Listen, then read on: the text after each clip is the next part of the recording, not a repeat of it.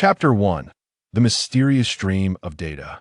In a peculiar realm shrouded in a veil of white mist, an unusual phenomenon occurs. Occasionally, objects or life forms of unknown origin intrude upon this ethereal expanse, only to be swiftly disintegrated into nothingness by the mist. Within this nebulous interior lies a vast and desolate continent, seemingly diminutive yet astonishingly immense. The mist yearns to penetrate the land, yet an imperceptible barrier prevents any advance. This is the divine realm. Here, there is no starry sky, the exterior is engulfed in chaos. The white mist is the condensation of chaotic energies, and those who can traverse this chaos are exceedingly few throughout the endless ages. Within the divine realm, a multitude of deities dwell, and to them, chaos is synonymous with eternity. One fateful day, the ever-unchanging ocean of chaos began to shift. To the untrained eye, the alteration would go unnoticed, but the beings of the divine realm, being divine themselves, perceived this change with clarity. Countless enigmatic symbols, radiating a dark luminescence, converged into a resplendent arc, cascading down towards the ground of the divine realm. The color black often evokes a sense of foreboding, however. Treasures birthed from chaos are coveted by the gods. A fierce battle ensued, resulting in countless casualties, with only a long reclusive supreme deity standing victorious in the end. How could this be? No, I refuse to accept this. As the supreme being made contact with the mysterious symbols, their body began to vanish from the point of contact, as though they had never existed at all. The fall of a pinnacle deity in the divine realm birthed a rain of blood, while the coveted mysterious symbols pierced through the ascension pool, descending into the celestial realm, ultimately vanishing into an unknown location. In a certain dark place, the only source of light emanated from the faint twinkle of distant stars. The space stirred, and the mysterious symbols reappeared, targeting a cerulean planet. Under the blazing sun, two figures darted past. As they observed their friend rushing towards them, Huantian welcomed him eagerly. "We're doomed! We're doomed!" Zhou Wenhao gasped, lamenting as he caught his breath. "What's wrong, Haoge? Weren't you supposed to inquire about the afternoon classes?" "What do you mean by doomed?" Huantian inquired with curiosity. "Ugh, it's about the afternoon class. Professor Huang has scheduled a projection session, and we'll have to submit a paper afterward. He said that this paper would determine our credits for the semester." Hanbin expressed his frustration. "Another paper? My brain cells are going to suffer dearly again," Huantian remarked nonchalantly. It was merely a matter of time, after all. The top 3 scores in the school weren't won without merit. Without genuine substance, one could hardly survive. Upon regaining his composure, Huantian noticed that Haoge and Hanbin were gazing at him with utmost seriousness. "No way, Haoge Binzi, you two are at it again." "Huantian," Zhou Wenhao said with an expression reminiscent of a hero burdened with great responsibility, as he and Hanbin placed a hand on Huantian's shoulder. "Oh," Huantian responded instinctively, only to regret it immediately. "Are we not brothers?" Zhou Wenhao's demeanor mirrored that of a protagonist from a heroic tale. Indeed, but Huantian attempted to defend himself, only to be interrupted by Hanbin. "That's enough, as long as you agree. The old rule applies, 200 each." "You, Huantian, we knew we could count on you. You're a true brother." Zhou Wenhao patted Huantian's shoulder twice before turning to flee. "Such loyalty, you've worked hard." Hanbin followed suit, hastily catching up with Haoge. "Wait, you two," Huantian's expression transformed into one of utter disbelief as he watched his friends depart. We're finished. Given Huantian's capabilities, the paper posed little challenge, just a few days' work. However, with the addition of Haoge and Hanbin's papers, completing all 3 within a short span was simply unrealistic. The designated work hours at the film base were from 6 in the evening until midnight, and considering the travel time, Huantian found little opportunity to dedicate to his own paper. He could not afford to be lax the task of 3 papers, no matter how tedious, must be endured with a grimace. Inside the projection room, few students were genuinely focused on the visuals, and the outcome only validated their approach. Professor Huang's assignment was, surprisingly, where were you in the war years? Huantian's mind was overwhelmed by a torrent of frustration. This task was utterly exasperating. From his perspective, he could be an outstanding student, yet he knew he would never possess the courage to face a battlefield. Having never endured the oppression of that era, Huantian admitted he lacked the valor to serve as a soldier. Perhaps he might offer some covert assistance to the warriors, but such efforts would be a mere drop in the ocean, hardly impactful. At most, he could provide moral support, but he would never dare to be overt should he catch the attention of the Japanese forces. He might become a traitor, or at the very least, a victim of unjust fate. As he walked toward the cafeteria, Zhou Wenhao and Han Bin strolled alongside him. Huantian, why the long face? Casting a glance at the two unprincipled companions, Huantian retorted, "It's all because of the paper." "What's the topic that's giving our brilliant Huantian such trouble?" Zhou Wenhao asked, astonished. "Where were you in the war years?" "Damn, that's easy. In that era, I'd definitely be a hero fighting against the Japanese."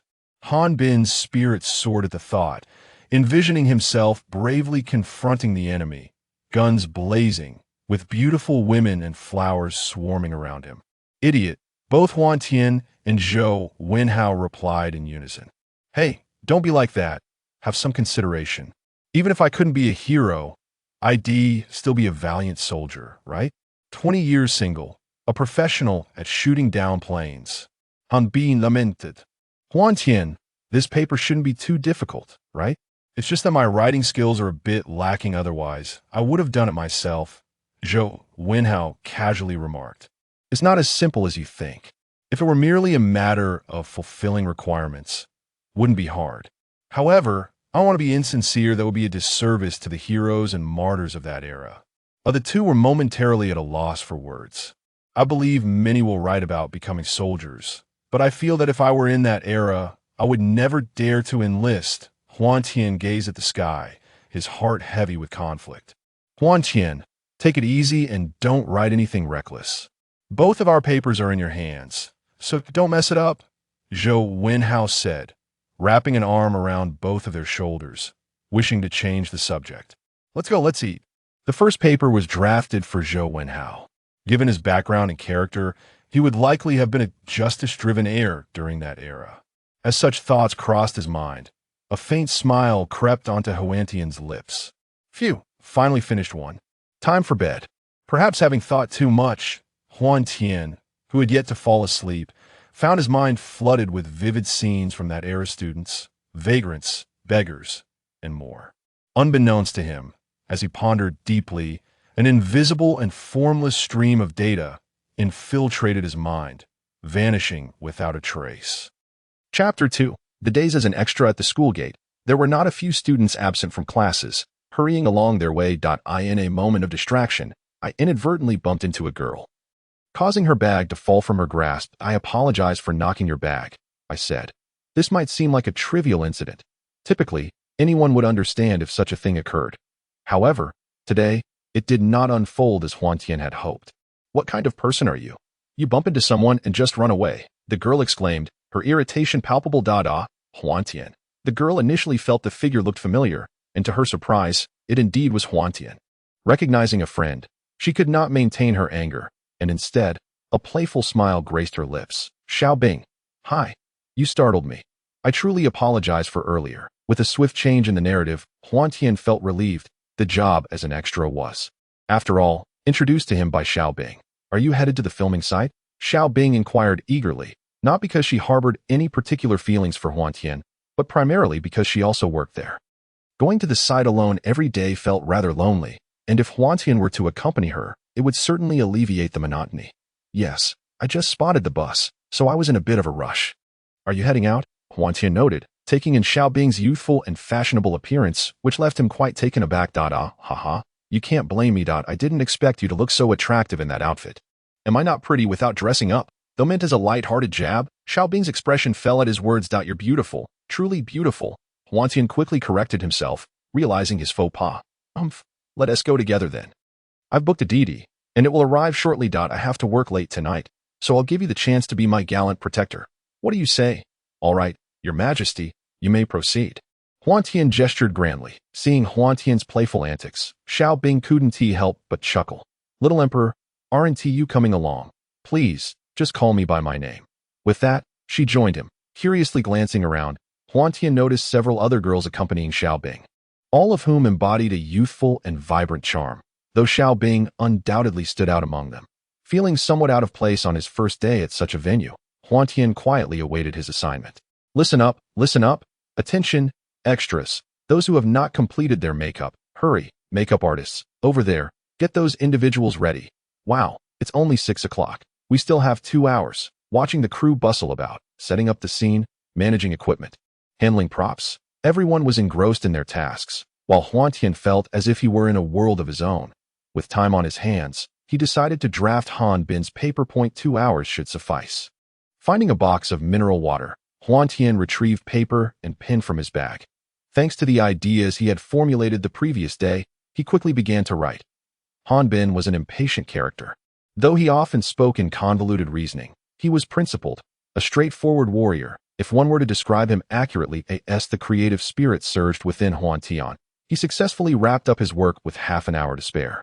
Although the word count fell short by about 1,000 compared to his previous piece, the overall essence remained untainted, simple, and direct. Observing Xiao Bing, who had been preoccupied with her writing, he inquired, "What are you so engrossed in?" The familiar voice belonged to none other than Xiao Bing. "Oh, it's just the assignment given by the teacher. I figured I might as well make use of my idle time." "Ah, you mean Professor Huang's paper?" "Sigh, I'm still at a loss for how to approach mine. It's quite distressing. Let me see how you've written yours. I need to learn from you," Xiao Bing asserted confidently. "Here, don't laugh." Huantian handed over his paper, marveling at how, in this day and age, one could still learn from others in such a manner. The paper, several thousand words long, transformed Xiao Bing's initial casualness into deep concentration. And the more she read, the more intrigued she became. However, as she progressed, her brow furrowed in confusion. Wait a moment, why is this signed by that scoundrel Han Bin? Xiao Bing, not one to be easily fooled, narrowed her eyes and made an educated guess about the situation. Well, Han Bin has resorted to hiring a ghostwriter. Just wait until I tell Professor Huang. Oh dear, you mustn't cause a scene. You're dragging me down with you. Huantian exclaimed, taken aback. How many students haven't resorted to such tactics? It's unexpected for you to make an issue of it, and it genuinely startled me. Humph, such unethical behavior deserves rectification. And people like you who hire ghostwriters are the ones who should face the consequences. Come now, without a transaction, there can be no harm, right? What exactly are you trying to achieve? Huantian quickly capitulated, realizing that yielding was the wisest course of action. If you want me to keep quiet about Han Bin, then at this point, Xiao Bing paused. I'm listening. But what? Help me write my paper, Huantian. The two reached an unequal agreement just as the director finally spoke up. Everyone, take your positions. Let us try shooting the first scene. Extras, please find your spots. The atmosphere on set instantly became tense yet orderly, with Huantian merely playing a background character, moving about aimlessly, not even capturing a clear shot of his face. Initially expecting to encounter some big stars, his excitement waned upon discovering that the lead was a newcomer. Despite feeling a bit anxious at first, after a few hours of simply meandering around, he lost track of when the director called cut. Fortunately, payments here were made daily, unlike those who came through recruitment agencies, who had to wait until the end of the month. Ice Bing, is this your friend? Yes, Huantian, this is my friend Xiaowen. Xiao Bing introduced them. Hello, I'm Huantian, a classmate of Xiao Bing. Hello, handsome, Xiaowen replied with a sweet smile. To Huantian, that smile was irresistibly charming. Chapter 3. Xiaowen's illness. Xiao Bing's smile seemed somewhat forced, and for reasons she couldn't quite articulate. Witnessing Xiaowen's demeanor towards Huantian stirred an indescribable feeling within her. Something she couldn't decipher in that moment. Hey, Ice Bing, what kind of expression is that? Are you feeling jealous? Xiaowen let out a soft giggle, as if sensing something. Is there an issue that requires our attention? She inquired, though it was something that had not occurred. Xiao Bing, wishing to evade further entanglement in this topic, promptly shifted the conversation. The two women delved into such a sensitive subject, with the main character being none other than herself, leaving Huantian feeling particularly awkward. Fortunately, Xiao Bing's timely response prevented any future discomfort in their interactions. In truth, Huantian was quite curious about Xiao Bing's attitude towards her. Ever since Xiao Bing had assisted her in securing this job, she had developed a favorable impression of her. However, Huantian understood that Xiao Bing was merely acting out of a sense of camaraderie. Recognizing her struggles in finding employment, Tio suggests that she held any romantic feelings for herself was something Huantian could scarcely believe. I am so hungry. It's quite late. How about we venture out for a late-night snack? My treat, Xiaowen suggested. I'm a university student too. I'm not oblivious to that. Let us go. Let us go. Unexpectedly, Xiaowen dashed between the two, linking her arms with each of them and leading them outside. Although the outskirts were somewhat remote, there was still a small town nearby. Xiaowen, showing no signs of discrimination, pulled them into a modest barbecue stall. Master, 2 servings of crayfish, 2 corns, and some honey bread, she ordered with familiarity, indicating her frequent visits for late-night meals. What would you like to eat? Feel free to order. Don't let the remoteness fool you. Trust me, it's delicious here. Xiaowen, clutching her stomach, eagerly watched the proprietor bustling about, with only a couple of tables occupied. The barbecue for Huantian's table arrived rather swiftly. Hey, Xiaowen, why does your complexion look so poor? The food had just been served, and before she could take a bite, the usually talkative Xiaowen was suddenly beaded with fine droplets of sweat on her forehead. Upon noticing, Xiao Bing instinctively reached out to touch Xiaowen's forehead. I'm sorry, but I might not be able to eat tonight. Xiaowen's voice grew weak, yet she still remembered to apologize to Huantian and Xiao Bing. It's all right, if we can't eat tonight, there will be plenty of opportunities in the future. Xiaowen. Xiao Bing's words were cut short when Xiaowen suddenly collapsed onto the ground. Xiao Bing, quickly call for an ambulance. As a young man, Huantian swiftly lifted Xiaowen onto a chair to tea. That moment, Xiaowen had already lost consciousness. Through their brief physical contact, Huantian realized that Xiaowen's body was alternating between icy coldness and feverish warmth, which was quite alarming. What happened?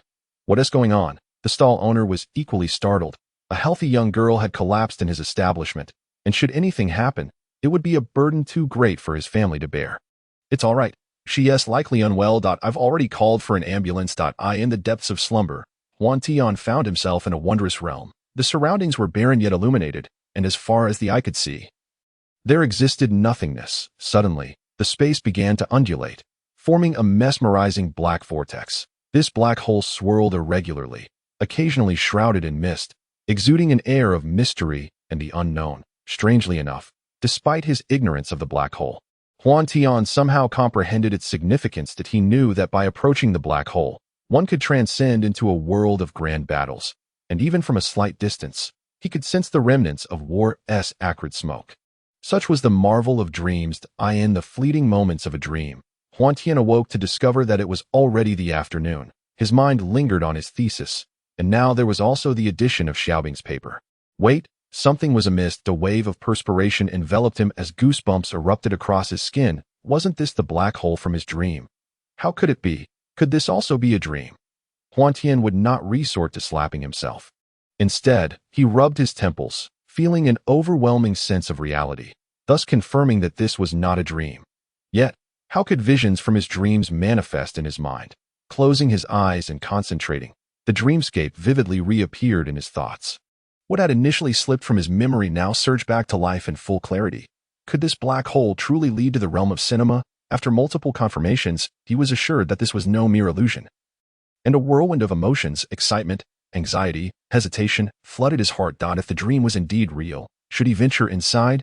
After much deliberation, Huantian ultimately chose to set aside the thought, although he often indulged in various fantasies. The weight of reality presented before him demanded greater consideration. The multitude of issues loomed large, and Huantian realized that in just a brief moment, he had uncovered numerous challenges to confront, with surely many more yet to surface. At that moment, Zhou Wenhao and Han Bin were absent from the dormitory, and Huantian felt no inclination to continue writing his thesis. He opened Zhou Wenhao's computer and was greeted by a sultry desktop background, followed by an abundance of games. Paying them no mind, he directly launched a film software and searched for the 100 Regiments Offensive. On the screen appeared familiar scenes, and for reasons unknown, Huantian felt an urge to delve deeper into this movie. After watching it once, he replayed it again. Well, Huantian, you sly dog, managing to snag our department's beauty without a word.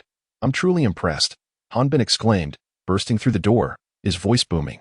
Zhou Wenhao and Hanbin entered one after the other. What beauty, Huantian replied, utterly baffled. What on earth are you two talking about? Seeing Huantian's confusion, Zhou Wenhao and Hanbin exchanged puzzled glances. You genuinely don't know? I don't. Hey, you. Then tell us, what were you up to last night? Zhou Wenhao prompted. Last night, I went to the film base, as you both are aware. Chapter 4. Misunderstanding what the heck?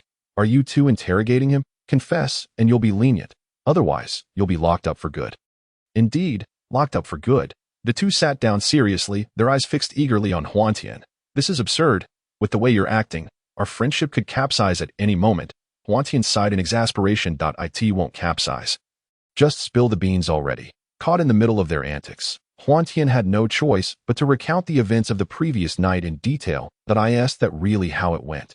Huantian speaks nothing but the truth. Moreover, having spent nearly 2 years together, everyone is quite familiar with one another, and both Zhou Wenhao and Hanbin have unwittingly come to trust him to a significant degree.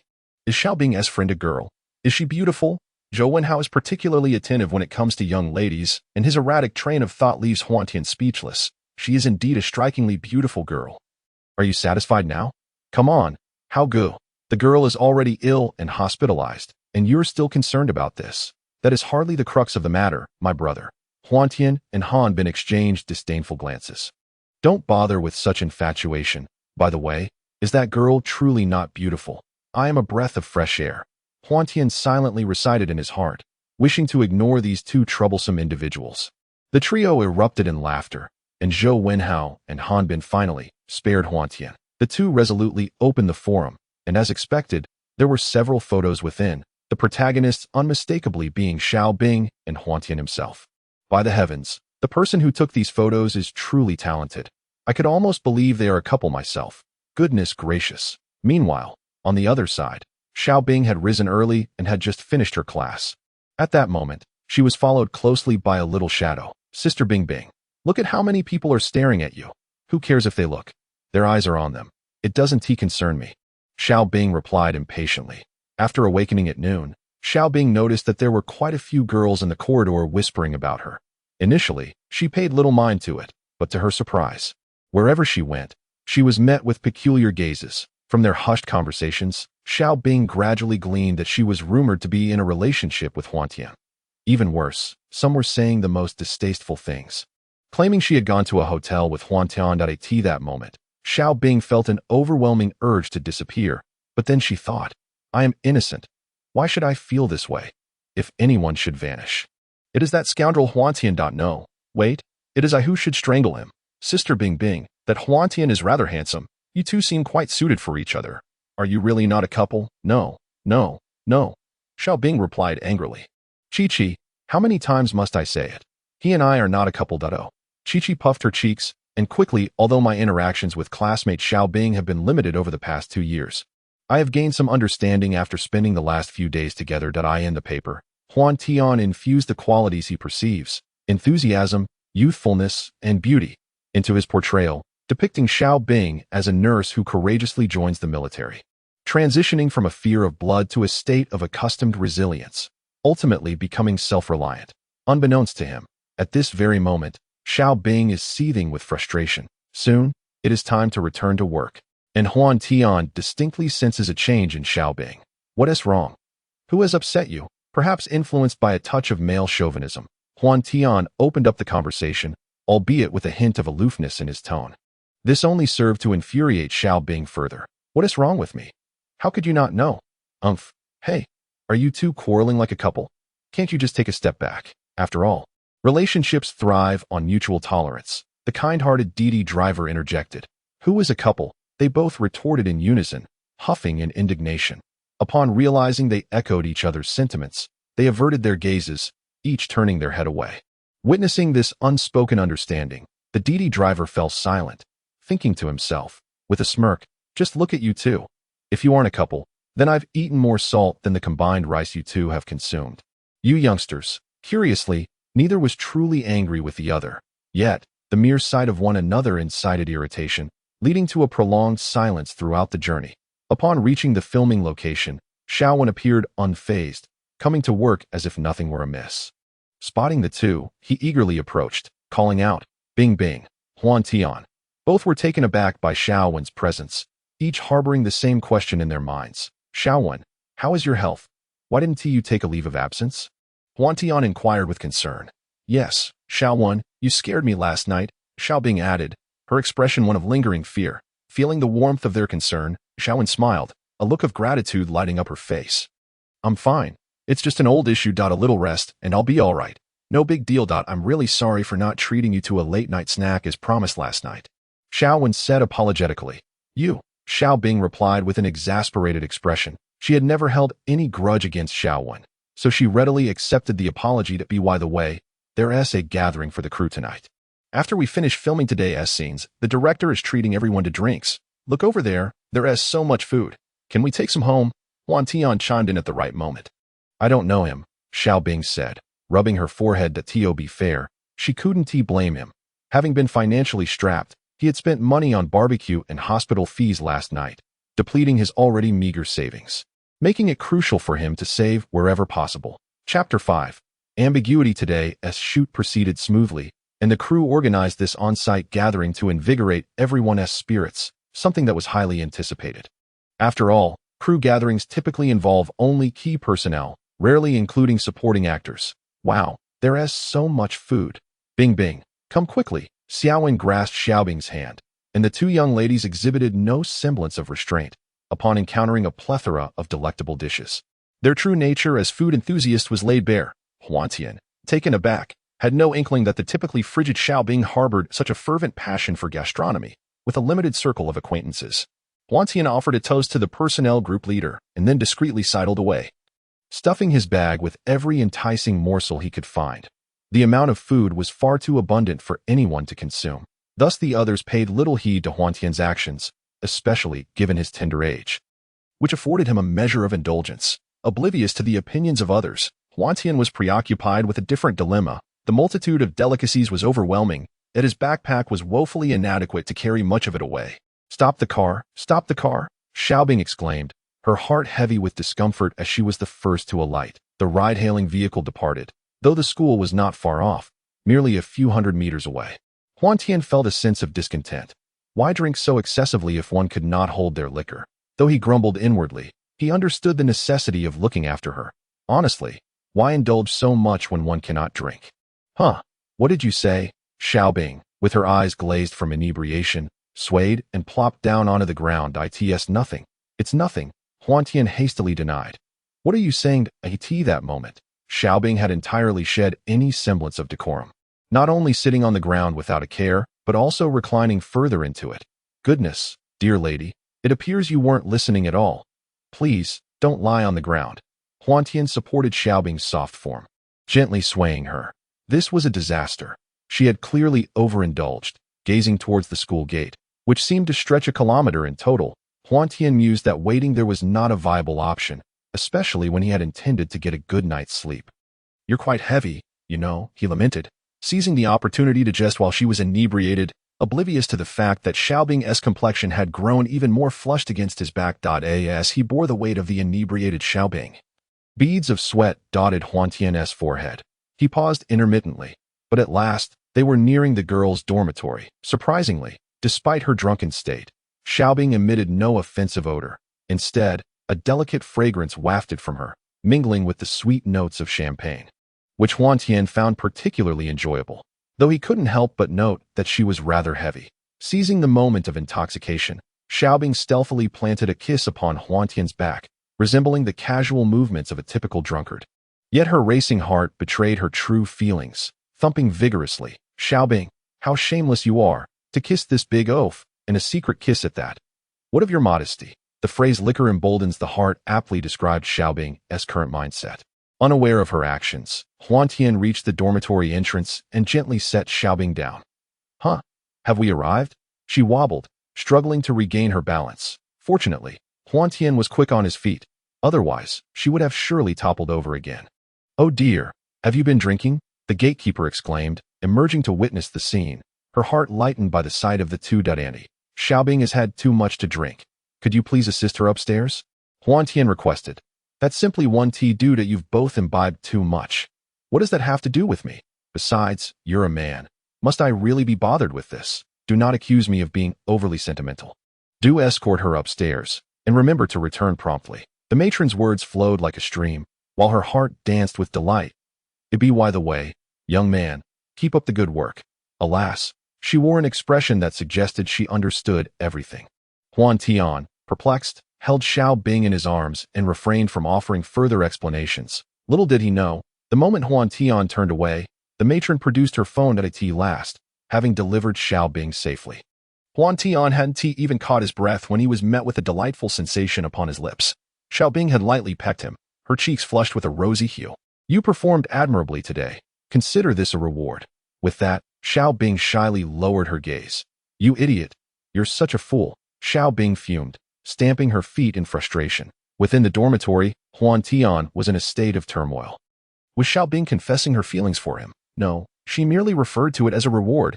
It seemed he was overthinking the matter. Lying on his bed, sleep eluded him as he contemplated the possibility of being with Xiao Bing. Yet, no matter how he pondered, he felt that the chances were slim. Ultimately, it came down to his own ordinariness. Lacking wealth, what could he offer her in terms of happiness? But how could he acquire money? Huantian had no intention of resorting to illegal means as he deliberated. His mind drifted to the peculiar black hole that had haunted his thoughts. Regardless, whether it was a blessing or a curse, one could not escape fate. Someday he would unravel the mystery of that black hole, so why not attempt to explore it now? Resolved, Huantian closed his eyes to meditate, and once again, the enchanting, surreal, and profound image emerged in his mind. The black hole remained unchanged, just as it had appeared in his previous dream. Within his mind, Huantian could not see himself. He could only perceive the surrounding environment. The moment he beheld the black hole, he inexplicably sensed that it led to the world of the 100 Regiments offensive. Without hesitation, he directed his consciousness toward the black hole. The instant he made contact, he felt a whirlwind of sensation. And the next moment, he found himself in a small town from the Republic of China. Strangely, upon entering, he became acutely aware of his own body. Was it possible that his physical form had traversed here? Huantian touched his attire and felt a wave of embarrassment. He was clad in sleepwear. This world was basking in daylight, yet Huantian had appeared in a set of pajamas in the town. Fortunately, the location was rather secluded, and he had not attracted any attention. The paramount task now was to ascertain whether this place truly belonged to the world of the 100 Regiments offensive film. Although the architectural style bore resemblance, that alone was inconclusive. Further verification was essential. With a clear objective, the next steps became considerably simpler. Despite his lack of historical knowledge, he had watched the film several times. All he needed was to find someone to inquire about the date. However, first, he needed to secure a change of clothing. Excuse me, sir, could you lend me a set of clothes? My attire was stolen. An elderly man, carrying a bundle of firewood and about to enter his home, was approached by Huantian. What a handsome young lad. Have you fallen victim to thieves? Come in quickly. Without suspicion, the elderly man welcomed Huantian into his abode. Such genuine hospitality stirred Huantian's heart. Thank you, sir. Thank you, he exclaimed, eagerly following the man inside. Chapter 6. The 100 Regiments offensive young man. Judging by your appearance, you seem to be the child of a wealthy family. Here, try this on. It used to belong to my son. Beside the elderly man stood a woman, cradling a bundle of clothes, reluctantly handing them to Huantian. Thank you, uncle. Thank you, aunt. Huantian, unpretentious, donned a patched-up outfit that had been mended numerous times. It fits perfectly. What a handsome young man, the elderly couple exclaimed, causing Huantian to blush with bashfulness. Don't just stand there. It's rare for us to have guests at home. My dear wife, quickly prepare some food. The uncle gazed eagerly at Huantian, while not forgetting to instruct his wife. Yes, I'm on it. Just wait a moment. The aunt hurried to the kitchen. Huantian glanced around, observing that the uncle's home was quite modest. Almost bare, yet remarkably tidied in modern terms. It could be considered an authentic farmhouse experience. Uncle, who is that? Huantian inquired, pointing at a photograph on the wall. The figure in the picture, clad in military attire, exuded vitality and charisma. That is my youngest son. He enlisted 2 years ago and tragically fell in battle in Shenyang this past May. The uncle's expression darkened as he wiped away the dust from the photograph with his sleeve. I am truly sorry, uncle. I had no idea. Realizing he had touched upon a painful memory, Huantian felt a wave of guilt wash over him. It's all right. My son is a martyr, and his death was honorable. We have no shame before our ancestors. Both my wife and I take solace in that. The uncle's demeanor, though sincere, could not fully mask his sorrow. Drawing a deep breath, he, as Huantian had surmised, chose not to dwell on the photograph any longer. Today is August 3, 1940, which corresponds to the 29th year of the Republic. Normally, such dates would mean little to us simple folk, but since my son's death, we have gradually come to understand more through the military. This is Guangzhou. Our small town is merely an outskirt of it. August 3, 1940, meant that only 17 days remained until the Battle of the 100 Regiments, or more accurately, just 16 days, as the order to commence hostilities would be issued on the 20th by Commander-in-Chief Zhu De and Deputy Commander-in-Chief Peng Dewei. The aunt's meal was simple, 2 dishes of greens and a bowl of rice, while the elder couple had only thin porridge. Witnessing this scene, Huantian felt a pang of sorrow in his heart. Strengthening his resolve to take action to spare the elderly couple any distress, he graciously accepted their hospitality without demur. After spending half a day at the uncle's home, upon learning of Huantian's intention to head north, the elderly couple expressed their concerns. However, Huantian had made up his mind, and they could do nothing but assist him in preparing provisions. In this small town, Huantian obtained what he sought, and more significantly, through the couple, he learned of a discreet 8th Route Army stronghold that was not overly clandestine, as by this time, both the nationalists and the communists had reached a peace agreement, rendering many matters semi-transparent. Huantian's objective was the town of Xixiang within Guangzhou. After trekking several dozen kilometers, even with his athletic prowess, Huantian found himself utterly exhausted. Upon reaching the 8th Route Army's office, he was halted by a sentry. "Young man, you cannot enter here casually. I am here to see your highest commander." Huantian understood that only the highest authority could facilitate his journey northward. "My young brother, you certainly possess a bold demeanor. I do not wish to put you in a difficult position, but do you have any proof to substantiate your identity? If there is nothing of significance, know that the highest commander is not someone you can simply meet at will." The guards did not reprimand Huantian. This indicates that the warriors of this era truly embody the spirit of selfless service to the people. "Now, do not attempt to deceive me. Hold on a moment." The guards scrutinized Huantian from head to toe, and fortunately, Huantian exuded an air of scholarly confidence, his features handsome and refined, fitting the image of a foreign student from this era. The guard, wary of underestimating him, turned and entered to make a report. Before long, Huantian was ushered into what appeared to be an office in the inner chamber, where several individuals awaited him, a middle-aged man in his 40s and 3 others, all around 30 years of age. "Young brother, are you Huantian?" inquired the eldest among them. "Indeed, I have urgent matters that require an audience with General Zhu." "General Zhu? You call him that? You young rascal? You show a complete lack of courtesy. It is Commander Zhu." One man expressed his discontent with Huantian's informal address, as the commander held a near-divine status in their minds, and such a casual reference irked him. "My apologies. I merely thought it sounded more cordial," Huantian replied, slightly taken aback. "Enough, Lao Zhang. Do not be so pedantic with the lad." Besides, Huantian's manner of address does indeed convey a certain warmth. "Let us not dwell on trivialities," the man in his 40s reassured Lao Zhang, turning his attention back to Huantian. "I am the highest commander here, Zhou Xinming. Pray tell, what significant news compels you to seek the commander?" Huantian hesitated, momentarily at a loss for words. Should he admit that he had watched a film about the 100 Regiments offensive? Such a revelation would only lead others to deem him mad. Noticing Huantian's silence, the once amiable group became increasingly vigilant. "Do not misunderstand. There are matters I can only discuss in person with the commander. If you doubt my words, you may confirm with the North. On the 20th of this month, Commander Zhu will issue a counteroffensive against the Japanese forces in North China." "You young lad, what nonsense are you spouting? We are unaware of any such strategic command." "How could you possibly know?"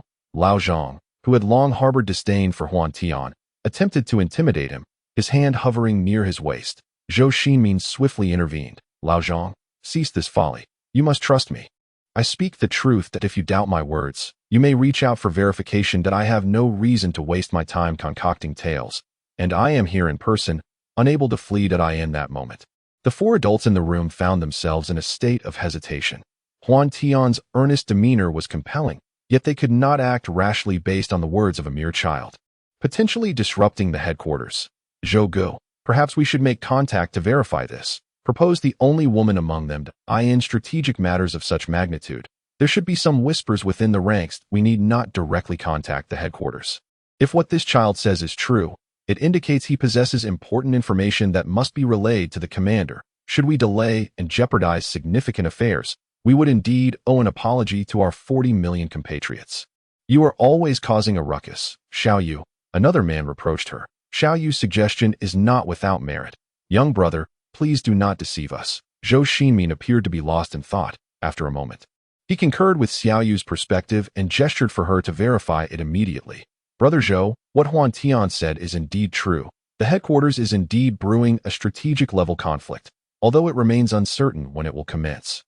Xiao Yu remarked, casting a puzzled glance at Huantian. Zhou Xinmin and the others also reacted, astonished that a mere child was privy to such a strategic secret, even disclosing a timeline that the headquarters itself was unaware of. They found it somewhat absurd yet could not afford to dismiss it lightly. Chapter 7. Journey to the north. An air of silence enveloped them as the four scrutinized Huantian intently, as if attempting to discern something profound. After a prolonged moment, Zhou Xinmin reached a decision. Xiao Yu, you will be responsible for escorting Huantian to the north. Whether you can meet the commander will depend on this young lad. Me? Xiao Yu exclaimed in surprise, but upon reflection, she realized that she was indeed the most suitable choice. After all, they would traverse numerous Japanese strongholds along the way, and a woman accompanying a child could raise fewer suspicions. Despite encountering a few obstacles, Huantian ultimately managed to journey with the 8th Route Army towards Shaanxi. Due to the presence of many enemy-occupied areas, they could not proceed directly and had to take numerous detours. Initially, the two traveled by train to Changsha, then redirected to Wuhan. The further they went, the more perilous it became. Old Zhou, do you truly trust this child? Old Zhang skeptically inquired, unable to hold back his doubts. I cannot say for certain. There is something enigmatic about this child that compels me to believe in him, Zhou Xinmin replied. The group fell silent simultaneously on the train. Xiao Yu observed Huantian with keen interest, unrelenting in her scrutiny. Sister Xiao Yu, why do you keep staring at me? He asked. Ha ha. Are you still a student? Why do you insist on going to the north? Do you not realize how dangerous it is there? Xiao Yu's curiosity towards Huantian was palpable. Sister Xiao Yu, truthfully, I am also afraid to go. But if I do not, many thousands of soldiers will perish, and I can save them, Huantian earnestly expressed, such a young age. Yet so boastful, Xiao Yu clearly did not believe him. Huantian was at a loss for words, opting for silence, an inexplicable frustration brewing within him. Xiaotian, do you perform well in school? What subjects have you studied? Share with Sister Xiao Yu so I can broaden my horizons, she prompted, her thoughts drifting elsewhere, yearning for the freedom and democracy of foreign lands. The very ideals she had long pursued. My grades are decent.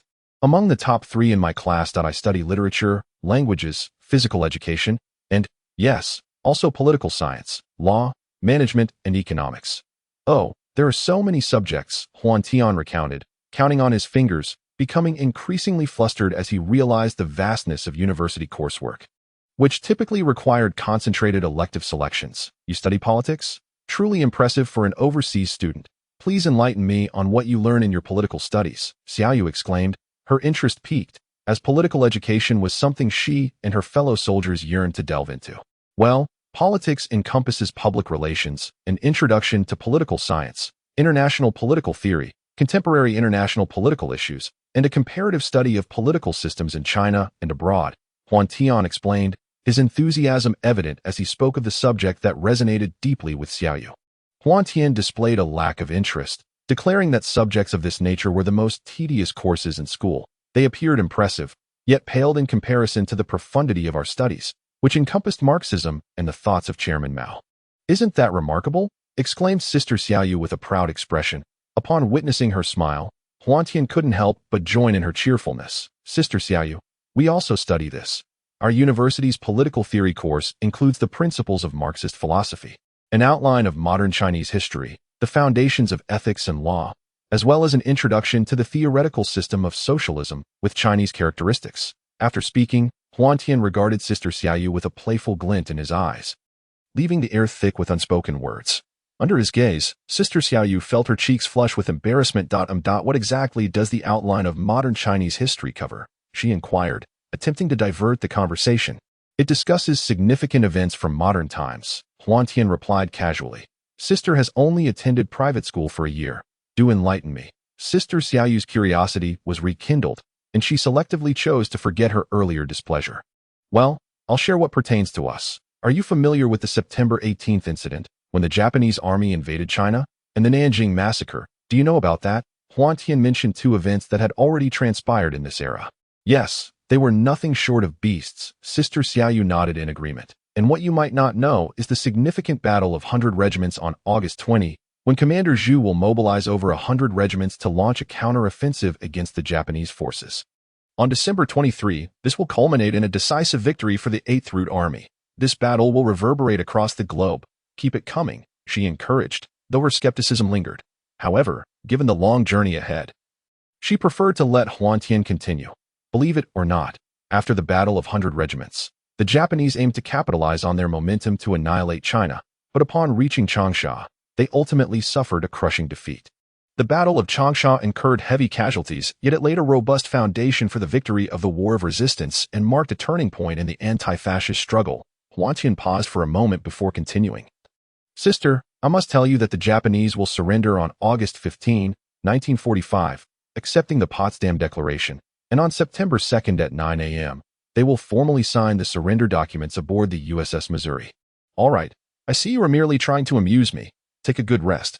We are nearing Changsha, and soon we must contact other comrades for assistance, Sister Xiaoyu replied, turning to rest for a while. Humph, you don't believe me? In a few days, you shall see, for I am a man of extraordinary prowess, Huantian lamented as he laid down. With her back turned to him, Sister Xiaoyu smiled to herself, amused by his youthful bravado and self-adoration. Though she pondered his words internally, she chose to remain silent. The journey continued without further conversation until the train let out a long whistle, signaling their arrival in Changsha.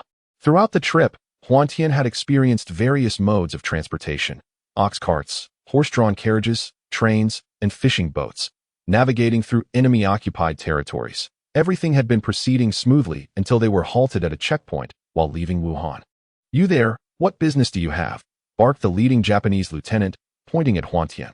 Instantly, two other Japanese soldiers trained their rifles on Huantian's head. Huantian was nearly taken aback, his mind racing with thoughts. Suddenly, a resounding slap struck the face of the major. Baka. The major seethed with rage, ready to draw his blade against Huantian. Baka, do you have any idea who General Tojo Hideki is? The major, having drawn his military sword halfway, fell silent at once. This was indeed their empire's martial deity. This Chinese lad had the audacity to recognize General Tojo, and he gazed at Huantian with a mixture of skepticism and intrigue. What proof do you have? This is merely hearsay. Do you possess any evidence? None, for this is China, and I have no evidence, though. Right, the oilcloth lad took me to General Tojo's birthday party. His birthday is on December 30th. Remarkably, Huantian was not lying. He had previously checked these individuals, and Baidu had all their birth and death dates readily available. Such information about General Tojo's birthday was not common knowledge. Even the major had heard from his former teacher about attending Tojo's birthday celebration on that very day. And with Huantian's fluent Japanese, he was convinced by about 80%. May I ask how you are addressed? I am Mishima Shiro. The major immediately adopted a more affable demeanor upon hearing Mishima Shiro's name. The two other soldiers naturally lowered their weapons. Chapter 8. Drinking flower wine with the Japanese. It should be noted that the following content is purely fictional. Please do not take it personally. The one most bewildered was undoubtedly Sister Xiaoyu, who had just been in despair, yet after a few words from Huantian, she found him engaging amicably with the Japanese, even addressing each other as brothers. So, has the major begun to believe now? The performance had commenced, and Huantian could not call for a halt. He could only forge ahead, truly embodying the saying that life is but a play, reliant entirely on one's acting skills. Misunderstanding. What major? Just call me Shiro. May I ask how you are addressed? With a smile plastered across his face, Mishima Shiro exuded an air of sycophancy. Huantian, the oilcloth lady prefers to call me Xiaotian. You may address me as you wish. Since it was under the pretense of the oilcloth lad, Huantian felt he could leverage this connection to its fullest. Xiaotian is indeed a devoted son. I admire that Daiti is said that loyalty and filial piety are difficult to balance. For the sake of the holy war, I cannot always be at my father's side, unlike Xiaotan-kun. Shiro spoke with a heavy heart, nearly moving Huantian to tears. Shiro, do not be so hard on yourself. Without a nation, where is home? You must not belittle your own worth. Huantian seized the moment to flatter him, inwardly thinking, you are but a disloyal son.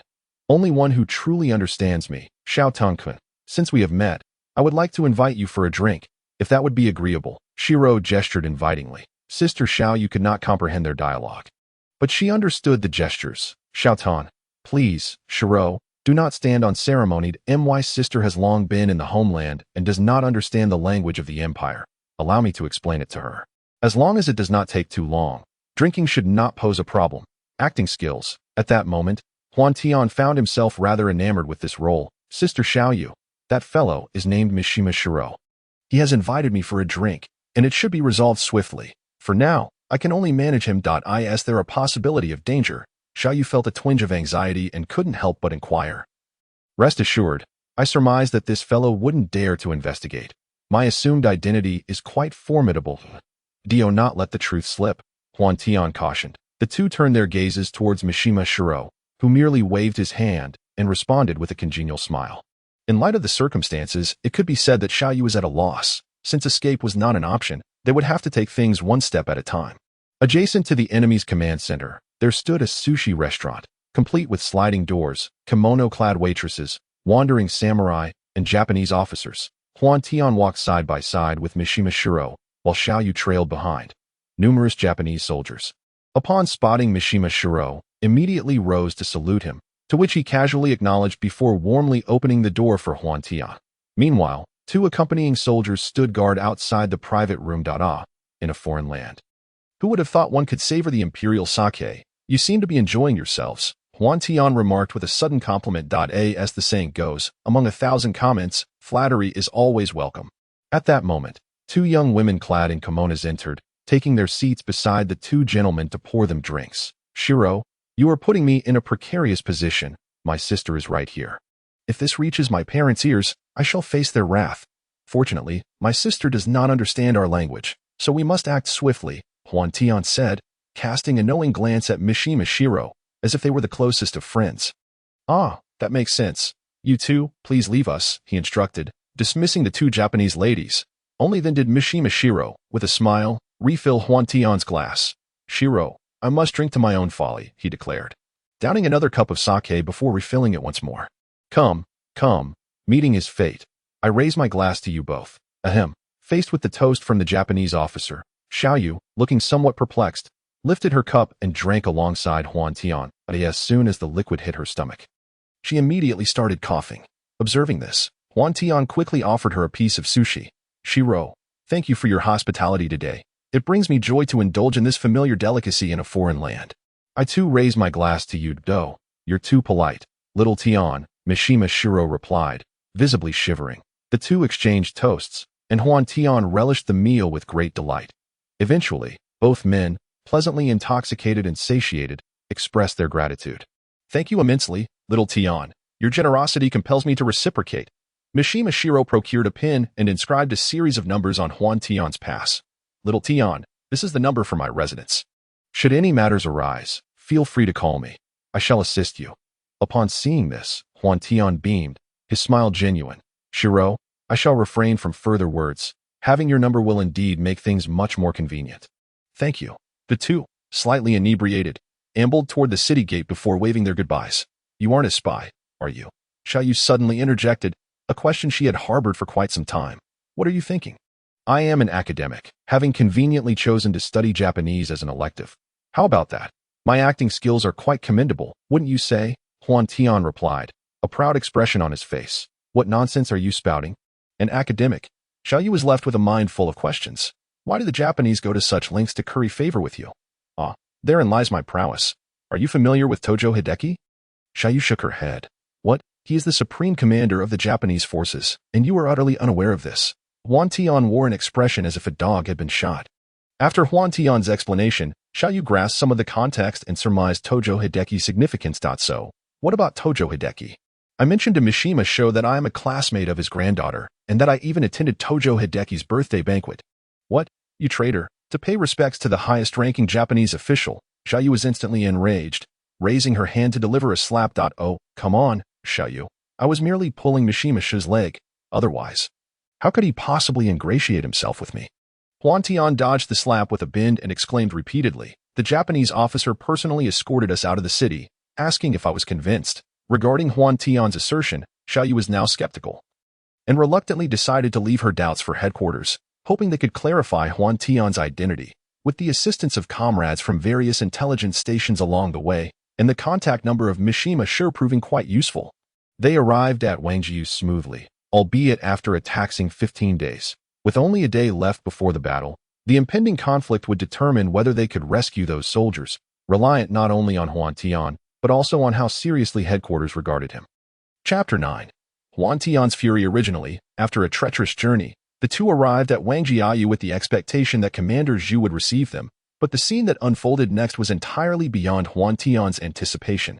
The security checks were stringent, with sentries every few steps and numerous individuals waiting in line for inspection, yet the faces of both soldiers and civilians radiated smiles. Before Huantian could fully absorb the atmosphere, a pair of soldiers, who had long been awaiting their arrival, swiftly surrounded them, seized them all. Huantian felt a deep sense of injustice. What was this absurdity? I have endured countless hardships to assist you, and yet you bind me upon our first encounter. However, Huantian was afforded no opportunity to defend himself and was promptly taken away. He was confined in a small room, immaculate yet devoid of windows, and the furnishings were bare. Before long, the door swung open, revealing an officer from the 8th Root Army accompanied by a clerk and 2 guards. Commander, you must have made a mistake. I am here to request an audience with the Commander-in-Chief. Why am I being detained? You still wish to see Commander Zhu? Kid, I suspect you are courting death. The officer ordered for tables and chairs to be brought in and sat down nonchalantly. I demand to see the Commander-in-Chief. Refusing to lose hope, Huantian realized that his only recourse was to persist, though he remained deeply apprehensive about the possibility of these individuals forcing a confession from him. You will never see the Commander-in-Chief. Confess honestly about your accomplices, their identities, and your own, including their code names. The officer asserted with conviction that I cannot clarify matters with you. I must speak only to the Commander-in-Chief. You have to believe me. Originally, Huantian realized that he had taken everything for granted all along. This was, after all, a time of war, and the scrutiny of spies was exceedingly rigorous. Along the way, Huantian had left behind an abundance of suspicious clues. Yet he found himself utterly incapable of offering any explanations, rendering him momentarily speechless. Humph, those despicable spies, do they still wish to play tricks? The commanding officer, consumed by fury, reflected on the numerous espionage cases he had dealt with over the years. Harboring an indescribable aversion towards spies from the depths of his heart, Comrade Political Officer, this spy is remarkably tight-lipped. Should we resort to torture? Suggested the clerk, who was busily taking notes. Absolutely not. We are a disciplined army. While spies are detestable, they still possess human rights. We cannot abuse our authority, as that would contravene the party's policies. Let us not speak of such matters again, the political officer replied, shaking his head. It dawned on Huantian that the individual interrogating him was the political officer, and having watched some anti-Japanese war films, he felt a chill wash over him. Yes. The clerk adjusted his glasses, falling silent. Young man, although we are bound by discipline and cannot resort to torture, I have myriad ways to deal with stubborn individuals like you. Look at this. The political officer tossed a pass onto the table before Huantian. It was the very Japanese pass that had been confiscated earlier, bearing a series of numbers clearly inscribed upon it. This I can explain, Huantian stammered, realizing that failing to provide an explanation would irrevocably brand him as a spy. Though hesitating, he could no longer afford to dwell on it. Speak, the clerk said, gazing intently at Huantian, ready to record his words. I am a university student who has studied Japanese. That I pursued the language out of youthful zeal. Wishing to understand the enemy thoroughly. I am aware that you are about to engage in a significant battle against the Japanese, and I possess knowledge that could potentially reduce casualties for the 8th Root Army. However, I do not know anyone, so I sought out Captain Zhou Xinmin at the office in Guangzhou. Captain Zhou arranged for Sister Xiaoyu to escort me, and the journey was indeed smooth until we encountered the Japanese conscripting laborers in Wuhan. In that moment of crisis, I had no choice but to impersonate a returning student from Japan. Having studied Japanese, I had some understanding of them, and I fabricated a story, Fortunately, that Japanese lieutenant actually believed me. And he left me this contact information. Sister Xiaoyu witnessed everything. I could not possibly be a spy. Huantian poured forth his explanations, yet upon pausing, he noticed the political officer's expression had darkened considerably.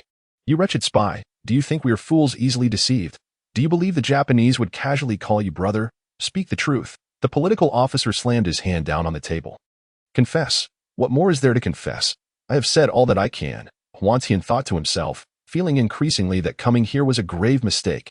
Outside the courtyard, a group of people hurriedly returned. The leader exuding an aura typical of someone long accustomed to authority, yet possessing an inexplicable approachability. A curious contradiction. Comrades, what is the situation here? One of the newcomers inquired, drawn in by the sounds from within.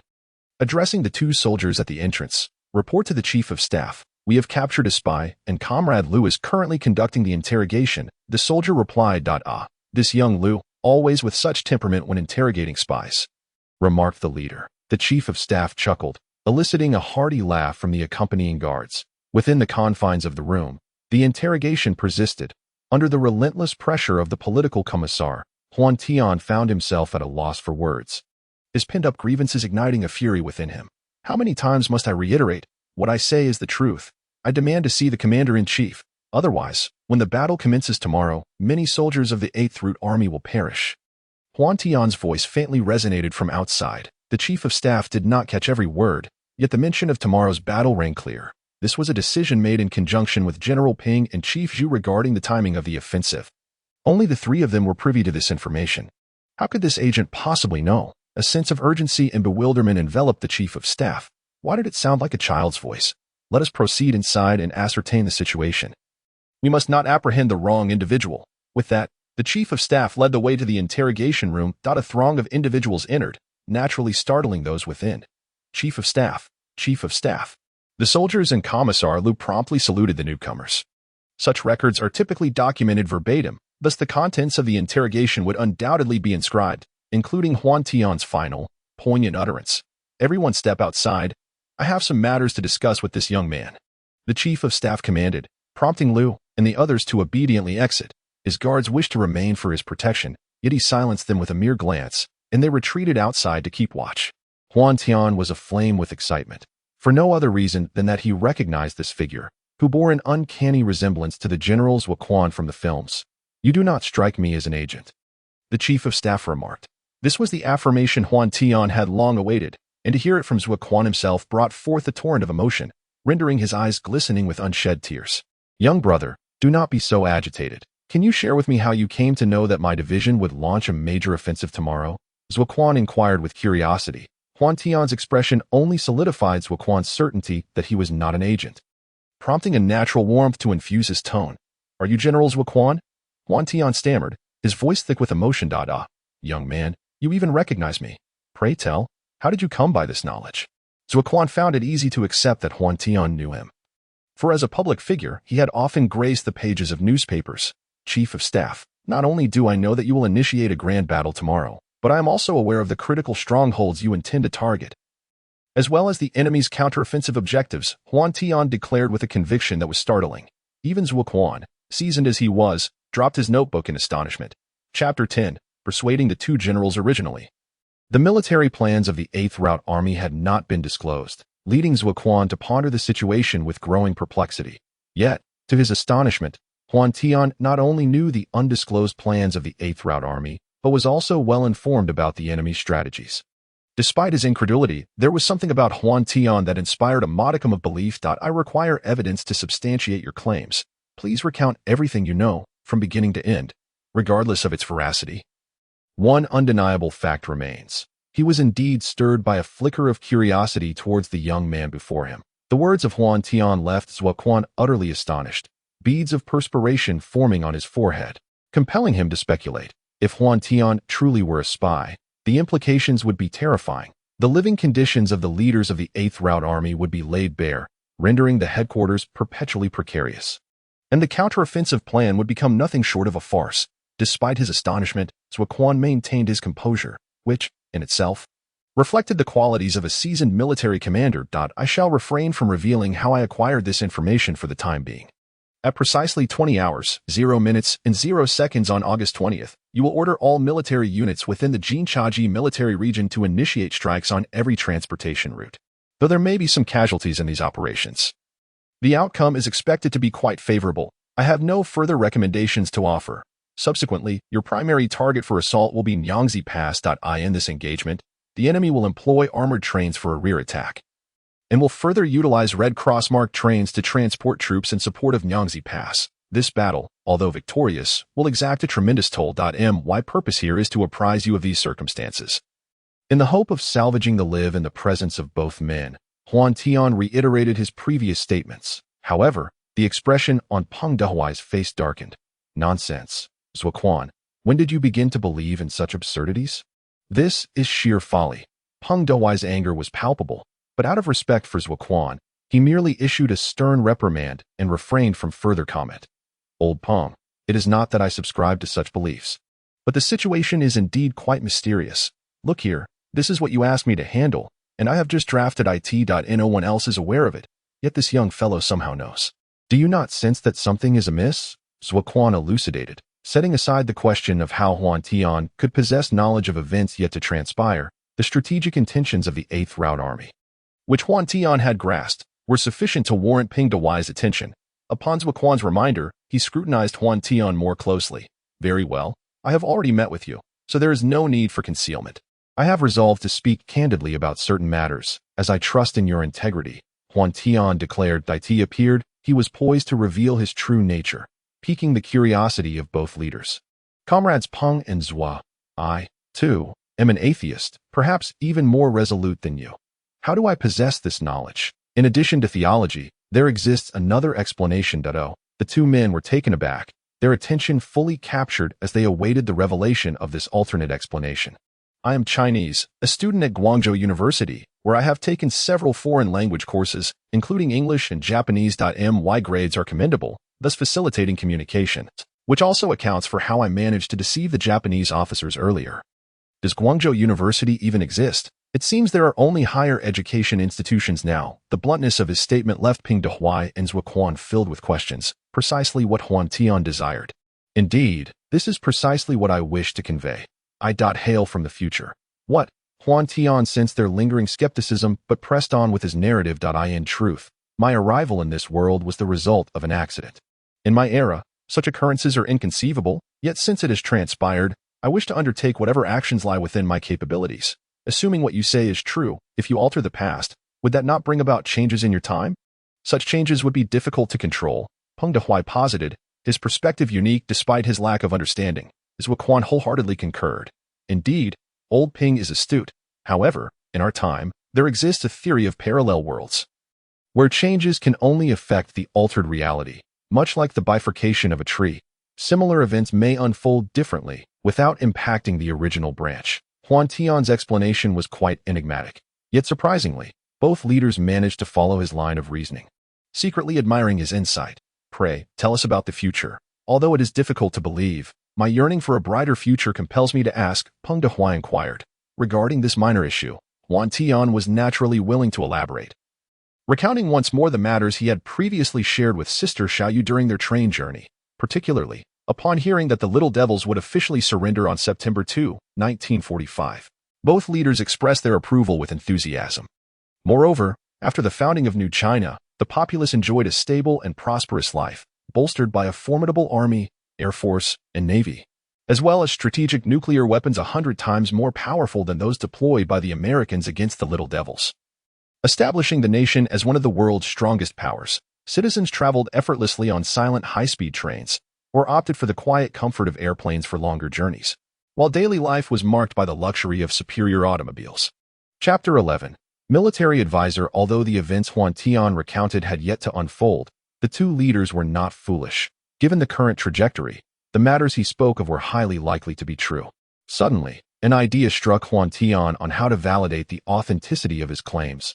Observing the two leaders' expressions of disbelief, a flash of insight illuminated his mind. Though you two seem intrigued, here is the plan. You shall proceed with your operations as planned, without my involvement. However, I request that a team be assigned to closely monitor the military movements toward Taiyuan, and one of you, either the Chief of Staff or General Ping, must accompany me at all times. Without jeopardizing the 8th Root Army, if my assertions prove correct, I implore you to allow me to participate fully in this great battle, as I genuinely wish to assist these honorable warriors. Huantian's proposal was not without merit. Preparations for this battle had been underway for 3 months and had reached a point of no return, necessitating action regardless of reservations. Having someone accompany Huantian would also serve to verify the veracity of his statements. Deep down, Zhuoquan was the one who most fervently hoped that Huantian's words were true. Huantian's approach was essentially one of non-interference, allowing events to unfold according to the original script. For he was not privy to overly detailed information and could only proceed step by step. He intended to offer suggestions upon witnessing familiar scenarios, which had been his original plan. At this juncture, Huantian remained under suspicion. Clausel immediately prepared to launch an assault on Niangziguan, for the enemy's Red Cross Association train is likely a ruse. We must destroy the reinforcements as per the original plan, commanded General Ping. Halt, interjected Huantian. According to the annals of history, the enemy has dispatched an armored train, and I hope the commander is prepared for this eventuality. Otherwise, the casualties could be substantial. Huantian intercepted the messenger, revealing startling news: an armored train. Indeed, an immovable fortress of iron in this era, which no mere manpower could hope to fill the vast chasm it represents. I propose we seize a nearby train in advance, align the tracks, and await the arrival of the enemy's armored train, ready to collide with it upon its approach. Huantian vividly recalled the previous assault on Niangziguan, where the losses had been catastrophic. However, with foreknowledge of the enemy's plans, they could capture Niangziguan at minimal cost. The two men could not afford to doubt this, and promptly set about implementing Huantian's strategy at the 8th Route Army headquarters in Niangziguan. The efficiency of the command was evident. The intelligence had arrived at a most opportune moment. Yao Shangwu, take your men and destroy the approaching enemy train. The audacity of these scoundrels to employ such deceit is infuriating. Though angered, the officer's face betrayed a smirk of satisfaction. With this intelligence, the enemy would surely feel the sting. Understood, replied Yao Shangwu as he took his leave. Comrade political officer, organize the personnel to seize any usable trains and await the enemy's armored train to ram it. The officer continued. Second Company Commander, you are to take your men and secure the track barriers towards Taiyuan, preparing the tracks in advance. Yes, we will ensure the mission is accomplished, came the affirmative response from both the political officer and the Second Company Commander as they departed. Watching the departing figures, the officer felt a pang of fear. Without this intelligence, their battalion would likely have been decimated. How remarkable it was that the commander could maintain such an awareness of the enemy's movements even amidst wartime chaos. After all, how could they be mere soldiers, while the commander remained a commander? Laughter erupted in the command center as the soldiers celebrated their newfound advantage, with such precise intelligence on enemy movements. Capturing Niangziguan seemed almost effortless. Yet, unbeknownst to them, all of this was orchestrated by the hand of a mere youth. After a day of intense combat, on the night of the 20th, the 8th Route Army not only successfully captured Niangziguan, but also annihilated several large contingents of enemy reinforcements. All at a remarkably low cost. In the conference hall, the two commanders held telegrams in hand, their gazes piercing as they fixed their eyes upon Huantian. Huantian, from this moment forth, you shall serve as the temporary military advisor for this campaign. On behalf of those valiant soldiers, I extend my heartfelt gratitude, declared Peng Dehuai. Both he and Zhuoquan offered a solemn military salute to Huantian. You honor me excessively. You are my idols, Huantian replied. His cheeks flushed. In truth, I have nearly forgotten the details of the battle. It may take me some time to recall more. Peng Dehuai, though somewhat disheartened, encouraged him. Do not rush, little Tian. Take your time to recollect. It will come to you. You simpleton, do you not possess a ready-made map at your back? Just use it freely, as Zhuoquan advised. As for you, my esteemed commanders, I worry that altering the course of the battle may have unintended consequences. You should proceed as you see fit, and I will remind you when my memory serves. The two individuals nodded in agreement. What Huantian asserted was not without merit. If even the order of attack were to change, it would undoubtedly trigger a multitude of chain reactions. As the great battle raged on, Huantian found himself devoid of any recollection of the plot until the two began to quietly deliberate on how to assault the West Camp. It was then that a spark ignited in his eyes. General Ping, do you happen to have an old squad leader stationed at Jinxi Northwest? Huantian suddenly interjected.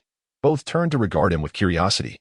After a moment's contemplation, Ping Dehuai nodded. The squad leader from the long march period had, due to certain circumstances, withdrawn from the leadership team and was currently in Jinxi Northwest, General Ping, in this battle. The squad leader is destined to sacrifice himself. What? Peng Dehuai's eyes widened in disbelief. Huantian, are you certain you aren't mistaken? Zuoquan inquired earnestly. I assure you, I am not mistaken. The squad leader fell in battle while rescuing a captured young woman, sustaining fatal injuries to his back. Scenes from the film flashed through Huantian's mind as he confirmed his statement. But that young woman, Zuoquan began, only to swallow his words. Chapter 12. Accomplished and retired gentleman. I do have an idea, albeit a rather bold one. At this critical juncture, Huantian's words undoubtedly offered a glimmer of hope to the two leaders. If Ping Dehuai were to personally adjust the squad leader's deployment, then in the future, who among the vast army would still place their trust in him? Speak up, consider it a favor owed to me, old Ping. In truth, this approach remained fraught with uncertainties, yet it was the best course of action available. Very well, let us proceed as such. I know the squad leader well. He possesses this very temperament. Initiate the plan, and carry on as usual. Ensure that the details of the operation remain concealed from the squad leader. And everything shall unfold as Xiao Tian has suggested. Ping Dehuai had done all he could. As a commander, treating every soldier with fairness was the most fundamental requirement. Following Xiao Tian's proposal already bore the appearance of favoritism. Yet Peng Dehuai was unconcerned. As long as he could justify his decisions in matters of great significance, he would not hesitate to act against his own principles, for the squad leader had sacrificed tremendously for the war effort. The battle at West Camp proceeded as scheduled, with both leaders preoccupied not only with the unfolding conflict but also with the safety of the squad leader. What are you doing? What on earth is happening? You rascals! The squad leader found himself quite vexed. He had not been felled by the enemy but rather subdued by his own comrades, just as the squad leader had received a new steel plate. A woman emerged from the watchtower, having sustained injuries, collapsing to the ground and crying for help, surrounded by a hail of gunfire. Many soldiers wished to rescue her, but dared not expose themselves due to the overwhelming suppressive fire. At that moment, the squad leader took notice, and, emboldened by the steel plate on his back, he charged forward without hesitation. Clang, clang, several bullets struck his back, deflected by the steel plate. Just as he was about to reach the trench, he was struck in both the leg and shoulder, collapsing to the ground. Nearby soldiers hurriedly dragged the squad leader into the trench.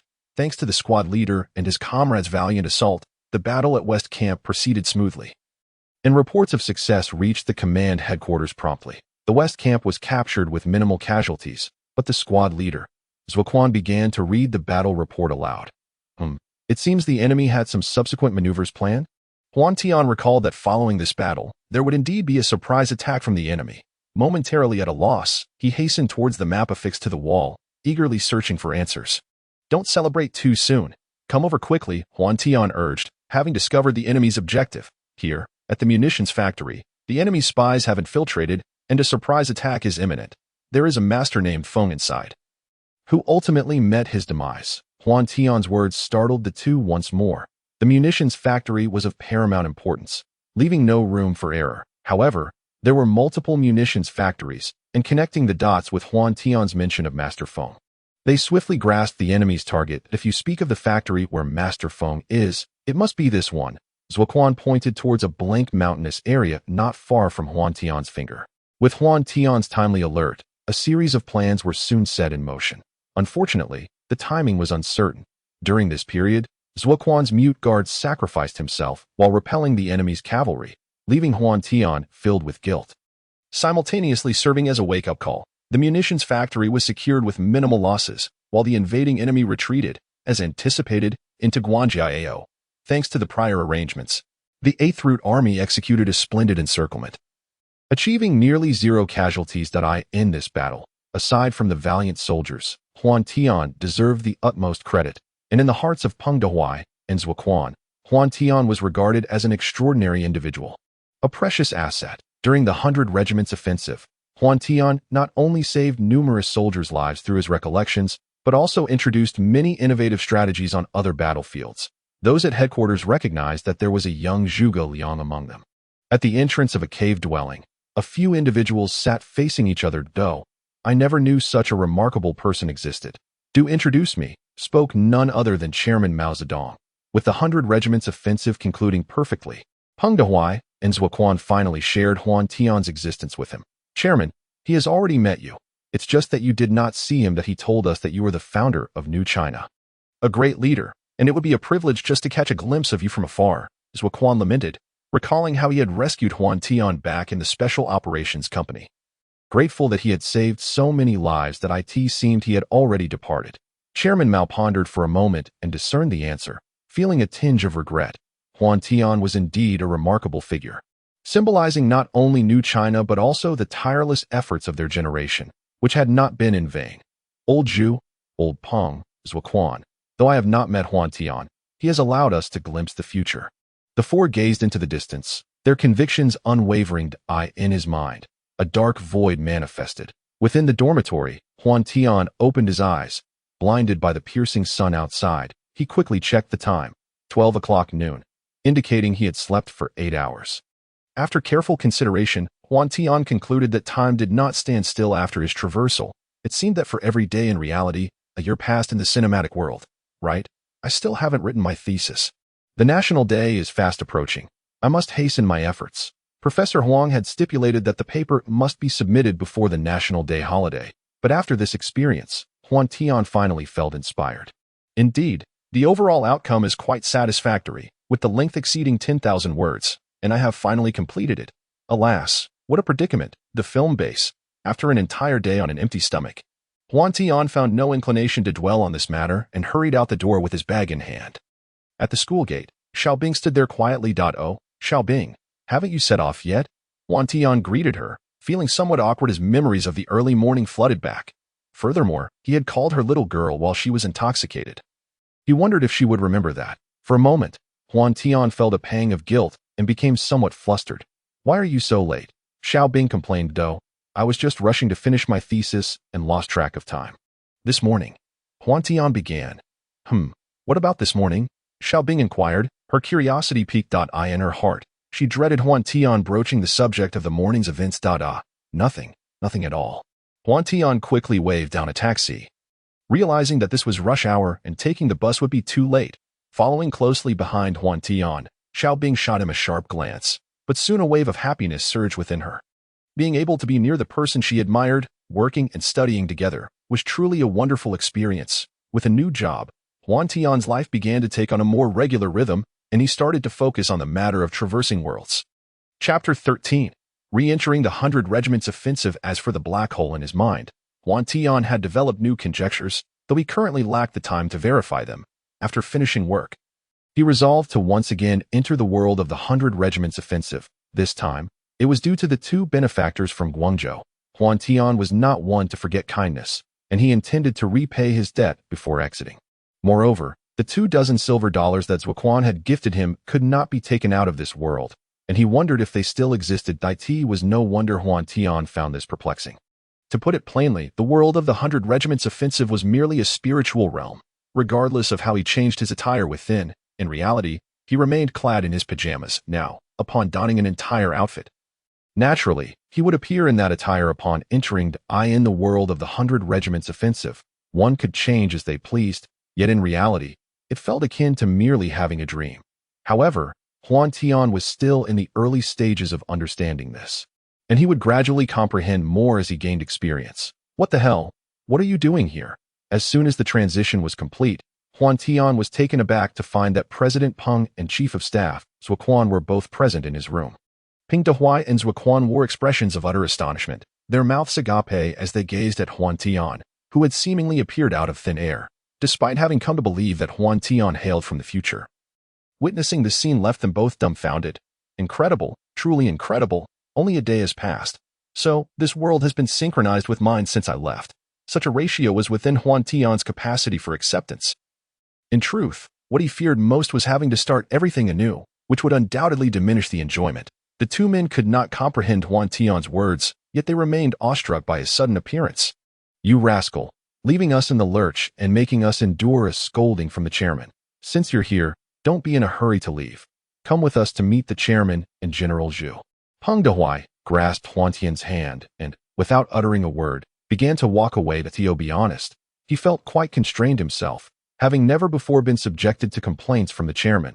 Along the way, Huantian came to understand the reason behind their presence in his room. The circumstances surrounding him were exceedingly extraordinary. They had been ordered to seal off all matters and possessions pertaining to him, and to refrain from maintaining any records.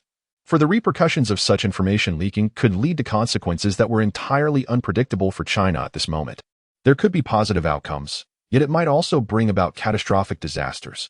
Although one could not entirely dismiss the possibility of nothing occurring at all, the current state of China could not afford such risks. Huantian comprehended the adage that possessing treasured items could lead to one's downfall. He was akin to a precious gem, unique in its rarity. The chairman resided in a cave dwelling, a fact Huantian had long been aware of. Though he had never entered to his surprise, the chairman's abode was rather austere. Aside from a map of China adorning the wall, the room was filled with an abundance of books. Chairman, we do not speak. I believe you must be Huantian, Chairman Mao interrupted, his gaze meticulously examining Huantian. Dressed in modern casual attire, the style and fabric were inconceivable for the present time, thus making Huantian's identity easily discernible. Hello, Chairman. I am Huantian. He saluted with military decorum. The chairman nodded in satisfaction before turning his attention to the door. Outside, Shaoli was executing orders, pondering. The most important individuals? Surely, they are just 3 men. General Peng, Chief Sua, and a mere child. Could it be an illegitimate son? If General Zhu were privy to Shaoli's thoughts, he would undoubtedly admire the young man's vivid imagination. Chairman, just now, Zhou Quan and I were sorting through Xiao Tian's belongings. You should have seen it. Xiao Tian appeared out of thin air in the room. Even Zhou Quan and I, seasoned as we are, were taken aback. This lad, just this feat alone is enough for him to take pride in. Peng Dehuai lamented. Oh, how astonishing. To materialize out of nowhere, is that not akin to the legendary immortals? Chairman Mao was equally astonished. After years of acquaintance, Peng Dehuai could not possibly be one to engage in baseless boasting. Which meant that all of this was indeed true. To appear out of thin air. What else could it be but a divine phenomenon? Had he not been previously informed that this was a tale of time travel, he might have been compelled at that moment to regard Huantian as an immortal.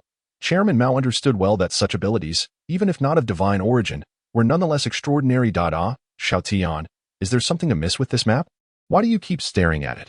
Among those present, Zhou Quan was the most familiar with Huantian, and Huantian's intense gaze indicated that something was indeed amiss. I have arrived late. I apologized. So this is Huantian. General Zhu remarked as he dismissed the guards and approached the group with his characteristic smile. Who would believe that he was conversing with several founding fathers of the nation? After a few introductions, everyone took their seats once more. What are you discussing that brings such joy? General Zhu inquired. It seems Huantian has discerned an issue with this map, and we are seeking his insight, Chairman Mao explained. Oh, I am all ears, General Zhu responded. In truth, during our era, the nation was not entirely whole. Seeing this map evokes a sense of nostalgia, Huantian replied. Upon hearing these words, the expressions of the 4 esteemed individuals turned grave. This situation arose precisely due to the prolonged and arduous battles that had already strained the nation's fragile strength. Under international pressure, Outer Mongolia had fragmented into an independent state. Such a vast expanse of land had been severed from the mainland. Which scoundrel of a nation orchestrated this calamity? Once the domestic situation stabilizes, retribution shall surely be exacted. Peng Dehuai was nearly beside himself with rage. After all his toil to defend the homeland, the nation had been torn asunder. How could one endure such a fate?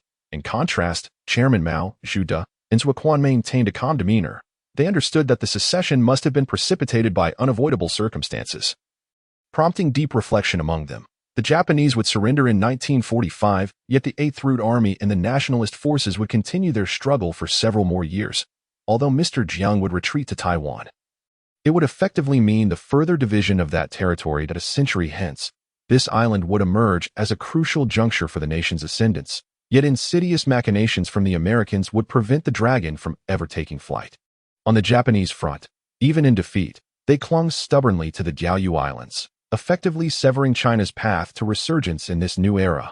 All 4 were indeed great figures, yet they remained human, bound by the limitations of their thoughts. None had anticipated the profound significance these regions would hold for the future. They were acutely aware that, in the face of such an outcome, China found itself utterly powerless. A deeper silence enveloped them. I believe the chairman might consider a discreet dialogue with Mr. Jiang, without aids, without recordings, a meeting that would ostensibly not exist to outsiders, proposed Huantian, but would Mr. Jiang agree? Zuoquan inquired. As Mao pondered the suggestion. A glimmer ignited in his eyes. The internal party strife paled in comparison to the broader picture that lay ahead. As someone from the future, I perceive Mr. Jiang as a rare patriot. The challenge lies in the fact that the Republic of China bore the burdens of the late Qing dynasty, a legacy that proved cumbersome. Moreover, in positions of power, one must attend to governance. It is not unfounded to assert that one must first secure the home front before addressing external threats. As Huantian concluded his thoughts, the esteemed figures around him were rendered speechless, their gazes fixed upon Chairman Mao in astonishment. Well said, Chairman. The assembly appeared to have gained a renewed understanding of Mao. Their confidence bolstered. A casual conversation had thoroughly disrupted Huantian's calculations. Given the pressing realities of the world, the matter of discreet negotiations could not be delayed. Chairman Mao, Huantian, and two exceptionally skilled and strategically minded special guards swiftly departed from headquarters. Along their route, each 8th Route Army liaison point received the highest level directive to safeguard these two pivotal figures. This clandestine meeting held paramount significance for China's future, and even the liaisons were unaware of whom they were to protect. Save for the instruction to spare no effort, Commander-in-Chief Zhu and General Peng, along with Zuoquan and others, remained at headquarters to address the repercussions following the 100 Regiment's offensive, unaware that the very soul of the 8th Route Army, its supreme leader, had surreptitiously arrived in Chongqing. Regarding how to discreetly contact Mr. Jiang, Chairman Mao undoubtedly possesses his own methods. Subsequently, the two were led to a seemingly ordinary estate. The estate had been meticulously prepared in advance, with high-ranking military intelligence personnel positioned both overtly and covertly, creating multiple layers of security. Yet to outsiders, it appeared merely as an unremarkable manner. Soon, the two met Mr. Jiang as scheduled. Mr. Jiang, it has been quite some time since our last encounter. This time, during the 100 Regiment's offensive, we have achieved significant victories, receiving high praise internationally. Yet, I find myself here clandestinely. What brings this about? Mr. Jiang, who has always regarded Chairman Mao as his greatest adversary, spoke with a tone lacking in courtesy.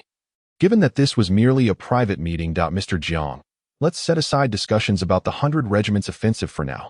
Allow me to introduce a friend of mine who has been with us since 2018, Huantian. A mysterious smile accompanied the introduction. By Mr. Jiang's side stood a middle-aged man, the head of the nationalist government's secret police, the highest leader of military intelligence, Mao Rifeng. Both men, seasoned by tumultuous experiences, immediately grasped the essence of Chairman Mao's words.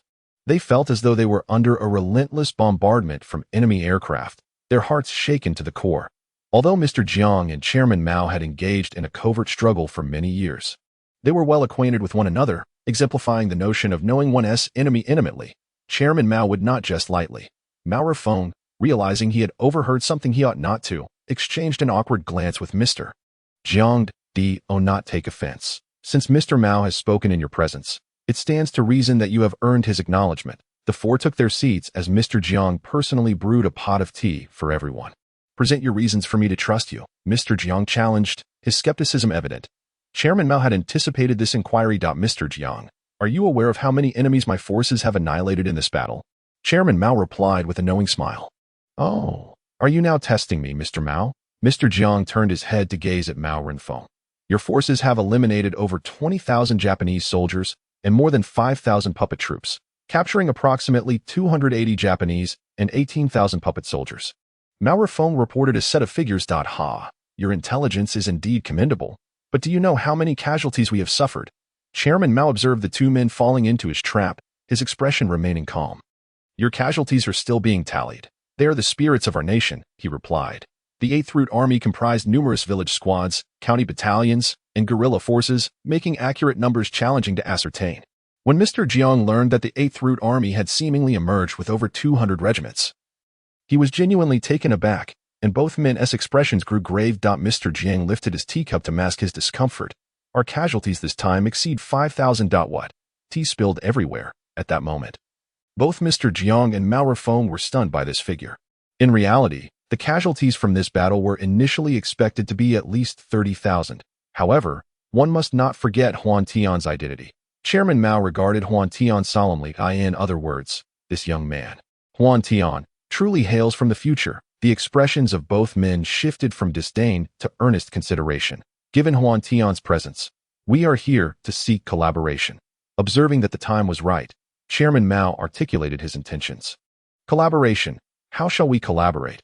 After all, as the leader of the nation, Mr. Jiang quickly composed himself, regaining his demeanor of equanimity amidst both honor and disgrace. Allow me to first elucidate the future circumstances for everyone. At the opportune moment, Huantian stepped forward to reiterate the information previously conveyed to Chairman Mao and others. Upon hearing of his own fate, Mr. Jiang realized that, while it was not a dismal ending, it was hardly favorable, and upon learning of the impending destiny that awaited China, he brandished his cane, shattering the blue bricks beneath him. With 3 years remaining before the Japanese would surrender, how shall we proceed with our collaboration? After regaining his composure, Mr. Jiang inquired. The civil war in China is a domestic strife. Mr. Jiang, being a patriot, began to silently alter many strategies upon glimpsing a fragment of the future, even before our arrival. We had formulated a rough plan, Chairman Mao stated, proceeding to outline the previously conceived arrangements. Outer Mongolia, though vast in territory, is bereft of resources. How can one strengthen a nation? It pales in comparison to the Golden Triangle.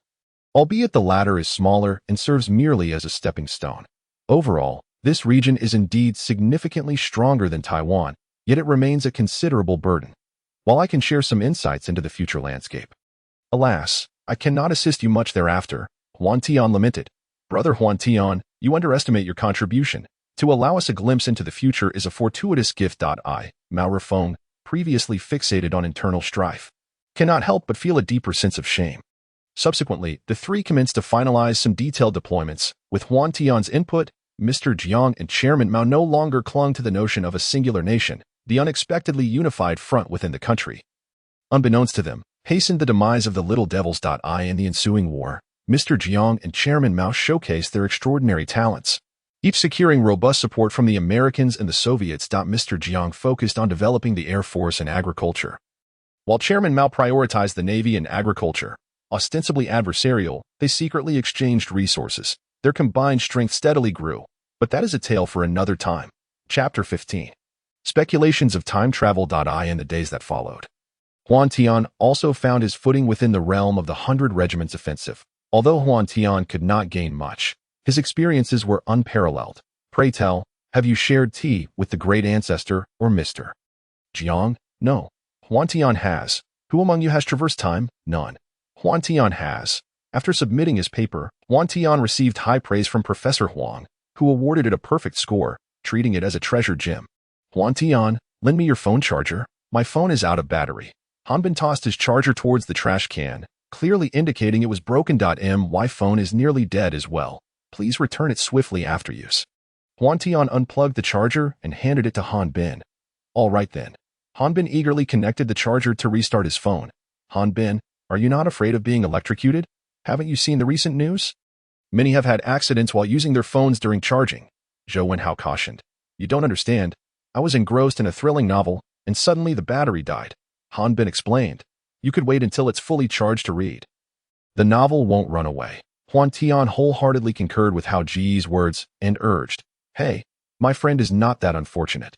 You see, the protagonist in this book has faced tremendous trials and is now in grave danger. He plans to traverse to another world in search of profound martial arts and magical artifacts to resolve his crisis. The next destination is a mythological realm. How exhilarating. Hanbin disregarded their advice entirely and promptly opened the novel reading application. Zhou Wenhao and Huantian fell silent. For Huantian, it felt as if a grand portal had been opened, and he was eager to validate his thoughts. After changing his attire, he exited the school and made his way directly to the internet CAF. Once he completed the day's tasks, Huantian could hardly contain his excitement as he began attempting to coalesce the entrance to the world of Tianlong Babiyu in his mind.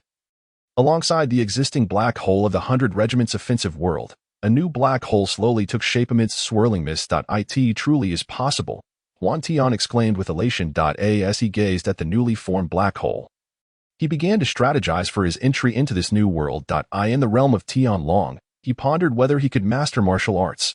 Huantian chided himself for not discovering such a powerful capability sooner.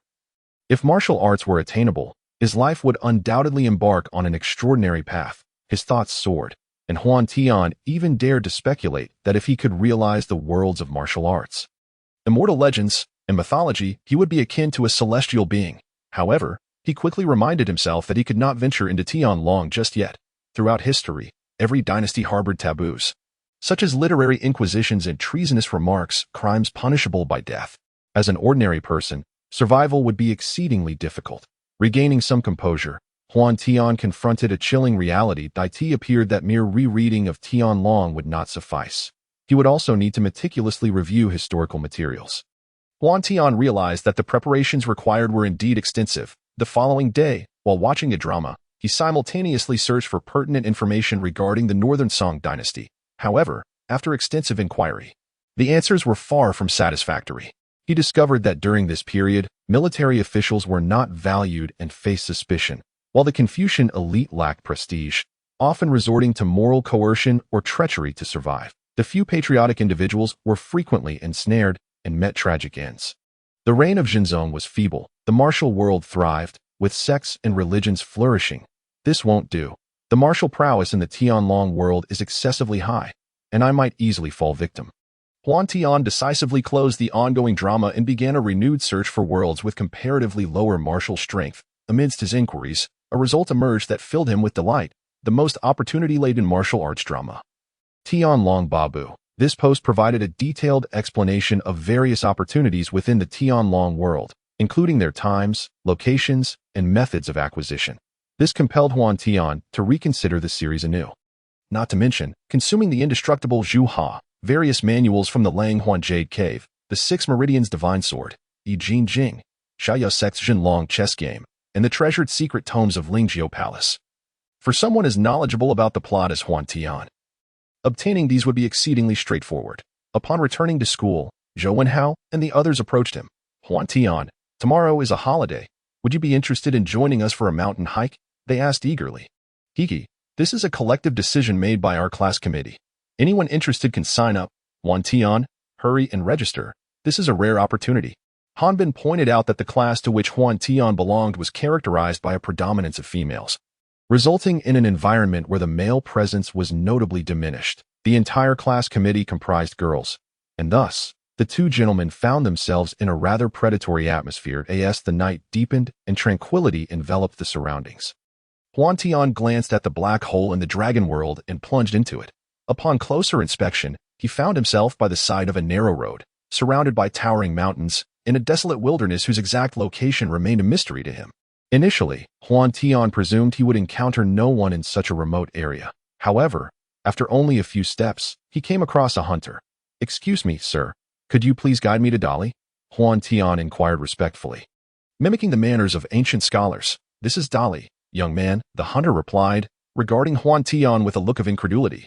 "What brings you alone to these wild mountains? It's perilous with wolves and leopards lurking about." Despite finding Huantian's question absurd, the hunter, out of goodwill, offered a warning. "Really? But what about Wuliang Mountain?" Huantian pressed on with his inquiry. "Why is that?" the hunter asked, puzzled. "Thank you, sir. Thank you." Huantian expressed his gratitude before hurriedly departing. "Such a peculiar individual," the hunter muttered, shaking his head. In this day and age, those who dared to sport short hair, aside from monks, were rarely of ordinary background. Moreover, Huantian's peculiar attire was strikingly out of place for this era. Fearing potential trouble, the hunter hastily took his leave as well. As the saying goes, a mountain that appears small may conceal great distances. Huantian, having searched for several days, had yet to catch a glimpse of the Longhuan blessed land. Just when he thought all hope was lost, he faintly discerned a pavilion atop the mountain, inscribed with the 4 characters Wuliang Jianpai. Chapter 16. The Longhuan blessed land, following the location where he had previously discovered wild fruits. Huantian gathered a considerable amount to prepare himself. He discarded the items he could not ascertain the value of, ensuring everything was in order, save for the east wind. After a week, he had grown so weary of fruit that he had suffered from several bouts of stomach distress due to overindulgence. Now, the sight of fruit made him feel nauseous, and he had mentally prepared himself to abandon his quest. Rubbing his eyes and confirming several times, Huantian was relieved to find that the scene before him was indeed identical to that depicted in dramas. His heart lightened, realizing that the days of waiting had not been in vain. As he was on the cusp of discovering the Longhuan blessed land, Huantian's excitement surged. "Please wait a moment." "Young master," Huantian stepped out from the shadows. "To be frank, I have long aspired to join the Xiaoyao sect. However, Having ventured here alone, I found it impossible to locate the place after such a lengthy solitude. Your arrival is a welcome relief. With a respectful gesture, Huantian continued, if that is the case, I would, of course, be willing. Observing the unconscious figure, Huantian felt no concern. The plot of the story had not been in vain. Cough, cough. After a brief respite, Huantian was startled by a fit of coughing. Awake now. Here, have some wild fruits and rest a while. Huantian offered the gathered fruits. This is the place I have been seeking. Quickly, eat a few fruits. We will need energy to find our way out, he added, picking up a fruit resembling an apple and taking a bite himself. Duanyu ate in a haste. This fellow, in his quest to save others, disregarded his own safety, truly embodying the portrayal found in films. To my surprise, in this secluded valley, there exists such a beautiful fairy sister. Let us proceed. Finding an exit is of utmost importance. Wait, young master. Based on my deductions, this jade statue beckons us to kneel, suggesting that it is intended for us to discover something. Allow me to take a look. Huantian pretentiously glanced at the jade statue, then at the mat, and promptly seized the mat in his hands. Huantian, uninterested, blew away the dust and forcefully tore open the mat. A note, along with a scroll, revealed itself from the gaping tear. Look, there is indeed a scroll. The jade statue indicates reverence, which implies that the contents within are a gift for the fated. Huantian remarked, the northern underworld divine skill. In the northern underworld, there exists a fish called Kuan. The vastness of Kuan is immeasurable, stretching thousands of miles. Transformed into a bird, it is named Peng. The wingspan of Peng is also unfathomable, soaring in anger, resembling clouds that hang low in the sky. People often use the Kuanping as a metaphor for grand undertakings. A common saying goes, aspire to soar like the Kuanping for thousands of miles, rather than be a sparrow content in its nest. The northern underworld divine skill possesses a unique characteristic. It absorbs the inner strength of others for one's own use, considerably more potent than the star-absorbing technique in Laughing in the Wind.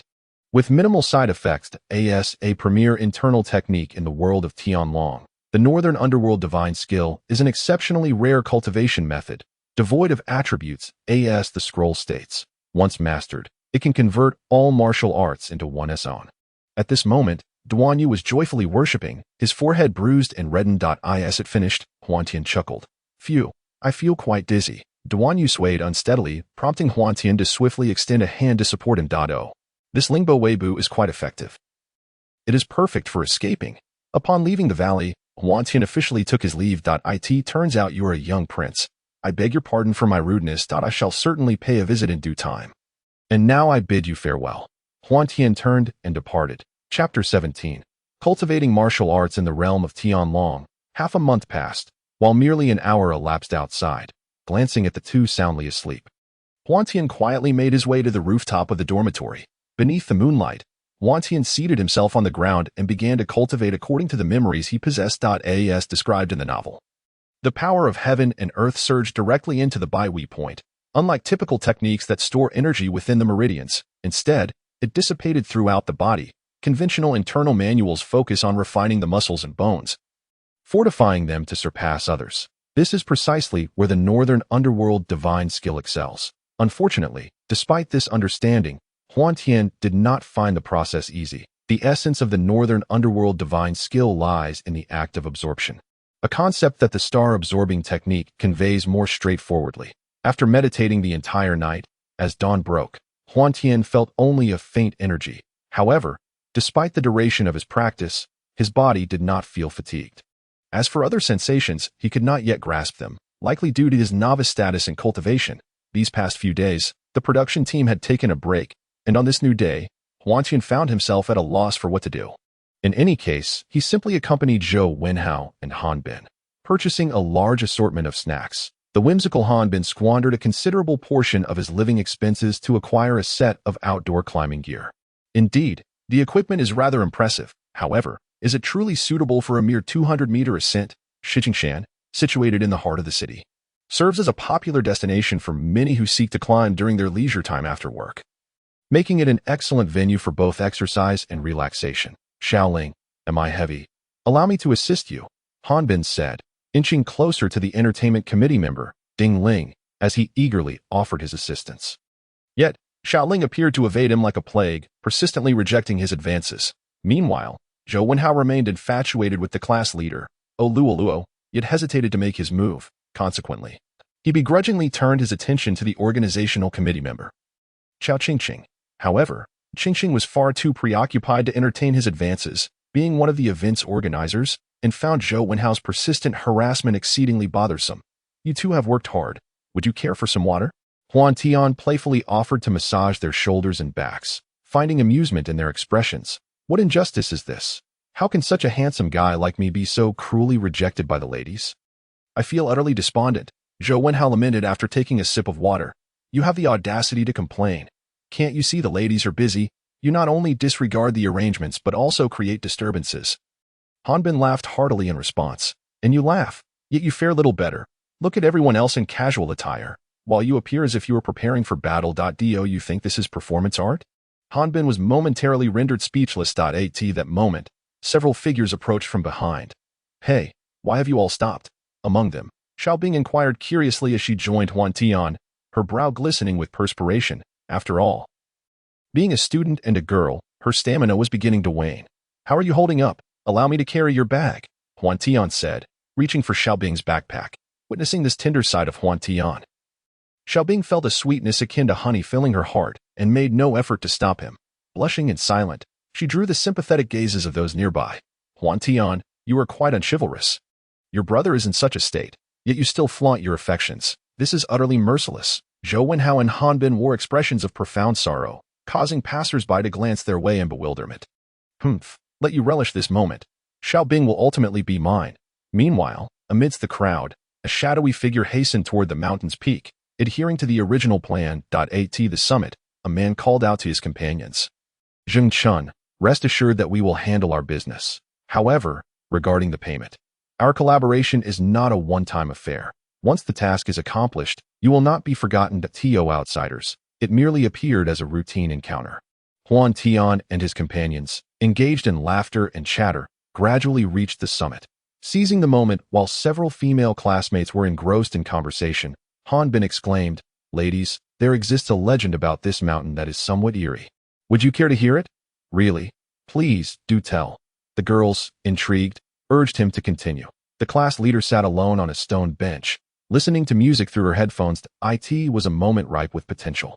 Yet how Gu, that coward, failed to seize the opportunity, stumbling in front of one girl after another. It was no surprise, really.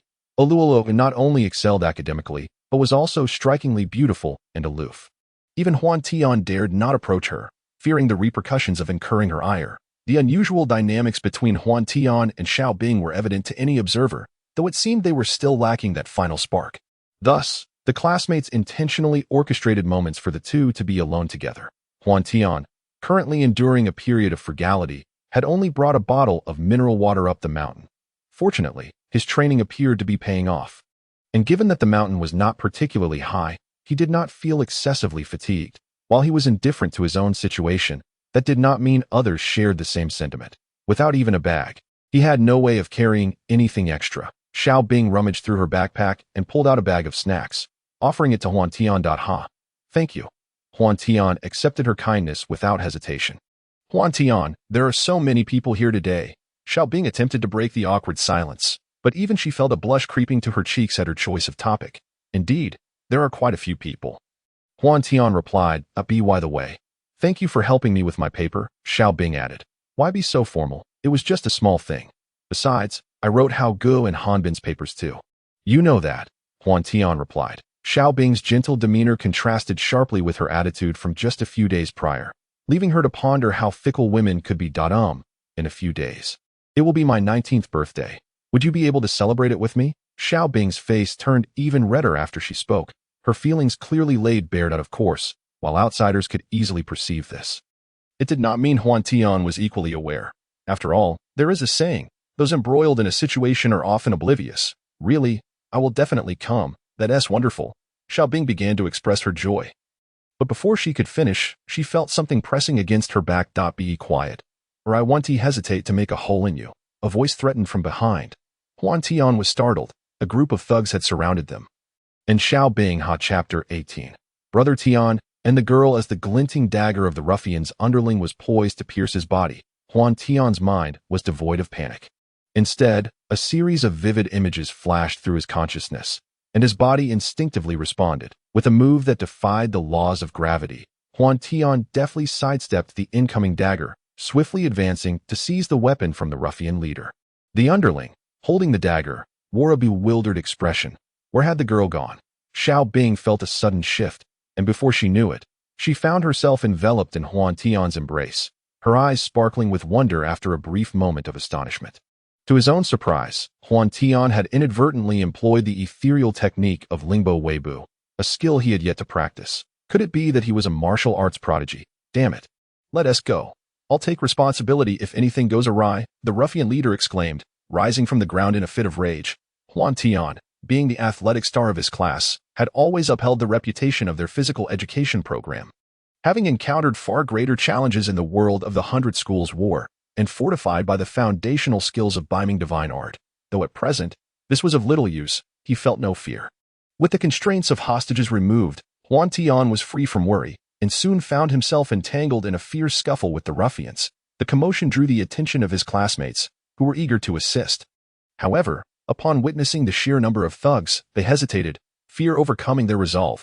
Only Zhou Wenhao and Han Bin stood by, anxious yet reluctant to intervene, aware that this was a serious confrontation with the ruffians wielding daggers. They could only resort to dialing the authorities for help, while passers-by fled down the mountain in terror. Unexpectedly, Huantian not only evaded injury but began to knock the ruffians down one by one, leaving them in a state of shocked as the mastermind. Zheng Chun watched Huantian with a mix of fear and resentment, seizing the opportunity amidst the chaos to discreetly escape the scene. Please spare us, brother. Have mercy, the ruffians pleaded, kneeling on the ground in desperation. Stay down and behave. Huantian commanded with fury. My phone has been broken. What do you intend to do about it? He lamented. Picking up the shattered pieces of his phone, nostalgic for the device that had accompanied him for 2 years that will compensate you, the ruffians hastily responded, pulling out several hundred yuan in cash, without hesitation, and offering it to Huantian. And for emotional damages, Xiao Bing timidly added. Upon hearing this, the ruffian leader's face contorted in dismay. Didn't you hear? Empty your pockets. Counting the money in his hands, Huantian found it to be a reasonable sum, totaling over 2,000 yuan. The ruffians were taken aback by Huantian's prowess, lamenting not only their loss of face, but also the injuries suffered by several of their comrades, along with the money that had slipped through their fingers. Brother, listen to me. We were all sent by Zheng Chun that he ordered us to capture this girl, so he could play the hero that if we had succeeded, he would have paid us more, I swear. If we had known you were this formidable, we wouldn't have dared to provoke you.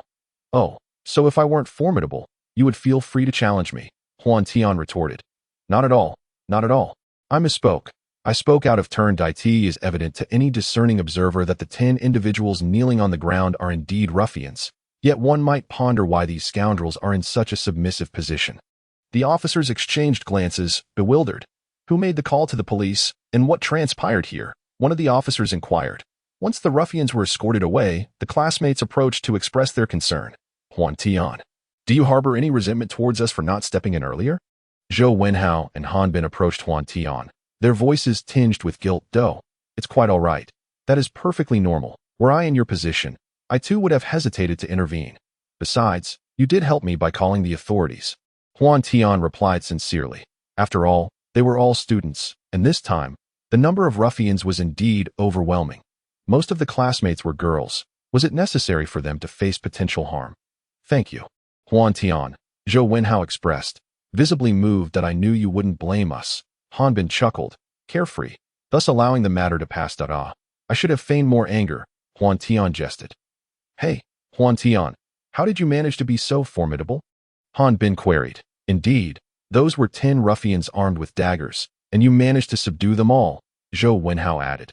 Upon hearing this, the surrounding classmates were keenly interested and turned their attention to Huantian.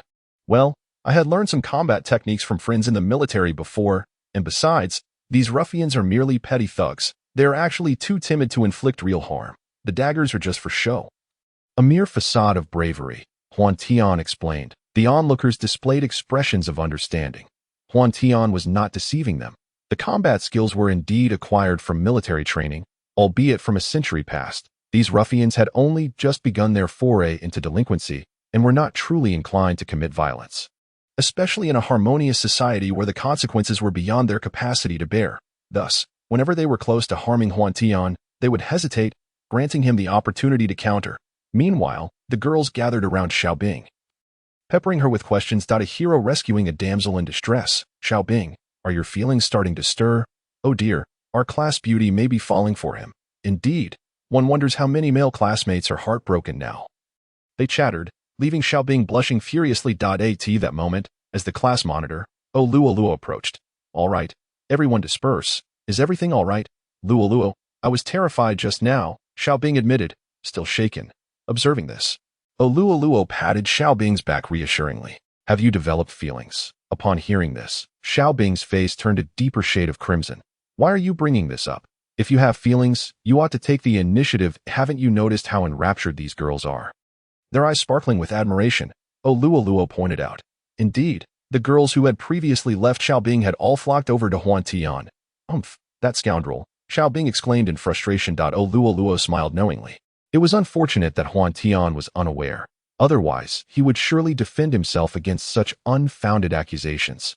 Yes, with Huantian having taken down so many, he must be exhausted. As his close friend, my experience would be no different. Let us go, someone suggested. In an instant, Huantian found himself surrounded by a clean slate of space, and internally, he exclaimed, oh dear, I too require some comforting from the ladies. Chapter 19. Zheng Chun's backing following this unexpected episode. Rather than dampening everyone's spirits, it sparked a plethora of intriguing discussions. Zhou Wenhao and Han Bin, much to their delight, managed to strike up conversations with the young ladies, and at that moment, their exchanges were fervent. Huantian, having just received thanks from Xiaobing, suddenly felt her concern. You're hurt. Once Huantian found himself alone, Xiaobing approached him. It's nothing, just a minor scrape, truly inconsequential.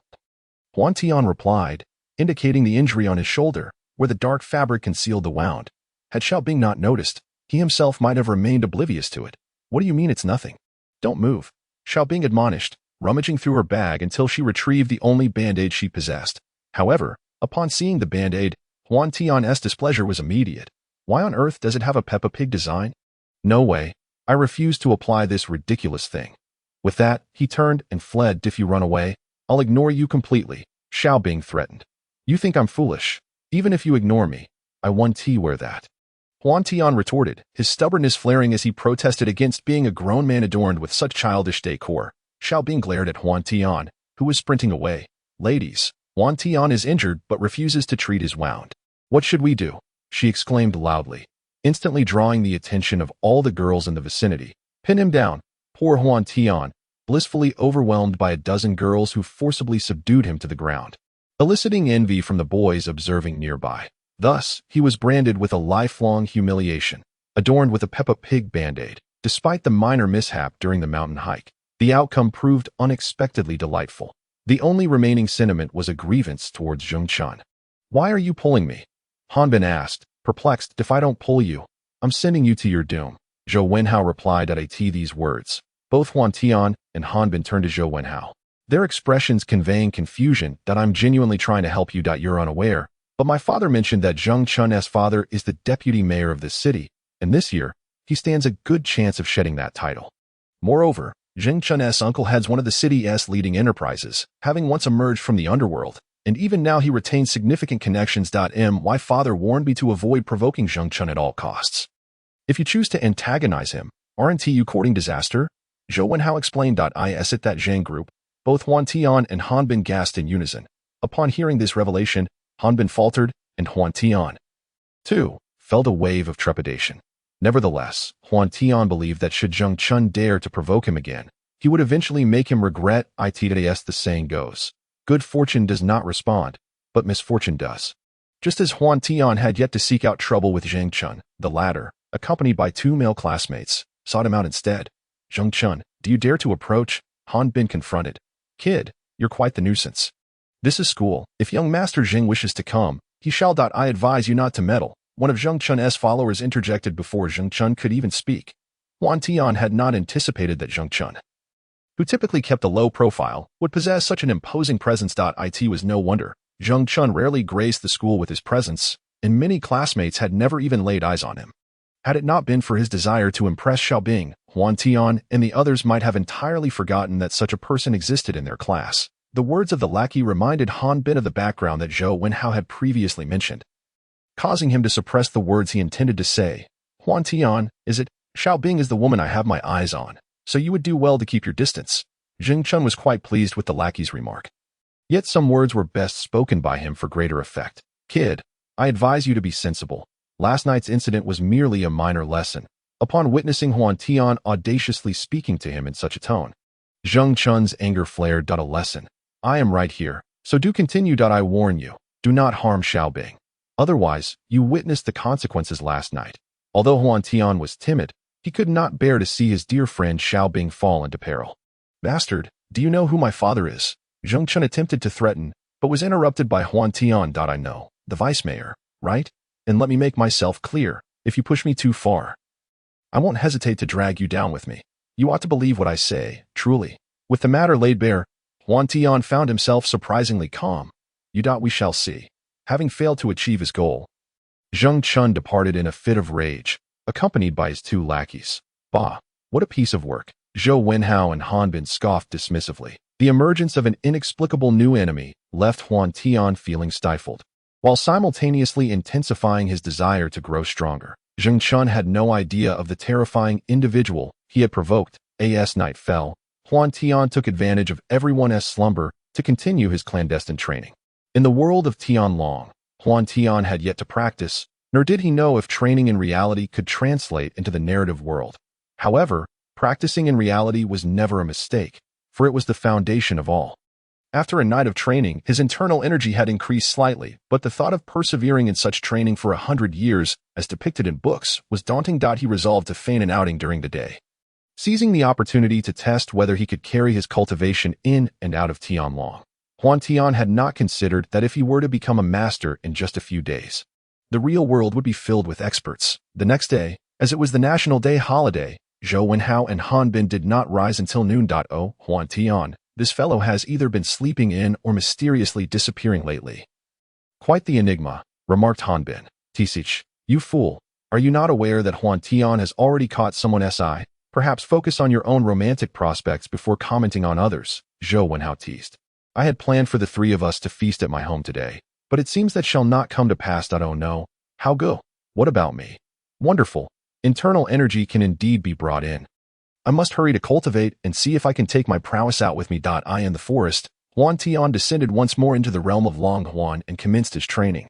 After several days of practice, Huantian distinctly felt a notable enhancement in his internal energy and his overall vitality, though the food was quite subpar. He swore never to develop a fondness for fruit again. It became evident that internal energy could indeed be carried in and out of the Tianlong world. With this layer of convenience, Huantian will save a tremendous amount of time in these cinematic realms. A year corresponds to merely a day in reality. Consider this. 2 months in the real world equates to the equivalent of cultivating for an entire cycle of 60 years. By that time, he shall become a master akin to a first-rate warrior in the world of Tianlong. What expressions would those who have dedicated their lives to training, yet have failed to harness inner power, exhibit upon discovering this? Ha ha ha.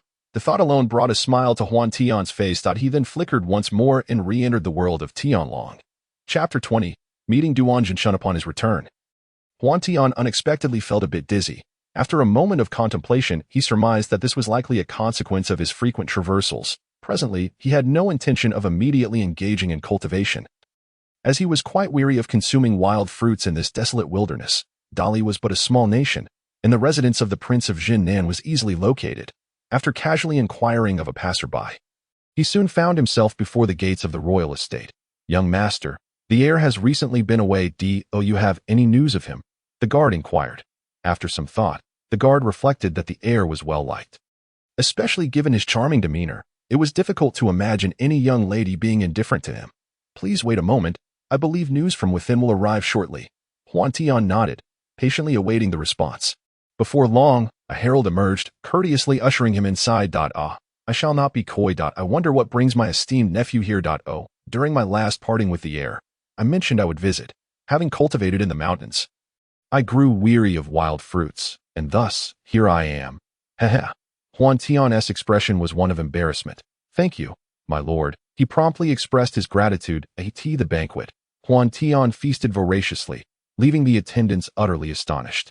Despite the loss of his son, the revelation of having gained 5 daughters must have softened the blow, and ultimately, he could still unite with his son. It seemed unlikely he would be too sorrowful. Regardless, let us save those who can be rescued. Even the most disheartening circumstances must be confronted. Let us begin with the bad news. It was evident that this prince, having held the reins of the nation's civil and military affairs for many years, possessed a commendable fortitude. Well, since the prince has chosen to hear the bad news, I must ask that you first dismiss those who might be alarmed, and kindly prepare yourself, Huantian suggested. My lord.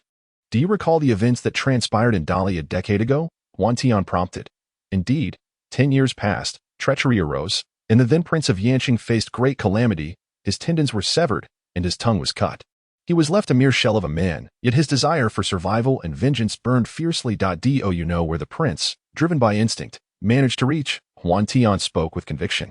The Guanyin Temple, the prince pondered, recalling the figures who resided there a decade ago, perhaps stirring memories of his past romantic escapades. I have heard the grim tidings. Now, what of the good news? The prince turned, hoping that favorable revelations might alleviate his current despondency. My lord. The first of your 5 precious gems is Mu Wanqing, born of Qin Hongmei. Huantian paused after naming one girl. Chapter 21. Your daughters all adore your son. The second is Zhongling, the daughter of Gan Baobao, Huantian declared, his words striking with an undeniable impact. My dear child. How you have suffered. Alas, it is all my fault indeed. As for Aluo, does she not harbor disdain for me? Yu Yin, my daughter, and the last one, Wan Xingzhu, has borne you 2 daughters, the elder, Ashu, who now serves as a maid to Nan Murong, destined to protect you with her life in times of disaster. A girl of utmost filial piety, and also the beloved of Bei Qiaofeng, though, of course, that is not the case just yet. Huantian remarked, the younger daughter is quite mischievous at this very moment. She is a disciple of the Xingxiu sect, known for her ruthless demeanor, yet she has fallen in love with her sister's beloved, Qiaofeng, who will meet a tragic end amidst a calamity in the future. Huantian added, although he harbored a dislike for Azi, her love for Qiaofeng had touched the hearts of countless individuals. This is not her fault. It is all my doing. Such matters must not be spoken of. My identity must remain undisclosed. Otherwise, a great calamity may ensue. Huantian did not genuinely wish to feign profundity. Though he had revealed some secrets, the exposure of his identity would surely lead to dire consequences. In a small nation like Dali, such matters cannot be suppressed. It could drastically alter the course of events, and when new tribulations arise, Huantian would be powerless to intervene. Perhaps he would even refrain from returning to Tianlong in the future. Huantian had acquired the answers he sought and was equally pleased. The girl is named Mu Wanqing, yet I cannot shake the feeling that she appears somewhat familiar, murmured Dao Baifeng. Very well. I shall not jest any longer. By the way, how fares your Wan Mei? Huantian inquired. At that moment, a voice called from a distance. Fearing that Mu Wanqing might lose her way, the two stepped outside and guided her into the guest room. A torrent of frustration surged through Huantian's mind. He was utterly vexed. What is this nonsense about being a younger brother? About being adorable? Do you take me for a fool? It is clear that you are taking advantage of me. I refuse to comply. Do not even think about it. Huantian shook his head vigorously like a rattling drum. Chapter 22. Learning the 6 meridians divine sword. My lord, what shall we do next? Lady Dao Baifeng asked anxiously. Humph, what use is that lad? All he does is practice day in and day out, claiming to be your sworn brother. Utter nonsense. Dao Baifeng had once doted on Huantian as if he were her own child. Yet now, with her own son in peril, she felt resentment towards Huantian for his indifference. How dared Chun Gu scold me? After being reprimanded, Dao Baifeng became unexpectedly subdued, leaving the onlooking household retainers in a state of astonishment. Could it be that the Lord has come for the heir's sake? Chu Wanli inquired. Dali possesses 2 unique martial arts. One is the Sun Finger, and the other is the 6 Meridians Divine Sword. The Sun Finger is renowned throughout the martial world, whereas the 6 Meridians Divine Sword belongs to a higher echelon of profound techniques, surpassing the Sun Finger, although it does not cause widespread destruction like the 18 dragon subduing palms.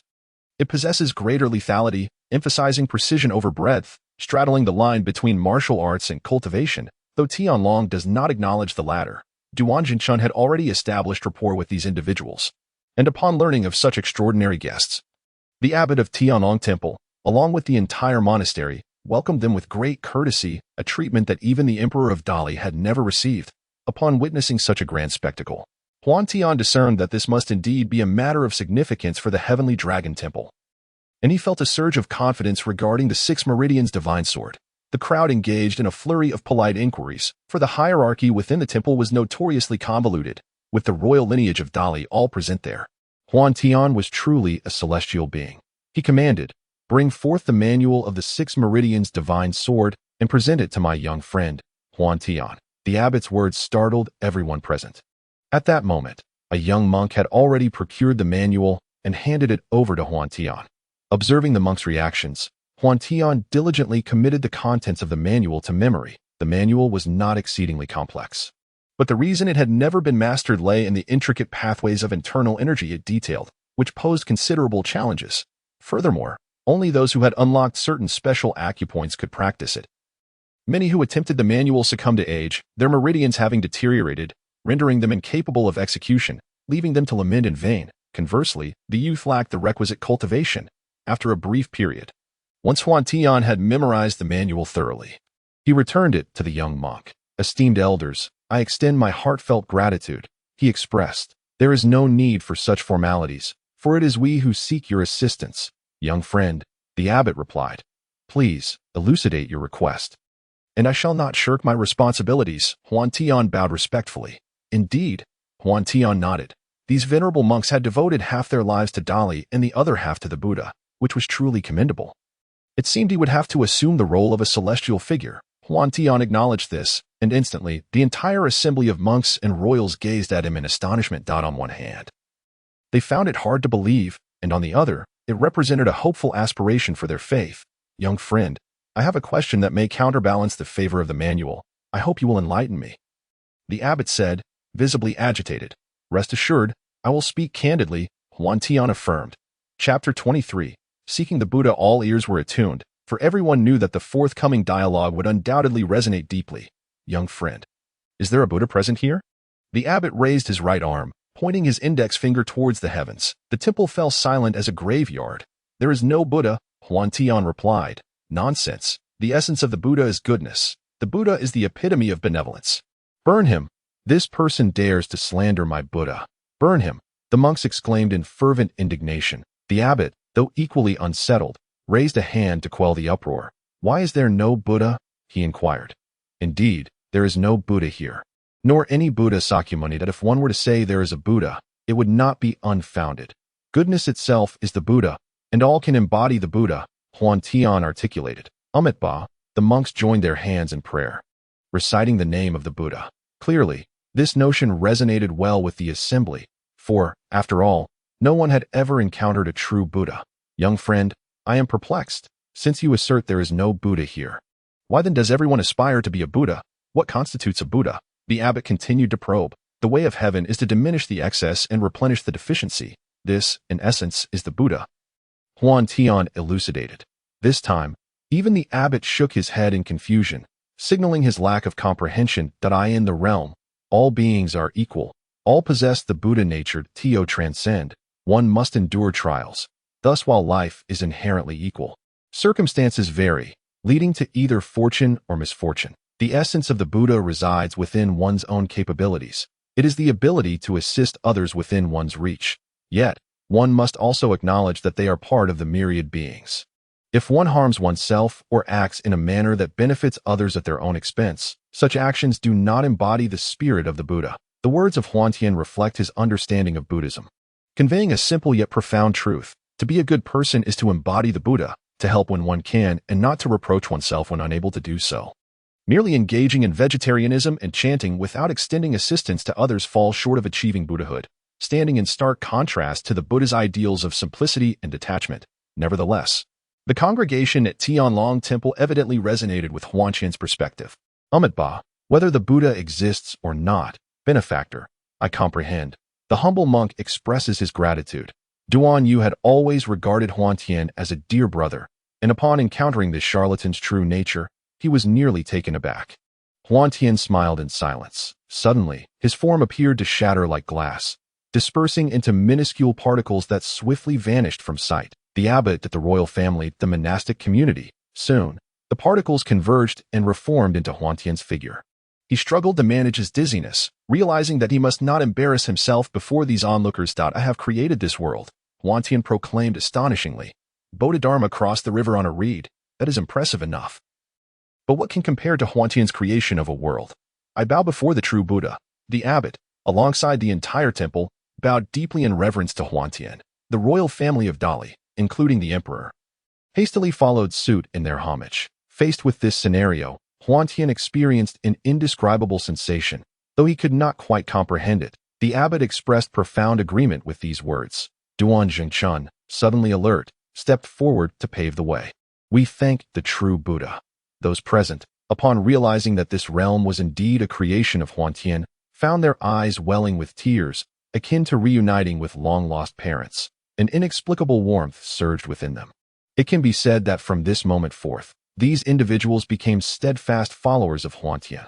Consequently, this inexplicable connection, coupled with the fact that this world was birthed through Huantian's influence, bestowed upon them a fortuitous fate. Remarkably, none had perished before reaching the age of 200. Huantian's display of power genuinely astonished them, but only a select few were privy to this knowledge. They dared not disseminate it, for Huantian's status was far too exalted, leaving them hesitant to make any rash decisions. As genuine as it gets, Huantian remarked with a smile. You cannot learn this. Huantian shook his head. When I desire to create, it simply manifests. That is it truly that straightforward? Indeed, it is that simple. Duan Yu endeavored to envision the act of world creation in his mind, shaking his head in deep contemplation. What are you doing? Huantian asked. I have high hopes for you. He laughed, initially intending only to peruse the 6 meridian sword technique. Huantian unexpectedly garnered a following due to a momentary whim, which took him by surprise. Whether this would be of help to Huantian remained uncertain. Yet one thing was clear. He felt entirely justified in taking residence within the royal palace. In reality, merely 2 hours had elapsed. I sensed a surge of internal power coursing through me, barely reaching the level of a second-rate master. However, in terms of technique, I found myself considerably lacking compared to true second-rate masters, rendering me unable to contend with them for the time being. Nonetheless, when it comes to dealing with the ruffians in reality, they are but mere children in comparison. Within a bar, Zheng Chun sat with 2 lackeys, sipping on drinks, his face unmistakably etched with anger.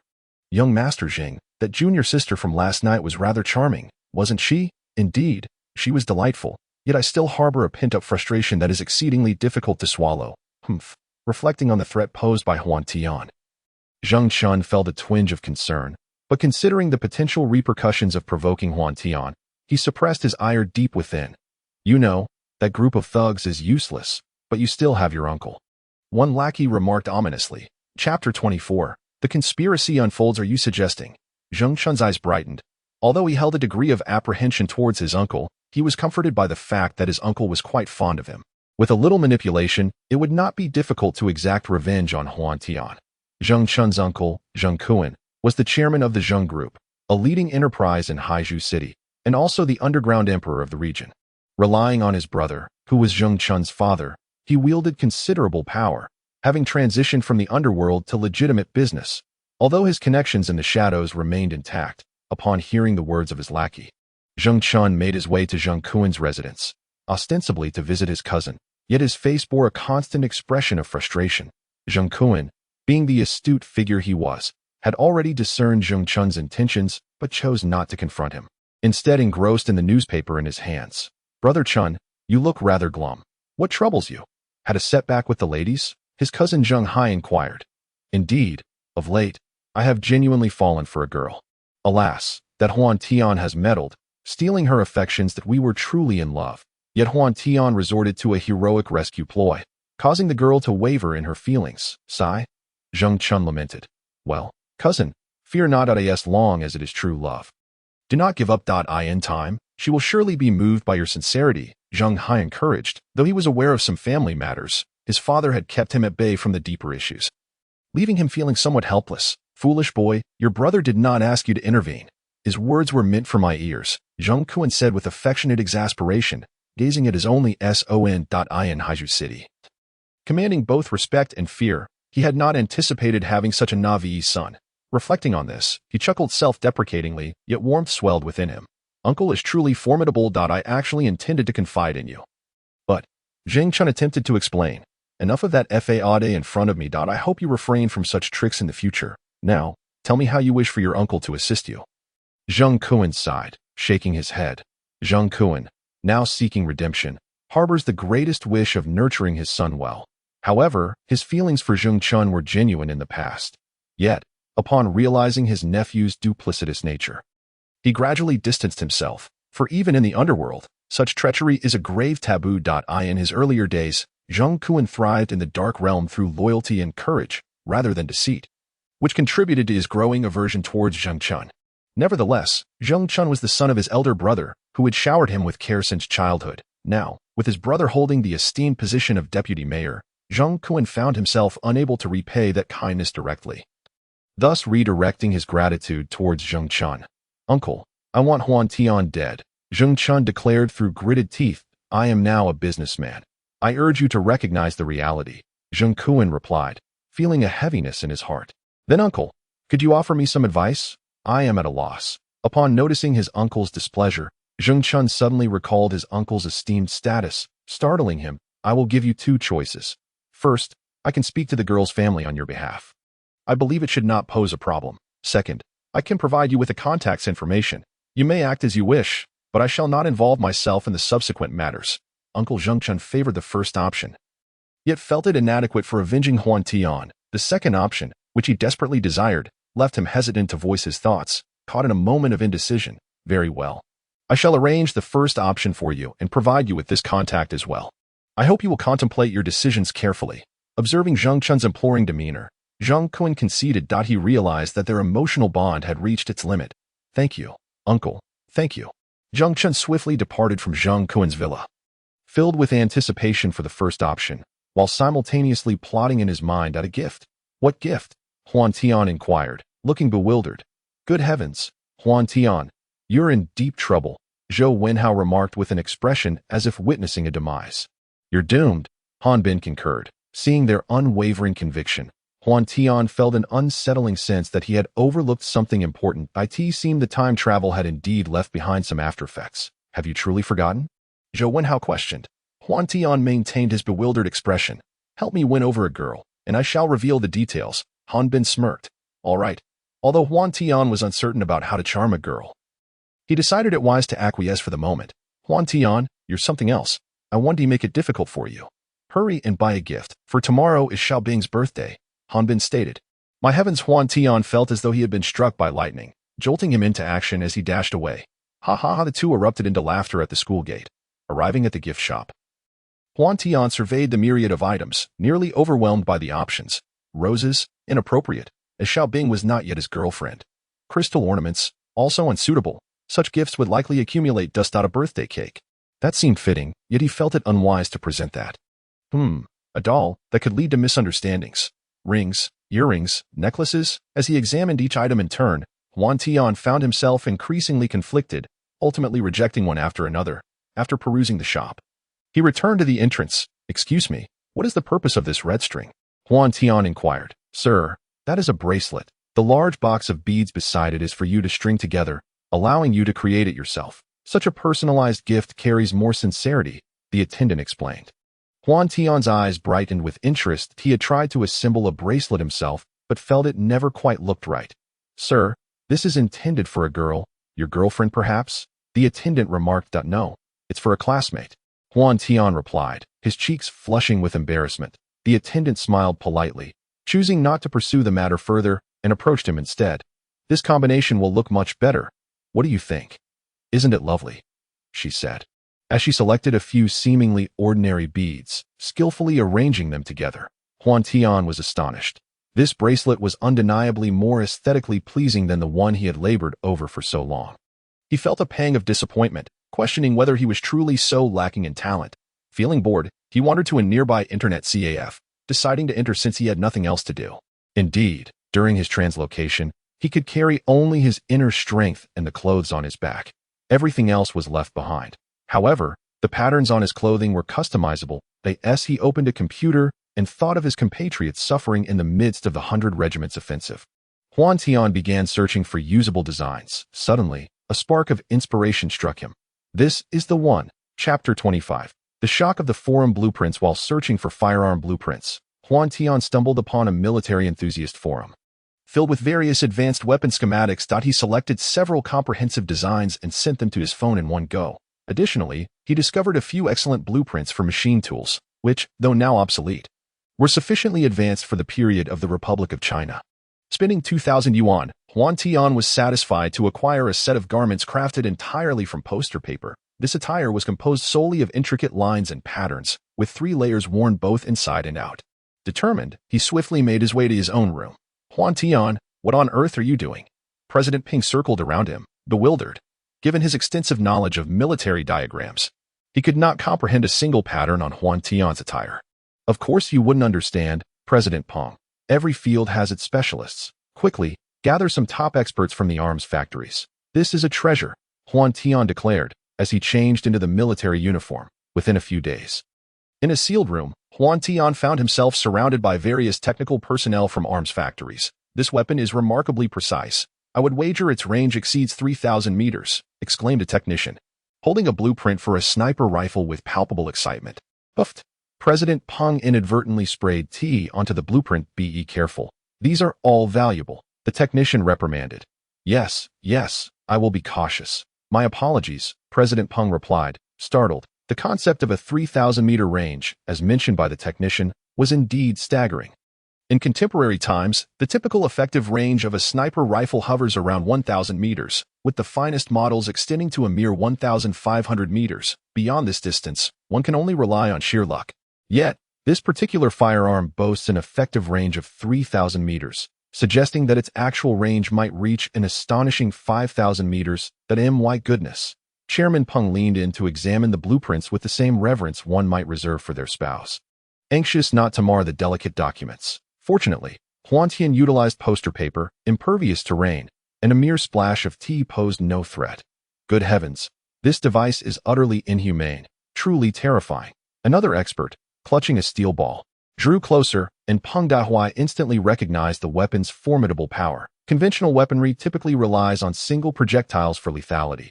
Only at extremely close range might one risk being incapacitated or killed.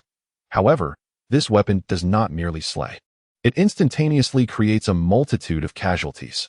Once it detonates amidst the enemy ranks, the countless steel balls adhering to its surface will inflict injuries upon all foes within a 50-meter radius. This proves far more effective than outright killing, as fallen soldiers are usually removed post-battle, while the injured necessitate immediate rescue efforts, thereby encumbering the entire theater of war. An utterly ruthless tactic. What manner of rifle is this? It resembles a machine gun, capable of rapid fire, yet it retains the range and accuracy that confer the advantages of a rifle. Truly remarkable. At that moment, yet another technician gasped in astonishment. Silence, everyone. Come and see. Good heavens, this is a machine tool. Such an advanced machine tool. With these blueprints, our production speed and quality will increase tenfold, even 20-fold. Upon hearing the word machine tool, all present flocked to the scene. It was then that Chairman Peng realized that this machine tool was, in fact, the finest treasure among the blueprints. These items had been covertly transported to secluded mountains, guarded by absolutely trustworthy personnel.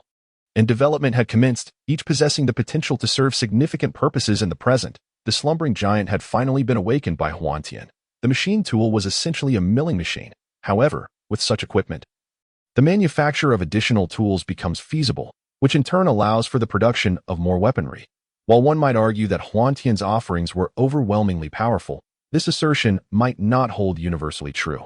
Take, for instance, the 8th Route Army, which had already established several clandestine research bases that were operational, staffed with esteemed talents such as doctorate holders who had studied abroad. If one were to draw comparisons, Huantian's contributions could be deemed of campaign-level significance, while those research bases operated on a strategic level. Nevertheless, this was sufficient to astonish the seasoned craftsmen of frontline arms factories through the insights shared by these masters. Huantian learned that many materials were unprocessable, primarily due to subpar quality, an eye-opener for him. Yet, it mattered little, as time was synchronized with the outside world. The next opportunity would allow him to bring along suitable materials. Returning to reality, Huantian found himself idly watching videos in his dormitory. a pastime that had become his sole means of passing time. As night descended, he and his companions, Zhou Wenhao and Han Bin, arrived at the venue where Xiaobing was to celebrate her birthday. Despite Xiaobing's relatively favorable circumstances, her daily expenditures were diligently earned through her own efforts. Thus, the chosen venue was not particularly upscale. Merely a decent KTV, an establishment often frequented by classmates for birthday celebrations. Within the private room, Xiaobing had already arrived with several classmates and seemed to have been playing for quite some time. Upon the arrival of Huantian, the individuals inside erupted into peculiar laughter, causing Xiaobing, who found herself in the midst of them, to flush with embarrassment. "Huantian, you're here," she said, her cheeks reddening as she was pushed forward to face him. Huantian nodded and presented her with a small, exquisitely crafted gift box. "Happy birthday." Xiaobing joyfully accepted the present, just as Zhou Wenhao and Han Bin approached sister-in-law. "Greetings, sister-in-law, greetings. You are not my brothers-in-law," Xiaobing retorted. Though inwardly she felt elated, secretly glancing at Huantian's expression, noticing his calm demeanor, she turned away in a huff, choosing to ignore them. Zhou Wenhao and Han Bin, perplexed, wondered why the atmosphere had shifted so abruptly. Meanwhile, Xiaobing's evident sulking only made Huantian more hesitant to approach her at that moment. Other classmates beckoned him to join in drinking, and soon enough, he forgot all about the earlier tension. Initially, everyone was joyfully engaged in their revelry, but just as the merriment peaked, another person entered the room, Zheng Chun. What is Zheng Chun doing here? How did this scoundrel manage to show up? Although the classmates were not well acquainted with Zheng Chun, news of the mountain incident had spread throughout the school, causing the atmosphere to grow quite frosty. The only sound in the private room was the music emanating from the speakers. "Well, this is rather lively." "Xiaobing, happy birthday," Zheng Chun remarked, his audacity palpable. "What a thick skin he has," someone muttered. "Indeed, to dare show up after such behavior. One of a kind," others chimed in with disdain. "You know nothing. Xiaobing is our Zheng Xiao's fiancé. Why shouldn't she be here?" Zheng Chun's lackey interjected, while Zheng Chun puffed out his chest, brimming with arrogance. "Humph, shameless. Who is your fiancé? Cease your nonsensical chatter and leave," Xiaobing retorted angrily. "Whether she is my fiancé is not for you to decide. Perhaps you should ask her parents what they think." Zheng Chun shot back, his gaze fixed on Huantian with a sense of triumph. "Did you not hear her? She told you to leave." Huantian stepped forward, his voice icy. "Why you better not act recklessly," Zheng Chun stammered, retreating with his followers. Once at the door, Zheng Chun switched to a scornful expression. "Huantian, don't be too pleased with yourself. In the end, the victor shall be me." Humph. With that, Zheng Chun and his entourage departed, leaving the room in profound silence. Come, let us continue. Do not let a scoundrel dampen our spirits." Seeing the somber atmosphere, Han Bin quickly called out. The others nodded in agreement, and the fun once again erupted. "Xiaobing," Huantian began. After glancing at him, Xiaobing took her phone and stepped outside. After a while, without seeing her return, Huantian grew concerned and ventured into the corridor, only to find Xiaobing crouched on the floor, hugging her knees and weeping uncontrollably. Huantian, who, upon seeing him, Xiaobing, feeling aggrieved, rushed into his embrace. Her voice choked with sorrow. Huantian, in his inaugural attempt to console another, found himself momentarily at a loss that he reached out to Xiaobing's back, hesitating for a moment before gently patting it. "Tell me what troubles you. Rest assured, with me by your side, everything will be all right," he uttered with a confidence that belied the gravity of the situation. Though Xiaobing remained unaware of this. At that moment, Xiaobing was in a state of utter desolation, her tears causing Huantian's heart to ache with empathy. After a considerable interval, Xiaobing finally managed to regain her composure. "Huantian, what Zheng Chun said is true," she sobbed. Zheng Chun's words were indeed despicable, and Huantian resolved that he would teach him a lesson. "Please, Huantian, don't do anything rash," Xiaobing implored, breaking free from his embrace, her concern palpable. "Fear not. I am not foolish. We live in a society governed by law. Zheng Chun cannot wield unchecked power," Huantian reassured her. Xiaobing gazed at Huantian's youthful, handsome face, her heart racing. In a moment of boldness, she pressed her soft lips against his. Huantian was taken aback. The goddess he had always revered had now kissed him. Unlike their previous encounter, this time he felt an overwhelming surge of affection. Is this a reversal of fate? Huantian pondered, exhilaration coursing through him. "Huantian, I took the initiative," Xiaobing confessed, her cheeks flushed with embarrassment. However, her declaration was interrupted by a warm hand. "Listen to me, Bing Bing. I have feelings for you." Huantian interjected, releasing her hand and gazing at her tenderly. Xiaobing's tear-streaked face radiated sweetness as she blushed. She playfully twisted her body, eliciting a desire in Huantian to savor the moment, inching closer until their lips met once more. This time, the kiss deepened, enveloping them in a cocoon of passion, disregarding the presence of onlookers in the corridor. Is something happening? Let us keep it down. Heh, Hanbin remarked, and everyone instantly understood the implication. As the door to their private room swung open, a dozen heads peered through the gap, reveling in the spectacle. The kiss, a first for both, left them breathless, yet they exchanged a blissful smile. Xiaobing nestled back into Huantian's warm embrace. Huantian, with his back to the door, remained oblivious to the unfolding scene, but Xiaobing's expression froze in sheer happiness as she broke the kiss. I need to use the restroom, Hanbin announced dramatically. Striding towards the facilities. I too must attend to nature's call. Please, continue, Zhou Wenhao said, hastily following Hanbin. We are completely unaware of anything. My vision is poor. I saw nothing at all. The moon is so round. How impressive that you can see the moon in the KTV corridor, miss. A pair of lovers simultaneously felt an overwhelming desire to disappear into the ground. It is indeed true that individuals ensnared in the throes of romance often experience a decline in intellect. Having settled their bill early, they abandoned their classmates and made their way to the seaside, where they walked hand in hand in blissful silence, embracing wherever they went, much to the chagrin of the single bystanders. Suddenly, Zhengchun felt a sharp pain in his lower body, collapsing to the ground in agony. Huantian had only utilized 3 layers of internal energy, and being newly trained, it was insufficient to be fatal. However, it could indeed cause internal injuries and harm to the organs, particularly in the struck areas, which would inevitably lead to complete necrosis. Do not inquire about where Huantian's attack landed. One could surmise from the lewd smirk upon his face. As dawn broke, Zhengchun was discovered lying at the entrance of the community and was promptly rushed to the hospital. Doctor, how's my son? A middle-aged man inquired anxiously. Outside the ward, a couple was accompanied by a throng of onlookers. While a group of doctors kept their heads bowed, refraining from uttering a word. Mayor Zheng, your son has stabilized. But the doctor hesitated. But what? Speak swiftly. What has happened to Chunner? The woman cried out, gripping her collar in despair. I'm afraid that below, it has already succumbed to necrosis. It is likely that the doctor stammered. Chunner. The woman rushed towards the ward.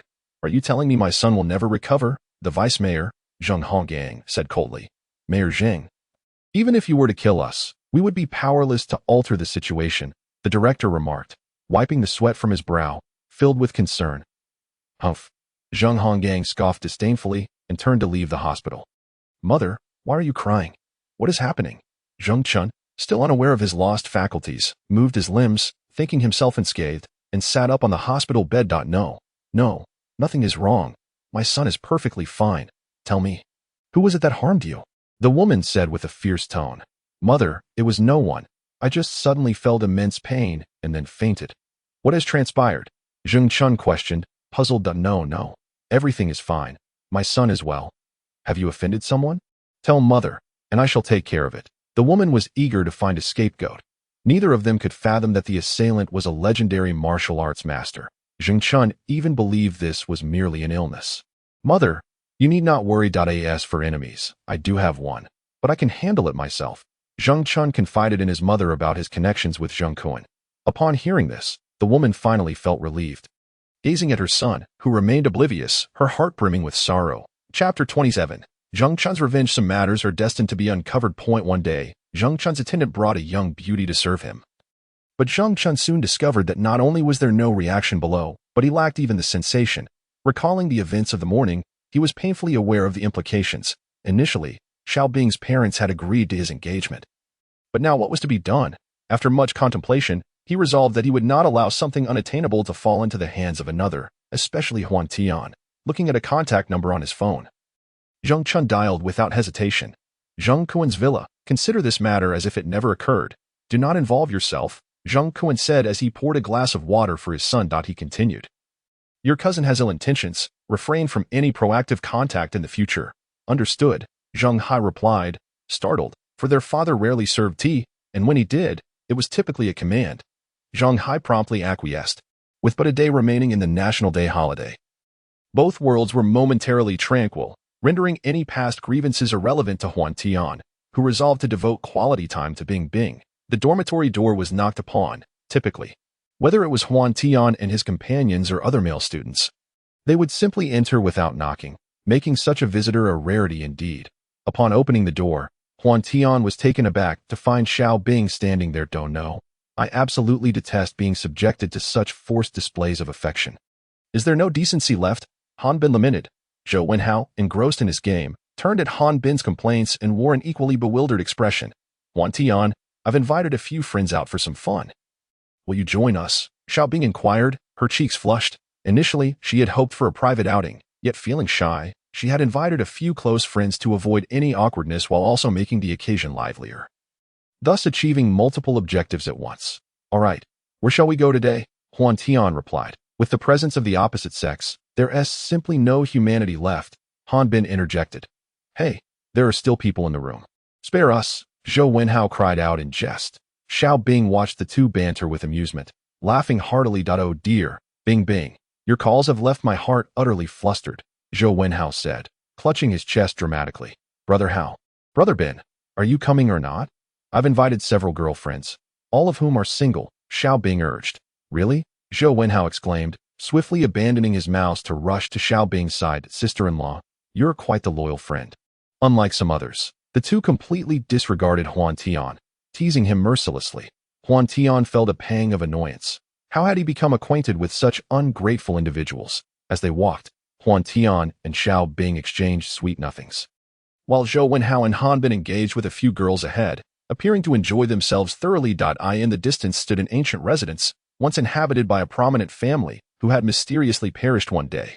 It was said that the place was cursed. You may not know, but this estate has remained largely unchanged for decades, yet it harbors numerous treasures, one girl remarked. How terrifying. It's been so long. And still no one dares to enter. Lily, how do you know this? Another girl inquired. Because my family used to live nearby. We just moved away, Lily replied. Then let us hurry and leave. This is too frightening.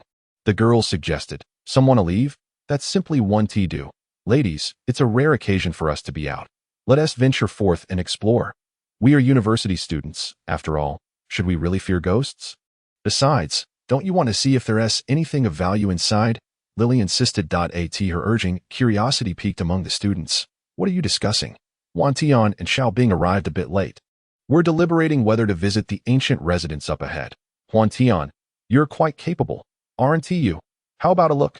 Han Bin proposed. Huantian discerned Han Bin's ulterior motive. If the girls were frightened inside, it would provide them an opportunity. Noting the eager expressions of the others and casting a glance at Xiao Bing, he finally nodded in agreement. The existence of such an ancient house in the city center was indeed remarkable.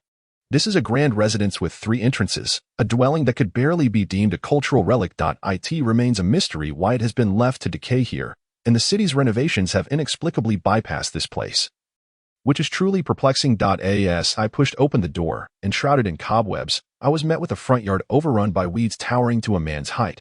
Yet, some of the weeds showed signs of having recently been trampled, instilling in me an unsettling premonition that I could not quite articulate. Perhaps I was overthinking it. I mused quietly to myself. To either side of the front yard, there were 2 rooms and a storage shed that appeared quite ordinary. Coupled with the rampant overgrowth, it seemed likely these were once quarters for servants, and none of us expressed any desire to venture inside. Passing through the front gate, we entered another courtyard, the central courtyard, which I had come to learn about in the Tianlong world. This area was typically reserved for the residence of the estate's owner, but I soon noticed numerous footprints imprinted upon the ground. Let us proceed inside and take a look, Lily suggested, pointing towards a relatively clean room. All right, let's see what lies within, Zhou Wenhao replied, leading Lily and another girl into a room with fewer weeds. Meanwhile, I, along with Xiao Bing, found ourselves disinterested and chose to remain in the central courtyard, absorbed in our own private conversation, indifferent to the unfolding events. Han Bin, however, was intrigued by the inner courtyard and decided to stay behind with 2 girls who shared his curiosity.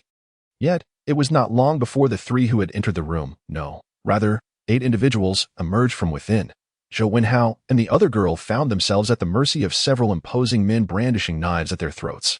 Simultaneously, a dozen more figures emerged from other rooms, all wielding blades. It was clear to me that these were not ordinary individuals, but seasoned fighters who had seen their share of bloodshed. Huantian, Zhou Wenhao spoke with an apologetic tone. However, before he could finish, a burly man approached from behind and struck him in the abdomen, causing him to collapse to the ground in pain. Lily, how could you? Xiaobing exclaimed with anger. Zhou Wenhao and the other girl were restrained by knives, yet Lily remained unbound. In that moment, even the dimmest of minds could grasp the reality. They had fallen into a trap. Though their objectives remained shrouded in mystery, however, the subsequent voice dispelled their doubts. Surprised? Unexpected? Ha ha ha. This voice was all too familiar to both Huantian and Xiaobing. Zheng Chun emerged from the inner courtyard, accompanied by another individual. It's you, Zheng Chun, you scoundrel, release Haogo at once. Han Bin shouted in fury. The girls were visibly terrified, especially Zhou Wenhao and the girl who were at knife point. Zheng Chun, Huantian called out. Ah, we meet again, Huantian, and Xiaobing, you wretched creature. After just one day apart, you become Huantian's woman. Huantian, do you remember what I told you? Stay away from Xiaobing. Humph, Zheng Chun declared with a sense of triumph. Let Haogo go, and I shall spare your life, Huantian retorted. Everyone present believed they were experiencing auditory hallucinations, gazing in disbelief at Huantian. Huantian, have you lost your mind? Can't you see the situation we're in? Do you still think these people are mere thugs? Zheng Chun scoffed, his anger morphing into mockery. Ha! The individuals from the underworld erupted in laughter. Zheng Chun, are you really bringing us here just to deal with such a fool? The man beside Zheng Chun expressed his dissatisfaction. If this gets out, how will he manage on the streets in the future? Tiger brother, trust me, this kid is quite adept. Do not fall for his tricks. Zheng Chun cautioned. Enough. My brothers here have all seen blood. Dealing with a mere student, no matter how formidable, will result in him being reduced to pulp.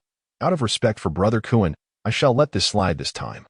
Tiger brother replied impatiently. The response he received was succinct. You are unworthy. Huantian's gaze turned icy as he secretly summoned his inner strength. What? Very well. If you deem me unworthy, then I shall fulfill your wish. Zheng Chun signaled that it was time to strike that moment. Both Zhou Wenhao and the girl felt a chill in their hearts. After all, they were merely classmates, not sworn brothers. The man beside Zhou Wenhao swung his knife towards his back. Zhou Wenhao even closed his eyes that instant.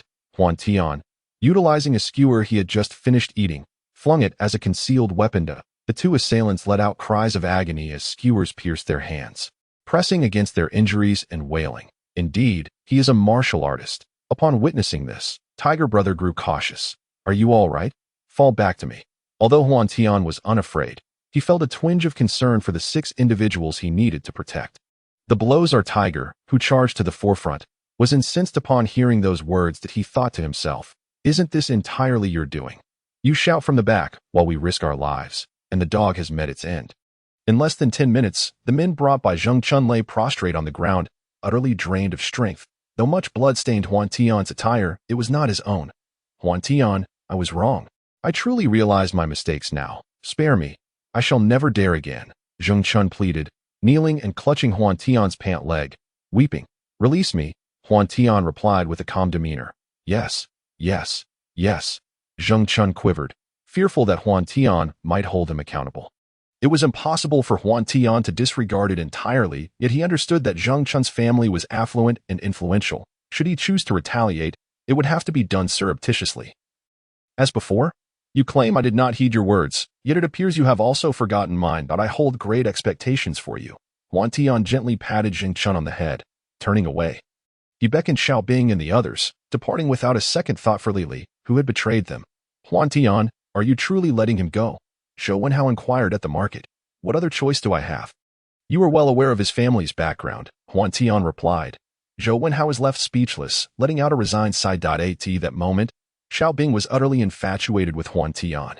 She had witnessed the entire scene unfold and found it far more thrilling than the last. Yet, Huantian had effortlessly defused the situation. The thought that he was her boyfriend filled her with a sense of pride. As for the other 3 girls, they could only gaze enviously at the affectionate couple. Huantian, where did you learn such incredible martial arts? The military doesn't possess skills of this caliber. Han Bin asked. In ancient times, inquiring about such personal matters was considered quite impolite, but Han Bin, as a modern individual, was oblivious to this etiquette, and Huantian did not hold it against him. However, such questions often left him feeling rather vexed. I struck you because you were oblivious. If Huantian had intended to disclose it, he would have done so long ago. The very fact that he hasn't indicates there must be a reason. Why, then, do you persist in asking? Who else should I strike? Zhou Wenhao scolded, exasperated. You make a compelling point. I find myself at a loss for words, Han Bin lamented, clearly enlightened by Zhou Wenhao's admonition. Doctor, what has happened to my son again? It has barely been a while. How is there yet another issue? Mrs. Zheng inquired anxiously. Mrs. Zheng, Mayor Jing, we have been unable to ascertain the cause of your son's worsening headaches. We truly have no means left. We just administered a sedative, and he is somewhat improved now. You may go in and see him, the doctor replied, wiping sweat from his brow, feeling quite apprehensive. What do you mean? Go in and see him. What is wrong with my son? Mrs. Zheng bellowed, but recalling the doctor's words. She hurried into the hospital room. Inside, having received the sedative, Zheng Chun was no longer causing a commotion. However, this did not imply that his headache had dissipated. It merely meant he could no longer exhibit any outward signs of his discomfort. The frail Zheng Chun, upon seeing his mother enter, yearned to cry out for help. Yet he felt his eyelids growing increasingly heavy, and then there was nothing more. Mayor Zheng and his wife silently stood watch over their son, who lay lifeless. Within the hospital room, the two were enveloped in a profound silence. Chapter 29. Zheng Kuan goes abroad. All of this was, in fact, a scheme orchestrated by Huantian. Since Zheng Chun sought his own demise, Huantian had no reason to spare him. Previously, within the ancient residence, despite merely patting Zheng Chun's head lightly, he had actually transmitted a surge of internal force, which would gradually obstruct certain blood vessels in Zheng Chun's brain. In the short term, it posed no immediate danger. However, over time, it would lead to a catastrophic rupture, with pain being merely a secondary consequence. This was done primarily because Xiao Bing and her companions were present, and also to create an alibi. Within the villa, a driver knelt before a man.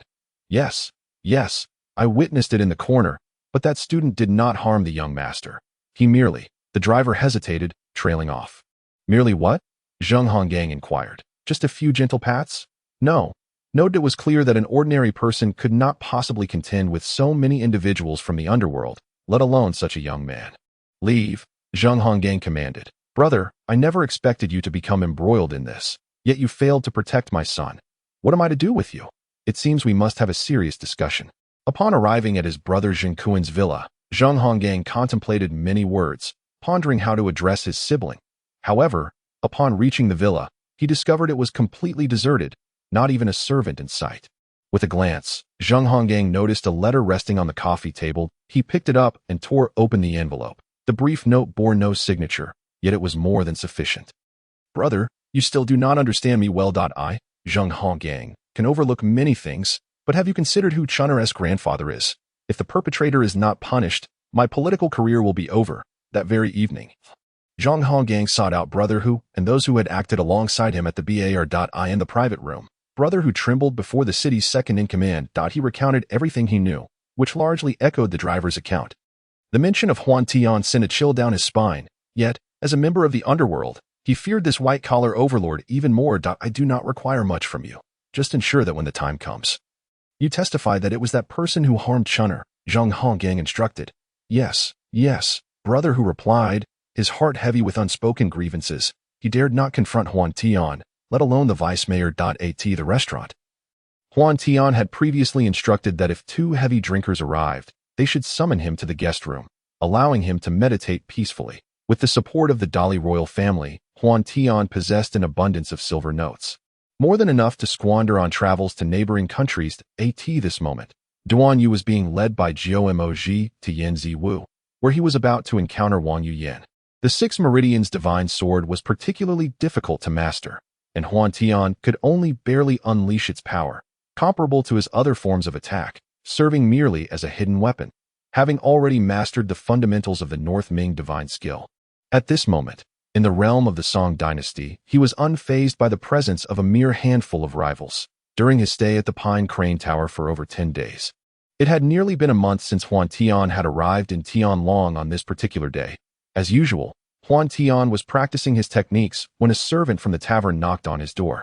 Young master, 2 guests have arrived on the 2nd floor and are competing in drinking capacity. I have come to inform you as per your instructions. Please take a look, lest you miss your friends.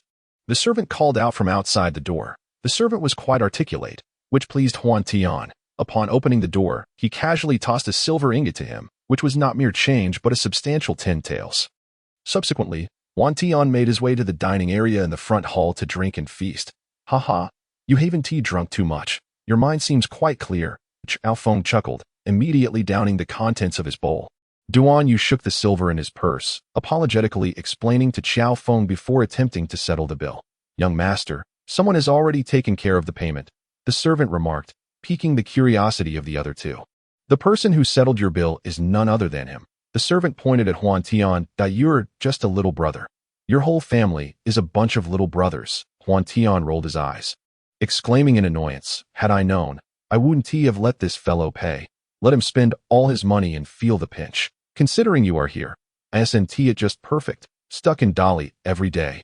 It was dreadfully boring, Huantian said. Let us go out and get some fresh air. He smiled at the two. Very well. I was just thinking the same, Xiao Feng replied, taking the lead. The trio ventured outside the city.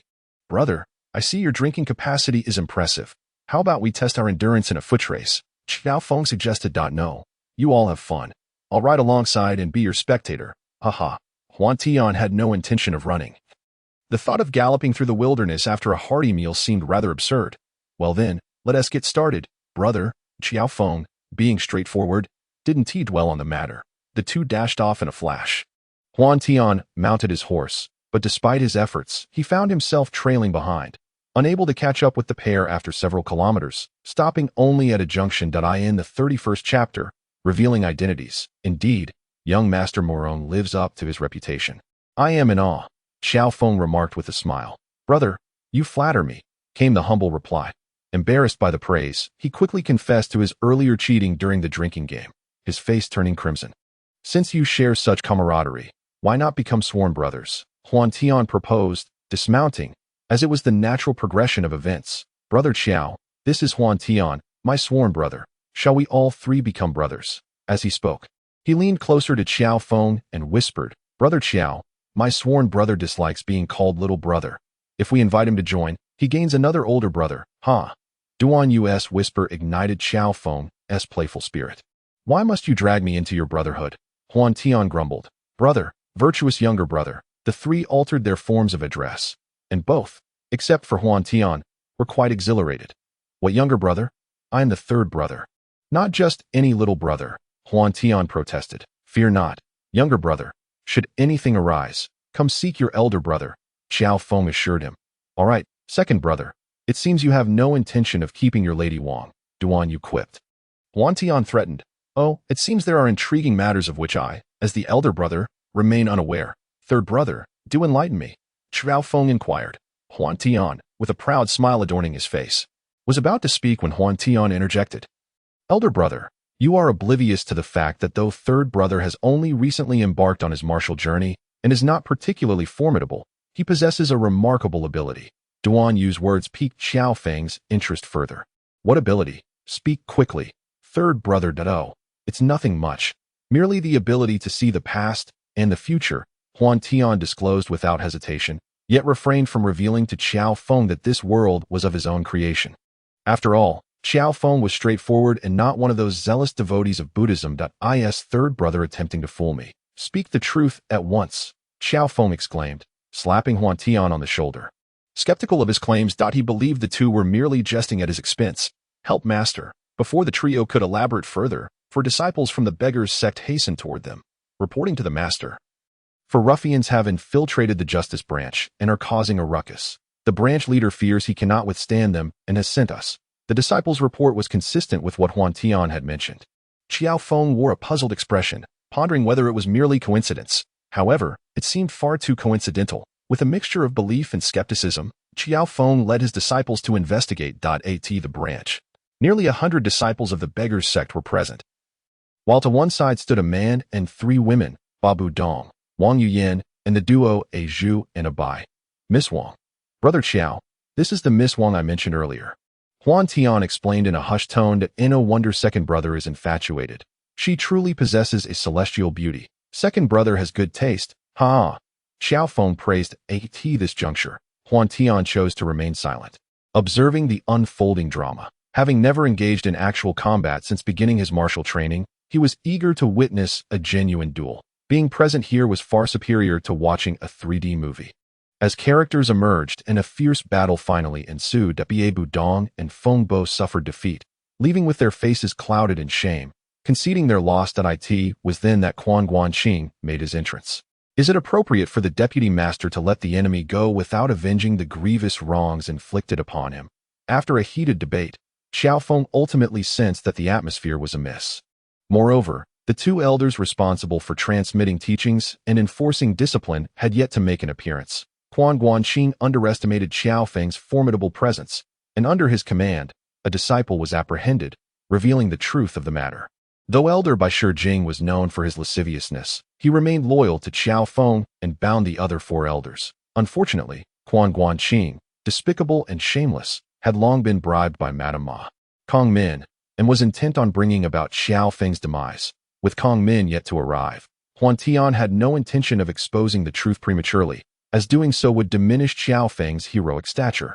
However, the matter of the injuries was secondary. Elder Wu Changfeng, filled with remorse, sought to take his own life, but was stopped by Xiao Feng, who seized the execution knife and plunged it into his own body. As Xiao Feng considered employing the same method to save the other elders, Huantian interjected, "Wait a moment, I have something to say. Third brother, this is a matter pertaining to our sect. It is inappropriate for you to interfere." Xiao Feng interposed, "Well, elder brother, please hold on. The main party has yet to arrive. Once Elder Su and Madame Ma, Kong Min, come, I shall inform you." Huantian's words left Xiao Feng and the gathered crowd utterly bewildered. How could this young man possibly know that Madame Ma and Elder Su would arrive? It must be a ruse. Miss Wang, allow me to introduce my sworn brother. My brother possesses the extraordinary ability of foresight. He is truly remarkable. While Wang Yuyan remained silent, her companion, Abai, was not so restrained. Nonsense. Who can truly foresee the future? It's mere bragging. Chapter 31. The Unveiling of Identities. Humph. Let us see. Abai held firm in her disbelief, thinking to herself that soon he would be the one to embarrass himself. An urgent military dispatch arrived. Before Xiao Feng could even unfold it, a mighty shout echoed from afar. Halt! It was Elder Su. He had indeed come. The disciples, having overheard Huantian's proclamation, were filled with curiosity regarding how he had come by such knowledge. Elder Su's arrival was undeniable, and Abai remained skeptical, convinced that Xiao Feng's brother had foreseen this event. Xiao Feng handed the note to Elder Su, his eyes brimming with confusion. Shortly thereafter, Kong Min was summoned by Elder Su, preparing to disclose Xiao Feng's true lineage. With the arrival of Zhiguang, Tengong, and others, Xiao Feng's identity loomed large, yet he sought to explain himself, only to be halted by Huantian. "Brother Qiao, Elder Su, you are both individuals of authority. This occasion is fortuitous, and I should refrain from speaking out of turn. However, I find myself burdened with thoughts that yearn for expression. I am uncertain if I should voice them." Huantian stated with a bow, "You are my sworn brother. Thus, you are hardly a stranger," Xiao Feng replied. "Our beggar's sect has always upheld justice and righteousness. Feel free to speak your mind." Elder Su cast a displeased glance at Huantian, yet in the presence of so many within and outside the sect, he had no choice but to concede. "Very well, since that is the case, I shall speak. Brother Qiao, Quan Guqing, Madame Ma, and these esteemed elders, what they have stated is indeed true," Huantian declared. "You." Xiao Feng's pupils widened in astonishment. Clearly taken aback by his brother's unexpected assertion, the disciples below began to murmur amongst themselves. "Xiao Feng, even your sworn brother believes we are in the right. Do you still dare to deny it?" Quan Guqing interjected that moment. He even suspected that Huantian was merely a hired aide of Madame Ma. Xiao Feng was at a loss for how to refute this, gazing at Huantian as if striving to comprehend him anew. "Do not worry, brother. Your foremost task is to ensure my safety, for there may be those who seek to assassinate me. Now, do not be impatient. Allow me to elaborate, and all will become clear." Huantian paused before continuing. "This matter must begin with the assassination of Deputy Chief Ma. The perpetrator is among us. I shall not reveal their identity just yet. But first, let me tell you a tale. Once upon a time, there was a little girl who lived in poverty, so destitute that she could not afford new clothes for the new year. In contrast, the girl next door donned new garments for the celebration. Seizing the moment when the neighbors were away, the little girl stealthily entered their home and cut the new dress into tatters. Though the story seemed unrelated, Madame Ma's form quivered amidst the crowd. How wicked this little girl is! If she cannot possess it, then neither shall another. Indeed, the heart of this little girl is so malevolent. Yet what does this have to do with our situation? The crowd was filled with perplexity at that moment. Huantian continued, enough of this nonsense. Silence yourself. Madame Ma erupted in a fit of hysteria, exclaiming, "Ah, I comprehend now. This individual is none other than Madame Ma." With such clarity, Huantian elucidated the situation, prompting many to grasp the truth immediately, notably the astute Zhu. "Dear brother, please continue," urged Xiao Feng as he restrained Kong Min, still harboring a willingness to trust his third brother. "Thank you, elder brother." The girl had transformed into a figure of respect. However, the deputy leader remained just that, a deputy. Above him was the leader, though aged and somewhat honest, yet as the leader's health began to wane, the gang found itself in need of a new master at this juncture. A valiant hero emerged, and upon realizing her husband lacked the prospects of succeeding to leadership, coupled with her trust in the ambitious youth of the leader, the girl found herself smitten. She attempted on several occasions to seduce the new leader, yet he, a man of unwavering integrity and valor, remained impervious to her charms. Out of respect for the deputy leader, he chose not to disclose these trivial matters, even deliberately distancing himself from the girl. Feeling despondent, she harbored malicious thoughts and ultimately discovered a concealed letter buried beneath a box while tidying up the household. Seizing the opportunity in her husband's absence, she pried into the letter, but this time, her husband caught her in the act. The deputy leader, a man of rectitude, not only resisted her temptations but also chastised her, sowing the seeds of future calamity. "You speak nonsense. You speak nonsense," Kong Min bellowed at that moment. Upon witnessing Madame Ma's reaction, everyone had a dawning realization. Kong Min was soon overpowered and brought to the ground by the disciples of the beggar's sect. Meanwhile, Quan Guanxing felt a chill of despair. His sole hope lay in the fact that he had not yet been discovered in his dealings with Kong Min. Regrettably, Huantian's subsequent words were a stark contradiction to his desires. Bai Shijing lowered his head with a sigh, kneeling upon the ground. The actions of Elder Bai astonished all present. No one anticipated that this elder would be Bai Shijing himself. Elder Su, Xiao Feng. Both witnessed the kneeling figure, their hearts heavy with anguish. Due to the throngs of people below, none could discern from Huantian's gaze which leader it was. "You scoundrel! Which leader are you? Step forward." Even Elder Bai had met with misfortune, yet this leader remained concealed, inciting the ire of the beggar's sect members. Quan Guanxing felt despairing, yet clung to a faint hope of remaining undiscovered. The girl had only shared the bed with this leader thrice before agreeing to eliminate the newly appointed leader, simultaneously unveiling the secrets that the former leader and deputy had desperately concealed. "Leader Quan, how composed you are," Huantian mocked. The disciples accompanying Quan Guanxing recoiled, isolating him, with a sudden weakness in his legs. Quan Guanxing collapsed to the ground. "Spare me, spare me. It was that wretched woman who forced my hand. She compelled me. Ha! Yes, and what of it? If that coward Ma Deyuan had heeded my counsel sooner, he would not have met his demise. Xiao Feng, all of this is due to you. I devoted myself to you, yet you remained indifferent that I loathe you for your disgrace. I shall bring you down." Ha! Kong Min raved. "Elder Bai, you." Xiao Feng interjected. "Leader, brother Xiao, I Bai Shijing apologize. Please, in my life," Bai Shijing uttered, his head bowed low. Bai Shijing, having engaged in the nefarious acts of stealing fragrance and clandestinely plotting against the deputy leader, is deserving of a death sentence by 9 cots, as proclaimed by an elder. "Elder Bai, your illustrious achievements in battle are commendable, and you have saved my life on numerous occasions. It is now your time to take your own life." Xiao Feng intervened to halt the execution. "Brother Xiao. I am sorry," he uttered, as he struck the top of his head with a palm, his body gradually succumbing to weakness. Chapter 32. Departure. No one anticipated the sudden emergence of Huantian, who not only possessed prophetic abilities but also knew the childhood secrets of Madame Ma with remarkable clarity, igniting curiosity among the onlookers. "Third brother, I never imagined your extraordinary powers were genuine. You have startled me. Indeed, it appears that some matters are not merely a result of ignorance, but rather a lack of experience. I have resolved to embark on a journey. Do you wish to accompany me?" Xiao Feng's spirits were low, his heritage shrouded in mystery, lamenting the 30 years of his life spent without knowledge of his biological parents. "Leader, Xiao leader, you cannot leave," pleaded the disciples and elders of the beggar's sect. Kneeling in despair, even Elder Su had to concede that he had been exposed, acknowledging that the harm inflicted upon leader Xiao Feng was irreparable. "Brothers, please rise." the possibility of me being a chitin is quite likely. And I can no longer serve as your leader. Elder Su, I entrust you with this dog-dispersing stick. Once a new leader is chosen, you may pass it on to him. Farewell. Xiao Feng grasped Huantian's hand, and together they mounted their horses and rode away. The disciples of the beggar's sect knelt upon the ground, moving forward in a futile attempt to retain Xiao Feng, their hearts heavy with sorrow.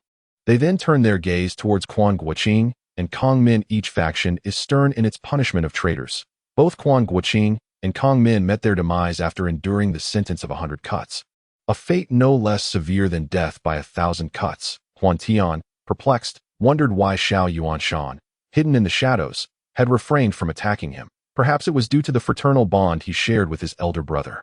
After pondering this for a moment, he chose to let it go. In the original narrative, upon discovering his identity, Xiao Feng had relentlessly pursued the so-called archvillain, with Huantian now by his side. Xiao Feng invited him to accompany him, and Huantian understood his intentions. After hunting a wild deer, the night gradually darkened. The campfire crackled and flickered with its flames. Elder brother, feel free to ask me anything you desire, Huantian said, somewhat exasperated. It truly pains me to witness this, he added. What does pain signify? Xiao Feng inquired. To experience discomfort. Haha, Huantian replied. Observing Huantian, Xiao Feng felt a sense of strangeness, yet he chose not to delve deeper. Dear brother, I have always believed myself to be Han Chinese, yet today I learned that I am, in fact, chitin. This revelation adds to my discomfort, Xiao Feng lamented. Huantian was at a loss for words. Astonished by how quickly Xiao Feng had adopted the term discomfort so adeptly, he felt guilty for leading such a heroic figure astray. Elder brother, you wish to ask me something. Please do so. I shall divulge all that I can. Huantian offered, tearing off a leg of deer meat and savoring a bite. The tender venison, paired with the coarse sauce, provided a unique flavor. I wish to know the identities of my parents and my enemies. Xiao Feng stated. Xiao Feng said, I can only tell you that my uncle is named Xiao Yuanshan, and he is still alive, closely following you. As for the rest, your father is aware. But whether my uncle is willing to acknowledge you depends on my elder brother. Huantian exclaimed. What? My father is nearby. Xiao Feng immediately stood up, gazing at the pitch-black forest where not a single shadow was visible, yet he was overwhelmed with emotion, tears streaming down his face. Father, do you not wish to come out and meet your son? Father, please, come out. Tell me, am I truly of the chitin? Come out. With each utterance, Xiao Feng infused his words with inner strength, causing the surrounding vegetation to topple in response to his powerful energy. You little brat, had I known, I should have slain you when you first appeared. Xiao Yuanshan emerged from behind a tree, shrouded in dark fabric. Had he not stepped forward, even the most skilled fighters would have found it difficult to discern him in the inky darkness. Father, upon witnessing Xiao Yuanshan remove his veil and recognize him, tears uncontrollably flowed from the corners of Xiao Feng's eyes. Greetings, uncle. Xiao Yuanshan, a man of decisive action and filled with resentment, regarded Huantian with caution. Father, this is my sworn brother. It is thanks to him that I am aware you have been near me all along. Xiao Feng hastily defended Huantian. Were it not for the bond of brotherhood, he would have long since met his end, Xiao Yuanshan retorted. Uncle, please do not be angered. My reason for informing my elder brother of your presence was to dissuade you from further acts of violence. Huantian clarified. Both Xiao Feng and Xiao Yuanshan turned their gaze towards Huantian, the latter particularly astonished. How could this young man possibly know of his recent intentions to eliminate those individuals? Uncle, those people must not be harmed. How did you come to know about the? Xiao Yuanshan exclaimed, for he and Murong Bo had spent years ensconced within the sacred halls of Shaolins. Over the passage of time, neither had been able to best the other, and it could be said that their martial prowess had reached the pinnacle of the martial world if someone had been surveilling them all these years without detection. What sort of terrifying individual could that be? Uncle, do you know why that old monk constantly muddles the scriptures? Is it truly due to age? Huantian retorted. This, Xiao Yuanshan found himself at a loss. For if what Huantian suggested were true, what then could be made of his own actions over the years? Uncle, please feel free to verify, but Brother Qiao cannot depart just yet, for his destined union is imminent. Surely, you wouldn't wish to witness him live a solitary life, would you? The living are what matter most, Huantian urged. Huantian, I have no such destined union. Do not speak in jest, Xiao Feng protested, his face flushing at Huantian's remarks before his father. Very well. I hope you do not deceive me. Fonger, do not involve yourself in the grievances of our previous generation. I shall take my leave. Xiao Yuanshan cautioned, then executed a light-footed maneuver, vanishing into the vast night. Brother, enough with the idle talk. We must make our way to Tianning Temple. Huantian pressed. Third brother, what purpose do we have at Tianning Temple? Xiao Feng inquired. To save someone. Chapter 33. To save a life. Huantian had indeed underestimated Xiao Yuanshan's obsession with familial vendettas as he led Xiao Feng towards Tianning Temple, having wasted half a day's time. Zhu and Bai had already been taken to Tianning Temple by the Xixia, thus eliminating the pretense of Xiao Feng and Murong Fu. Nevertheless, with the genuine Xiao Feng present, it sufficed. There was no need to involve that scoundrel Murong Fu, whose reputation left much to be desired in Huantian's eyes. Who are you? At the entrance of Tianning Temple, a cohort of Xixiao warriors from the Yipentang halted their advance. Quickly report, announced that the former leader of the beggars sect, Xiao Feng, has arrived. Huantian boldly stepped forward, regarding these ordinary warriors with little regard. Xiao Feng. It is indeed Xiao Feng. Yes, I shall inform my general at once. The mere mention of Xiao Feng's name caused the warriors at the gate to stagger back in trepidation, and soon enough, Huantian and Xiao Feng were escorted inside. It is said that in the north, there is Xiao Feng, and in the south, there is Murong. I wonder, among you two, who is Xiao Feng? A rough-hewn general sat in a high-backed chair, gazing down upon them. I am Xiao Feng. And you are? Xiao Feng stepped forward. This is my family's General Helian Taishu, one of the warriors interjected, clearly displeased with Xiao Feng's demeanor. I have heard much of the heroics of the beggars sect leader. Your reputation precedes you. May I inquire, who is this beside you? Helian Taishu chuckled lightly, unfazed, for Xiao Feng's past deeds matched the tales he had heard. I, Xiao Feng, am but a simple man, unversed in the intricacies of courtly etiquette. This individual beside me is my sworn brother, Huantian. Being new to the martial realm, he is even less familiar with such matters. I have heard that the general has apprehended my disciple, Xiao Feng, and I seek a favor from you to spare my fellow sect members, Xiao Feng stated, his words lacking any hint of supplication. The matter of releasing individuals is quite common, yet I have long admired brother Xiao Feng. Today, it is a rare opportunity to encounter him. I wonder if the esteemed Xiao Bangzhu might demonstrate a skill or two, Helian Taishu remarked. I, the Nanhai crocodile god, Yu Laosan, have come to witness your remarkable prowess. Xiao Feng. With that, Yu Laosan leaped from the back row, immediately launching an attack without further ado. Upon the appearance of the four great villains, Huantian was momentarily astonished, yet he quickly grasped the situation. In the narrative, it seemed that the four great villains had only arrived at Tianning Temple after the person had been rescued. Given the time that had elapsed, it was not surprising to find someone here. Yu Laosan, how dare you lay hands on your master uncle? Are you aspiring to be the offspring of a turtle, a wretched creature? Huantian jested. I, Yin Zhanghe, have come to seek your guidance. That a lean figure wielding iron claws was about to step forward, but was halted by a cane. The two soon became entangled in combat. Humph, young man, now that you are alone, let us see who can save you. Though Yun Zhanghe could not engage with Xiao Feng, he relished the opportunity to target the seemingly vulnerable Huantian, intent on claiming the credit. Observing this, Helian Taishu also revealed a smile. Alas, some seemingly soft fruits are not truly so. Yun Zhanghe's body stiffened, and he began to convulse. Yi Ernyang, alarmed, rushed forward to rescue him, only to find her own body similarly ensnared. The transformation technique. Even these two notorious villains, however dim-witted, recognized this supreme martial art, and despair flooded their hearts. This is not merely the transformation technique. My skill is known as the Biming Divine Skill, and the transformation technique is but a fragment of it, Huantian elucidated, while simultaneously feeling discomfort as the combined internal energy surged upon him. He was currently insufficiently powerful to withstand such an overwhelming force. Everyone attacked together, seeing his side at a disadvantage. Helian Taishu hastily issued the command. This, Helian Taishu's teeth ground audibly. Very well. Indeed, Xiao Bangzhu is a hero of remarkable caliber, since you have fulfilled my wish.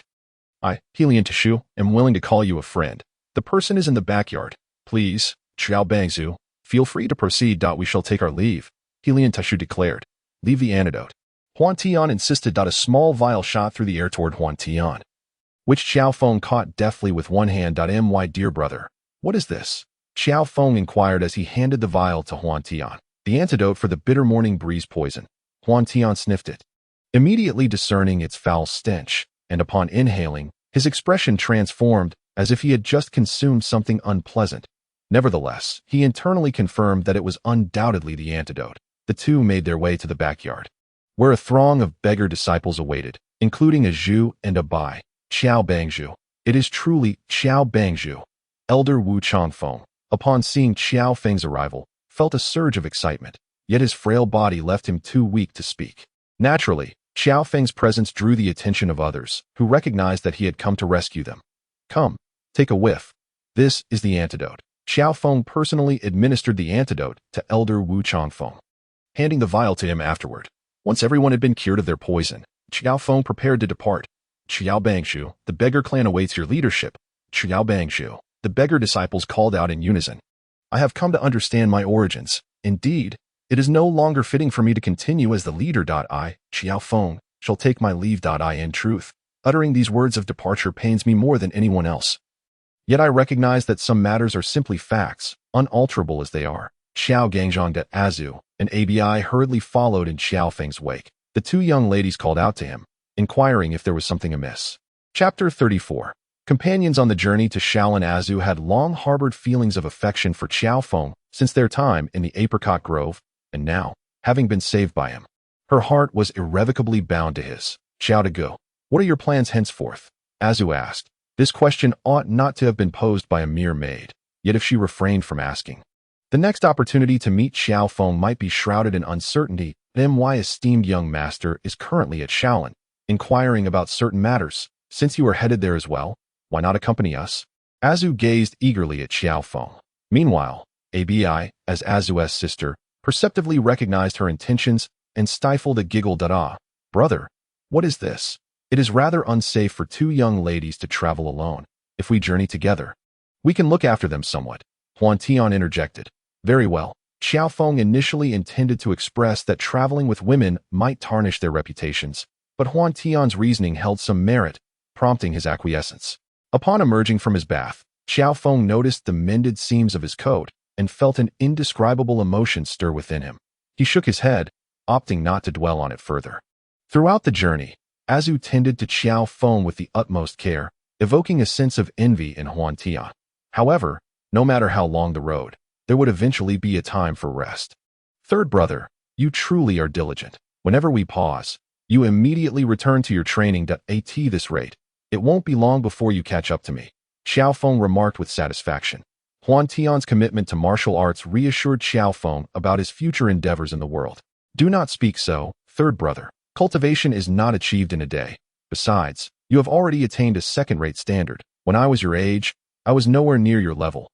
Xiao Feng replied, at the foot of the mountain.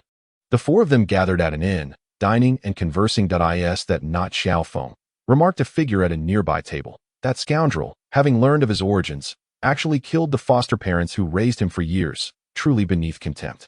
Lower your voice, Xiao Feng. No, Xiao Feng.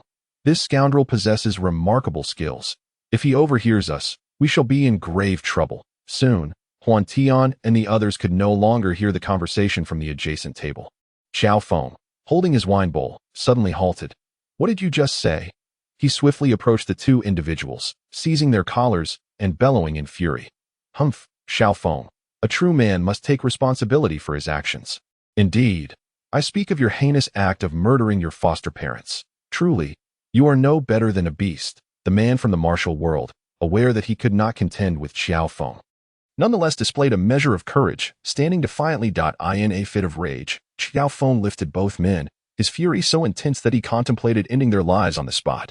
Yet, as his inner Huantian cast aside a piece of broken silver and hurriedly pursued the two girls, trouble seemed to loom once more. Despite his prior alterations to the narrative, the Qiao family, Qiao Sanhui and his wife, still met their tragic fate, and their assailant was someone Huantian could easily surmise.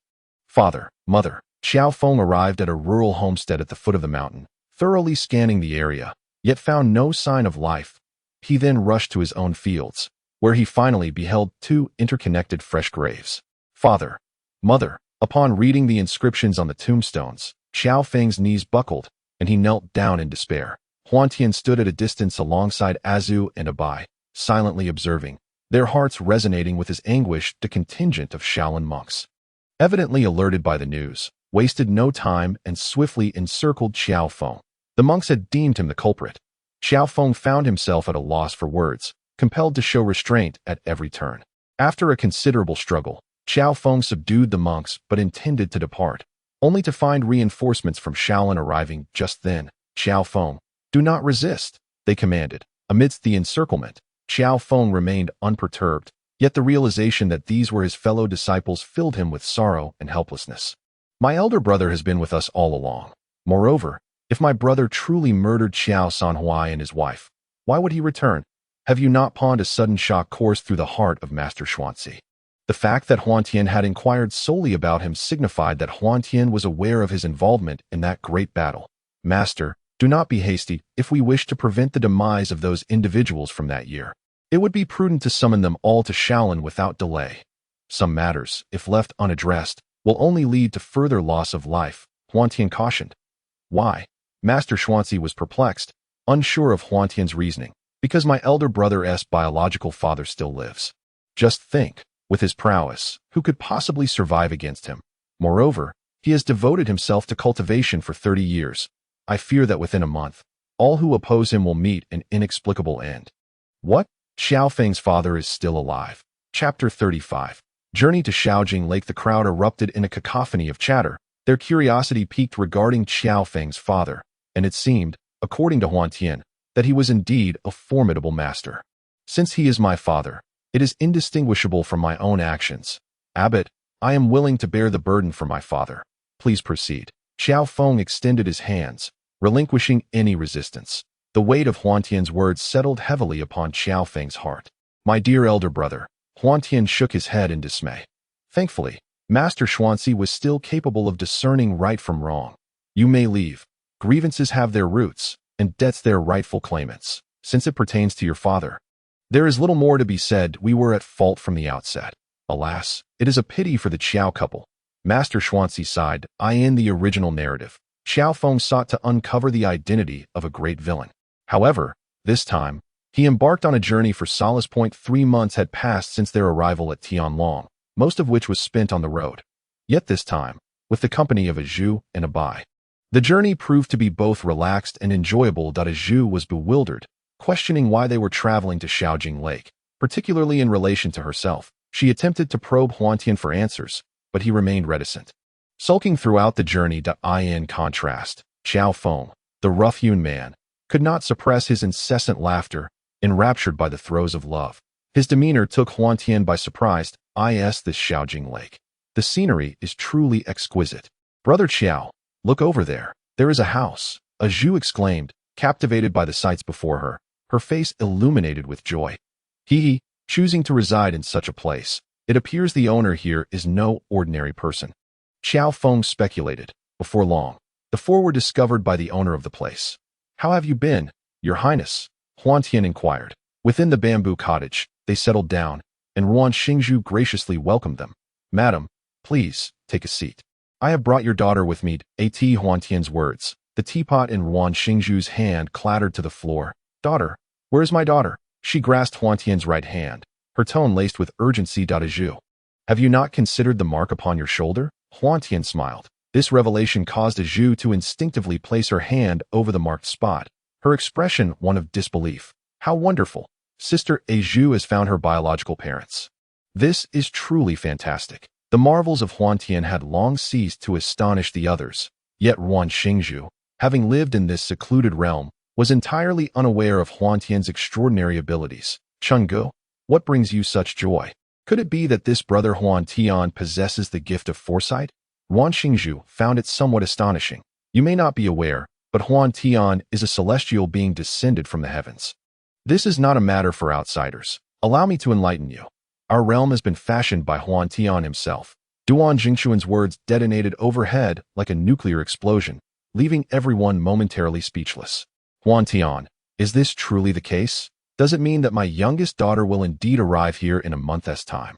Although Ruan Xingzhu struggled to believe it, she could not suppress her curiosity. Do not fret, for this is the will of the heavens. In 1 month, a mischievous little girl clad in purple will grace this place. She is adept with poisons and hidden weapons, so do take care. Huantian offered a gentle warning that Aju had not anticipated that, in addition to finding her parents, she would soon discover she had a sister, and the prospect filled her heart with anticipation. Huantian, Xiaofeng hesitated, his words caught in his throat. Brother, what troubles you? Brother, we are kin. I shall never refuse if it is within my power. Huantian replied. Good.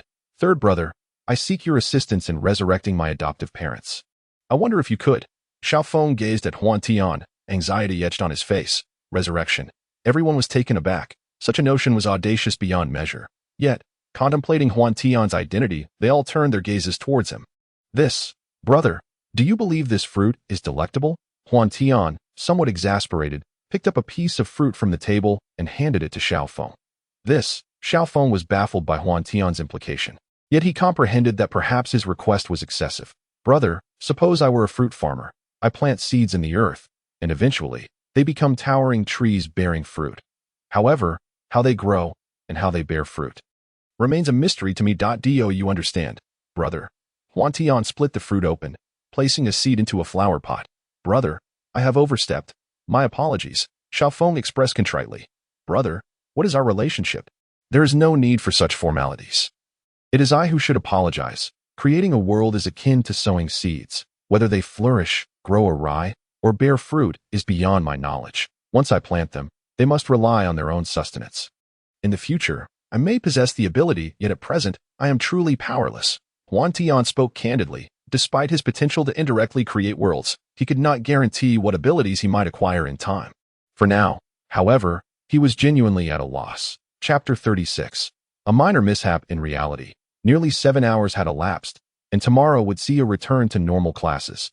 Dawn had already broken on this final day. He resolved to spend quality time with Bing Bing. Huantian opened his newly purchased phone, intending to invite Bing Bing for a stroll, only to discover a multitude of unread messages. Upon inspection, he found they were all from Bing Bing. Have you slept? What are you doing? For those in the throes of romance, there is little that cannot be resolved with a movie, while watching films is secondary. It is the tranquil moments shared in solitude that truly allow a couple to savor their world together. Joyful moments always seem to pass in the blink of an eye. Before long, a day has slipped away, and students have resumed their regular academic lives. Among the trio of friends, only Huantian and Hanbin remain. After 3 incidents, Zhou Wenhao and that girl unexpectedly sparked a connection. As for Hanbin, someone has entrusted me with a letter for you. While strolling, an unfamiliar girl approached and handed a letter to Hanbin, then promptly walked away. The two huddled together and opened the letter. Wow, a love letter! Hanbin, you're incredible. When did this happen?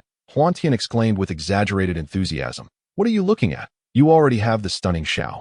Why are you interested in my love letter? Scram. Hanbin retorted, turning away while chuckling to himself.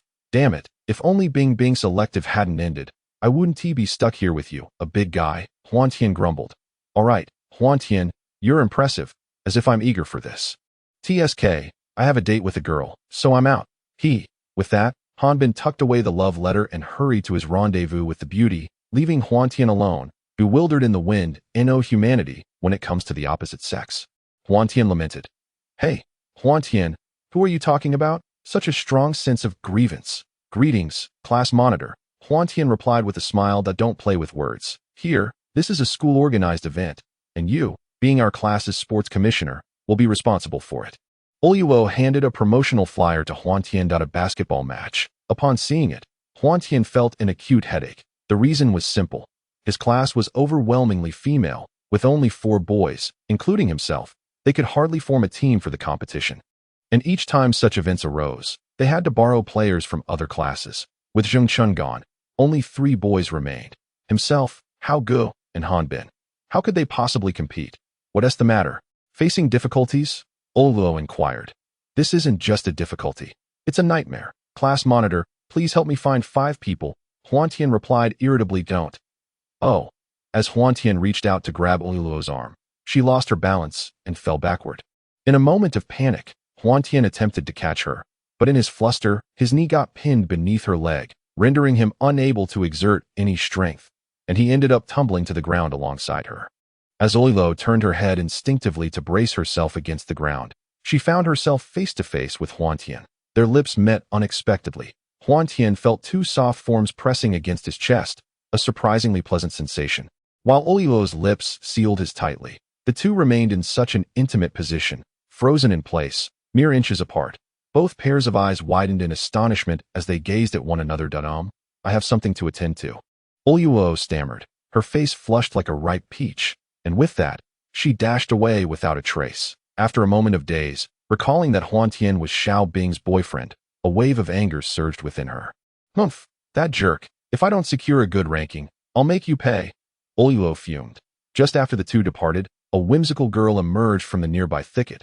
Wow, what a delightful discovery. I must share this intriguing news with my sister Bingbing.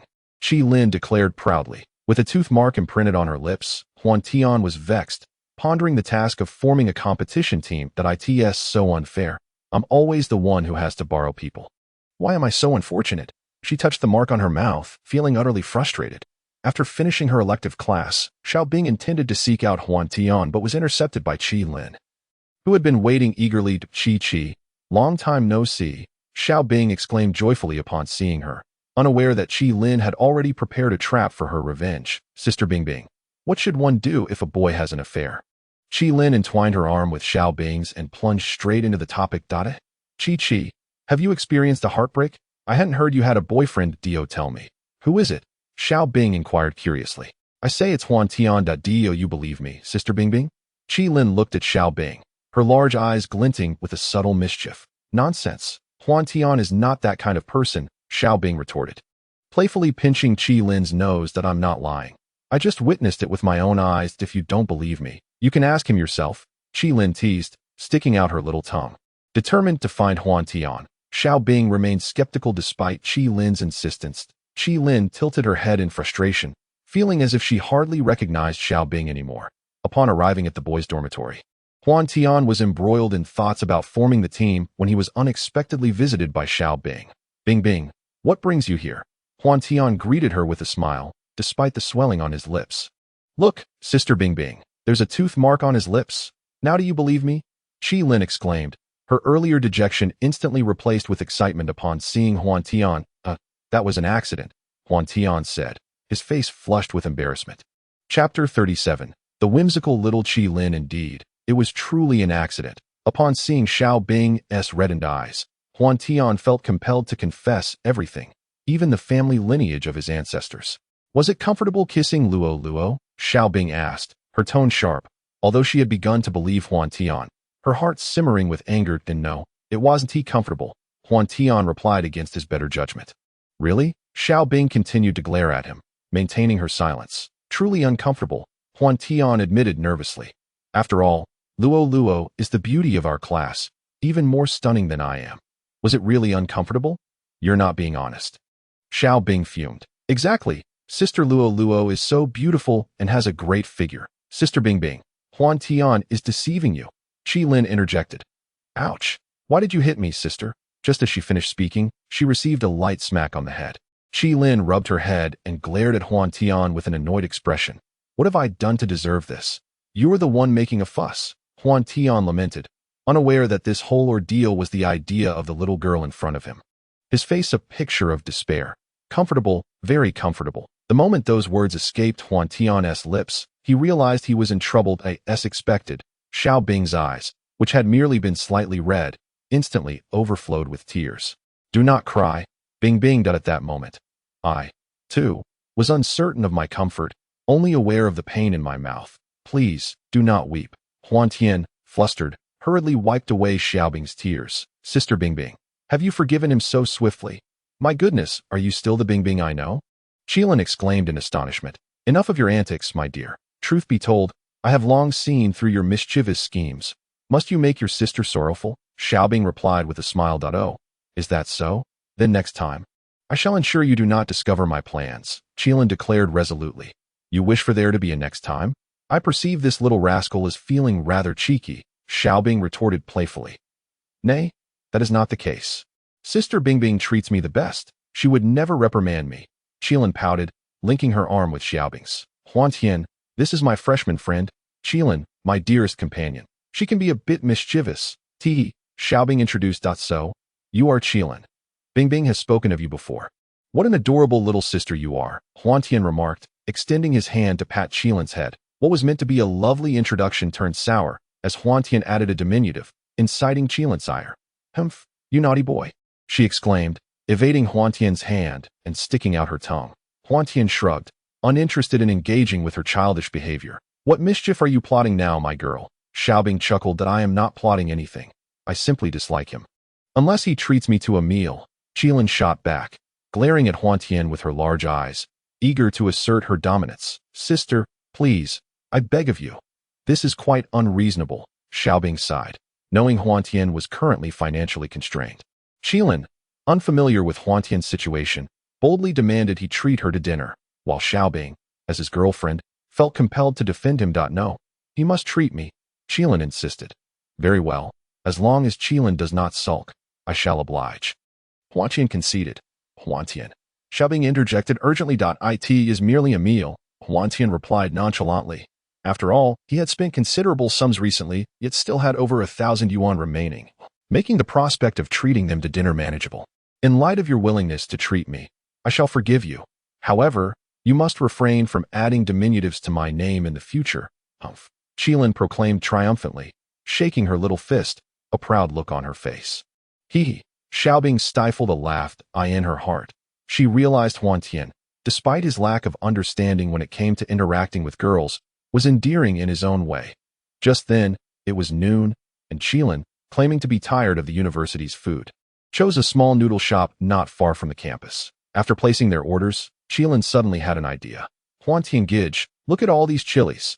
How about we have a spicy eating contest? Since I am a girl and smaller than you, I will add 1 spoonful, while you must add 2 to make it fair, Qilin proposed. All right, Huantian feigned hesitation, amused to discover that she had been waiting for this moment.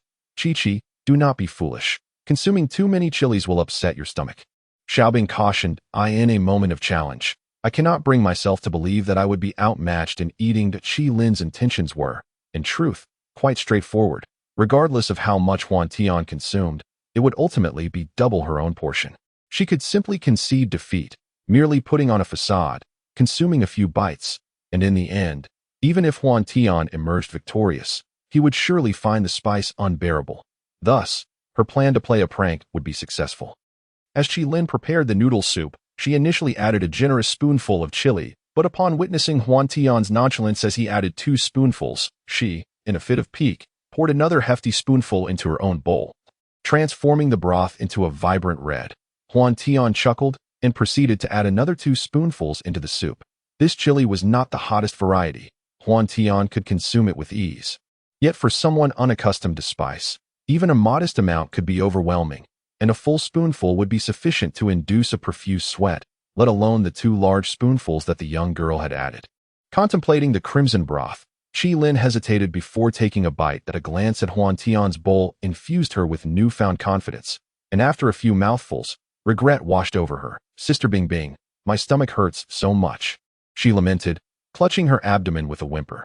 Now you realize your folly, don't you? Xiaobing retorted with an air of exasperation. She then turned her attention to Huantian. How old are you? Why must you compete with Chi-Chi?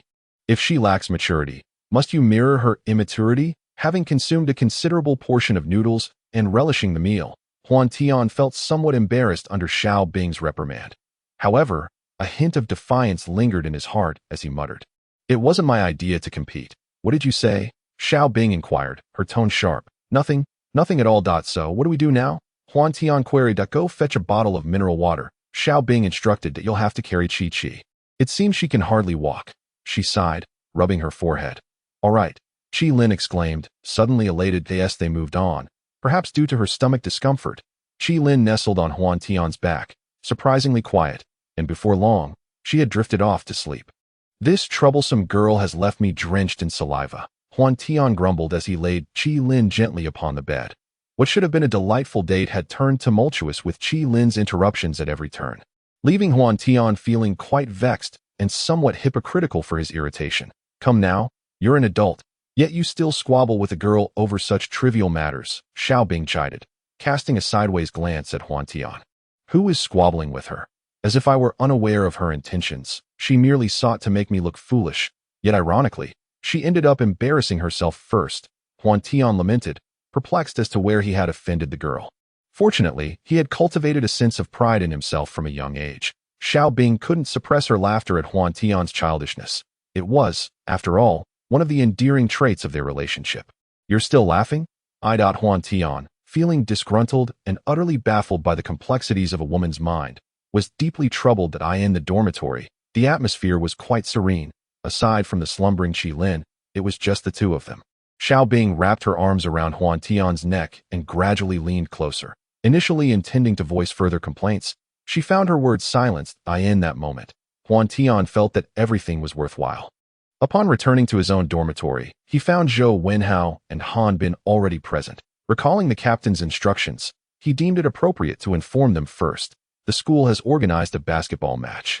"Will you participate?" Huantian produced the notice of the match that had been tucked beneath the mat and tossed it to the two. A basketball match? Goodness, it feels like a roundabout form of torment. "Can't the school organize some other activities?" Han Bin remarked. Speaking of the basketball match, it has always been a source of distress for Huantian's class, primarily due to a lack of players. Initially, they had to forfeit twice due to insufficient manpower. And later, after being ridiculed by other classes, Huantian and his companions, unwilling to endure the insult, managed to gather a few people and played a match, only to suffer a humiliating defeat with a score of 0-46. Huantian, as usual, suggested forfeiting. He had no desire to face humiliation once more. Zhou Wenhao quickly shook his head. "Indeed, there are no players, and lacking skill. What can we achieve?" Han Bin replied in exasperation. The two had no enthusiasm for such a team competition. "Please, if you do not participate, I am finished," Huantian implored with a smile. This task had been entrusted to him by Luoluo herself. Having taken advantage of her, he truly did not know how to face her if he were to botch this match as well.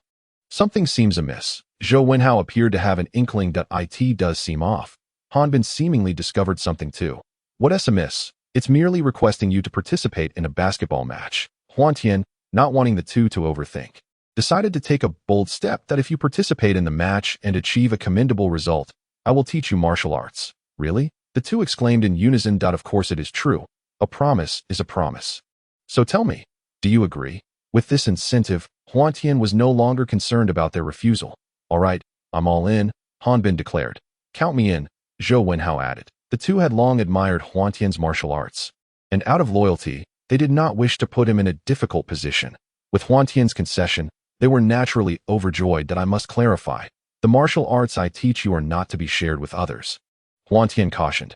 "Understood. No problem," they replied eagerly. After spending some time, Huantian had the two memorize the essence of the Lingbo Weibu technique, which essentially involved the principles of exerting force.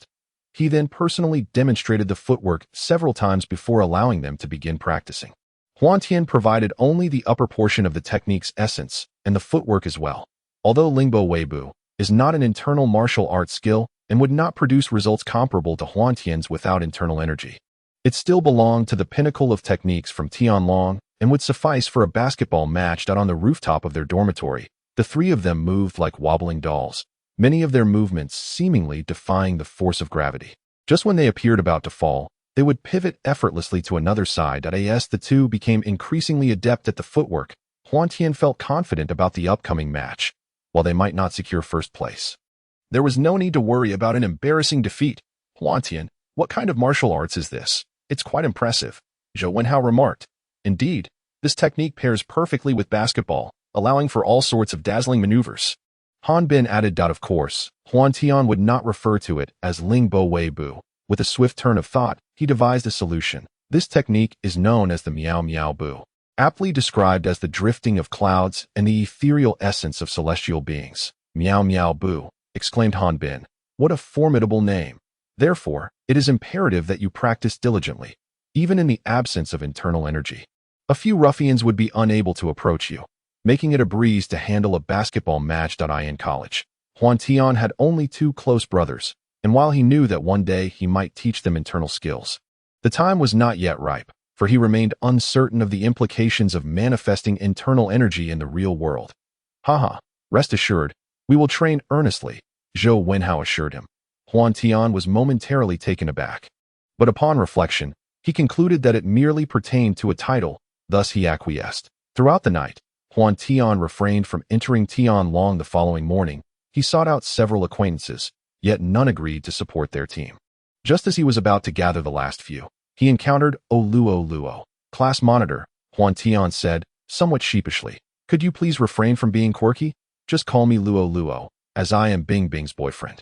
By the way, have you finalized the participants for the match? For some reason, Luo felt her face grow warm, hastily shifting the subject down. Huantian stammered. Instantly, Luo discerned the answer from his reaction. Huantian, the preliminaries commence this afternoon. If you botch the match, you shall be in serious trouble. Strangely, Luo did not express anger, as if discussing a matter of little consequence. I'll go find them now, Huantian exclaimed as he dashed away. Observing Huantian's hasty retreat, a slight smile crept onto Luo's lips. Unconsciously, she bit her lip, still bruised from yesterday's collision. Have I frightened you so? She thought, feeling a twinge of frustration without fully understanding why. Huantian, having bared his face to the world, spent several hours in vain, failing to recruit a single ally. Huantian, have you found anyone? Zhou Wenhao and Han Bin immediately surrounded him upon his arrival.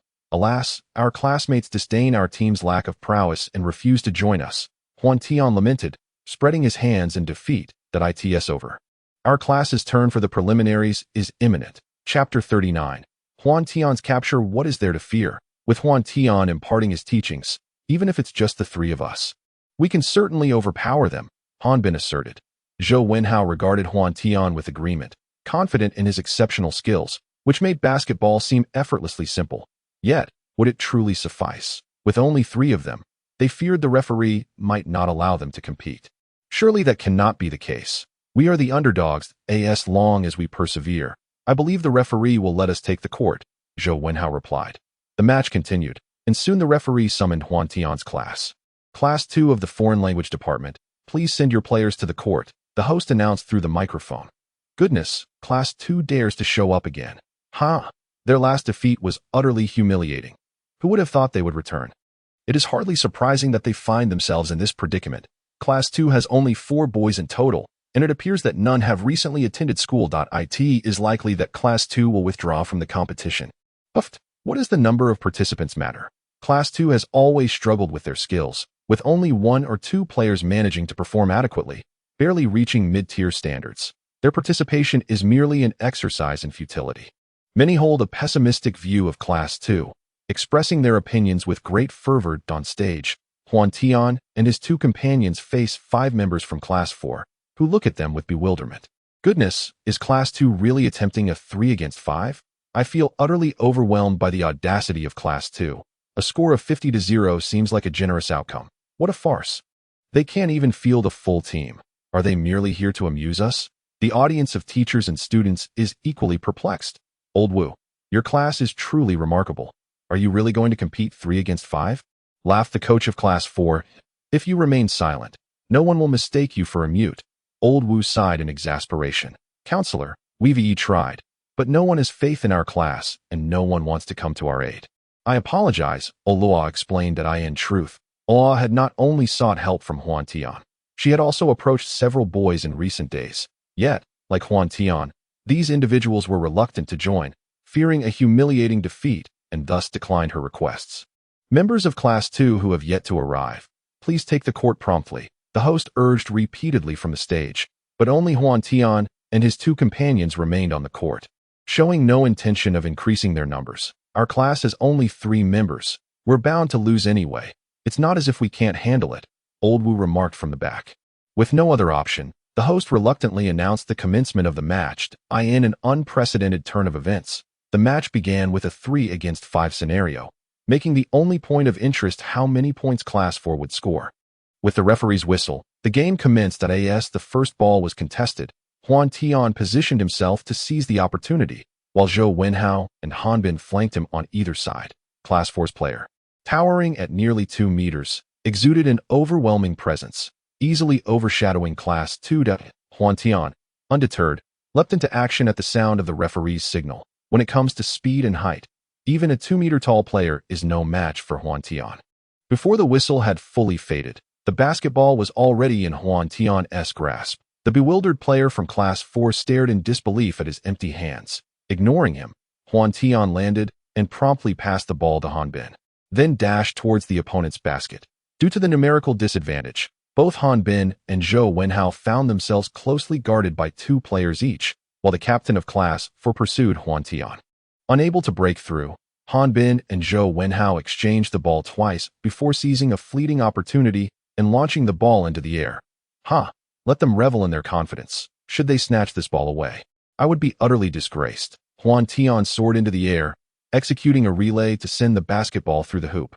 Wow! The few students from Class 2, who had little faith in the match and thus had not shown up in great numbers, erupted into a chorus of cheers upon witnessing this spectacle. The losing side prepared to inbound the ball. Class 4, having conceded the first 2 points, was rife with indignation. But wasn't it supposed to be 0-in? How had the opposing team managed to score first? Huantian, wishing to avoid drawing undue attention in public, maintained his physical prowess, speed, and reflexes at a level marginally superior to that of an average individual. Should Huantian unleash his full potential, even his teammates Zhou Wenhao and Hanbin would likely find themselves overshadowed. The captain of Class 4 dribbled the ball, crossing his own 3-point line and advancing toward the midfield. When Huantian swiftly maneuvered into his path, the captain, he possessed a certain degree of strength, prompting a thought in his mind. What does it matter how high you can jump? When faced with me, it's merely child's play. The Class 4 captain executed a flashy feint, darting past Huantian's side. Gotcha, I'll outsmart you. Wait, where's the ball? The captain was taken aback, having surged forward too quickly. He maintained his forward posture, heading toward Class 2's basket, yet his hands were empty. In that moment, Huantian seized the basketball and made his way directly to the Class 4 backboard, launching the ball with precision. To the dismay of Class 4 players, who were still preparing to dash to the other side, Huantian had already stormed down to his own basket. What sort of maneuver was this? The ball bounced off the rim twice, but failed to go in. Quick, grab it! The players from Class 4 were startled as they witnessed the ball rebound twice before falling to the ground. Those nearby rushed to seize the rebound. Huantian, feeling incensed, thought, is it really necessary to be so disrespectful just because I didn't use my full strength? With anger surging, he leaped up, securing the basketball with both hands. With a resounding thud, he executed a magnificent slam dunk, the ball thudding onto the ground with a loud echo. The arena fell into a hushed silence, only to erupt moments later into a thunderous applause. Wow, what a dunk! Incredible! The match continued, with Huantian's team triumphing with an overwhelming score of 49-4. The few points scored by Class 4 were largely due to their limited numbers, as they managed to catch their opponents off guard with 2 exceptional long-distance passes. Huantian could have intercepted those passes, but doing so would have drawn too much attention, so he opted to let his adversaries have their moment. Instructor Lao Wu looked on with pride at the instructor of Class 4. For the first time in history, Class 2 had finally found its voice. There was no need to mention Xiaobing, whose gaze toward Huantian was filled with adoration. Qi Lin, standing nearby, sparkled with admiration. This rascal, murmured Oluluo, her feelings toward Huantian complex. After the match, Huantian and his teammates were met with cheers from the girls in their class, reveling in the limelight, while Zhou Wenhao and Hanbin were particularly elated.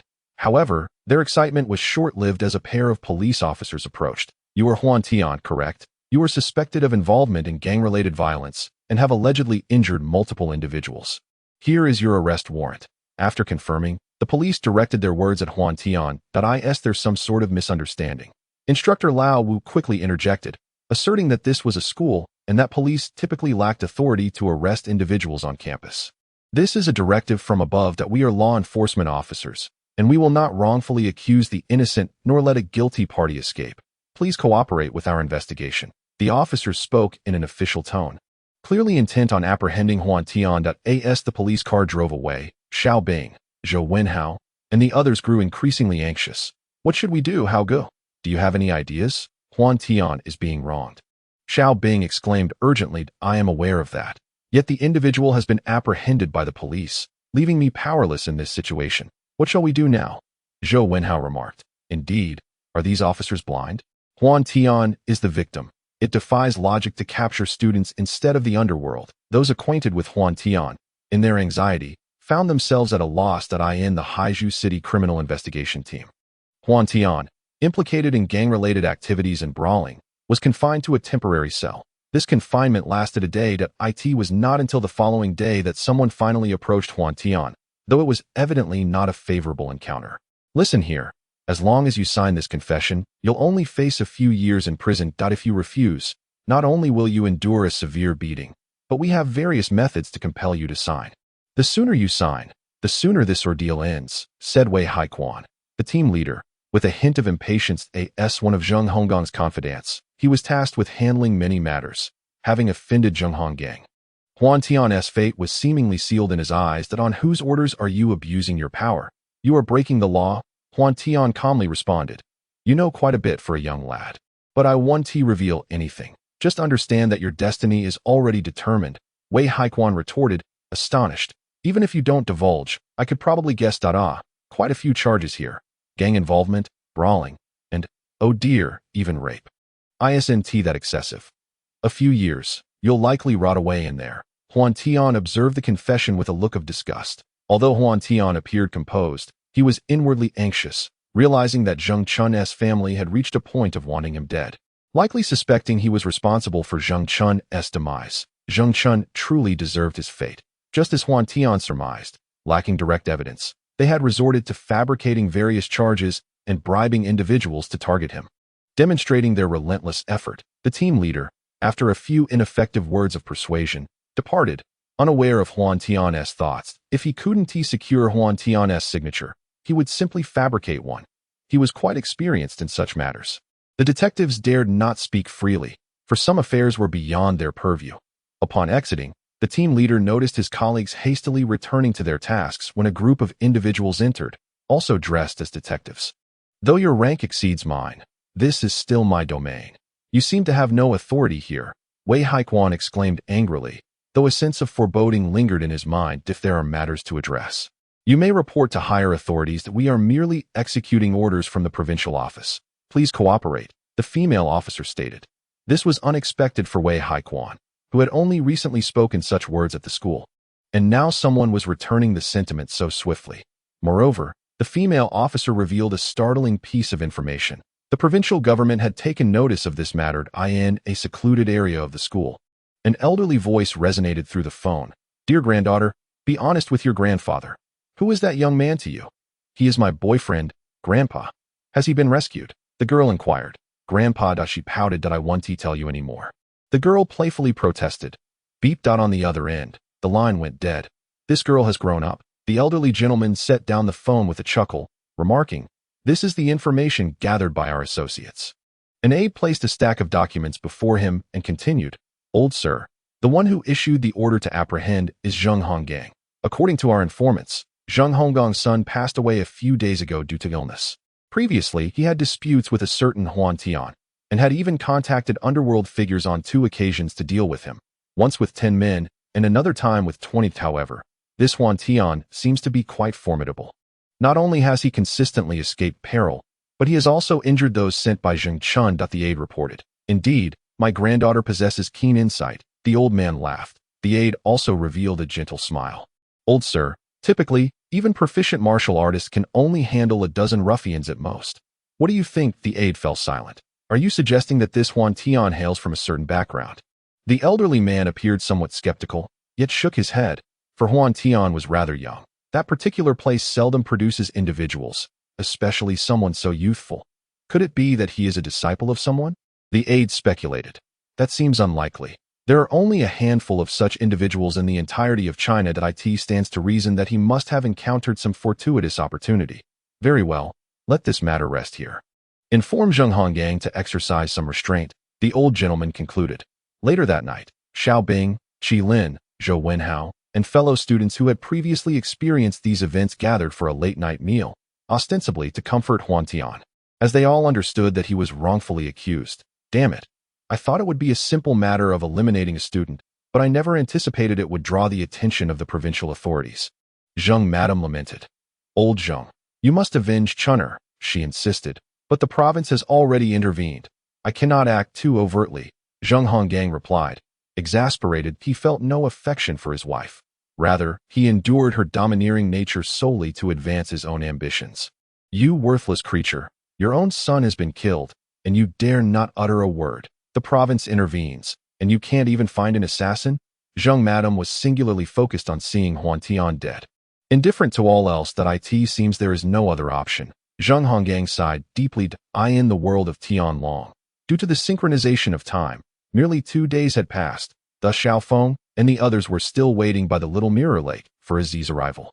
Oh, third brother, Xiaofeng exclaimed, delighted. The sudden appearance of Huantian had earned everyone's respect, and they were beginning to believe that the world of Tianlong was indeed crafted by him.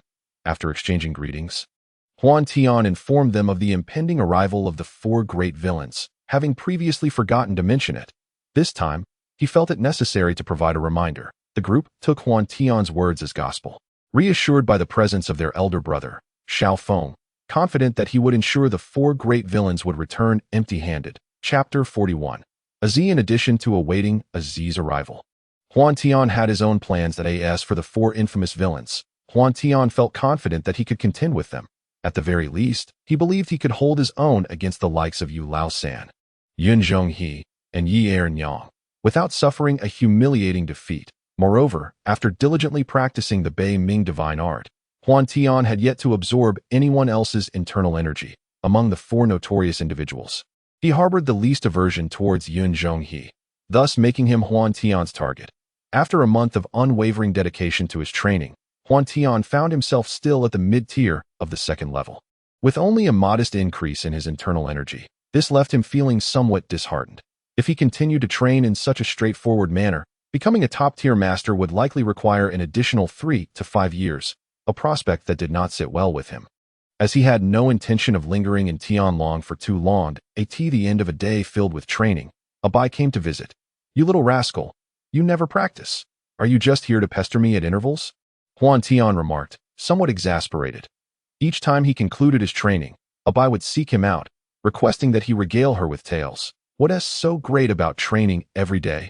It doesn't yield delicious food, or even a flower. It's dreadfully dull. I refuse to do it. Huantian, what story will you share with us today? Abai's cheeks flushed slightly as she quickly lowered her head, yet her playful spirit prompted her to retort softly. Your sister, Azhu, hasn't arrived yet, so you might as well save the story for her, Huantian suggested, glancing towards the door, where their companions were still absent. Just then, a commotion erupted outside, prompting Huantian and Abai to rush out. Aziz. Wan Xingzhu's eyes glistened with tears of joy as she gazed upon Aziz. Huantian, sensing the family dynamics at play, chose not to intervene and instead approached Chu Wanli, carefully placing him in the water. How did you know the remedy? Aziz exclaimed in astonishment, realizing that the group she had provoked was far from ordinary.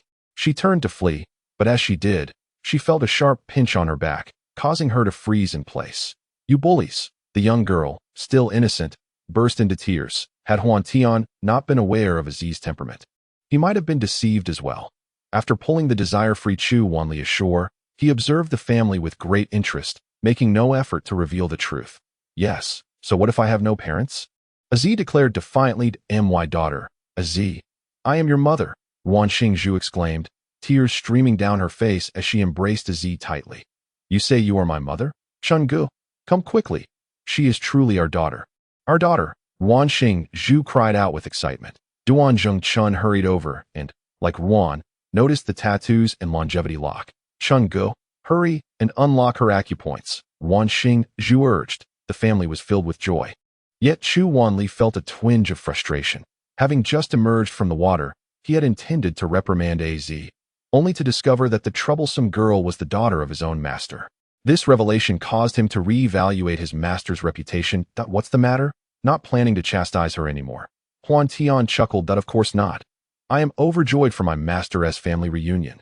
Chu Wanli found joy in the situation. In response, Huantian merely scoffed. This girl, as long as she did not provoke him, would be fine, but should she cross him, he would not hesitate to teach her a lesson. It was precisely because of Huantian that Chu Wanli had managed to escape from the fishing net, which only fueled her irritation. Huantian had not anticipated that while he was hoping she would not stir up trouble, trouble would indeed find him. Who are you?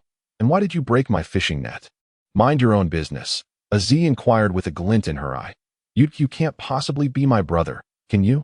Aziz remarked. My lord, I shall refrain from further involvement. It was merely a misunderstanding. Chu Wanli quickly gestured dismissively that Z remained adamant in not admitting fault, and Huantian had no intention of yielding either, rendering the atmosphere rather awkward.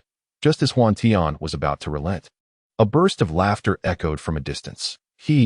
What a coincidence! You are all here. The newcomer was Yun Zhanghe, whom Huantian had been waiting for. Upon seeing him, a smile crept onto Huantian's face.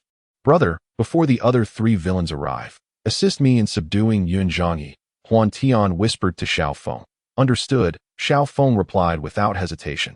How could Yun Zhanghe's hiding place escape his notice? He swiftly closed the distance, and with just 2 moves, he tossed Yun Zhanghe before Huantian. Humph!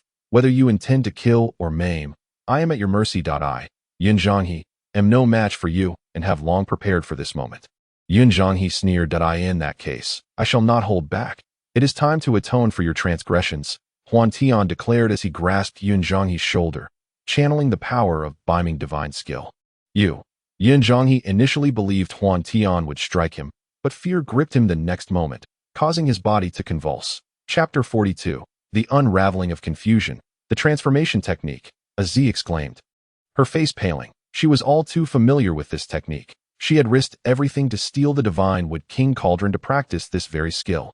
Yet, the Huantian before her not only mastered it, but seemed to have reached a certain level of proficiency. Gazing at Huantian, she felt a hint of trepidation. What do people in the martial world fear? Fear of death. Of course, death is daunting, but once one enters the martial realm, they are generally prepared for it. However, losing one's martial prowess is a fate no one dares to confront. Losing the skills honed over many years is far more terrifying than death itself. This moment, Yun Zhanghe epitomized this fear. Huantian practicing such a sinister technique cannot be good, Wan Xingzhu remarked with concern. Aunt, you are mistaken. I have heard third brother mention that this is not the transformation technique, but rather the Biming divine skill, which is fundamentally different, Xiao Feng explained, alleviating some of Wan Xingzhu's worries, though she still harbored doubts. Biming divine skill. Isn't that essentially the transformation technique? Aziz's heart brimmed with questions. She only knew of the existence of the transformation technique, having yet to practice it herself.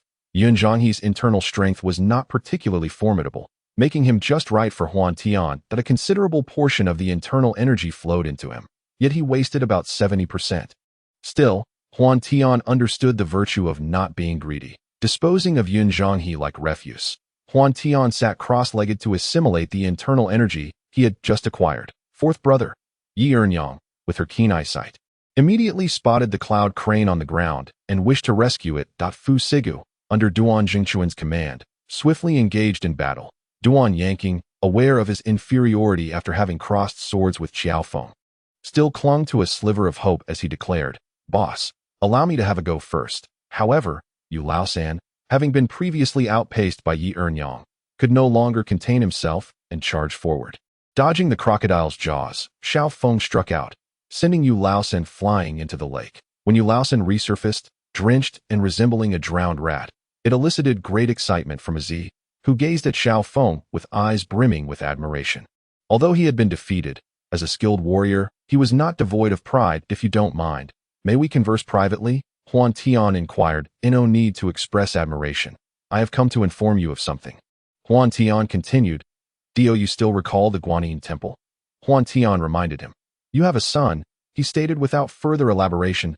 If I were you, I would refrain from disturbing their lives, Huantian advised. After a series of inquiries, 2 weeks later, Huantian finally encountered the renowned Jinlong chess game and the deaf-mute elder, Su Xinghe, at a designated location. Little brother, do you wish to attempt the Jinlong chess game? Su Xinghe asked peculiarly, yet nodded upon observing Huantian's handsome visage. Huantian was competent at Go, albeit not exceptionally skilled, merely a novice. However, methods to decipher the Jinlong chess game had long been circulated online, and Huantian was well prepared to acquire Weyazi's abilities. I humbly request your guidance, Mr. Su, Huantian remarked courteously. As Huantian had anticipated, he strategically placed his pieces, employing various tactics, and gradually revitalized his position, leaving Su Xinghe astounded. In reality, self-destructive moves had been prohibited, yet in the world of Tianlong Babu, such restrictions did not apply. Furthermore, Huantian possessed a unique advantage, making victory nearly inevitable.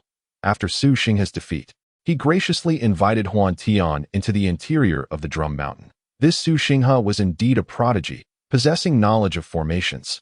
Huantian was directly pushed into a stone wall by Su Xinghe. Astonishingly, he walked right through it, leaving Huantian greatly intrigued. The interior space was modest, comprising a few stone chambers and a small crevice through which sunlight streamed, illuminating the interconnected stone rooms, a rather decent refuge. Upon entering, Huantian beheld Huizi suspended in midair by ropes. Chapter 43. Advancing to a first-class warrior, are you Huantian? Huizi inquired. The design of the stone chamber was unique. Sounds from the outside could be heard within. Yet the converse was not true.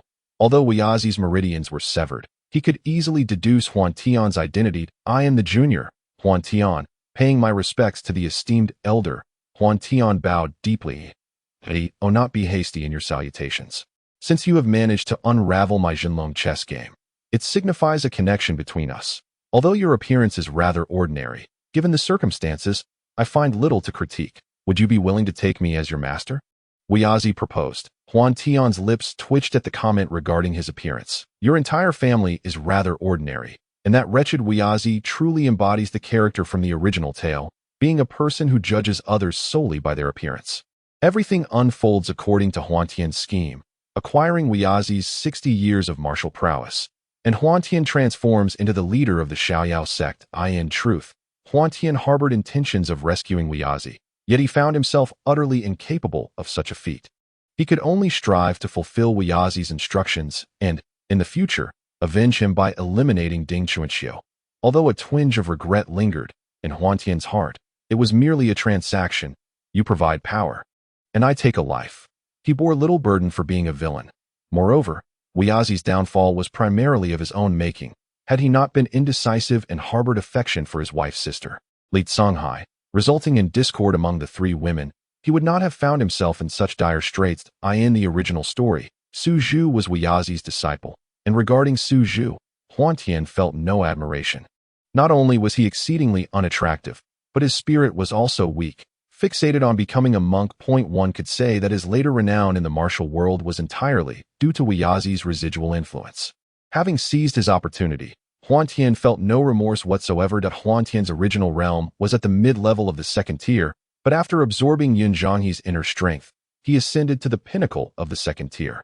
This time, after receiving Huizi's enlightenment, his internal power surged to 70 years, placing him among the upper echelon of first-rate experts. However, in a true comparison, Huantian would still find himself at a disadvantage. After all, first-rate masters have honed their skills over many years, their internal energy flowing effortlessly, and their techniques executed with utter grace. In a contest with such masters, he would surely be defeated within 10 moves.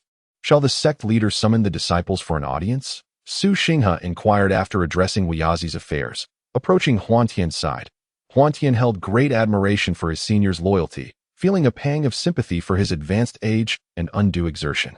Senior, there is no need for such formality. How about this? Since the disciples of the Xiaoyao sect are scattered throughout the world, send out word for them to gather at the Lingzhou Palace in Tianshan. Understood, sect leader, Su Xinghe replied with a bow. After agreeing to meet at Lingzhou Palace, Huantian set off alone towards the destination.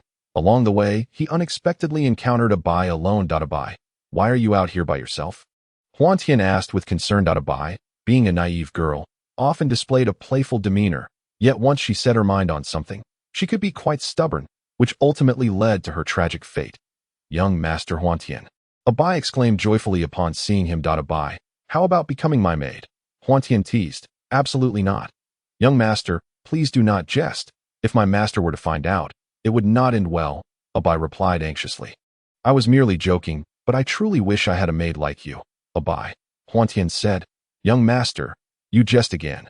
With someone as distinguished as you, how could you not find a maid? It's merely that you do not wish to, Abai remarked. Where are you bound for, young master? She inquired. I am on my way to Tianshan. By the way, your esteemed Morong Gongzi is expected to arrive there in about a month, Huantian responded. Indeed. May I accompany young master? I wish to wait for my esteemed young master here, Abai said. Her face flushed. Just as Huantian was about to agree, a discontented voice suddenly interrupted. Nay, who is this impudent scoundrel? Daring to deceive my dear Abai, in Tianlong, The only one who spoke thus was none other than Bao Butong. "Brother Bao, what brings you here? Where is the young master?" Abai inquired joyfully. "Abai, why have you ventured out alone? Look, you have encountered such a nefarious person. It is fortunate that I, Bao Sangu, happened to pass by, or else calamity would surely have befallen you," Bao Butong declared gravely. Casting a wary glance at Huantian, "Brother Bao has misunderstood. You cannot fathom how formidable Huantian is.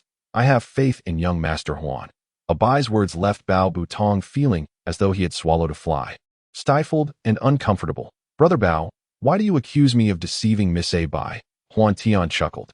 "This young sir, you claim my young master will journey to Tianshan, yet my young master remains in Jiangnan. How did you come to know of his supposed plans? Are you perhaps adept in the art of divination?" This remark was quite explicit, implying that Huantian was indeed a deceiver, whether I am deceiving or not. "I know not. As long as Miss Abai believes in me, that is sufficient. Now that Miss Abai has encountered Mr. Bao, I shall take my leave," Huantian stated. Young Master Huan Abai, unable to defend him, gazed at Huantian with an apologetic expression. "You dare to deceive my Abai? We shall not resolve this without a confrontation," Bao Butong declared. Stepping forward, he placed a hand on Huantian's shoulder. "Obstructing his departure, since I have already bid farewell, what reason is there to linger?" Huantian replied, unleashing a surge of profound inner strength. With a series of thuds, Bao Butong staggered backward, nearly losing his footing. When he looked again, Huantian had vanished without a trace. "Oh dear, when did such a master arise in the Jianghu? The grand plans of our young master are bound to become considerably more arduous." Bao Butong thought with great alarm, his worry mounting. "Hee." Seeing Bao Sangu at a loss, Abai stifled a laugh. "Sister Abai, you find joy in my embarrassment? What logic is this?" Bao Butong replied, perturbed. "Hee, brother, you have misjudged young Master Huan. He would never oppose our young master." Lingjiu Palace, perched atop Tianshan's ethereal peak, was still untroubled by the rebellions of the 36 caves and 72 islands. Upon Huantian's arrival, he was accosted by a group of young women. "Who goes there?" "This is Tianshan, the abode of the ethereal Lingjiu Palace. Please depart," they commanded. "I am Huantian, here to find my Sherbois." He replied, "There is no Sherbois here. You should leave." The female disciples, viewing him as a troublemaker, urged him to depart, though they softened their tone at his youth. That my Sherbois is named Wu Xingyun. Known as the Heavenly Mountain Child Bride, Huantian smiled. Upon hearing this, the female disciples were taken aback. The leading disciple pondered briefly before deciding to send word, deeming it prudent to consult on such matters.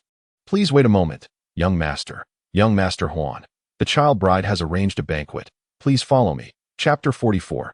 Li Qiushui's visit. The martial arts cultivated by the Tianshan Tonglao are known as the Eternal Spring Technique, a name that suggests an extraordinarily mystical practice. Not only is it an advanced internal martial art, but it also possesses the remarkable ability to delay the aging process. However, due to her premature cultivation, the Tianshan Tonglao has remained in the form of a child. The three elders of the Xiaoyao sect, Wu Xingyun, Li Qiushui, and Li Songhai, were once close sisters, yet they all found themselves in love with the enigmatic Wuyazi.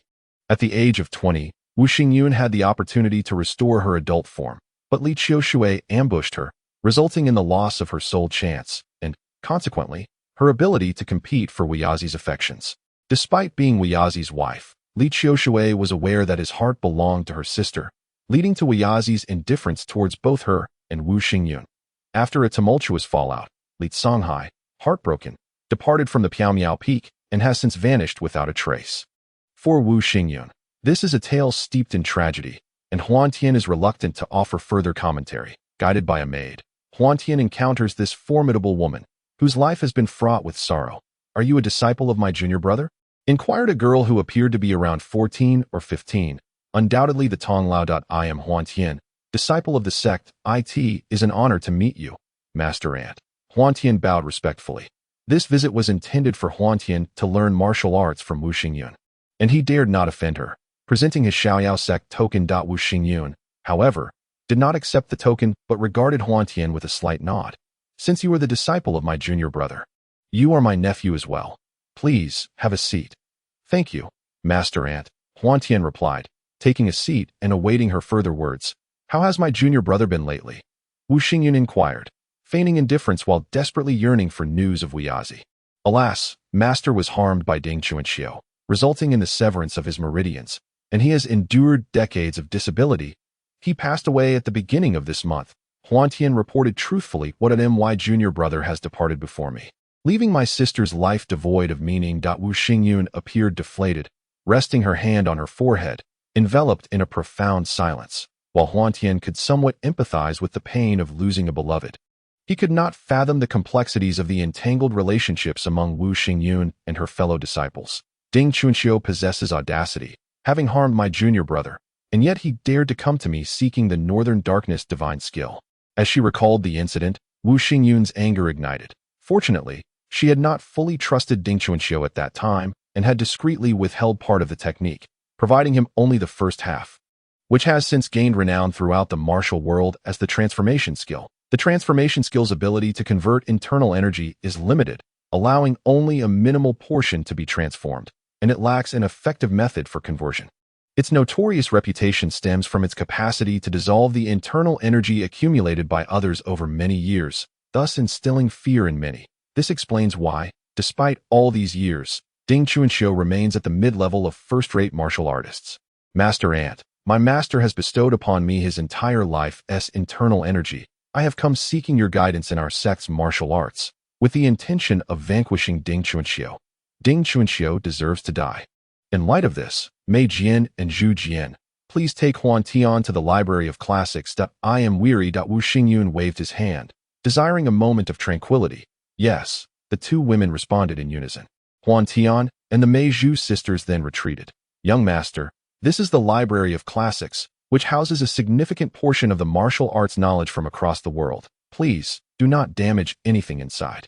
We shall remain outside. Should you require anything, do not hesitate to command us. After escorting Huantian to the Library of Classics, the Mei Zhu sisters took their leave. The Library of Classics was, in fact, a stone chamber filled with books. Not to say it contained thousands upon thousands, but certainly several thousand volumes as for the martial arts within Tianlong. Aside from a few reputable schools, Huantian found little interest. For footwork, the Lingbo Weibu was sufficient. Indeed, within Tianlong, there was nothing that could rival its elegance. In terms of long-range attacks, the Six Meridians Divine Sword stood as one of the pinnacle martial arts. Yet what Huantian sought was some close combat techniques to explore. With his thoughts organized, Huantian began to search along the shelves. The stone chamber boasted hundreds of bookshelves, each adorned with labels: Shaolin, Beggar's Sect, Qingcheng, Dali, and not only the martial classics of these prominent sects, but also collections from lesser-known factions and families, all of which held merit. Naturally, some of the most coveted secret techniques were conspicuously absent from this collection. After perusing the shelves, Huantian ultimately found himself before the section dedicated to Lingzhou Palace. To his surprise, there were no records of the Eternal Spring technique or the Northern Darkness divine skill. After a moment of contemplation, Huantian sighed. Such texts, which nearly transcended martial arts, were likely stored separately by Wu Xingyun. He continued his examination.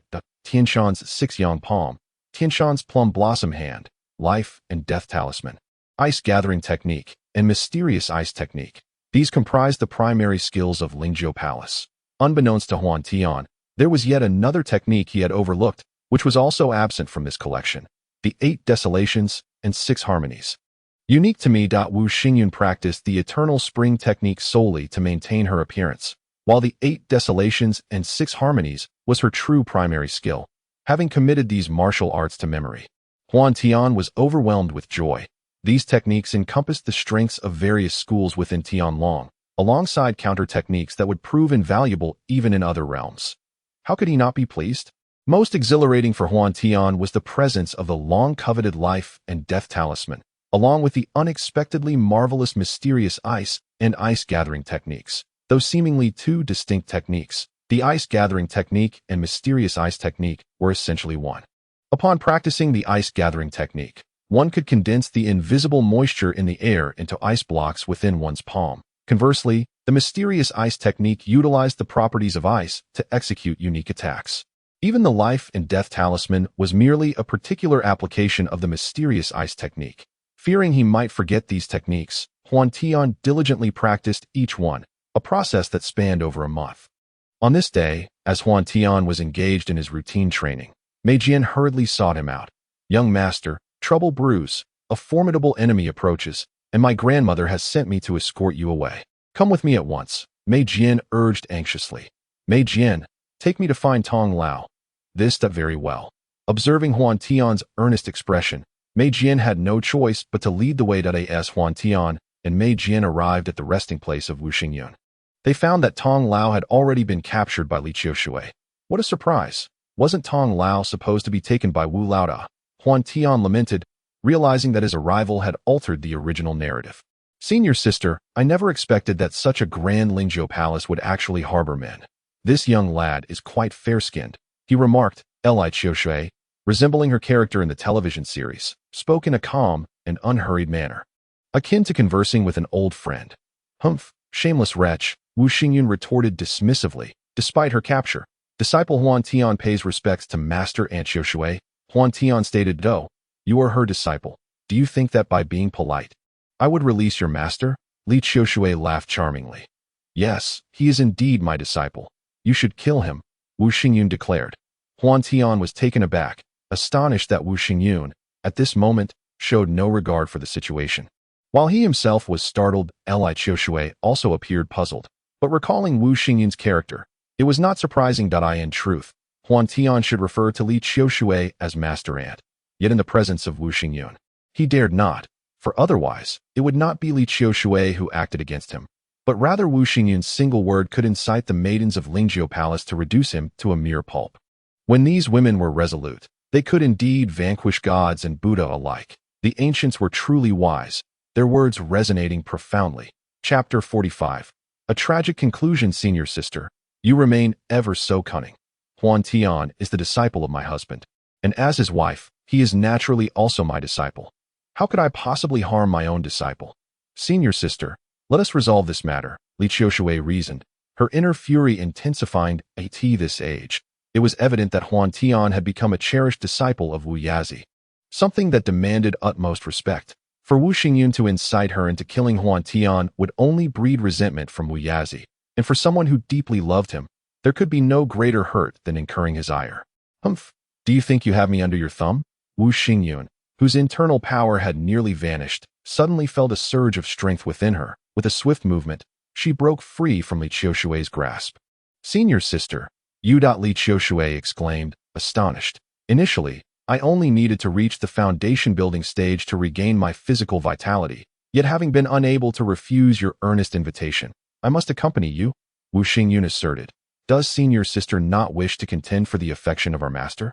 Li Qiushui pondered, her hands not hesitating as her internal power approached a critical point, ready for battle at any moment. At this juncture, the two had already engaged in fierce combat, unwilling to yield.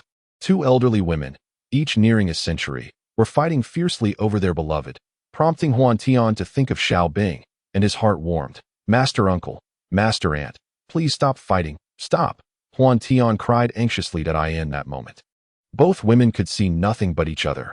It was not a matter of their affections, but rather a fierce determination to bring the other to their demise. Huantian's pleas went unheard. Both individuals were extraordinary masters, exuding an overwhelming aura that transformed Lingzhou Palace into a scene of utter chaos. As debris flew perilously close, Huantian was compelled to harness his internal energy for defense. Meanwhile, the disciples of Lingzhou Palace, lacking in strength, hurriedly retreated to safer distances. At the foot of the mountain, a throng of martial artists surged forward, led by none other than Murong Fu. With the absence of Su Zhu's intervention, Murong Fu had successfully subdued the forces of the 36 caves and 72 islands, and now, buoyed by confidence, he approached Lingzhou Palace. Should he conquer this stronghold, these individuals would become the cornerstone of his grand ambition to restore the Great Yan. At this moment, Li Qiushui and Wu Xingyun were locked in a life-and-death duel. Despite the multitude of masters within Lingzhou Palace, if things continued down this path, Murong Fu indeed stood a chance of reclaiming his homeland. Yet, events seldom unfold according to any single individual's desires. Huantian represented that unpredictable variable. With a resounding clash, the two exchanged powerful strikes. That Wu Xingyun's 8 desolations and 6 harmonies technique was fierce and domineering.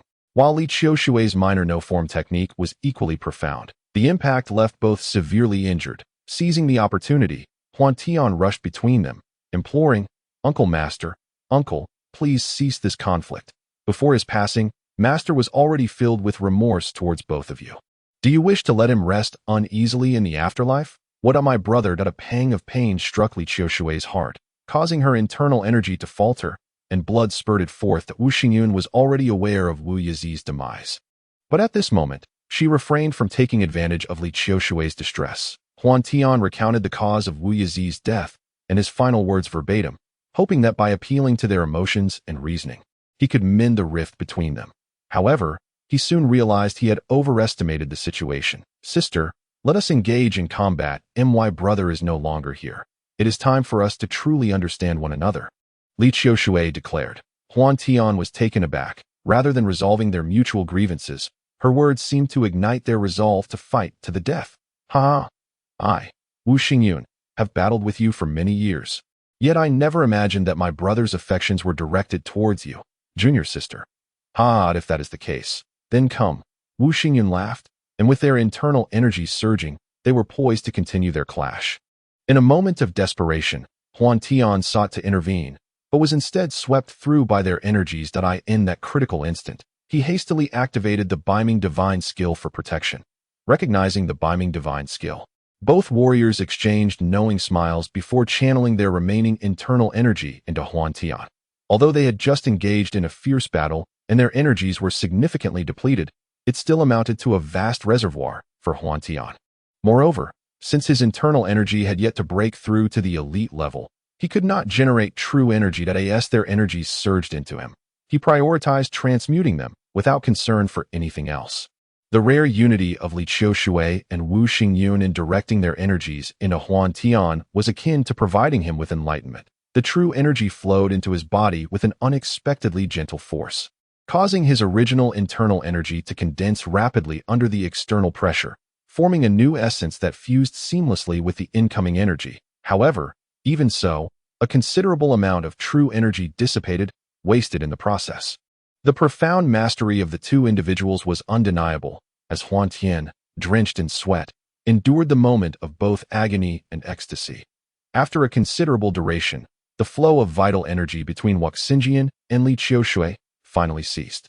They collapsed onto the ground, devoid of the support of their internal energy. Though their faces remained unchanged, the hair of both aged men was now a stark white. In their weakened gazes, memories of the joyous days spent learning from their master flooded back.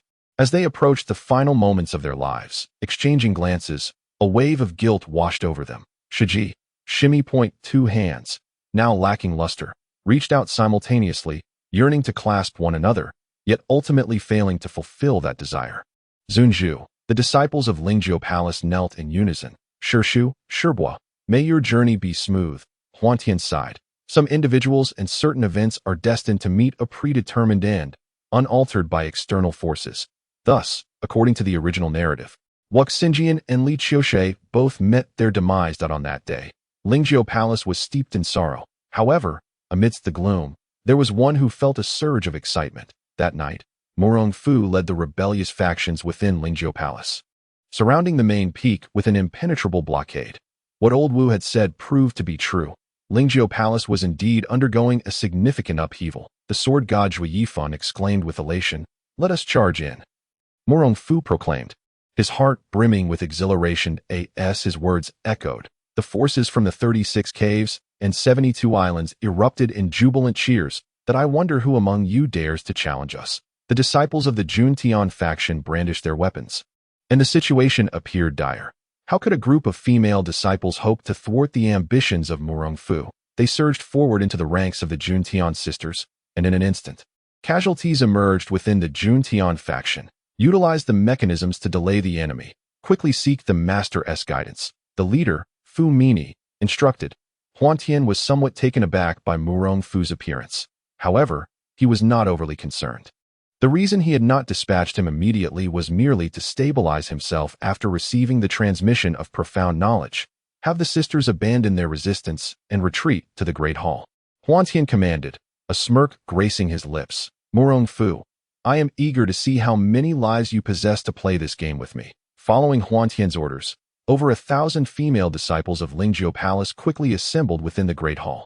The selection of disciples in Lingzhou Palace adhered to the unique characteristics of the Xiaoyao sect, where the males were strikingly handsome and the females breathtakingly beautiful. Under normal circumstances, this would inspire immense envy. Yet at that moment, the atmosphere was one of profound solemnity. Chapter 46. The death of Morong Fu could scarcely fathom that the one now presiding over Lingzhou Palace would be a young man like Huantian, provoking an even deeper disdain within him. Humph! Morong Fu, feeling utterly disregarded, particularly in regard to the woman he had chosen for himself, scoffed. "Boy, regardless of whether you are the current master, as long as you provide the antidote to the life and death talisman, we shall spare you." Old Wu shouted, "Is that all you seek?" Huantian replied with a smile, "That is not impossible. In fact, I could even offer to lift the life and death talisman, provided you can eliminate Morong Fu." Bao Butong and Feng Boi quickly exchanged wary glances, alert to those around them. "Do you truly believe that mere provocation will incite discord among us? You underestimate the heroes of the martial world present here." Morong Fu retorted, taken aback by Huantian's words. Morong Fu, without a doubt, is a cunning individual. Upon his utterance, those who had followed him were suddenly rendered hesitant to take action against him. "Young Master Morong speaks the truth. Surrender the antidote, or we shall obliterate your Lingzhou Palace," someone in the crowd proclaimed, inciting a chorus of agreement. "Morong Fu, shall we engage in a duel, or will you face us all at once?" Huantian remarked, his demeanor unperturbed, regarding Morong Fu as one might a mere jester. The disdain in Huantian's gaze irked Morong Fu greatly. "This is not a contest of skill. Naturally, we shall confront you collectively. Brothers, advance together, annihilate Lingzhou Palace, seize this brat, and compel him to divulge the antidote and the method to break the life and death talisman." Morong Fu, perceiving Huantian's youth and overconfidence, took the initiative to launch an attack. It was effortlessly countered. With a mere grasp, Huantian not only deflected Morong Fu's longsword, but also seized him by the throat. "Cousin, Wang Yuyin, young Master Morong, Bao Butong, young Master, Feng Bo, the 36 caves and 72 isles." The astonishment of the onlookers at Huantian's prowess left them momentarily paralyzed, their intentions to act dissipating in a haze of confusion. "What do you intend to do?" Morong Fu, now fraught with both surprise and fear, inquired. "How amusing. You come to kill me, and yet, here you are, captured, asking what I plan to do. Given your cowardly demeanor, I would be loath to dirty my hands with your demise," Huantian replied, his expression replete with disdain. At this moment, as Morong Fu found himself under Huantian's control, he dared not retort, fearing that Huantian might change his mind. "If you wish for me to spare you, let us strike a bargain.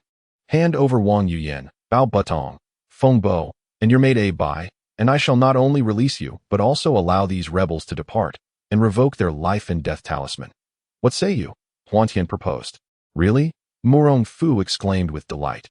If this were indeed the case, he would not only escape death, but also gain the loyalty of these formidable figures. Casting a glance at those who had accompanied him for years, he reached a decision. "Very well, it is a deal," Morong Fu declared. His heartlessness was laid bare. For the sake of his quest to restore his nation, he was prepared to abandon those closest to him. "You are perceptive, little Abai. Come forth. From this moment onward, you shall be my maid," Huantian said with a smile. "Cousin, you." Upon hearing Morong Fu's words, Wang Yuyan's tears flowed like rain. She attempted to flee, only to find herself immobilized by Morong Fu's pressure point. Evidently, in the eyes of the young master, we are but mere pawns for trade. "Young master, may you swiftly restore your nation." Bao Butong and Feng Bo, ever loyal, now recognized their master's true nature. Huantian, however, had initially thought Abai would be heartbroken. Yet Morong Fu's ruthless betrayal quelled her nascent feelings, leading her to perceive that perhaps this was not such a poor choice after all. Ignoring the tumult, she found herself destined to become another's. While Morong Fu, having subdued Wang Yuyan, absently touched the ring in his hand, Wang Yuyan felt a brief, sharp pain in her back, quickly fading, and after a slight furrow of her brows, she dismissed it as inconsequential. Morong Fu's subtle movements did not escape the keen perception of Huantian. Upon breaking through to the innate realm, with his vital energy bolstering him, he emanated an aura that could not only instill fear and inflict harm upon his adversaries, but also possessed an extraordinary sense of awareness. Enraged, Huantian recognized that Murong Fu, in his arrogance, believed his actions to be flawless. Suddenly, he felt a piercing sensation at his brow and collapsed to the ground, lifeless. The demise of Murong Fu was the result of Huantian wielding the Sixth Meridian Divine Sword. This unforeseen turn of events caused the hearts of those present to race once more, as they feared Huantian intended to silence them permanently. Mei Jian, Zhu Jian, quickly ascertain what poison Miss Wang has been afflicted with and whether it can be remedied. Huantian commanded, disregarding all else. Witnessing Huantian's reaction, everyone realized that it was Murong Fu who had secretly poisoned Wang Yuyan, alleviating some of their concerns. Once Wang Yuyan's acupoints were unsealed, and she received assistance from a skilled healer of Lingzhou Palace. Huantian finally felt at ease, casting his gaze upon the gathered martial artists. You traitorous individuals shall face the consequences of your crimes. However, out of respect for the benevolence shown by the Lord, I shall grant you a reprieve. While the death penalty may be avoided, the punishment for your living transgressions remains unavoidable in the distance. The assassin re-aimed, yet still faltered by a fraction of a second. Twice in succession, his shots struck the ground behind Huantian. The sniper inside the towering building was equally alarmed. His target was not only accompanied by another person, but was also moving at an astonishing speed of over 30 meters per second. Even with his years of experience as a killer, he found himself at a loss. Had he encountered a superhuman, the assassin's body trembled, not from the chill of the evening air, but from fear. If he failed to eliminate this target, it was highly probable that he himself would meet his demise. Reluctantly, he peered through the scope in search of Huantian's silhouette, but to no avail. As a professional assassin, he understood that his mission had failed. Now, his immediate priority was to retreat. Huantian led Xiaobing to a location concealed from sight, ensuring her safety before offering her a few words of reassurance and departing. Anyone daring to lay a hand on him would not escape his wrath. Although he was aware that the assassin was situated in a nearby building, he did not know the man's identity. However, it mattered little to Huantian, for as a master of innate abilities, sensing the intent to kill was second nature to him. The assassin descended the stairs, donning a cap to obscure his features from the surveillance cameras. As he reached the lobby on the first floor, he was taken aback. Wasn't he that individual hundreds of meters? I hold no affection for Zhengchan. I do not love her, so please release me. I shall not seek vengeance upon you, and I am even willing to offer you money that I implore you, spare me. Zheng Honggang knelt on the ground, pleading. The reason he cast aside his dignity to beg for mercy was that he had foreseen his own demise. Yet he did not wish to perish. Even the faintest glimmer of hope compelled him to strive for survival. Perhaps this is the essence of the will to live. Regrettably, my wish remains for your death. With a mere gesture, Zheng Honggang's eyes widened in disbelief as he collapsed to the ground, convulsing briefly before falling still. That on the third day, the lifeless bodies of Zheng Honggang and his wife were discovered by their assistant within their home, which was soon surrounded by police. The murder of a vice mayor within his own residence is not a matter to be disclosed lightly. However, the news had already spread to numerous ears. The city of Haizhu appeared outwardly tranquil, yet beneath the surface, turmoil ensued. Sir, the matter you instructed me to follow up on has taken a new turn in a room within the provincial office. Oh, do enlighten me, the elderly gentleman remarked, setting aside his newspaper with curiosity. Zheng Honggang is dead, along with his wife, found in their villa with a gaping wound to the chest. The forensic examination indicates a fatal injury inflicted by a sharp weapon. However, no metallic elements were detected at the wound site. That I surmised this was the work of a master, the assistant analyzed. Are you suggesting internal energy? The elderly man inquired in astonishment. Not quite, for based on the information at our disposal, internal energy does not achieve such results. That it could be some new type of weapon, the assistant replied. Somewhat conflicted, he spoke of a master, yet also questioned the notion. The assistant found himself in an awkward position. Indeed, those skilled in internal energy can at most induce death by shock, and even that requires a level of expertise that is exceedingly rare. Could it be the individuals behind that youth? The assistant pondered. Very likely. Therefore, discreetly investigate this matter, gather information, but do not involve yourself further, the elderly gentleman commanded. Understood. Meanwhile, at the school, Huantian carried on as if nothing were amiss, attending classes as usual. Although the basketball tournament proceeded as scheduled, Class 2 had withdrawn from the competition due to Huantian's circumstances. Nevertheless, Class 2 had already demonstrated their prowess, and others dared not speak ill of them. As for Zhou Wenhao and Han Bin, their mere appearance had sufficed, and they were content to linger near their chosen targets, reveling in their presence. Huantian, are we truly going to meet Xiao Wen? Xiao Bing expressed her concern after the events of the previous night. Rest assured, we shall not encounter such troubles again, Huantian assured her.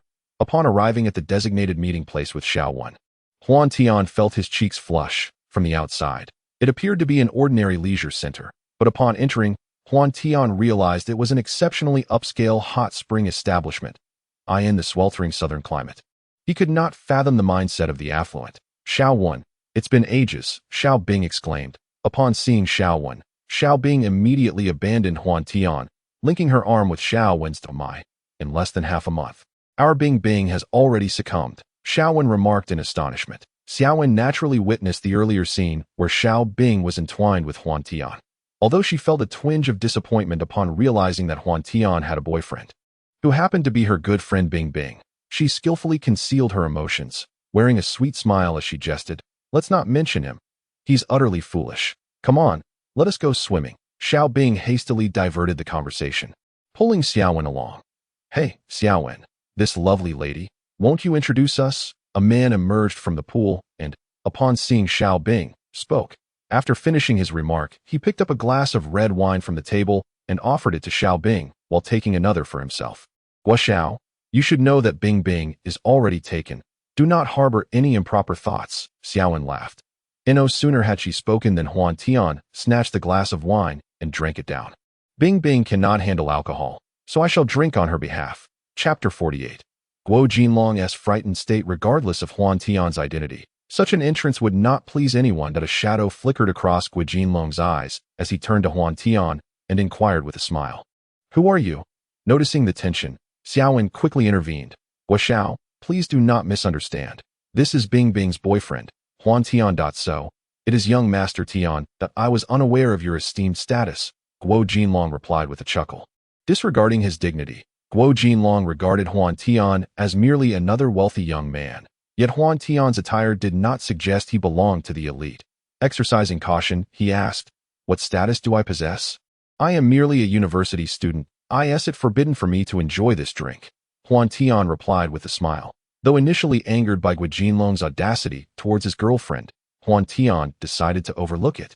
Recognizing that Xiao Wen was friends with him, that as long as Guo Jinlong did not overstep his boundaries, Huantian would pretend not to notice him, as they had no ties and no problem. Acquaintance is a form of fate. "Since you are Xiao Wen's friend, feel free to indulge. Farewell," Guo Jinlong remarked. His mood dampened. That it was rare for him to take an interest in a woman, only to discover she was already committed. Xiao Wen led Huantian and Xiao Bing to a group of girls, who were still lounging in the pool. From this vantage point, the girls appeared exceedingly exposed, causing Huantian to feel a wave of embarrassment, prompting him to excuse himself and retreat. His face flushed. Although Xiao Bing was not particularly close to these girls, they were acquaintances from a previous film shoot, and they quickly found common ground in conversation. "Guo Xiao, why are you drinking alone?" A woman approached Guo Jinlong and sat on his lap. "You've come across a charming lady, but alas, she belongs to another. Is your partner not satisfying your needs?" Guo Jinlong wrapped an arm around the woman's waist and playfully bit her chest, eliciting a startled shriek from her. "Guo Xiao, you are incorrigible," the woman flirted, glancing over at Huantian. That the little brat.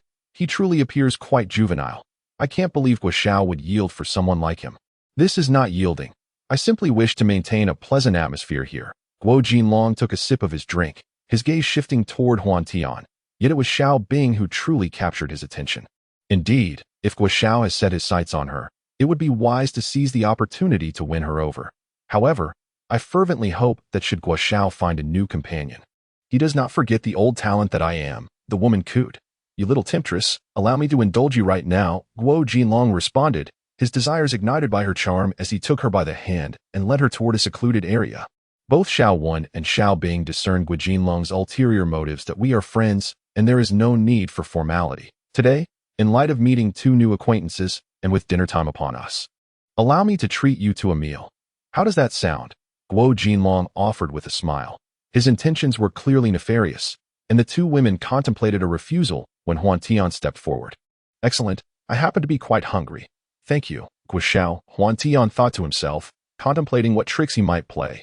The two women gazed at Huantian in astonishment, uncertain of his intentions. Xiaobing, having been through a perilous evening previously, felt a degree of trust in Huantian despite her curiosity. This establishment was originally owned by Guo Jinlong, and at his behest, a lavish spread of delicacies was promptly laid out before Huantian and his companions. Huantian, unreserved, began to eat voraciously, his manners seemingly forgotten. Although he had entertained suspicions of Guo Jinlong's potential treachery, his advanced cultivation made him impervious to common toxins, allowing him to partake in the feast with an untroubled mind. Yet, as he sampled each dish without detecting any poison, he began to doubt whether he had misjudged Guo Xiao. "Feast away, for once this meal concludes, your woman shall be mine," Guo Jinlong thought gleefully, assured that no poison was in the food, but rather in the wine. "Come now, let us raise our glasses to this newfound acquaintance. Cheers," Guo Jinlong proclaimed, lifting his cup. Did Guo Xiao forget? Both Bing and her companion are unable to handle their liquor. "Allow me to drink on their behalf," Huantian said, downing the drink in one go, and filling his cup again, consuming 3 glasses before pausing. As the wine hit his palate, Huantian felt the effects of the soporific. But as a cold smirk played on his lips, he activated his internal technique, expelling the drug along with the wine from his system. The Biming divine art proved to be significantly more effective against toxins than the 6 Meridians divine sword. And after a brief moment of dizziness, he swiftly regained his composure. Huantian truly has a remarkable tolerance for alcohol, Guo Jinlong thought to himself, secretly amused as he awaited the drug's effects. However, Guo Jinlong had clearly underestimated Huantian as time passed. Huantian, having feasted and drunk to his heart's content, prepared to take his leave with Xiaobing and Xiaowen. This, Guo Jinlong stared at Huantian. Disbelief etched across his face, yearning to retain him but at a loss for words. "You possess quite the audacity to lay your hands on my woman," Huantian remarked with a cold smile. "Humph, what evidence do you have?" Guo Jinlong retorted. Since Xiaobing had not suffered any tangible harm, Huantian had no intention of dealing with Guo Jinlong as he had with Zheng Honggong's family. His subtle warning stemmed merely from a lack of funds, and given Guo Jinlong's willingness to present himself, it was only fitting to seize the opportunity. "Zheng Honggang? Are you? The sudden realization struck Guo Jinlong. The mysterious demise of the deputy mayor's family had not escaped the notice of the affluent and influential families, who certainly had their channels for gathering information. From Huantian's words, it was not difficult for Guo Jinlong to deduce that the perpetrator behind their deaths was undoubtedly Huantian himself. However, how does Guo Jinlong perceive this? Huantian hardly seems to be the formidable character one might expect. If the sleep-inducing drug fortuitously fails, wouldn't Huantian be blatantly deceiving himself? Young man, do not presume that knowing a few tidbits of information grants you the right to trick me. I am not one to be easily intimidated, Guo Jinlong asserted. Undeterred, he continued, "Then how about this?" Extending his right hand, a mist began to swirl from his palm, and in an instant, a block of ice materialized. Huantian casually propelled it towards the wall, piercing through it effortlessly, before turning his gaze back to Guo Jinlong. "It is I who has been blind. I implore you to spare me. I shall never dare to defy you again. Please grant me mercy." Guo Jinlong, his knees buckling, fell to the ground in supplication. "Do you wish to live? Then you must offer something of value. How much are you willing to pay?" Huantian spoke plainly, showing no concern that Guo Jinlong would fail to comply. Chapter 49. Even Father's arrival is futile. Huantian's words undeniably illuminated a glimmer of hope for Guo Jinlong, whose fierce desire to survive compelled him to respond swiftly. "I will pay you. I have 500,000. I shall give it all to you. Spare me." Guo Jinlong produced a bank card from his wallet and handed it to Huantian. "The entirety of the 500,000 is on this card. The password consists of 6 sixes." Upon receiving the bank card, Huantian felt a surge of elation.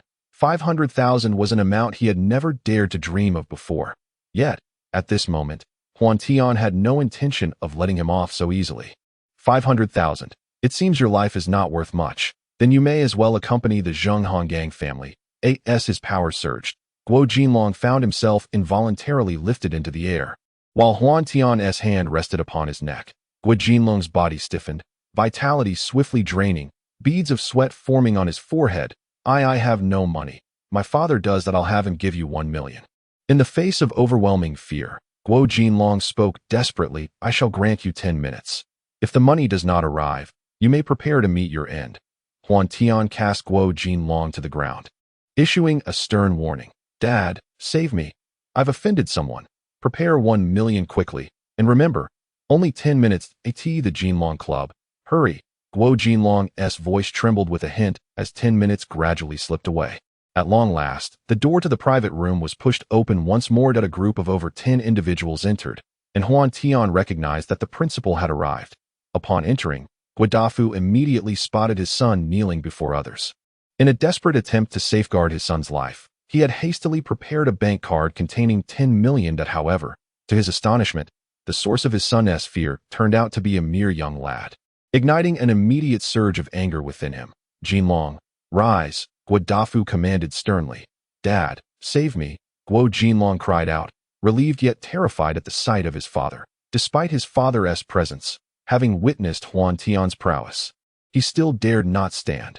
Useless, you all, teach this brat a severe lesson, Guodafu fumed, stamping his foot in frustration as he glared at the bodyguards beside him. The two women, witnessing the unfolding chaos, hastily retreated to a corner. Xiao Bing harbored little concern for Huantian, yet Xiao Wen's face was etched with worry, for she was unaware of Huantian's true capabilities. Huantian, the ordinary bodyguards were nothing more than insignificant pests, far inferior to the underworld figures Zheng Chun had summoned. Standing his ground, Huantian raised his hand and unleashed a powerful palm strike toward the adversaries. With a single blow, an invisible gust sent the 10 or so bodyguards hurtling through the air. The strength of his innate realm was not to be trifled with. This was merely Huantian holding back. Otherwise, even the wall behind would have crumbled under the force. An expert was the unanimous thought among all present in the room. Xiao Bing had not anticipated such a display. She had merely assumed Huantian practiced martial arts, not realizing he possessed an internal energy akin to that seen on television, and that he was the one who wielded it. Unbeknownst to her, Huantian's current prowess was not merely internal energy, but a more advanced form of true qi. Meanwhile, Xiaowen stood there, dumbfounded, at a loss for words to express her astonishment. Frozen in place, your son has shown great disrespect and offended you. I beseech you to show mercy. Here is 10 million, a price for my son's life. As his father, I have failed to educate Jinlong properly. Moreover, I too have offended you just now. This is another 10 million, hoping you will overlook my rashness. Guodafu stammered, taken aback. Such a figure was beyond the reach of the law, and he had not expected to encounter such formidable resistance. Nevertheless, after years of navigating the business world, he understood the way of dealing with people. With a heavy heart, he produced 2 bank cards, each containing 10 million. To claimed that he felt no pain would be a lie. Yet he cared little for that at this moment. 2.20 million. Xiaowen could scarcely believe her ears that her, the seemingly simple university student Huantian, had just acquired 20 million in a matter of minutes. Ignoring Xiao Wen's astonishment, a smile finally broke across Huantian's face. You certainly know how to conduct yourself, that I will accept these 20 million and let this matter slide. Bing bing, Xiao Wen, let us go. After a day of leisure, having unexpectedly gained 20,050,000, Huantian's spirits were remarkably high. Please, take care, young sir, Guodafu remarked. Do you have something else to say? Huantian asked with curiosity. Today, my son and I have caused you considerable offense, and I truly feel remorseful. Here is my business card. Should you require anything in the future, do not hesitate to reach out, that I will not refuse. Guodafu said with a beaming smile that as he gazed at the business card presented before him, Huantian initially had no desire to accept it. However, one should not refuse a smiling face. And besides, he could not predict what the future might hold. After a moment of contemplation, he decided to take it. Upon leaving, in the private room, Guodafu cast an angry glance at his son, Guo Jinlong, and delivered a sharp kick. You useless fool. Do you realize you nearly brought ruin upon our entire family? Guodafu scolded vehemently. Dad, Guo Jinlong, having received a kick, dared not utter a word, shrinking into himself. 20 million. An entire 20 million. Despite their Jinlong company boasting a market value of nearly 1 billion, producing such a sum in one go was still a source of considerable pain for Guodafu.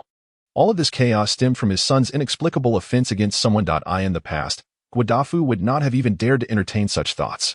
After venting his frustration, Guadafu surprisingly revealed a smile. Perhaps this was not necessarily a bad thing. The fact that Huantian ultimately accepted his business card brought him joy once more. It was not that Guadafu was being cheap.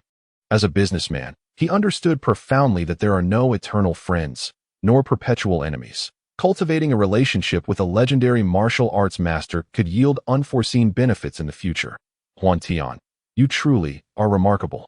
Xiaowen exclaimed in admiration that you've turned into a little fangirl along the way. How ridiculous, Xiao Bing complained. Huantian's display of prowess made Xiao Bing ponder the future, as more and more girls recognized Huantian's potential.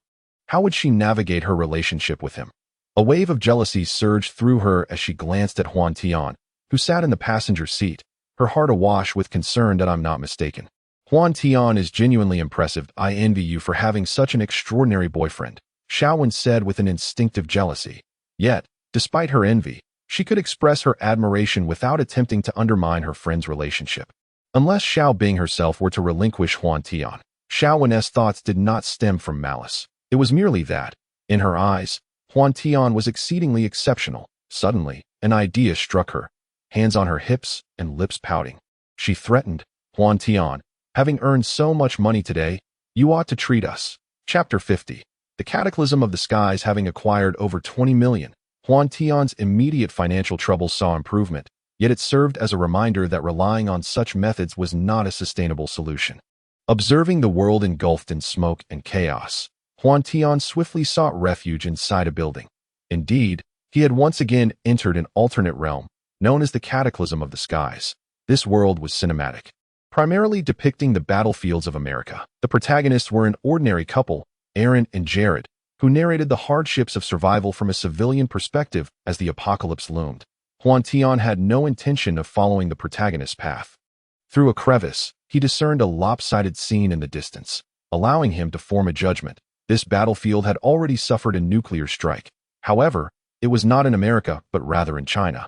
Facing an alien invasion that left even the United States helpless and China equally at a loss. Similar to the previous two worlds, the place where Huantian appears is also situated in the southern region of China, albeit with a slight deviation in location, having descended upon Guangxi.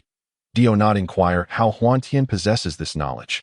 As the saying goes, Gillen's landscape is unparalleled under heaven, and coupled with the quintessential greenery of the south, it should not pose a challenge for any Chinese individual to deduce as for the specific location. It is likely at the juncture of the suburban and urban areas, gazing upon the tranquil city. Huantian is engulfed in a seething rage, an emotion previously unfelt in the other two worlds. This realm harbors not only significant dangers, but also substantial opportunities. However, these opportunities are merely relative to Huantian. As for the ordinary populace, what they experience is primarily fear. Occasionally, various biomechanical entities soar through the sky. These machines possess combat capabilities that are slightly inferior to fighter jets, yet excel in production speed. From the sporadic sounds that reach him, Huantian realizes that this territory has already fallen into enemy hands, leaving him uncertain about the existence of any untainted areas. After a day's travel, Huantian has managed to cover less than 2 kilometers without being detected. Yet his urgency intensifies. While he is indeed drawing closer, the alien mothership is not stationary. That if Huantian continues in this direction at such a pace, he will inevitably miss the rendezvous point if he can sprint to the next concealed location. It should be just right for him. However, midway through his dash, a sudden sound erupts from the ground. This sound, laden with a potent electrical current, is unmistakably a radio intercom. In an instant, reaching the next hiding spot becomes impossible. So Huantian picks up the intercom and temporarily leans against an abandoned armored tank. Received. I am the survivor Huantian. Are you a soldier? Oh my, finally news. What is your current situation? A man's voice comes through. Brimming with excitement, Huantian glances around at the lifeless bodies of several soldiers nearby and shakes his head with a sigh. This is Qingshan town. There were some soldiers by my side, but they have all perished. I have yet to encounter any other survivors. Huantian responds that a moment of silence follows. If the opportunity arises, you might head to Qingshan Town No. 1 High School. There, you will find our soldiers and some surviving students. Good luck to you. After relaying this message, the intercom falls silent, replaced by a series of repetitive calls. Turning off the device, Huantian begins to ponder. while Qingshan Town boasts numerous signs along its streets.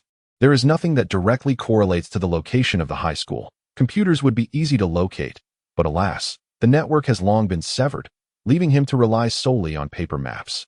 As Huantian raises his head, he quickly crouches down again, but tragically, it is too late that a humanoid biomechanical entity hurtles towards the armored tank where Huantian is concealed, and just as it is about to collide with the tank, Huantian employs his agility to evade to the side. The tank, however, is violently overturned, landing squarely on its back and stirring up a cloud of dust. The humanoid biomechanical creature shakes its head, regaining its bearings after a brief moment of disorientation, before once again targeting Huantian with a low growl that I am uncertain whether you possess human consciousness, yet I hope you can comprehend that extraterrestrial beings are assaulting Earth, should you conspire with them. Despite my reluctance, I would have no choice but to eliminate you. Can you understand my words? Seizing the moment, Huantian inquired in cinematic portrayals. Such humanoid entities are not invariably loyal to the aliens. At the very least, the protagonist, Jared, has rebelled against them. The humanoid mechanized creature seemed oblivious to Huantian's words, delivering 2 powerful blows to a tank before charging towards him. Huantian, however, was untroubled by this mechanized adversary. His fingertips circulating with vital energy, the Shaoshang sword poised for activation. Suddenly, the mech paused, clutching its head and emitting a desperate howl that it appeared that 2 consciousnesses had emerged within the machine, clashing violently. Witnessing this, Huantian's hand involuntarily lowered slightly. After the octopus mech was vanquished, the humanoid mech, devoid of purpose, unleashed a furious roar at Huantian. Just as Huantian prepared to obliterate it, the humanoid mech reached for its own head. With a squelch, it extracted a substance resembling a human brain, and soon thereafter, the humanoid mech collapsed, lifeless. Aliens, you were truly damned. Dispelling the vital energy from his fingertips, Huantian felt a surge of rage. With no time for lamentations, he hastily accelerated towards his objective, seizing the opportunity while no other mechs approached. Through these battles, Huantian had gained a clear understanding of the 6-pulse divine sword. Since his breakthrough into the innate realm, bolstered by the vital energy within him, the sword had become as formidable as a cannonball. This was merely its destructive power. Its most formidable attribute was its penetrative capability. With a mere flick of his finger, it could pierce through steel plates thick as 10 centimeters. Nevertheless, these mechs were not to be underestimated. Huantian discovered that unless one struck the control brain within, these machines could restore themselves within a minute. After several twists and turns, Huantian finally reached the predetermined location. Just as the alien mothership hovered ominously above him, at that moment, he realized his oversight. The mothership was suspended some 300 meters aloft, and he pondered how to ascend. Alas, how could I have forgotten this? He smacked his forehead and activated the previously deactivated intercom. The familiar crackle of static filled the air, and Huantian smiled slightly as he pressed the talk button. This is Huantian, requesting airstrike. Target located above Qingshan Town. I am Huantian. He repeated this twice, and at last, the intercom responded. Please clarify the situation. Huantian, please report immediately. Chapter 51. Rain. In this world is a precious commodity, each unit a rarity, and thus it is imperative to employ the finest steel for the sharpest blades. I possess the means to destroy the mothership above Qingshan Town, but it must be brought down to the ground to be effective. Please expedite, for the opportunity is fleeting, and I am not far beneath it. The vicinity of the mothership was noticeably swarming with mechs, heightening Huantian's anxiety. At the Qingshan military base, the communications officer promptly relayed the message to the commanding officer beside him. Sir, a person named Huantian is wrecked. The commander displayed a palpable hesitation. Yet upon observing the scant number of soldiers at his side, he seemed to solidify his resolve. Let the remaining munitions be unleashed, regardless of their nature. Deplete them all. However, the communications officer interjected, but Commander, this individual is of uncertain origin, but if they are deceiving us, then they had previously attempted this, and even with nuclear ordnance, the enemy's mothership had managed to self-repair after being struck down. Should Huantian be misleading them, their base would entirely lose its capacity for counterattack, effectively trapping them within its confines. That we have no alternative. Retaining them serves no purpose, and though the odds are slim, we cannot forfeit any opportunity. Execute the order, declared the commander. Understood. That a series of commands were issued, and suddenly, a mountain peak fissured, releasing projectiles that soared forth in rapid succession. Huantian, granted permission, had been waiting at a distance, within mere minutes. A swarm of missiles, trailing long tails of flame, surged toward the mothership. The assault persisted for a full 10 minutes, culminating only when the flames engulfed the mothership entirely as the fire gradually dissipated. The mothership appeared to have sustained only minor damage, still emitting sparks but showing no signs of imminent collapse. That we have failed. Within the base, the commander's mood was profoundly somber. Were they truly to resort to launching the last nuclear missile within their arsenal? The commander grappled with his decision. "Commander, look!" exclaimed the communications officer, fixated on the screen. There, the enormous mothership, after hovering for a brief moment, began its descent toward the ground, accelerating rapidly, fearing injury from the impending crash. Huantian had retreated to a safe distance, still a kilometer away. The Mets had suffered substantial attrition, with only a handful remaining and no new units yet produced. Seizing this opportunity, Huantian successfully infiltrated the mothership's interior. Once inside, it was impossible to evade the control systems, nor did Huantian intend to conceal his presence.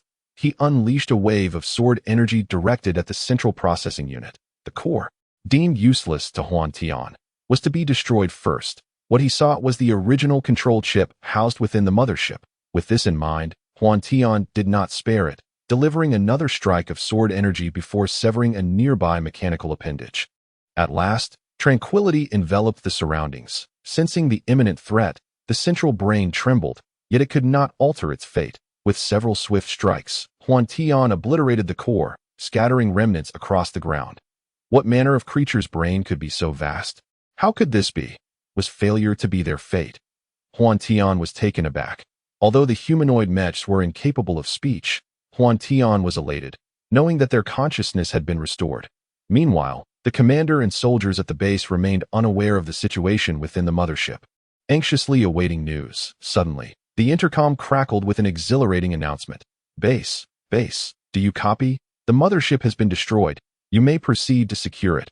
Additionally, the nearby humanoid mechs have regained human consciousness, guided by the internal layout. The control panel did not escape Huantian's scrutiny. At last, I have found you. With a swift motion, he extracted the chip, and Huantian gazed intently at a conspicuous apparatus. What could this be? Could it possibly be the dark energy the scientists spoke of? Huantian felt a twinge of uncertainty. Countless tubes were connected to a metallic spike, with two enormous spikes facing each other, from which a dark substance flowed. Their convergence floated a black sphere, over 3 meters in diameter, continuously morphing in shape, sometimes even transitioning between matter and energy, leaving Huantian in awe. Unfortunately, plans often fall prey to unforeseen changes. After much effort to connect the chip, Huantian realized he could not decipher it alone. It seemed he would have to seek assistance from the military, complicating matters further. Initially, he had anticipated that a film lasting merely a few days would consume only a fraction of his time. Yet reality proved contrary to his expectations. Chapter 52, An Unexpected Encounter with Luoluo in the World of Sky Catastrophe. Where martial artists and myths did not exist, it was, in essence, a pure reflection of the real world. Infused with an alien invasion. Huantian's significant turn of events and the extraordinary feats he displayed astonished the populace of this world. His name spread rapidly among the survivors. In the realms of the heavens, in various shelters and secluded areas untouched by disaster. As Huantian's reputation grew, more individuals became convinced that he was a messenger sent by the heavens, a savior destined to rescue the world.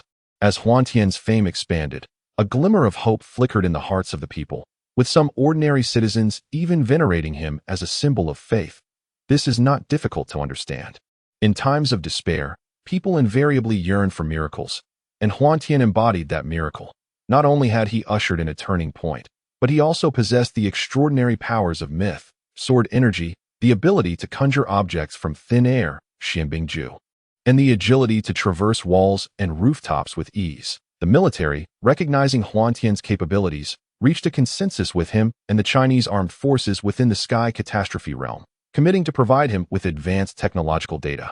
This collaboration stemmed from both Huantian's assistance and recognition of his strength, but most importantly, it was fueled by his remarkable influence in the sky catastrophe world. The number of survivors was quite limited. The entire global population barely exceeded 100 million, a stark contrast to the nearly 7 billion in the real world. Nevertheless, the ability to rally these individuals represented a formidable force. In the ensuing days, Huantian dedicated his time primarily to battles within the sky catastrophe realm, with only a fraction spent in the real world and the worlds of Baited and Tianlong. During his leisure, he immersed himself in the study of technological information. Within just a week in the real world, the military expressed gratitude, and upon revealing his identity, they provided him with a wealth of technical resources while beginning to seek individuals to decode the chip. As Huantian engaged in training and learning, he ascended to the status of a savior in the sky catastrophe, earning the faith of the populace. In the real world, amidst his busy schedule, Huantian seized a moment to visit the city center to view properties. His intention was not to purchase a house, but rather, he had his own plans in mind. In the past, Huantian never dared to dream of being together with Xiaobing. However, now that they are united, and he has experienced extraordinary circumstances, it is essential to provide Xiaobing with a stable, living environment in reality. Indeed, Huantian intends to embark on an entrepreneurial journey. This ambition is also the primary reason for his venture into the realm of Tianji. The foremost task of finding a residence is to locate a real estate agency. Upon arriving in the city center, numerous agencies caught Huantian's eye. Unfamiliar with the options, he randomly chose one. "Hello, sir. How may I assist you?" A young woman approached him with a queried dough. "I thought I was dealing with a significant client, yet it turns out to be just a naive young lad."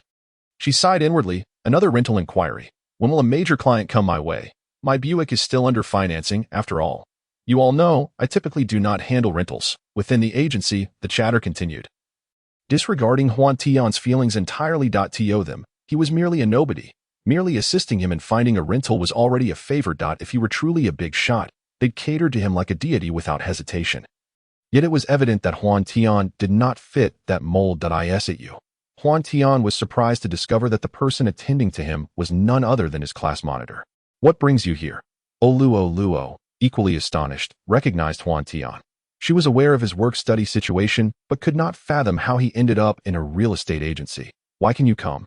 "But I cannot," Huantian retorted, pouting slightly. "Huantian, have you grown bold enough to speak to me in such a manner?" Luo replied, her lips pouting to one side. As she looked at Huantian, her initial irritation suddenly reminded her of that little mishap from the other day, causing her cheeks to flush slightly. She quickly added, "I am working part-time. Now tell me, what brings you here?" "Renting a place. What else would I be doing?" "I am now your client. So could you be a bit gentler?" Huantian complained that he felt exasperated, wondering why he had to encounter such a little vixen. He had not even enjoyed the privileges of a client. And as an agent, could she not be a bit less fierce? "Go ahead, tell me what type of rental you need, and I will help you search. However, I cannot guarantee results, as I have not been working here for long." Luo decided not to remain angry with Huantian any longer. "The total area of about 500 square meters for office use," Huantian inquired tentatively. "Wow, renting such a large space. What are you planning to do? Have you struck it rich?" Luo's first thought was one of surprise. "I intend to start a small company, beginning with securing the premises." Huantian was candid with her. "My goodness, Huantian, you really have hit the jackpot. Quietly amassing wealth. How impressive." Luo gazed at Huantian with wide eyes, astonished that the previously unassuming boy, always busy with part-time work, had suddenly transformed into a promising young entrepreneur. "What kind of look is that?" "Class monitor, could you please refrain from staring at me like that? It makes me quite uncomfortable," Huantian exclaimed, slightly flustered. "Humph, I must express a stern condemnation on behalf of the entire class. Unless, of course, you treat me to a meal," Luo proclaimed with an air of righteous authority. "Speaking of Huantian, I fear I may not be of much assistance to you. It seems rather challenging to locate the type of office space you mentioned in the heart of Haizhu City. A two-story office comprising a total of 700 square meters was available just last month, and within 3 days it was rented out. Currently, the demand for office spaces is exceedingly tight." Luo sighed. "Is that so?" Huantian pondered for a moment and replied, "Actually, it doesn't necessarily have to be around 500. A larger or smaller space would suffice." Upon hearing Huantian's words, Luo appeared quite astonished. Having become an agent, she was acutely aware of the market conditions. Typical office spaces are priced per square meter, with an average rate exceeding 50 RMB. Even for 500 square meters, the monthly rent would amount to a staggering 25,000. and a lease would require a commitment of at least a year. Half-year contracts are nearly non-existent nowadays. Moreover, there's the matter of the security deposit, which is typically equivalent to 3 months' rent. Thus, even if Huantian were only renting a 500 square meter space, he would need to produce a lump sum of 100,000 for the rental. After securing the venue, Huantian would still need to acquire permits, equipment, and personnel. Altogether, it could easily require an initial investment of 500,000, not even accounting for renovations. Olyuo finally concluded that Huantian must indeed be quite wealthy. Huantian, do you have sufficient funds? Although such spaces are hard to find, there is one location that, while slightly pricey, could be quite suitable. Olyuo inquired. 1 million, you say? Do you have a promising option? Huantian's interest was piqued. Gasp. Huantian, I never anticipated you to possess such wealth. Despite Olyuo's suspicions regarding Huantian's substantial earnings, she was taken aback to discover it reached an 8-figure sum. Huantian, I am referring to a villa, situated in a high-end community right in the city center. It boasts a total area of 450 square meters.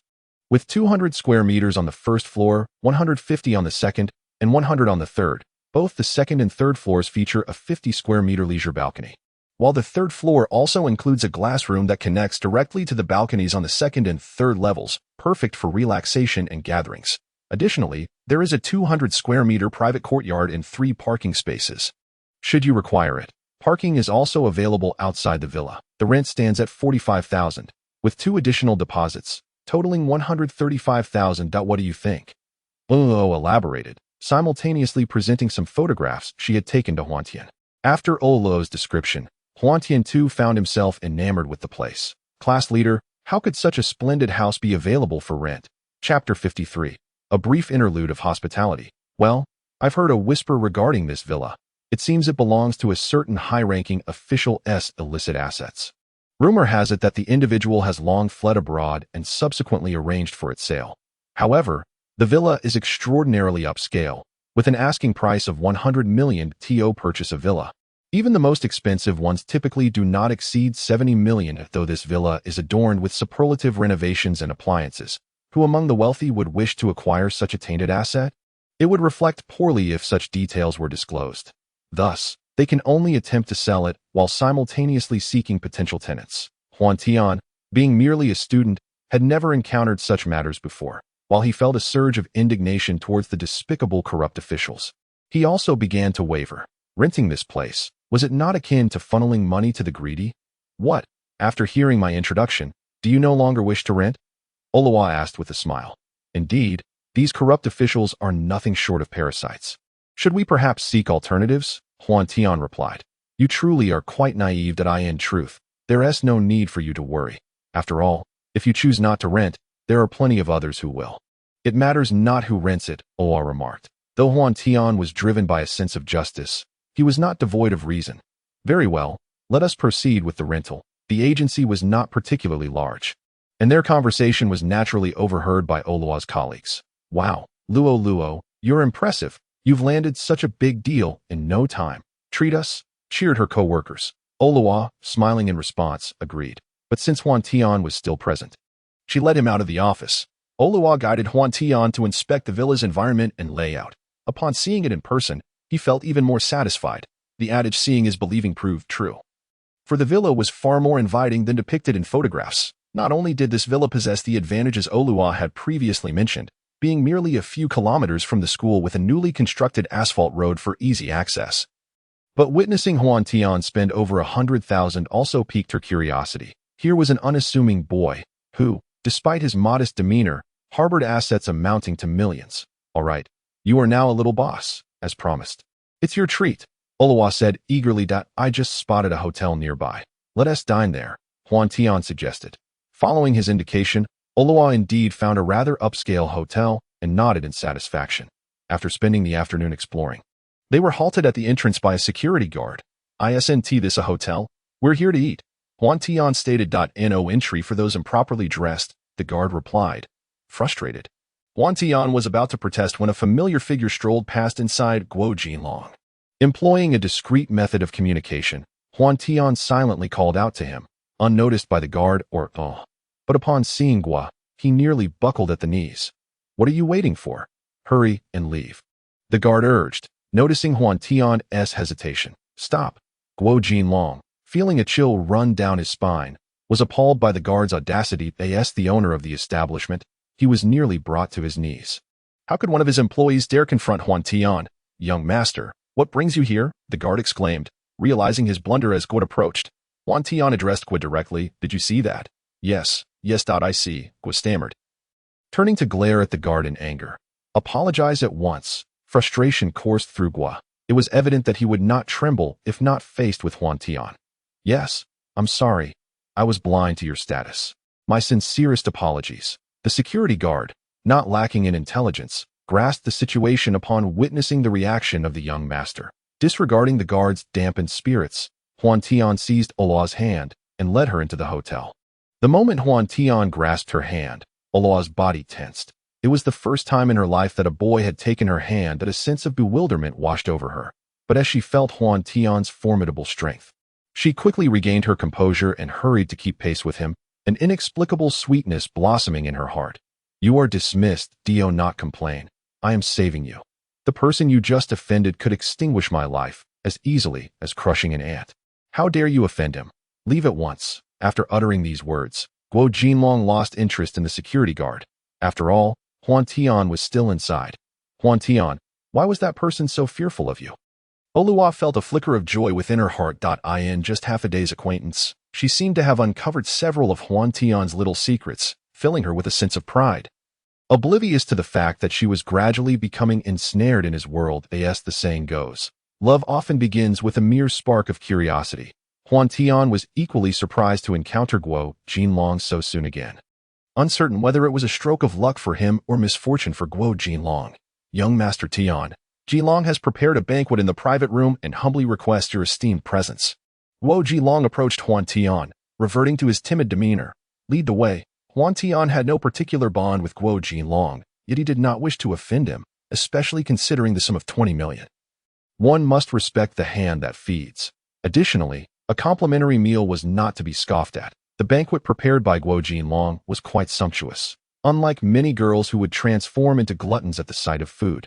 Olua maintained an elegant composure while dining, exuding grace. Very well, let bygones be bygones. You need not be so formal. Thank you for this occasion. After a satisfying meal, Guo Jinlong escorted them to the hotel entrance. Whereupon Huantian offered a few reassuring words, knowing it wouldn't cost him anything. Thank you, young Master Tian. Thank you, young Master Tian. Guo Jinlong's previously tense demeanor finally relaxed as they walked. Olua found an opportunity to inquire. Hey, Huantian, why is Guo Jinlong so afraid of you? You haven't told me yet. Now that we're alone, you can share, right? She had asked this question before, but due to Guo Jinlong's interruption, Huantian had refrained from answering. With no one else around, he felt compelled to reveal the truth, as it was no secret. Xiao Bing and Xiao Wen were already aware. He was once taught a lesson by me, and I even had his father summoned. This 2 million was their way of making amends, Huantian replied with a chuckle. You're lying. Olua pouted, clearly taking Huantian's words as mere jest, feeling a surge of annoyance. Originally, Huantian had intended to begin recruiting employees. But upon reflection, he realized his own information was incomplete and decided to shelve that thought for now. Before long, Tianlong world was set to enter a pivotal phase, with the Shaolin Temple preparing to host a martial arts conference to elect a leader, aiming to confront a particular individual. With Huantian's unexpected involvement, this time the target was not Xiao Feng, but rather his father, Xiao Yuanshan. Chapter 54. The downfall of Tianlong within the confines of the Shaolin Temple. The eldest brother, Xiao Feng, found himself surrounded by a multitude of martial heroes from all corners of the Jianghu. Esteemed friends, in days gone by, I shared joyous libations with my brothers, yet today I find myself on the opposing side. I, Xiao Feng, am filled with shame. However, the actions of my father and my own bear little distinction. You have gathered here today with the intent to slay my father, and as the saying goes, a son must repay his father's debts. Thus, I, Xiao Feng, willingly accept this burden, with the hope that you, my former brothers, will consider our past bonds and allow me the opportunity to avenge my mother's death. My gratitude would know no bounds. Xiao Feng bows deeply. Though you are of the Khitan, we are not without understanding. This matter does not concern you. We respect you as a hero and a noble soul. So it is best you depart, declares the hero of the rivers and lakes. Leader, the disciples of the beggar's sect are in a state of anxious turmoil. There is no need for counsel. As a son, it is already unfilial of me not to serve my father at his side. Brothers, I apologize for my shortcomings. Xiao Feng bows once more, his expression resolute. Ha, if you wish to kill me. It shall not be an easy feat, Fenger. Today, let us vanquish our great enemy, and thereafter, together we shall engage in a grand battle against the heroes of the Song dynasty, which would indeed be a fortuitous affair. A figure shrouded in a robe, deftly executing remarkable lightness skills, descends upon a pagoda beside Xiao Feng. It is Xiao Yuanshan, the notorious villain.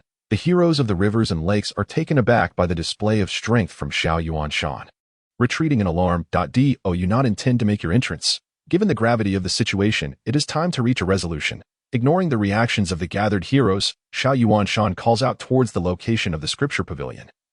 His voice infused with formidable inner strength. No sooner had Xiao Yuanshan's words echoed than a figure, mirroring his entrance, appears atop a nearby pagoda. Ha ha ha. We have fought for 30 years, yet remain evenly matched.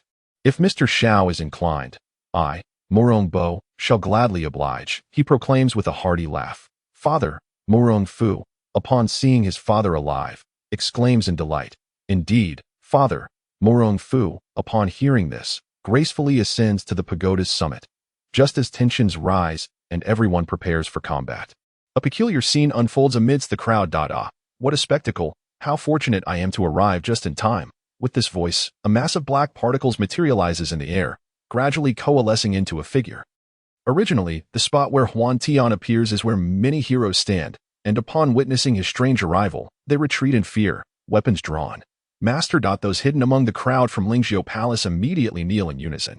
Third brother, Xiao Yuanshan recognizes Huantian, yet is equally startled by his entrance. However, he conceals his astonishment, turning to face Morong Bo and his son, his eyes bloodshot. I never anticipated that I was so blind that day. For Xiao Feng to have a brother such as you is indeed his fortune. Xiao Yuanshan sighs. You flatter me, uncle, but truly, you have overstepped this time. Huantian responds with resignation. Long ago, Huantian had apprised Xiao Yuanshan of the situation. Yet now, he finds himself in such dire straits, revealing that hatred has long clouded his judgment, that a deep-seated grudge cannot go unavenged. Do you intend to thwart me? Xiao Yuanshan's demeanor grew serious. No, I shall not impede you. However, some individuals deserve to perish, while others do not, such as my uncle, my elder brother's mentor, and my elder brother's adoptive parents. These individuals ought not to meet their demise, alas. Huantian felt helpless, after all. This was his elder brother's father. Fortunately, given his current strength, it would not be overly difficult to spare his life. You speak the truth. After their deaths, I would regret it as well. Nevertheless, the deed is done. At worst, I can offer my own life in return. Xiao Yuanshan confessed with a sense of shame. It is not that Xiao Yuanshan harbored no hatred towards them, but rather that some grievances, once avenged, diminished the bitterness, leading to a clearer mind. I shall refrain from intervening. You all may resolve this long-standing animosity here. Those present must not disturb their duel. Otherwise, do not blame me for my lack of courtesy. Huantian's formidable true energy surged forth, causing nearby martial artists to be swept back, falling in disarray.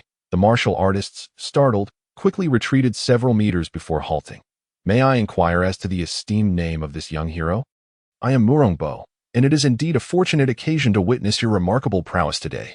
Morong Bo, seemingly familiar, displayed a warm smile.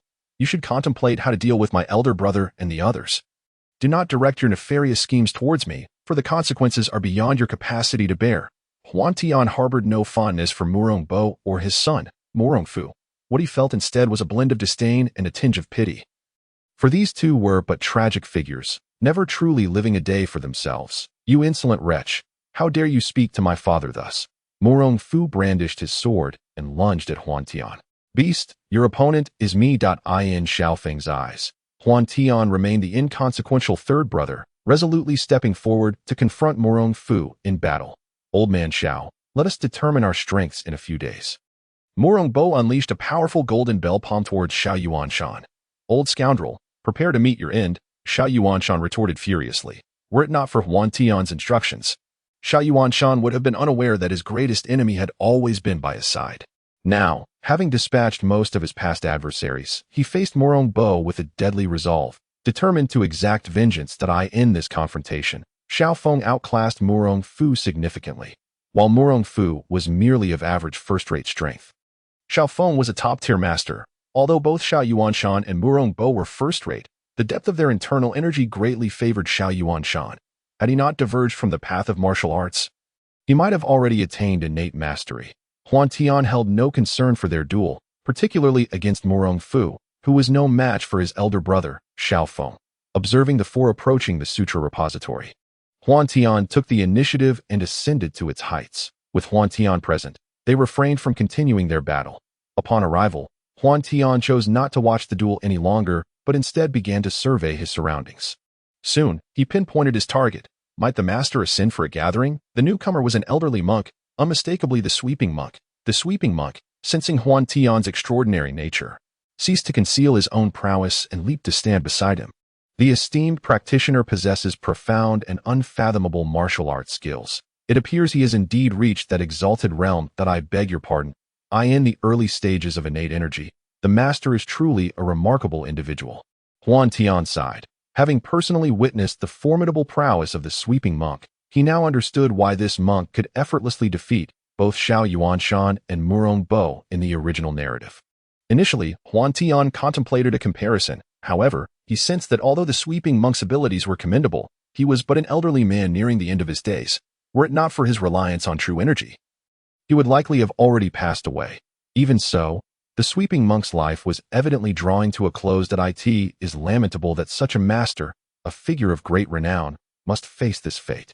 Master, I apologize for the intrusion, Huantian said, bowing respectfully. The cycles of life and death are the natural order of humanity. There is no need for such sorrow. Yet, I find myself unable to perceive your true essence, which is indeed perplexing. The sweeping monk quickly grasped Huantian's intent, yet he was filled with curiosity regarding him. Chapter 55. The Death of the Murong Father and Son. PFF. Murong Fu spat blood. His face twisted with malice as he glared at Xiao Feng. Die. Xiao Feng stood his ground, channeling the 18 dragon-subduing palms, causing the fallen leaves on the ground to swirl and rise, forming the semblance of a dragon's head, accompanied by the howling of inner strength as it surged toward Murong Fu. Alarmed, Murong Fu realized that, injured as he was, he could not possibly withstand Xiao Feng's full-force attack. In that moment, he noticed a small monk beside him.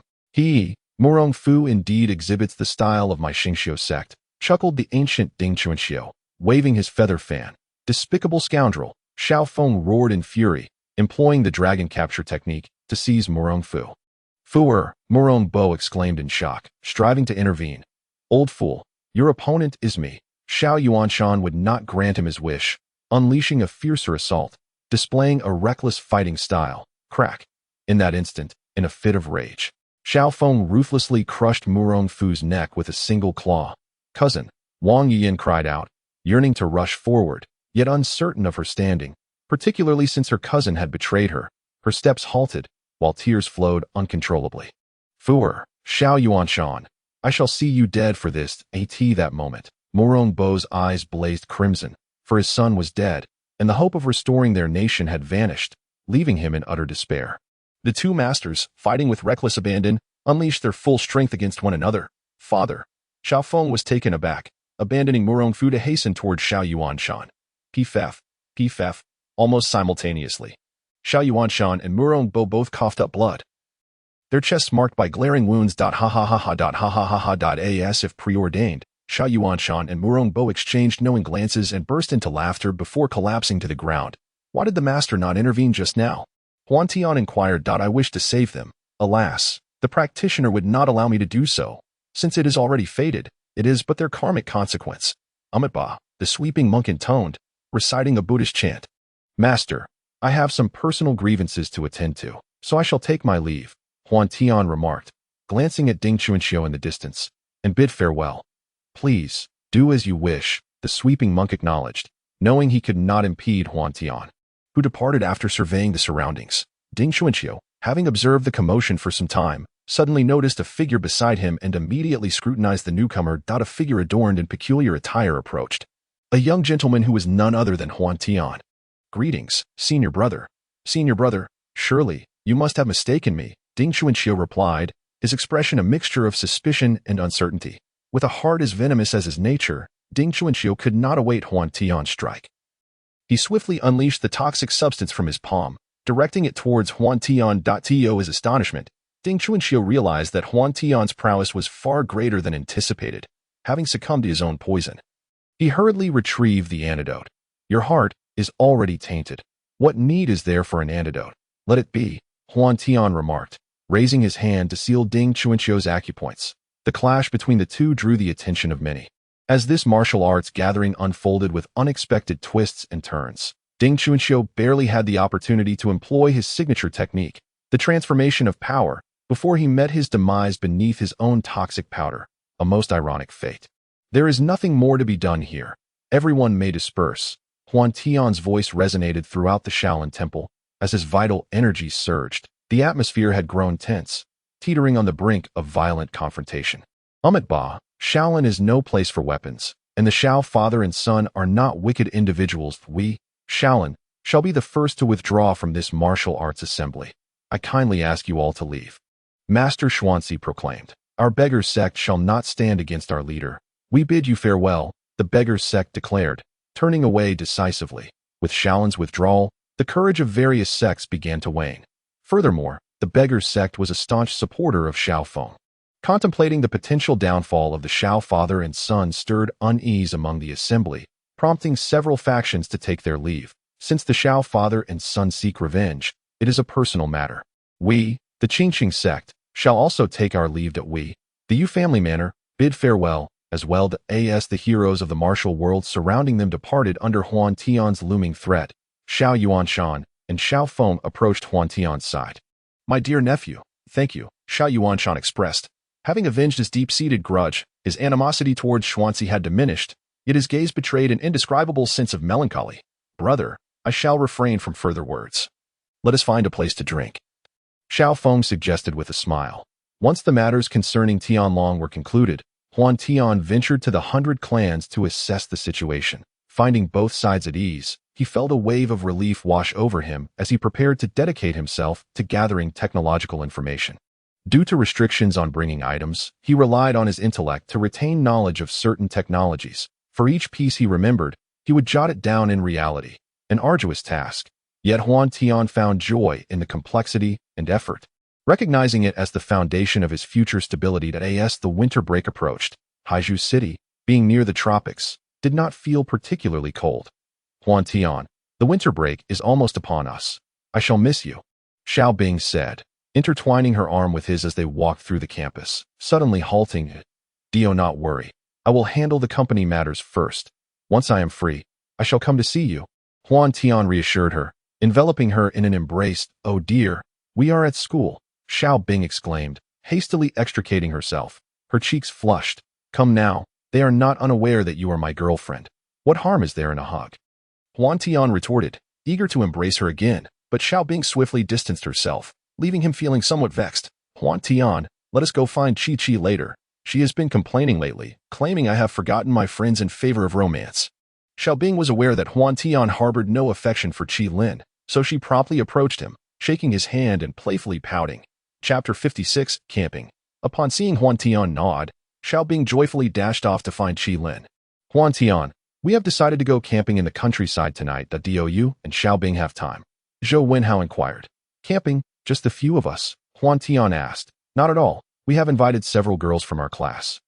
And you'll see them when the time comes. If you decide to join, make sure to bring Xiao Bing along, Zhou Wenhao replied. All right then, I'll check, as just a moment ago, Xiao Bing was pulling me to go out. Huantian stated, pulling out his phone to contact Xiao Bing. All right, hurry up, we'll be setting off shortly, Zhou Wenhao urged. Soon, Xiao Bing's phone call connected. Hello, Huantian, what is going on? Xiao Bing queried, perplexed. Are you with Qi Lin? Huantian inquired. Yes, I just told her about our plans to go out this afternoon. What is up? Xiao Bing responded. Well, it's like this. How Gu and Bin Zi want to invite us to go camping in the countryside. Since you've already made plans with Qi Lin, let it be. There's nothing more to discuss. Goodbye, Huantian explained. Sister Bing Bing, what did that scoundrel say? Qi Lin leaned over, asking curiously. Huantian mentioned camping with classmates and asked if I wanted to join.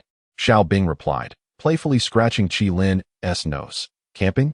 Oh dear, we didn't have such activities in our freshman year. Sister Bing Bing, I want to go too. Qilin puffed her cheeks in envy. Well, Huantian just said he couldn't make it, Xiao Bing said, hesitating. Sister Bing Bing, please let us go. Just have that rascal explain it. I've never been camping before, Qilin insisted, tugging at Xiao Bing's sleeve with persistence. All right. I'll call him right now. Is that acceptable? Xiao Bing conceded with a side eye in the boys' dormitory. After Huantian hung up, he was just about to inform Zhou Wenhao and his companion that he couldn't make it when his phone rang again. Huantian, what is up? Hanbin inquired. The two girls have agreed to go camping, Huantian declared. Haha, that is fantastic. You just said you weren't going, and I was feeling quite gloomy about it. Now we can finally go out together, Hanbin exclaimed, stopping Huantian. You see, Bing Bing has a friend. They were initially planning to go out this afternoon. Upon hearing about our camping trip, she also wishes to join. So what do you say? Huantian said candidly that you are taking two girls by yourself. Hanbin exclaimed in surprise. Huantian, are you sure you can handle two girls? Don't blame us later, Zhou Wenhao added with a mischievous grin. What's with you two? Why do I sense something off? It's just camping. You used to complain about not having girls on outings, and now that you do, you both wear such expressions. I find it rather amusing. Huantian squinted at the two, sensing something peculiar. Nothing at all. We're just happy for you, they both replied with feigned innocence. There's definitely something fishy about this. Never mind, I'll go find them now. For camping, we need to buy quite a bit, Huantian decided, ignoring their antics as he departed. Xiao Bing and Qilin had purchased a plethora of items, most of which were snacks and beverages. Were it not for the pressing time, one might well consider purchasing the entire supermarket. The most fatigued, naturally, was Huantian, as both individuals entrusted their belongings to him. The vehicle was a modest van, rented for 200 yuan a day. When divided among them, it amounted to a negligible sum. The most exhilarated of the group was Qilin, who, barely having set off, gazed out of the window incessantly, reminiscent of Lu Lao entering the Grand View Garden. Among those present, Huantian was familiar with everyone, including the girls brought along by Zhou Wenhao and Hanbin, with whom he had previously strolled through the snack street and had an altercation with Zheng Chun. One was named Pei Xiaolan, and the other, Zhuang Ting. All had shared experiences of outings together, creating an atmosphere of ease and familiarity. It's quite dull in this vehicle. Why don't we sing? Xiaolan proposed. Absolutely. We still have an hour to go. Singing is far more enjoyable than sleeping. And it won't make us carsick, Xiao Bing remarked. But what shall we sing? At the mention of singing, Huantian felt a pang of awkwardness. For reasons unknown, despite his excellence in many areas, singing was an entirely different matter. He embodied the saying that while others sing for money, Huantian sings for his life. One could easily surmise the exceptional nature of his vocal abilities. How about we sing Fairy Tale Town?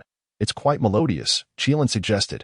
Among them, Qilin was the youngest, and her proposal was indeed appealing, garnering the approval of the other three girls. However, Zhou Wenhao and Hanbin vehemently disagreed, especially Huantian. Oh no, since we're singing together, we can't choose that.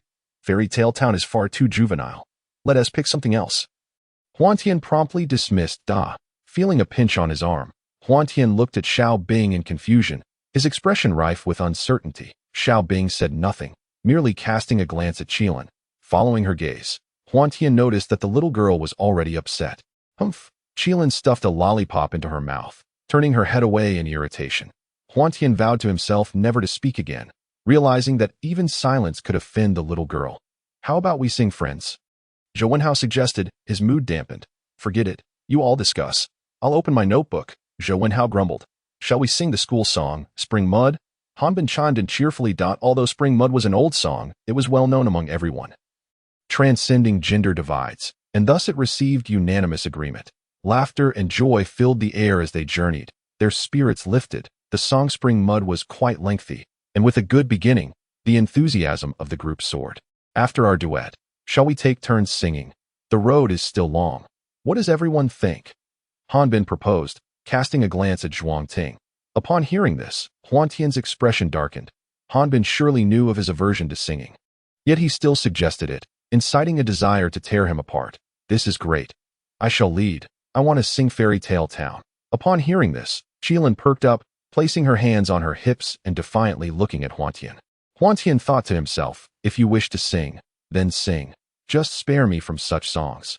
Observing her triumphant demeanor, Huantian instead offered Qilin an encouraging glance. Humph. Qilin was displeased by Huantian's expression. Wait a moment. Let me switch the software to karaoke mode. Hanbin hurriedly interjected. As the music began to play, a lively children's song resonated throughout the vehicle. There always winds a colorful river through the fairy tale town. Ideals divide reality yet twist in the embrace of love. Chapter 57. Agent Gu Tao. After the enchanting song about the fairy tale town concluded, everyone gazed at Qilin with a sense of wonder, as if they had stumbled upon a hidden treasure. Qilin, your singing is truly delightful, Xiao Bing remarked enviously. Indeed, Qilin, you possess a remarkable voice. I must take you to KTV to sing together. They will be utterly envious of you.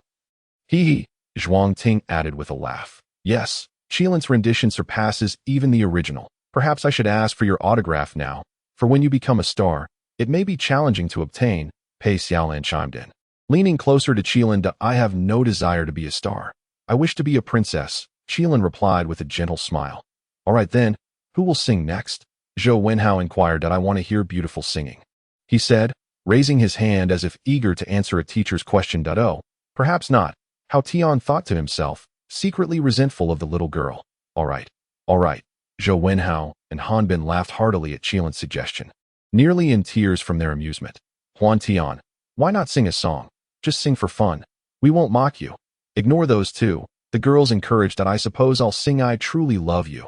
Huantian relented, offering a title that was somewhat familiar. As the classic piece by Hong Kong singer Jia Zhu began to play, Huantian commenced an unadorned pair of hands. Isu. Stop. Excluding Huantian, there were a total of 7 individuals in the vehicle, and 6 hands shot out, urgently calling for a halt. The driver, though silent, nearly swerved the van into a ditch, drenched in cold sweat from the shock of Huantian's singing. Oh my heavens, you rascal. Your song is simply earth-shattering and soul-stirring, leaving listeners breathless and birds forgetting to soar, Qilin exclaimed, covering her ears, as if she had discovered a new world. You all forced me to sing, Huantian protested. His face flushed with embarrassment, feeling as though he might resort to drastic measures to escape the situation. Huantian, perhaps it's best if you just listen to music from now on, Xiao Bing suggested. Huantian felt as though he had suffered 1,000 wounds. After a round of teasing, the matter was finally set aside once someone else began to sing, and as Xiao Bing had mentioned, Huantian was not called upon to sing again during the journey. Much to the relief of the driver, Huantian felt a sense of injustice, thinking, it wasn't my choice to sing, it was you all who compelled me. As dusk fell, Huantian and the 3 boys, each carrying an oversized adventure backpack, set out.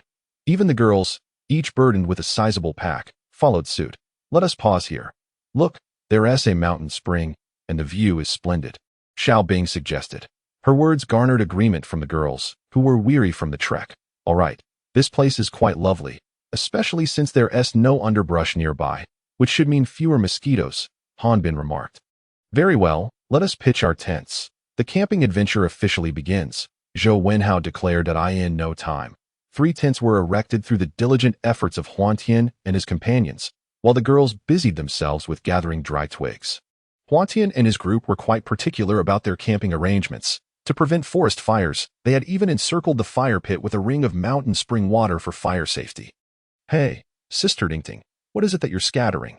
Qilin, the youngest among them, was left without any assigned task, leading her to wander about curiously like a little inquisitive child. Oh, this is medicinal powder, meant to ward off snakes, insects, rodents, and ants, explained Zhuang Ting. Chi, stop causing trouble and come help me arrange the snacks, shouted Xiao Bing. Oh, coming. Upon hearing about food, Qilin instantly perked up and bounced over eagerly. In Zhou Wenhao's bag, there were also compact camping pots along with a small supply of rice and seasonings. Cooking was somewhat more of a forte for the girls, so they took charge of the food preparation while Huantian and the others handled the heavier tasks.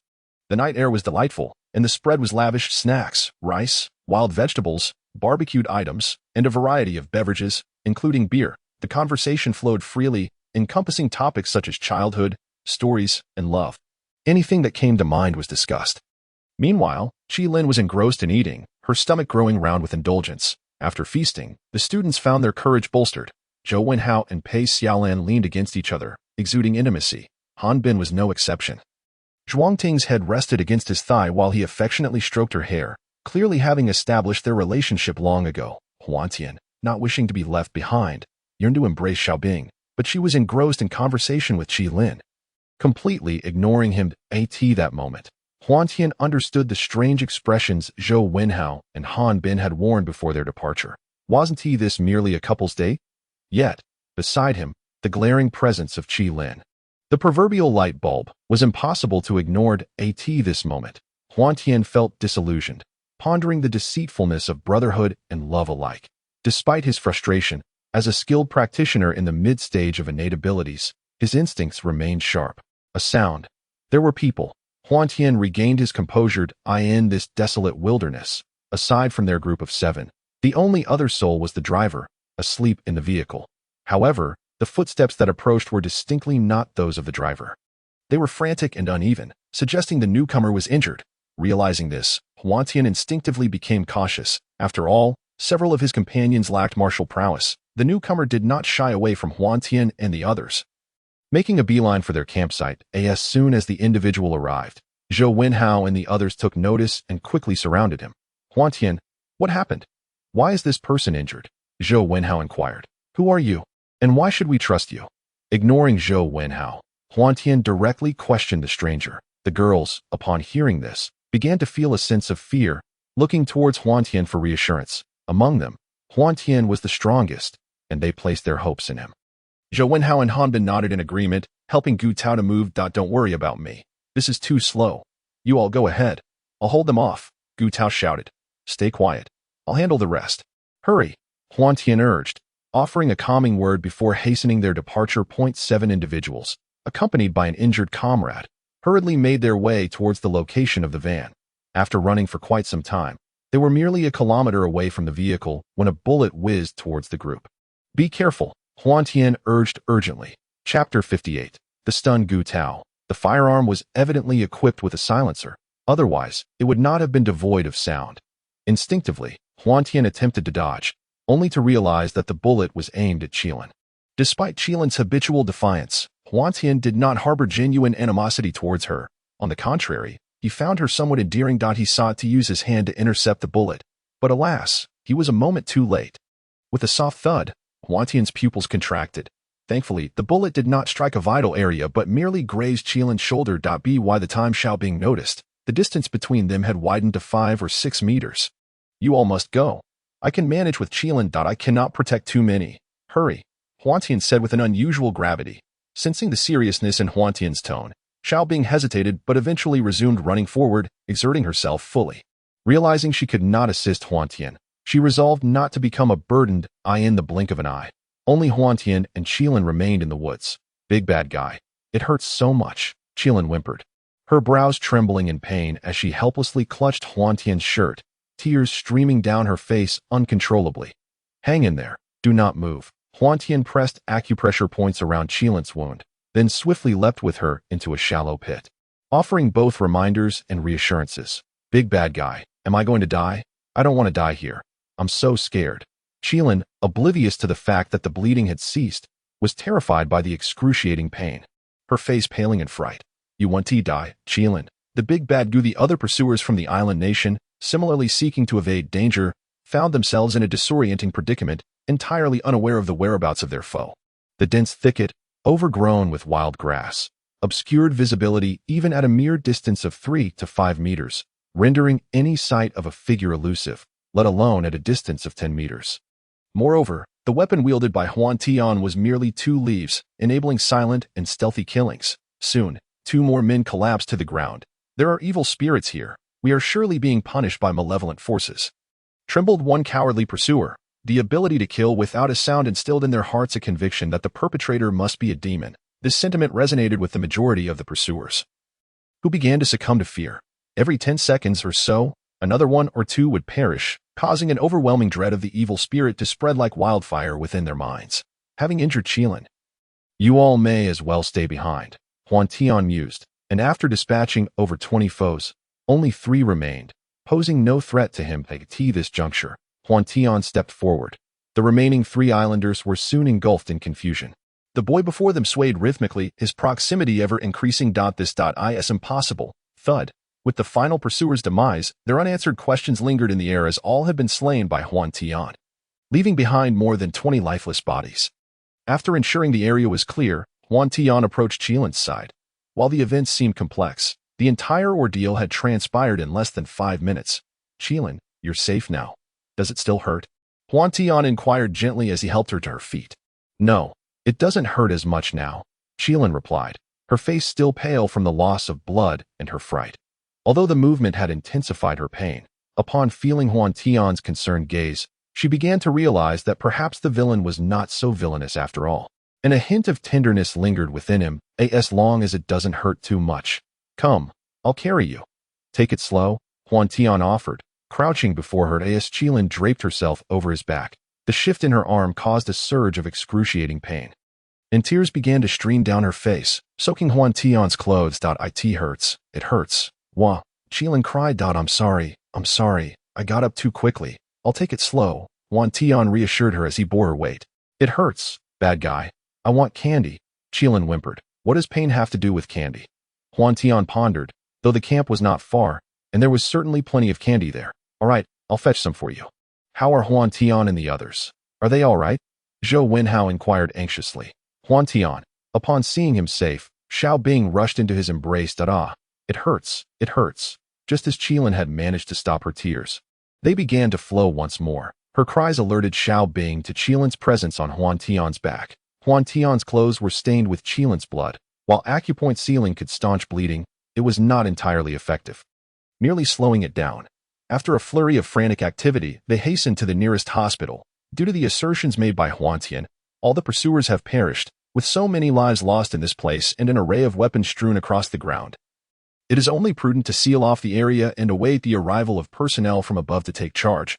Yet, when Gutao later encountered the wounds on the corpses of the pursuers, he could not fathom the means by which they had been inflicted. Chapter 59, The Mysterious Warehouse Keeper Provincial Office. "Old Master, we have a situation." A secretary entered the office and whispered in his ear. "Everyone, please step outside." The old man surveyed the group in the office and commanded, "Old Master, the Huantian you instructed me to keep an eye on encountered another incident last night, eliminating 25 disguised agents from the island nation in one fell swoop. This has now drawn the attention of higher authorities, and I have already seen individuals dispatched to manage the situation during my investigation," the secretary reported, astonished. "Though, this young fellow is certainly not one to remain docile."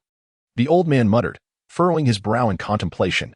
"Indeed, Old Master, to single-handedly take down 25 armed agents is something even the locals would find incredible," the secretary remarked, expressing his amazement. "This is quite intriguing. My granddaughter's classmate is indeed formidable. Perhaps I might enlist his assistance." The old man pondered hesitantly. "Are you referring to the gentleman from the capital, the one engaged to your granddaughter?" the secretary inquired. Puzzled. "Please make arrangements soon. I wish to meet him privately. I hope this old man's face carries some weight," the old man said uncertainly. "I believe it is feasible. You had already assisted him once. And given that your granddaughter is his classmate, there may be a genuine chance for them to collaborate," the secretary thought, nurturing a glimmer of hope. "That remains to be seen. After all, this young man is alone, and the outcome is still uncertain." While their plans were set aside for the moment, someone had already sought out Huantian. A police officer conducted an interrogation with Huantian before changing into plain clothes and escorting him to a private room in a restaurant. Inside the room were 5 individuals, 1 woman and 4 men. Huantian sensed a faint flow of internal energy among them, barely qualifying as novice-level practitioners, capable of dealing with a dozen ordinary people without much difficulty. The leading man stood at the pinnacle of novice level, on the brink of ascending to intermediate martial artist status, making him more than capable of facing 100 adversaries. These individuals represented Huantian's first encounter with practitioners in reality, filling him with both astonishment and understanding. It was evident that their identities were unlikely to be trivial. "Mr. Huantian, here is our business card." The foremost man, exuding an air of cool detachment, remained silent as the only woman among them presented a card to Huantian. "Jia Cheng, warehouse manager. What is this?" Huantian's expression was one of confusion as he examined a white card emblazoned with an image of a large warehouse, along with names and contact details. "A warehouse." The leading man appeared equally perplexed, glancing at the woman beside him in confusion. "Warehouse. Oh, this." The woman, regaining her composure, handed Huantian another card. "I apologize for the mix-up. This is our true identity. The previous card was merely a FAAD." Huantian scrutinized the card this time, and it indeed aligned with a recognizable entity. the Special Operations Bureau of the National Security Agency, Team 6, as he assessed the seemingly frivolous individuals before him. He could not shake the feeling that they were anything but what they appeared. Indeed, we are agents of the National Security Bureau. My name is Su Dinghe, with a casual wave of his hand. Su Dinghe gestured for Huantian to make himself comfortable, while he himself took a seat first. Suddenly, as Huantian was about to sit down, Su Dinghe plopped down onto the ground. Is this the kind of absurdity exhibited by the National Security Bureau? A profound skepticism arose within Huantian. Su Dinghe's subordinates collectively turned their heads, unable to bear the embarrassment any longer. What an unexpected turn of events. Su Dinghe, displaying remarkable composure, removed his sunglasses and resumed his seat. What do you want with me? I haven't caused any trouble, Huantian remarked. Do not misunderstand. We are not here to create a ruckus, but rather to inquire about a few matters, Su Dinghe replied. About that incident from a couple of days ago, Huantian inquired. I believe you may have misunderstood. That matter has already been assigned to a dedicated team for resolution, and we have come specifically to see you. Su Dinghe clarified. Is everything all right with you? If there is nothing pressing, why seek me out? Huantian expressed his frustration, feeling his previous apprehension dissipate in the face of the agent's antics. Come on, Captain, enjoy some food. One of Su Dinghe's team members offered him some dishes. Since you are so forthright, I shall be direct. I wish to ask if you would be willing to join our National Security Department. Su Dinghe stated. Join the National Security? I think not. I am merely a student and am not considering such matters at present, Huantian replied. Young brother, the benefits are exceptional. Not only would you gain an additional identity, facilitating your affairs, but it would also not hinder your studies, Su Dinghe insisted. What benefits? Huantian queried. This is quite remarkable. Firstly, you would hold at least the rank of major in the military, enabling you to command battalion-level units independently. And the salary is quite substantial.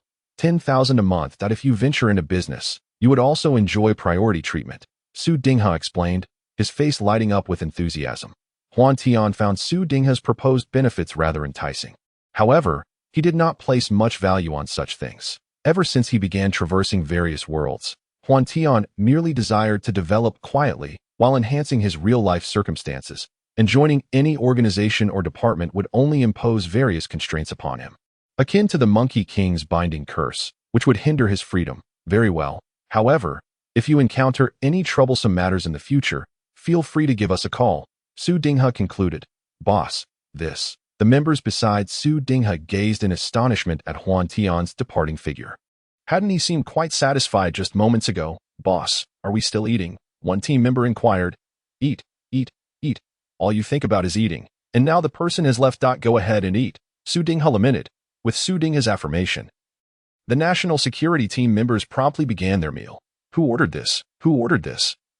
It's too spicy, Su Dinghe bellowed. The celestial realm had recently become Huantian's primary target, yet he would not pursue it as persistently as he did with the heavenly dragon.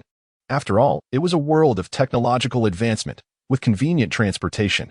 Currently, only a handful of motherships remained within the Earth's confines, and they would soon be eradicated across various regions. A pressing issue loomed. Namely, the flagship that lingered in the outer reaches of Earth. If it cannot be eradicated, Earth may potentially face an even greater catastrophic blow in the future. Surrounding Huantian are numerous survivor commanders. Some were once military leaders, while others are newly appointed commanders emerging from the turmoil of war. How's the chip decryption progressing? To annihilate the Wang Jian, we must first decrypt the chip, Huantian remarked. The mothership within the Earth exhibits remarkable regenerative capabilities. After extensive research by the gathered scientists, it has been revealed that the mothership utilizes a form of dark energy capable of restoring its original state, which is closely related to the chip's configuration. However, given that this is a collision of two civilizations, the decryption poses significant challenges, a fact Huantian is well aware of. In light of this, we shall launch a full-scale counterattack and seize these motherships within the Earth. We cannot allow them to continue transforming marine life. Chapter 60. The ominous marine biological mechas. In the midst of the cataclysm, Huantian piloted the aircraft, traversing battlefields across the globe. After more than 3 arduous months of fighting, the land was finally cleared, and humanity reclaimed its dominion over the Earth. Are we all prepared? Huantian inquired. We are ready, responded one of the commanders. Gazing at the rolling waves of the ocean, Huantian felt a heavy weight in his heart. The terrestrial human population, augmented by colossal creatures, had not exceeded 2 billion, yet the losses were devastating. However, the numbers of marine life were staggering, and despite not being fully transformed, they still represented astronomical figures. Let us commence. With Huantian's nod, missiles flew toward the radar-designated targets. This time, the objective was a modest island in the ocean, where a mothership was anchored above. Missiles proved ineffective, since they had revealed themselves. Let them taste the power of nuclear weapons. The mechas emerging from the ocean were numerous, forming an endless wall of mechanized entities, with missiles failing to breach even the outermost layer. Fortunately, this was not outer space. The mechas lacked the capability for high-altitude flight, reaching a maximum altitude of merely 10,000 meters before being unable to ascend further. Nuclear strikes, under the current circumstances, were no longer rejected by the survivors. Opportunities for survival were non-existent, and concerns about the environment seemed laughable. They could only hope to live in seclusion in unirradiated areas after achieving victory in the future. The activation of the nuclear bomb instilled a profound sense of fear in both aliens and humans alike. And Huantian felt it as well. The aliens would undoubtedly attempt to intercept, thus, preceding the nuclear bomb. Over 200 were deployed to clear the path. Huantian felt a cold sweat trickle down his brow. He had undertaken similar endeavors before, yet this time, he lacked absolute confidence in victory. The sheer number of mechas in the ocean was overwhelming, their presence beneath the surface resembling an impenetrable night. With not a single ray of sunlight able to penetrate, we need to deploy another nuclear bomb. Otherwise, this wave of attack will be rendered ineffective, Huantian stated. The decision to launch the nuclear bomb weighed heavily on Huantian. For humanity's survival was paramount. As if to validate Huantian's words, with the clearing forces being depleted, the first wave of nuclear bombs was finally detonated. A blinding flash of white light erupted, followed by the ascent of a mushroom cloud into the sky. Under the impact of the nuclear explosion, the mothership swayed violently. However, due to the considerable distance, it suffered minimal damage. The sole outcome was the clearance of a substantial area, within which a nuclear missile surged towards the mothership once more. The second missile, accompanied by a mere 100 escorts and several undamaged mechas, along with those that emerged from the mothership, commenced another round of interception. Success was imperative. Beside Huantian, the commanders clenched their fists, their anxiety palpable. Boom, boom. Some mechas in closer proximity detonated a few missiles, while the nuclear projectile approached perilously near to the mothership. At that moment, 3 additional mechas flew in from the opposite side. Should the missile be detonated at this juncture, it would signify yet another failure in their offensive. As the mechas drew nearer, a cold sweat trickled down the brows of the onlookers. Would they truly return empty-handed once more? Suddenly, the nuclear missile descended, revealing a hidden warhead at its rear, which was promptly detonated by the controller. The 3 mechas were simultaneously thrown back, caught in the throes of disarray, following a violent explosion. The missile reoriented itself towards the mothership. By the time the 3 mechas regained their composure and attempted to pursue the missile, it was already nearly impossible. At this critical moment, the mothership found itself within the core explosive radius of the nuclear device. Contact was unnecessary for it to incapacitate the mothership. Nevertheless, the missile continued its advance. Zhou Wenhao and Han Bin, 2 rather troublesome individuals, once again sought the company of Huantian. While you indulge yourselves, I have a prior engagement. I am to register a company, and time is of the essence. Perhaps you should seek assistance elsewhere this time, Huantian remarked. Huantian, is the friendship boat about to capsize? Please, not that, Han Bin replied in a disheartened tone. You are free to seek assistance from anyone. But by the way, here is the latter part of that set of footwork during the winter break. You might as well practice it, Huantian added, tossing aside several sheets of his recorded illustrations and text before departing the school. Huantian, has the company registration been successfully completed? They inquired. Here, Huantian responded, pulling documents from his bag and handing them to the 2. Haha. New era technology, I am now a founding member, Han Bin exclaimed joyfully. Come now, it's merely a nominal title. Look at how delighted you are. Zhou Wenhao retorted with a hint of disdain. I plan to officially establish the company during the winter break. Would you both be interested in working for me? Huantian extended the invitation. Are you truly offering us positions at your company? But we lack any relevant skills, Zhou Wenhao expressed doubt. What Huantian sought was not mere ability, with the technological materials he had acquired. He felt confident about the technical aspects. His concern lay in the multitude of secrets he possessed, which he was reluctant to share with untrustworthy individuals. Thus, he sincerely hoped that Zhou Wenhao and Han Bin would assist him. Running the company alone is quite challenging. Besides, you are my brothers. All I need is for you to manage things. There's no requirement for research. How does a 3% share of the profits sound? Please consider it. Though 3% may not equate to actual shares with voting rights, it still represented a significant potential income. However, as the company had just been established, it was indeed premature to expect profits. Huantian, as a founding member, 3% seems rather meager. Hanbin hesitated. While he had heard Huantian mention that it was a technology company, he was still unfamiliar with the future prospects. Establishing a company demands immense energy, and 3% might be insufficient for a founding member. Hanbin, Huantian's venture has only just begun. If we are true brothers, we should lend a hand.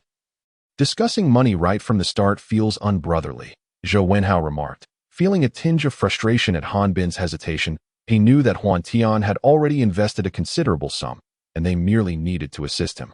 The offer of a 3% profit share was certainly a gesture of goodwill based on their friendship. Never mind, it's not that I am unwilling to help Huantian. I am merely here for some fun. Managing a company is not my forte. Thanks, Huantian, but I think I'll stick to my studies and courting. Hanbin chuckled, no need for explanations. How good at Binzi's aspirations lie elsewhere, so there's no need to persuade him. By the way, let us visit the company tomorrow. The computers have been set up, and we are opening at noon, Zhou Wenhao confirmed. All right, no problem, he agreed. Sure, I never refuse a chance to have fun, Hanbin added. The following day, nearly all the students from Class 2 had gathered. In addition to Huantian and Xiaobing, Zhou Wenhao and their counselor, Old Wu, were also present.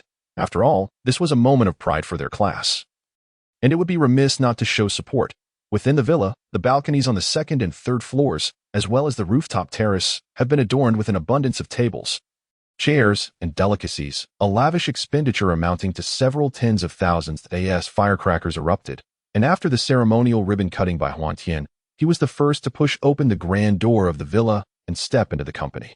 This area was once the kitchen, and of course, it remains so, while also serving as a tea room. Over here is the restroom, and these two rooms are designated for office use, while the living room serves as the reception and front desk area. As Huantian walked, he introduced his classmates and teachers. The faculty and students followed him, filled with admiration and nodding in agreement. The office spaces were formerly the master and side bedrooms, with beds removed and replaced by backless sofas for convenience during breaks. Huantian chuckled. On the second floor, the living room is the primary workspace, comprising 3 rooms, one for documents, one as a conference room, and another as a management office. The restroom has been converted into a server room.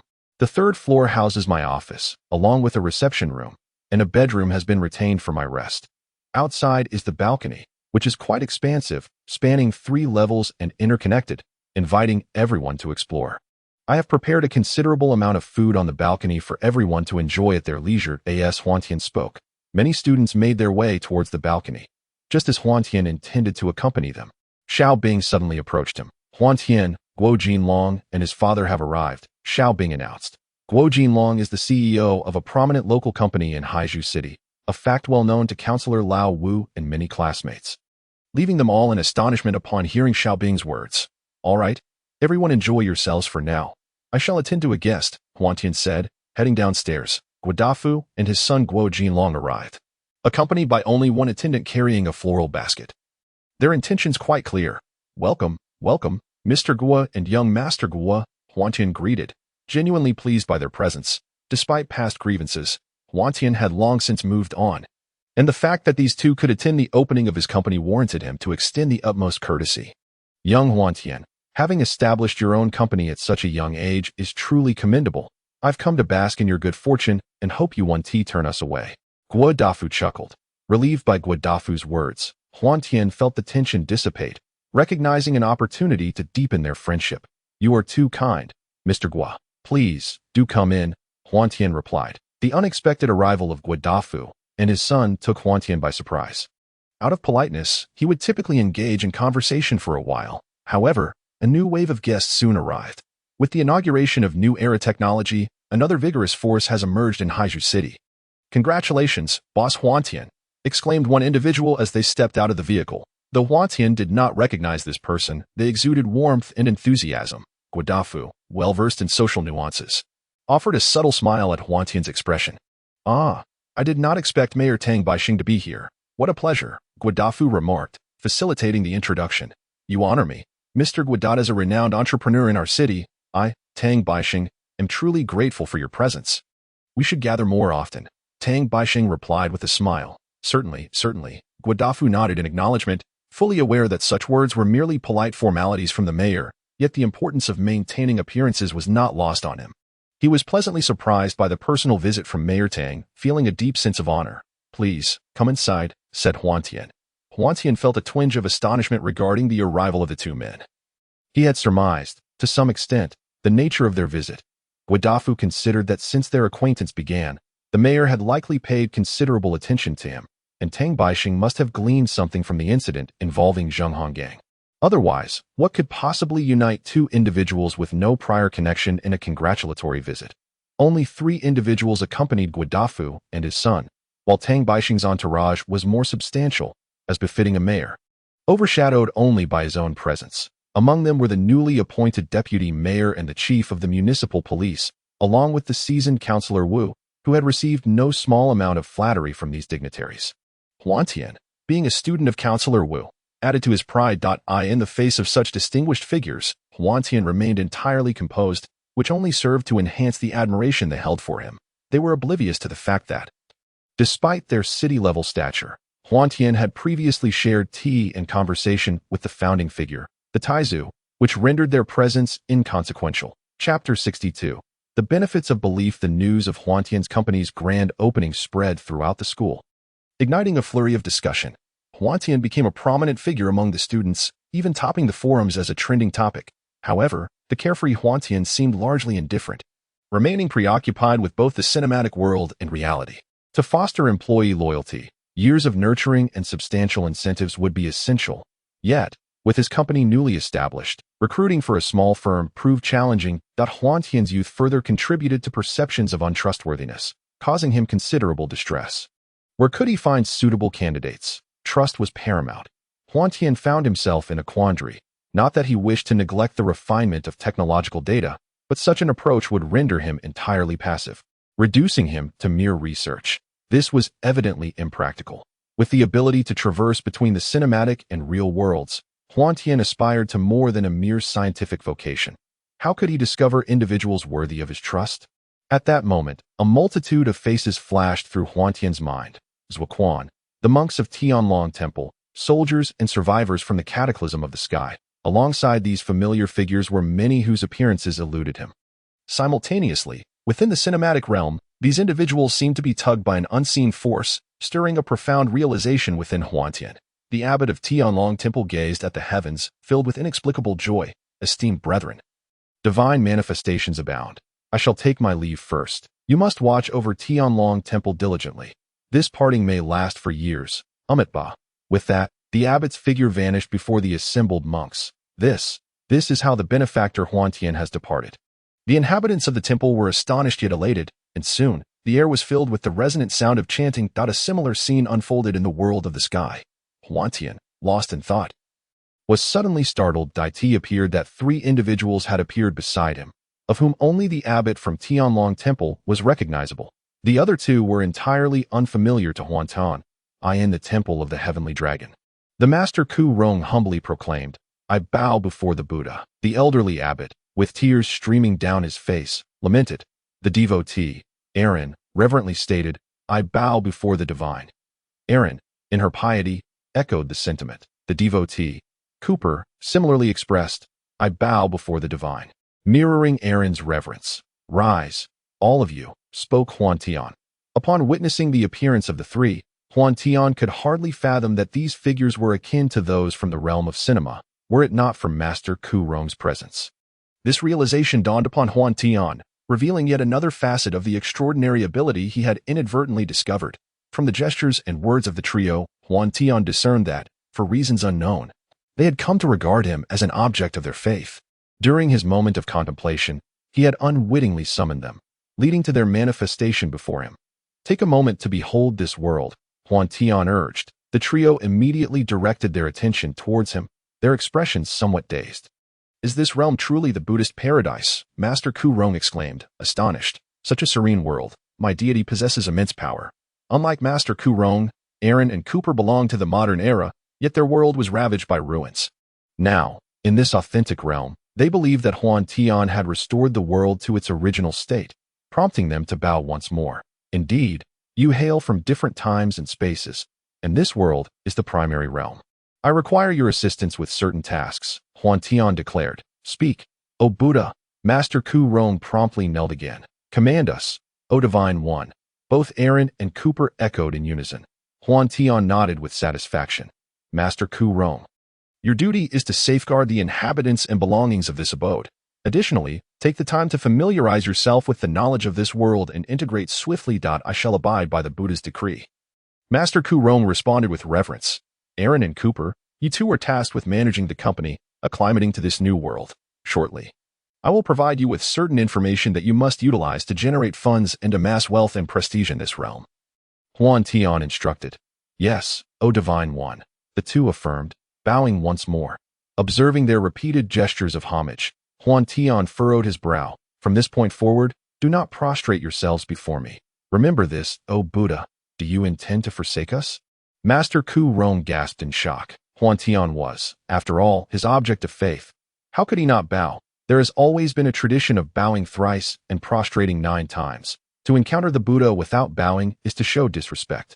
Tales from the journey to the West recount that Tang Sang, while seeking scriptures, would invariably enter temples and bow before the Buddha, such is the way. O Divine One, our loyalty is unwavering, as the sun and moon can attest. Aaron and Cooper affirmed. Observing the trio still on their knees, Huantian felt a sense of helplessness. This world is unlike any other. Thus, if you encounter unfamiliar individuals, refrain from kneeling to avoid revealing your identities. I wish to avert unnecessary troubles, Huantian implored. We shall adhere to the Buddha's command. Yes, O Divine One. Leaving the 3 in the villa, Huantian bestowed a 10 million card upon Aaron before departing. With Aaron overseeing the finances, Huantian need not worry about anything else. Master Ku Rong can remain indoors, simply reciting Buddhist scriptures to safeguard the people. Cooper is responsible for external procurements, and thus, the basic structure is nearly complete. Huantian harbors no concerns regarding the loyalty of these individuals. Following recent events, he becomes even more cautious concerning the film world. It is astonishing that individuals from the cinematic realm can manifest in reality. It is utterly exhilarating. With a heart full of excitement, Huantian steps into the dragon world.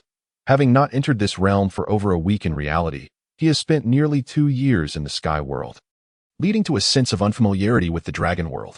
Yet, just like in reality, only a week has passed there. Upon Huantian's arrival at Shaolin Temple, the sweeping monk immediately perceives his presence. The abilities of the benefactor are truly extraordinary. May I inquire why you have returned to this place? Asked the sweeping monk. Huantian's appearance is tranquil, and the sweeping monk stirs no one else. Hence, apart from the 2 of them, no others arrive. You jest, benefactor. Were the world so easily traversable, this place would surely be teeming with deities and Buddhas. The sweeping monk counters without offense. At that moment, a firework suddenly illuminates the sky. This is the signal from Lingzhou Palace. Huantian and the sweeping monk turn their gazes, and shortly thereafter, Mei Jian, Zhu Jian, and others, including Granny Pa, rush to the scene. Mei Jian, Zhu Jian, and Granny Pa pay their respects to the esteemed master. The 2 swords and Granny Pa hastily kneel. What brings you here? Huantian inquires, his understanding evident. Chapter 63. Wang Engshi. This exchange does not consider the presence of the sweeping monk, who is equally taken aback. Given the current numbers and influence of the Shaoao sect, Huantian's action suggests that his prestige will soon rival that of Bodhidharma, although Buddhism emphasizes openness in the gathering of followers. It is also quite rigid, leading to an inexplicable sense of concern among its members. Mei Jian and Zhu Jian remain, while the forces of Lingzhou Palace depart to execute Huantian's orders. Yet, another individual also stays behind. Abai, why are you still here? Huantian exclaims with delight. Having enjoyed a good rapport with Abai at Shaojing Lake, he is pleasantly surprised to encounter her here. Master, I am a disciple of Kongguangling and also belong to the Shaoao sect.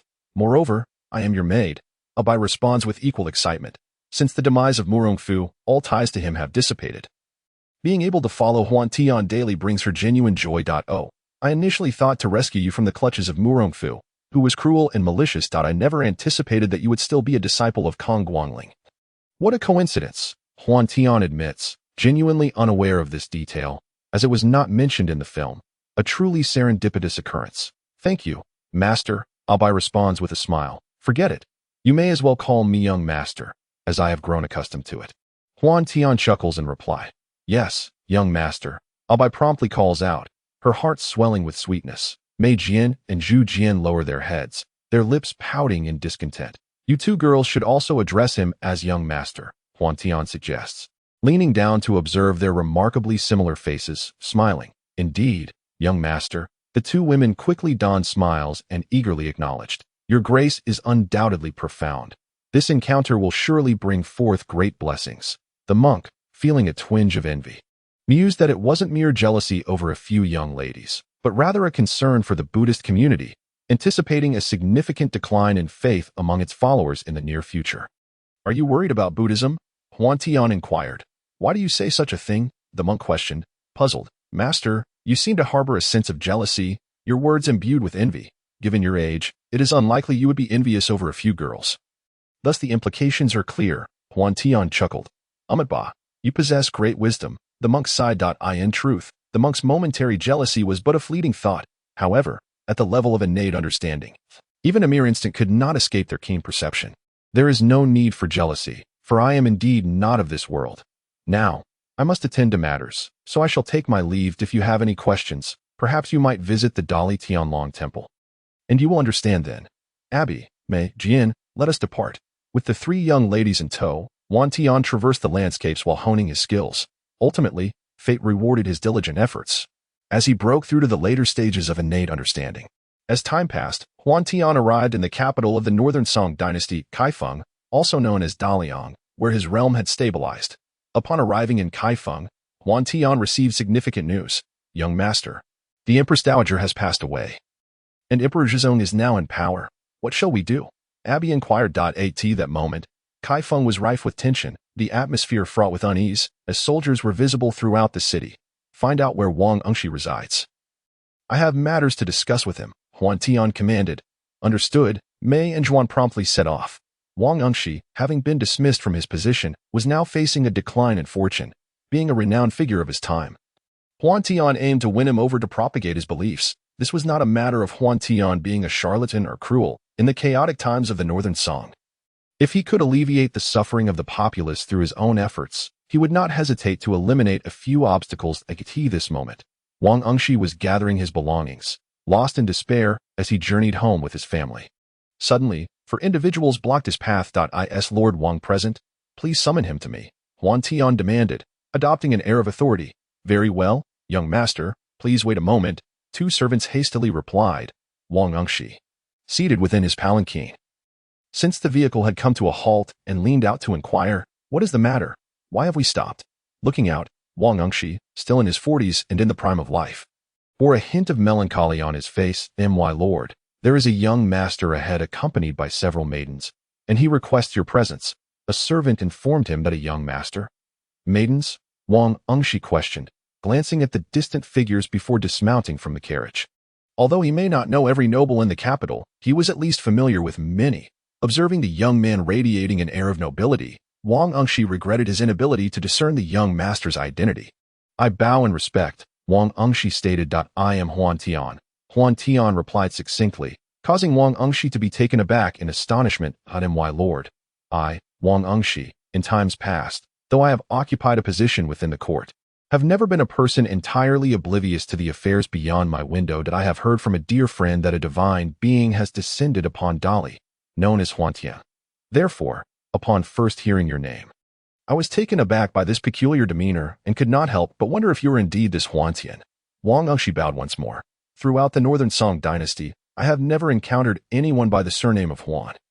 In truth, Wang Engshi had long harbored an answer in his heart, and this inquiry was merely to confirm his suspicions. Indeed, Huantian replied, My lord, could it be that you are truly a divine incarnation?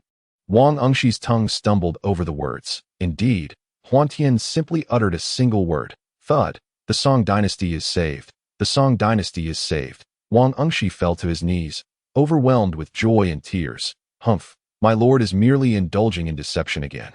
Abai scoffed, skeptical. While Huantian could vanish in an extraordinary manner, to Abai, it was but a trick, clearly interpreting Huantian's current display as mere trickery. As for the notion that their lord was a deity, Mei Jian and Zhu Jian were equally ambivalent. I shall not intervene, Huantian stated. Wang Engshi's laughter abruptly ceased. And why, Lord? Why is this so? We are all your subjects, and now the Song dynasty is like a fragile egg. The common folk suffering beyond measure. As a divine being, how could you not come to our aid? Wang Engshi questioned. Boldly, Mei Jian and Zhu Jian, witnessing Wang Engshi's insolence towards Huantian, swiftly drew their swords. Huantian waved his hand, signaling the two women to remain calm, before turning his gaze back to Wang Engshi. The rise and fall of dynasties is the will of heaven. Joy, anger, sorrow, and happiness are reflections of the human heart. I have created the will of heaven, yet it does not govern the human heart. For the will of heaven aligns with the prevailing trends and the inclinations of the people. If I were to alter the will of heaven, it would be tantamount to altering the human heart. When you are manipulated by others, akin to a marionette, do you still believe this world can be called a world? Huantian countered. In that moment, Wang Engshi fell silent. Previously, in seeking the divine and venerating the Buddha, he often pondered why deities do not reveal themselves, questioning the worthiness of the divine in his heart. Yet now, Huantian's words struck him like a clarion call, dispelling many of his doubts. So it is. Yet the suffering of the common folk weighs heavily upon my heart. Wang Engshi lamented, clutching his chest. I have created this world, yet I do not control it. All things arise from their causes and conditions, beginning with oneself and ending with oneself. You cannot bear the suffering of the people. Thus, I have come to seek you, but in the guise of a mortal. This is the will of heaven, and the will of heaven cannot be recklessly altered. Chapter 64. The Supreme God Manipulator. Wang Engshi felt a wave of despondency wash over him, but suddenly, a light flickered in his eyes. Filled with immense joy. I understand now. As the saying goes, man can triumph over heaven. The will of the people is the will of heaven, which is to say, through diligence, one can change everything. Wang Engshi bowed deeply. The three women listened in confusion, unable to comprehend what Wang Engshi had truly grasped, but they understood one thing. Wang Engshi had been successfully deceived by their lord. They gazed at Huantian with a peculiar expression. What is your command, my lord? I shall exhaust my utmost efforts, even unto death, Wang Engshi declared. Take me to the imperial palace. I wish to converse with the new emperor. Huantian instructed. As you wish. Wang Engshi transformed into a humble servant, guiding Huantian along the way. With Wang Engshi's introduction, although the new emperor was displeased, he nonetheless received Huantian and his companions in the grand hall. A vibrant scene unfolded, filled with songs and dances, evoking an aura of dominion over heaven and earth. The civil and military officials stood divided on either side, their imposing presence formidable. Yet, to Huantian's discerning eye, there lingered an unmistakable sense of the weary hero nearing the twilight of life. After some contemplation, Huantian attributed this sentiment to his knowledge of history, and thus chose not to dwell on it. As he prepared to depart from the heart of the Northern Song dynasty, no one dared to impede his passage, which was precisely why he felt emboldened to venture forth alone. Why do you not kneel before His Highness? The indignation simmered within the youthful Emperor Zhaosu, only 17 years of age. Despite his outwardly calm demeanor, he regarded Huantian as a mere specter. Historically, those who dared to show disrespect to the Son of Heaven rarely escaped unscathed, and the assembly of officials shared Zhaosu's sentiments towards Huantian. You are undeserving, Huantian remarked coolly. His succinct words sent a wave of shock through the court, compelling many to kneel. The ministers were acutely aware that the young emperor had long been overlooked, and now that he wielded power, no one dared to contradict him. Huantian's actions were a grave transgression. Zhaosu squinted, contemplating that regardless of Huantian's words, he would ensure his punishment was excruciatingly severe. If I kneel, may heaven and earth be extinguished. Yet, even in their demise, I shall endure, Huantian boldly proclaimed, elevating his audacity to new heights, forsaking all sense of shame for the sake of his beliefs. Such audacity! You, a sorcerer, presume to sway the hearts of my officials with mere words. Zhaosu retorted, his fury palpable. Very well, I shall summon others to speak, Huantian replied, closing his eyes and silently invoking his followers. Those still at Tianlong Temple, including Kuro and Rome, sensed Huantian's call, and he selected the monks from Tianlong Temple from the ethereal visions in his mind. Following their previous summons, the monks' faith in Huantian had only grown stronger. Before long, an assembly of monks appeared within the northern Song court. We bow before the Buddha. They proclaimed, prostrating themselves upon seeing Huantian. I am not a Buddha, Huantian retorted, a hint of disdain in his tone. This. We pay our respects to the Honorable One. The monks, momentarily bewildered, quickly devised a new title. Rise, Huantian commanded. Yes, the monks stood. They began to survey their surroundings. Upon encountering Emperor Zhao Su, they maintained their composure, standing reverently beside Huantian in silence. Zhao Su and the officials, taken aback, swallowed hard in disbelief. This is utterly inconceivable, they murmured in astonishment. Do you believe now? Huantian inquired, fixing his gaze upon Zhao Su. I believe, Zhao Su replied, recognizing the extraordinary nature of the summoning, which seemed beyond the realm of the ordinary. With this understanding, he began to regard Huantian as a celestial being descended from the heavens. What brings you to our humble realm, O immortal? Zhao Su asked. You stand idly by while I grow weary, Huantian responded. Zhao Su, perplexed, pondered if the immortal intended to dismiss him. What are you thinking? Cease your fanciful notions. I merely wish to sit, for this place is rather hard. Do you think it comfortable? Just as Zhao Su's thoughts wandered, Huantian's sudden outburst startled him. Enough.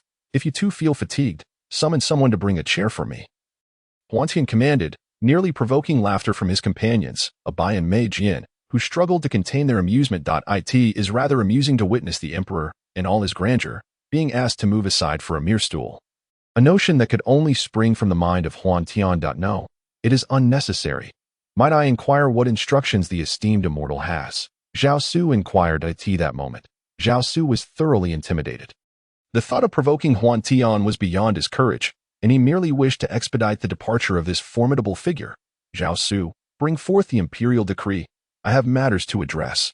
Xiao Wang, come here. Huantian stated with neither joy nor sorrow, though internally he was exhilarated, nearly soaring with excitement. How delightful it was to play the part of authority, casually taking a seat upon the dragon throne.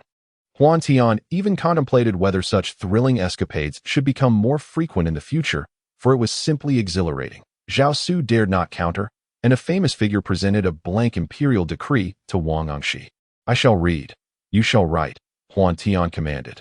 Understood, Wang Angshi replied, trembling with trepidation, his entire being quaking with fear. Divine mandate. The heavens heed this decree. Upon uttering this single phrase, the entire court, including Emperor Zhao Su, was struck with terror, and he fell to his knees. Observing this, the guards at the entrance sensed something was amiss. If the emperor knelt, they promptly followed suit. This act of kneeling cascaded throughout the palace like a line of dominoes, extending outward until it reached the palace gates, and soon, the entirety of the capital city had succumbed to kneeling. This collective act was nothing short of earth-shattering, a spectacle that could move even the gods to tears. Huantian had intended to raise a banner of authority, and though the desired effect was achieved, he too was taken aback by the overwhelming response. It was no wonder that Zhao Su and his court were so startled. Huantian's declaration was undeniably formidable. Since time immemorial, mortals have revered deities, and even the deities themselves honor the heavens. Thus, one can fathom the significance of the heavens in the minds of ancient people. Yet here was Huantian, boldly proclaiming, the heavens heed this decree, an audacious display that left them, mere mortals, in a state of bewilderment. Consequently, a bizarre scene of universal kneeling unfolded. As the designated scribe, Wang Angshi also found himself kneeling. Why are you kneeling? Focus on your writing, Huantian admonished. It is quite all right. I shall kneel, Wang Angshi replied, gripped by fear. Such blasphemous words required his pen, leaving him no choice but to remain prostrate. Zhao Su, meanwhile, wiped the cold sweat from his brow. As a member of the royal family, he understood that these ethereal deities were mere tools for controlling the populace, yet Huantian's presence imposed immense pressure upon him. The civil and military officials quaked in their boots, drenched in perspiration. Abai and Mei Zhu, the twin swords, upon witnessing the emperor's submission, rushed to Huantian's side. Though they did not kneel, they too were greatly unsettled, feeling ill at ease standing before him. Within the court, the most composed individuals were the summoned monks, each adorned in radiant robes, their expressions solemn as they awaited Huantian's decree. Very well. If you wish to kneel, then kneel. Continue writing, Huantian said, casting a glance around the grand hall, feeling an indescribable sensation within. Yet he felt no deception towards them, for this world was indeed of his own making. With this thought, a sense of calm washed over him. Zhao Su furtively glanced at Huantian, catching sight of his tranquil demeanor, and quickly lowered his head, anticipating the continuation of Huantian's pronouncement. Chapter 65. The heavens heed this decree. Within the palace, silence reigned as no one dared speak, yet outside, The common folk were abuzz with murmurs. "Pray tell, what is happening? Why is it that the entire capital has descended into kneeling?" Passerby A inquired. "I have no idea. I was just out buying groceries when I saw someone kneeling at the end of the road, and then one by one, others followed suit." Passerby B replied, "Could it be that the Song people are up to some new trick?" A scout from the Liao kingdom commented, "Perhaps their emperor has left the palace." A scout from Tubo added, "Mom, why are we kneeling?" the child asked. The mother replied, "Do not speak, just follow and kneel. It cannot be wrong." Huantian, utterly oblivious to the events outside, glanced at Wang Engshi and continued his charade. "I am the creator god, the heavenly Tao, and I hereby decree the following divine edict. I control the heavenly Tao, and all things remain eternally unchanged, which is the essence of chaos, that I grant the heavenly Tao freedom, thus separating heaven and earth. With this division, all things arise, and humanity is esteemed above all. Therefore, humans possess the utmost freedom, leading to the emergence of emotions and desires, as well as distinctions of beauty and ugliness, good and evil. The way of heaven aligns with the will of the people, where the people's hearts point. There lies the will of heaven. Thus, the foundation of all ages rests upon the common folk. Those with steadfast faith may feel my summons and join me in conquering the myriad realms. My name is Huantian." Huantian, having exerted considerable effort to concoct this speech, pieced together a series of phrases for Wang Engshi to inscribe. In that moment of contemplation, he nearly convinced himself of its truth. Feeling a sense of secret pride, after concluding his proclamation, he turned his gaze to the imperial decree, the divine edict, in Wang Engshi's hand. Huantian's figure gradually faded from the sight of the gathered crowd. "Farewell, esteemed master. Farewell, venerable one. Farewell, divine being." Huantian's manner of departure caused Zhao Su and the civil and military officials, who had just risen, to kneel once more, both within and beyond the palace walls. Zhao Su vowed that this was the day he had knelt more times than ever before in his life. He had never kneeled so before. Even the late emperor, gazing at the empty dragon throne, Zhao Su felt an overwhelming sense of frustration. Yet, despite his discontent, the throne was still his, which offered him a modicum of reassurance. And he promptly seated himself upon it. My esteemed ministers, have you all heard the divine edict from the celestial being? Zhao Su inquired. "We have heard." The civil and military officials responded in unison. "You shall each transcribe a copy and send it to every province and county." After arranging matters, Zhao Su turned to Wang Engshi, feeling conflicted. Wang Engshi was indeed brought forth by Huantian, and the divine edict was recorded by his hand. To put it plainly, Wang Engshi was akin to a divine envoy at this moment, exceedingly esteemed. "Your Majesty, the celestial being has commanded that, if so, let me travel to various nations and proclaim the divine edict." Wang Engshi readily accepted this daunting task. In that case, I shall trouble you, Lord Wang. You shall accompany the celestial being, and the young ladies will serve as attendants. I implore you to grant me the honor of hosting a banquet in your honor. Esteemed monks, please partake in a meal before departing," Zhao Su said with a smile. Zhao Su's initial animosity towards Huantian had transformed into utmost respect and courtesy towards those beside him, all within a mere 10 minutes. Yet, in this brief span, his attitude had shifted remarkably. The first to receive the divine edict were undoubtedly the citizens of the capital. They gazed upon the proclamation affixed to the royal edict. The populace marveled at this peculiar decree, which quickly spread far and wide. To speak of the spread of information, it is the sects of the martial world that remain the most well-informed. Shaolin was the first to receive the news, and the originally intended visit to the Tianlong temple by the sweeping monk was met with disbelief. The beggar sect also received the news. Accustomed as they were to a life of hardship, they had not witnessed any divine manifestations. Thus their skepticism prevailed. The Xiaoyao sect was also informed, as Huantian was their revered leader, a figure so formidable that even emperors trembled before him. Thus, their resolve in following Huantian's orders intensified. Upon returning to reality, Huantian immediately delved into the celestial calamity, which had not transpired long ago. His departure from Tianlong was a calculated move to instill fear in Zhao Su and his associates. "Huantian, we have breached the chip," came the report as he entered. Huantian was elated upon receiving this news, and concurrently began to contemplate strategies for confronting the battleship in space.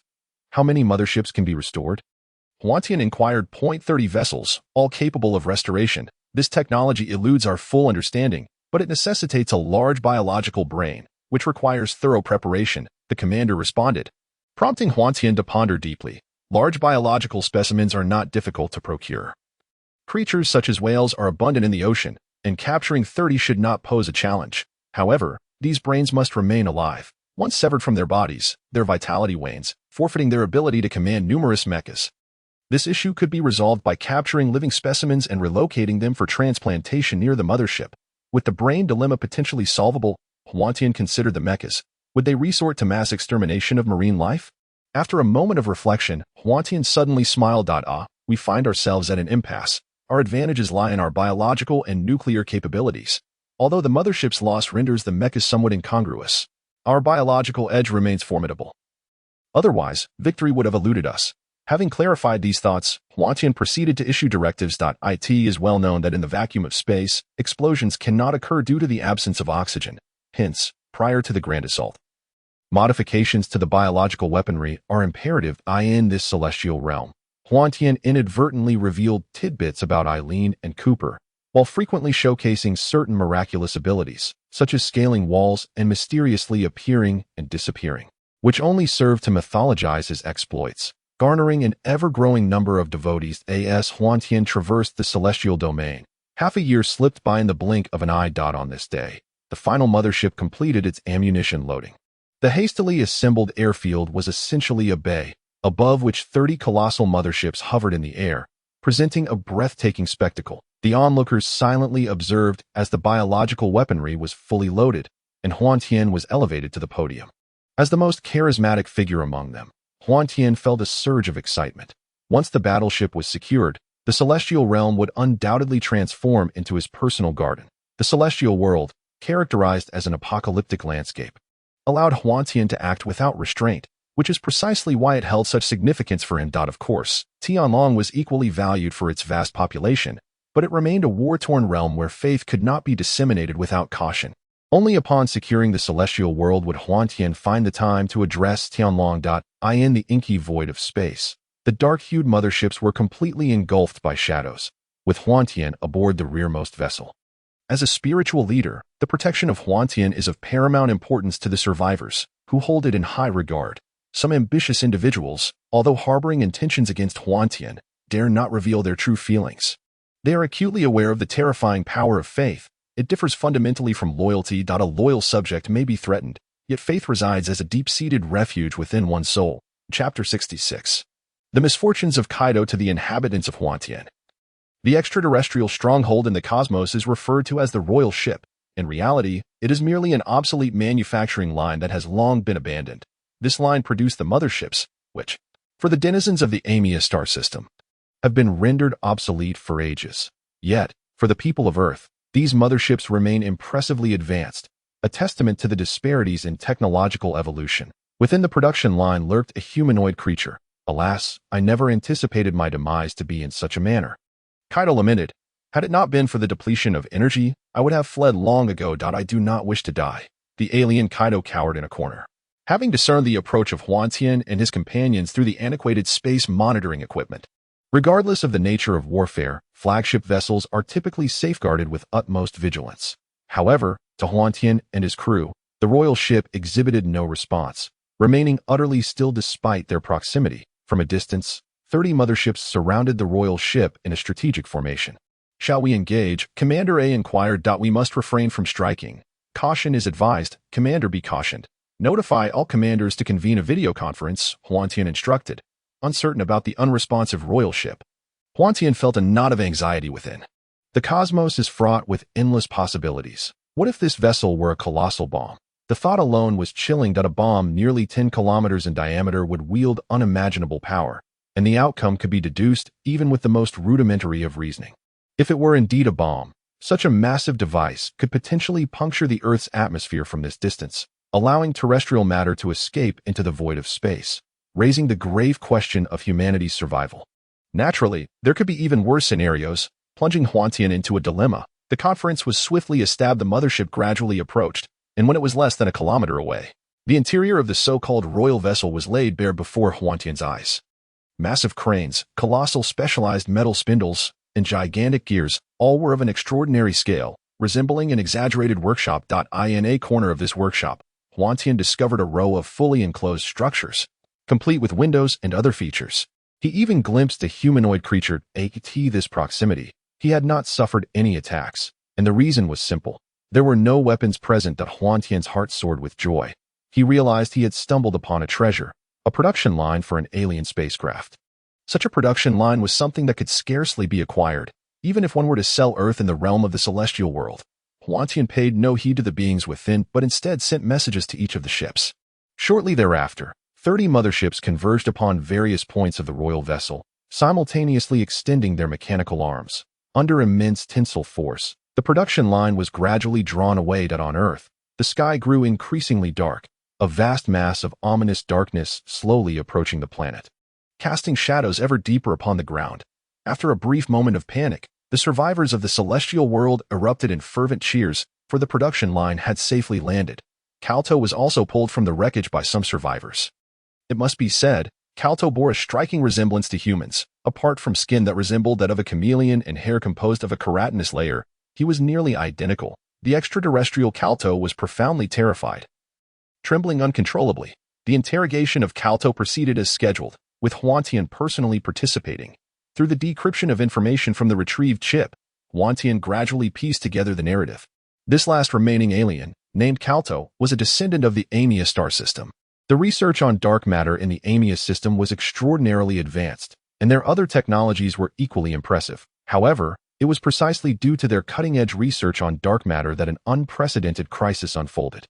Following the outbreak of the crisis, not a single member of the race was aware until it had fully erupted, at which point they managed to send out a single message before their entire race was engulfed in the annals of cosmic history. Calto had initially resigned himself to a solitary death on this planet, but after several years, he could no longer endure the loneliness and embarked once more on a quest for companionship. Searching for life among the stars was a daunting journey, yet Calto persevered and eventually discovered another civilization, Earth. After conducting scans, he found that Earth harbored a species remarkably similar to his own. As a member of a deposed royal family, his ambitions resurfaced, yet upon arriving at the outskirts of Earth, he found his production line devoid of energy, a most fortuitous coincidence. Left with no choice, he resolved to dispatch the mothership to eliminate a portion of humanity, subsequently transforming the surviving individuals into mechanized warriors to exert control over the remainder. However, his streak of good fortune ran out, as Huantian's intervention abruptly reversed the tide of the situation, leading to his capture. Upon reading the translated messages, Huantian was at a loss for words regarding Calto. Despite having caused the demise of billions on Earth, he had inadvertently delivered technologies and spacecraft that could take centuries to acquire. To describe him in a single phrase, this child was akin to a harbinger of wealth. As the defeated party, all that Calto possessed became the assets of the surviving humans. In the realm of Huantian, no one dared to slay Cartuo, for he represented the last remnant of the Amia galaxy, embodying the adage that rarity enhances value. Chapter 67.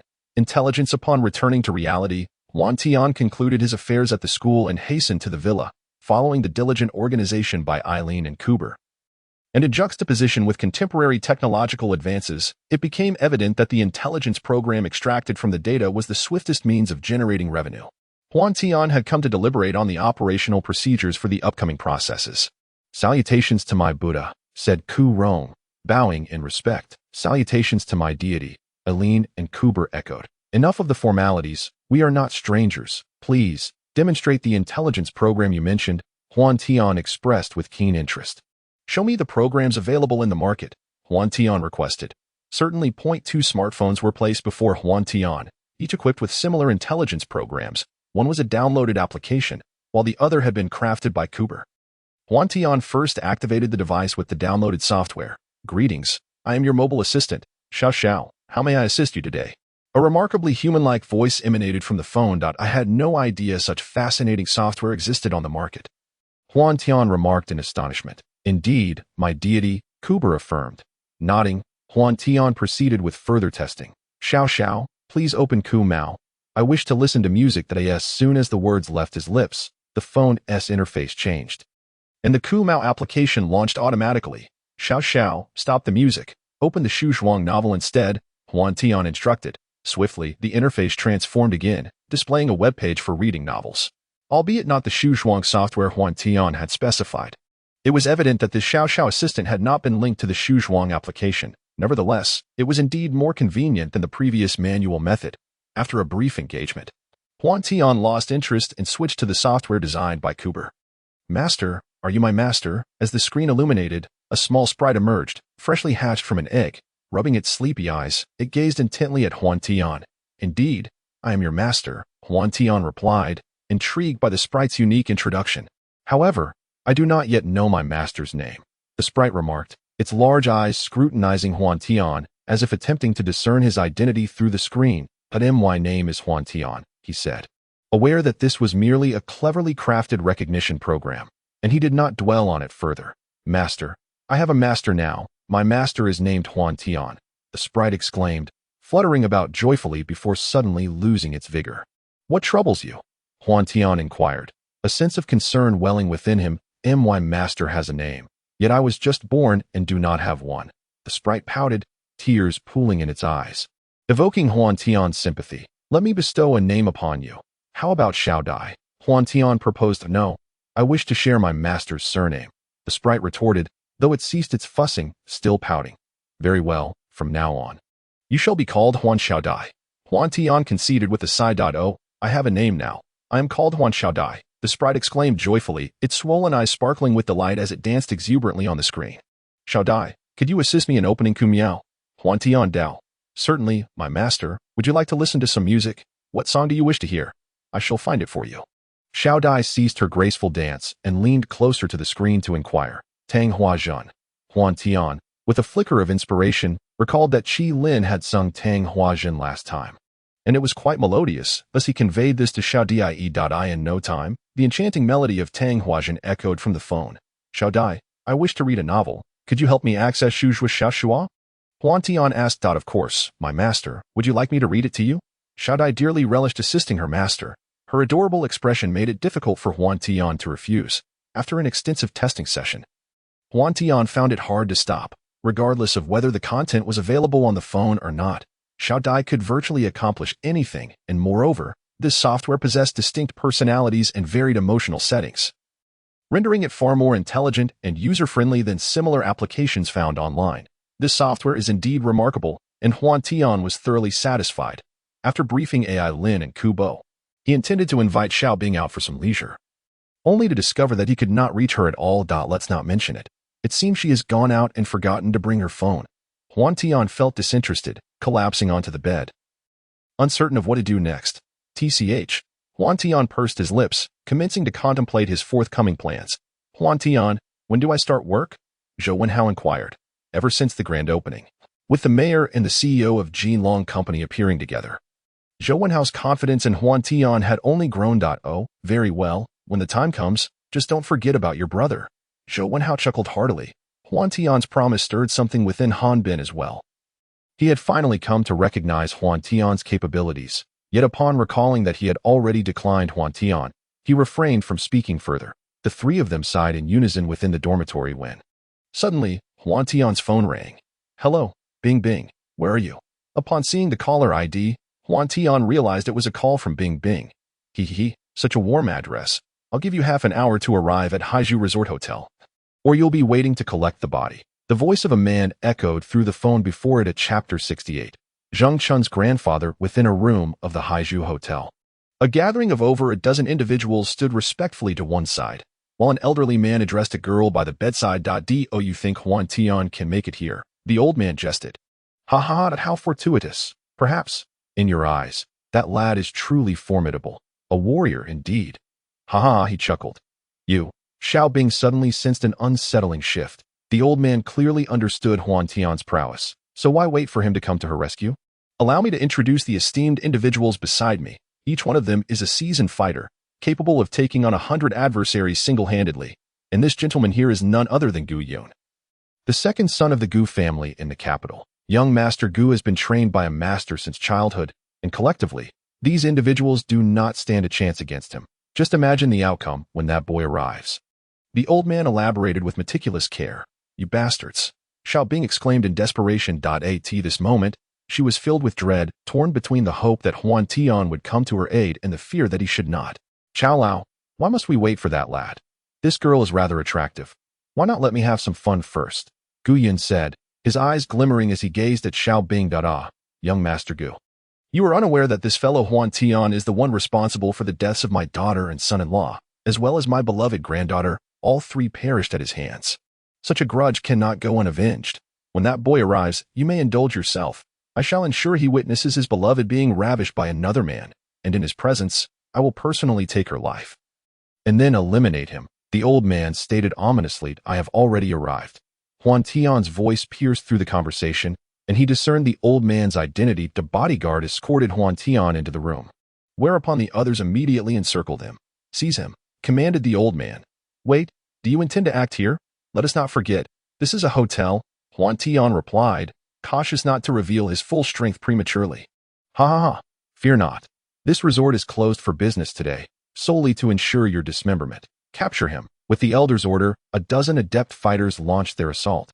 These individuals practiced various modern martial arts, including Wing Chun and Bagua, each having attained a level of mastery that would be deemed exceptional by contemporary standards.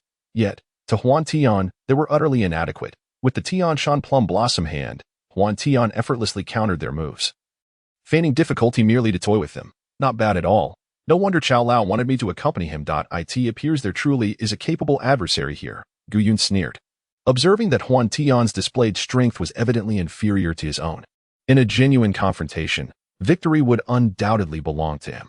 The Tianshan Plum Blossom hand encompasses techniques and solutions from a myriad of weapon forms, including swordplay, finger techniques, palm methods, and whip techniques. One could assert that this martial art is among the pinnacle of the martial world.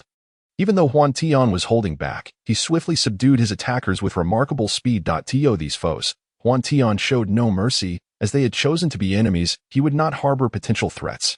In Gu Yun's eyes, Huantian had already expended a tremendous amount of energy in eliminating these individuals. Thus, he did not intervene. To him, they were akin to mere ants. Killed or not, it made little difference. Young man, he remarked, to annihilate such detritus without a scratch upon yourself, one must concede that you are a prodigy. I am Gu Yun, and I harbor a singular passion, the eradication of geniuses. With that, Gu Yun advanced, engaging Huantian in combat.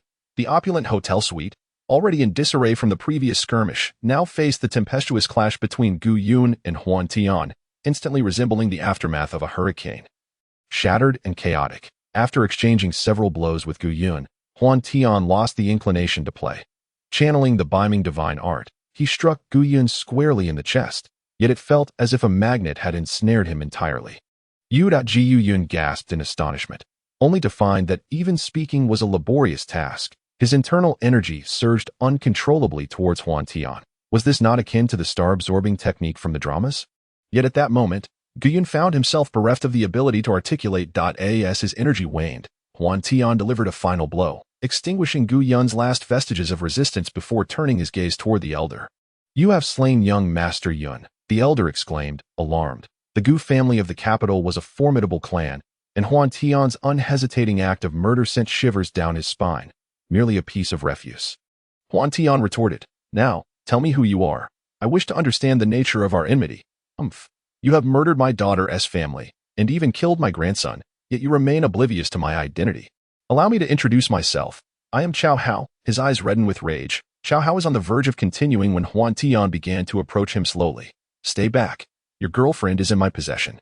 If you take another step, I shall end her life, Chao Hao warned, tightening his grip on the knife, his expression tense. You must be Zheng Chun's grandfather, correct? To be honest, I have not wronged your family significantly. If your grandson truly cared for Bing Bing, I would not have harbored animosity towards him. However, your dear grandson has not only harbored malevolent intentions but has also attempted to have me killed multiple times. I spared him once, twice. How long could I allow this to continue? As parents, so to some, these forces may not seem like a blessing, yet for the suffering common folk, they arrive as a veritable gospel.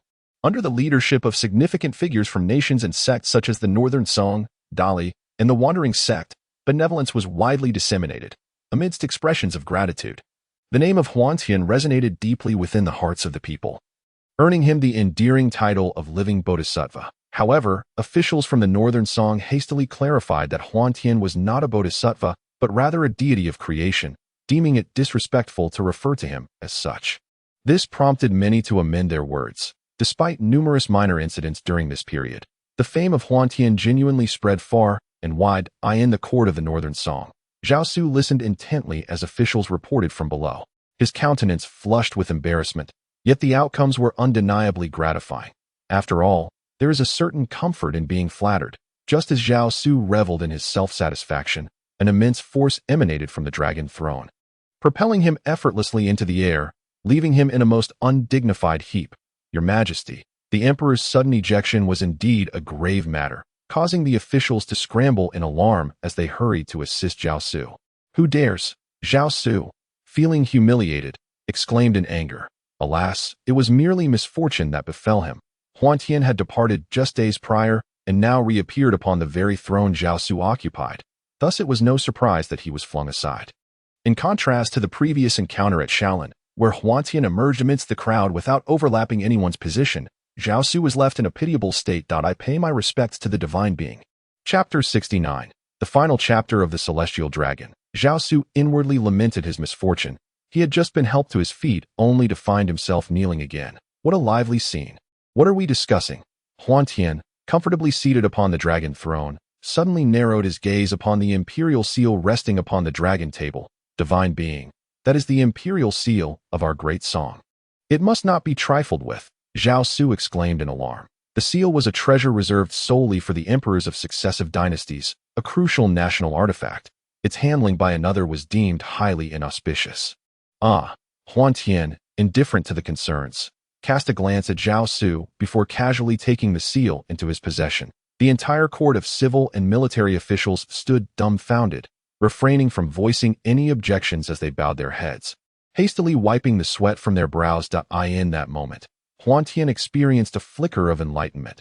Zhao Su, you are not without merit as an emperor. Therefore, I shall bestow upon you a gift. Upon hearing Huantian mention a gift, Zhao Su, still prostrate on the ground, felt a significant reduction in his inner grievances, believing the offering would be anything but trivial. In the name of me, Huantian, I summon the valiant souls of loyal subjects from past dynasties of the great song to return. As Huantian's words echoed through the hall, a profound silence enveloped the court. Ministers exchanged glances, perplexed, remaining unresponsive for a considerable time, just as their confusion deepened.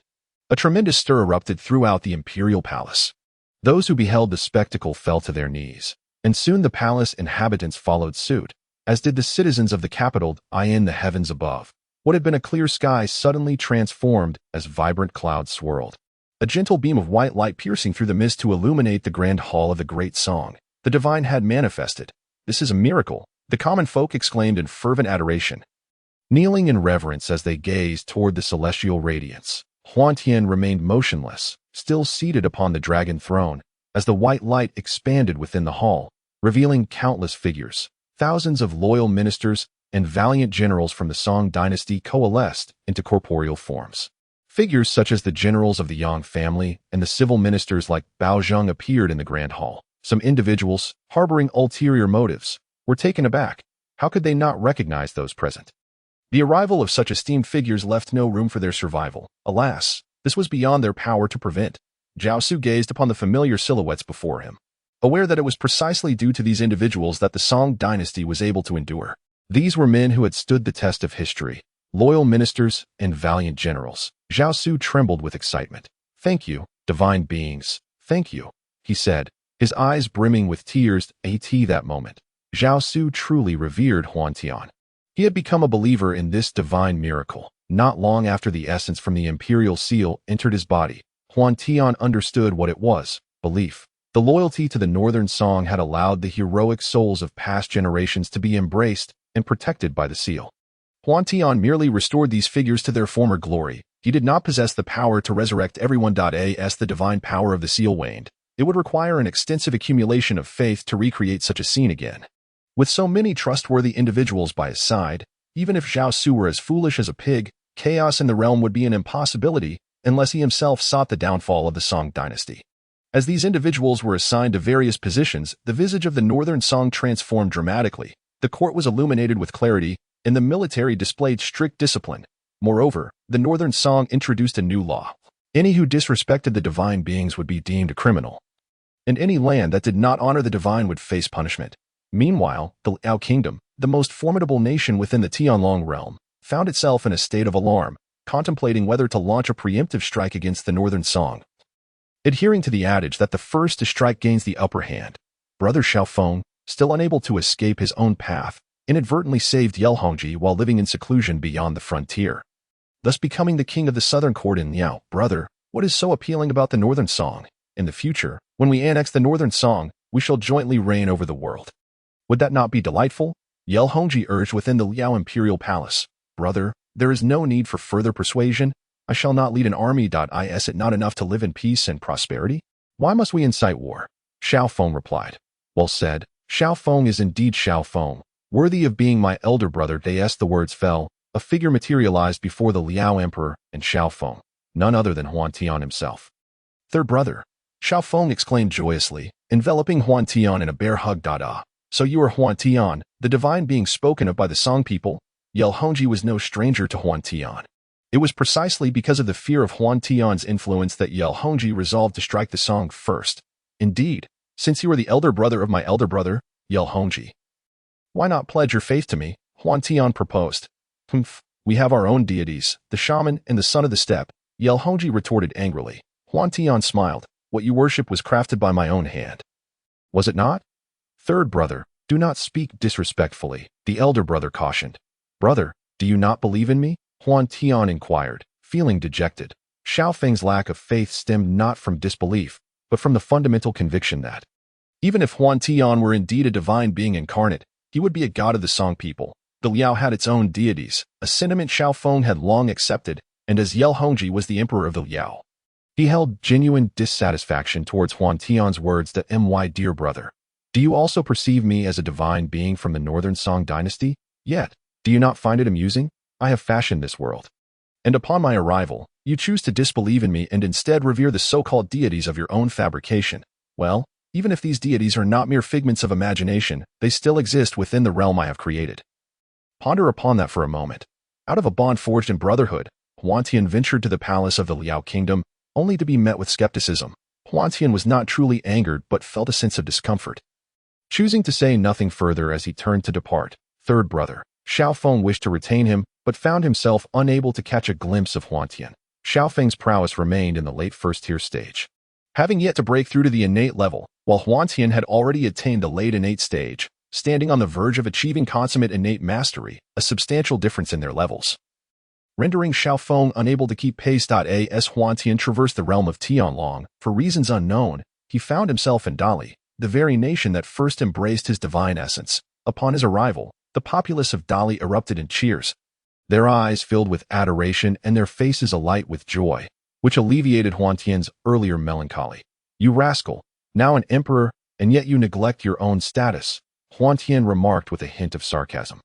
Come now, lead me to the palace. It seems I shall find little time to return to this world in the future. As he walked, he continued to speak. Chapter 70, The Tempest, emerging from the realm of Tianlong. Despite the growing number of devotees, Huantian found little happiness. Once again, he selected a few believers from the world of the cataclysm and housed them within a villa. Subsequently, he reconnected with the realm of Tianlong, where the number of believers had evidently surged. To his surprise, the abbot Xuanzi of Tianlong Temple was among the ranks of his followers. The moment Huantian chose him, Xuanzi was overwhelmed with inexplicable excitement. My friends, I have felt the call of the divine. I must take my leave. I hope you all strive diligently in your cultivation, for one day you too shall attain the recognition of the divine. Just as I have. With those words, the body of Abbot Xuanzi vanished from the realm of Tianlong. His departure created a significant stir, further solidifying the faith of many in Huantian. After assigning Xuanzi to clandestinely protect Xiaobing and the others, Huantian entered a new world. This realm, centered around Zhengzhou, could be succinctly encapsulated in 4 phrases. Once the tempest arrives, it transforms into a dragon. The dragon's roar echoes through the heavens as the tempest converges in shallow waters. Success is intertwined with the tempest, and failure too. Indeed, this world is none other than the realm of Fengyun. The Fengyun world belongs to the high martial arts domain, teeming with innate masters and brimming with mythical beings and artifacts. In this realm, Huantian dared not assume the role of a deity as he did in previous worlds. Upon his arrival in Fengyun, he inquired about the progress of the plot and subsequently settled near Lingyun Cave. With his current strength at the late innate stage, he equated to the prowess of Nie Feng and Bu Jingyun a decade hence. Compared to the likes of Xiong Ba, Sword Saint, and Wu Ming, he fell significantly short. The abundance of masters in this world necessitated a more discreet approach, Huantian mused inwardly.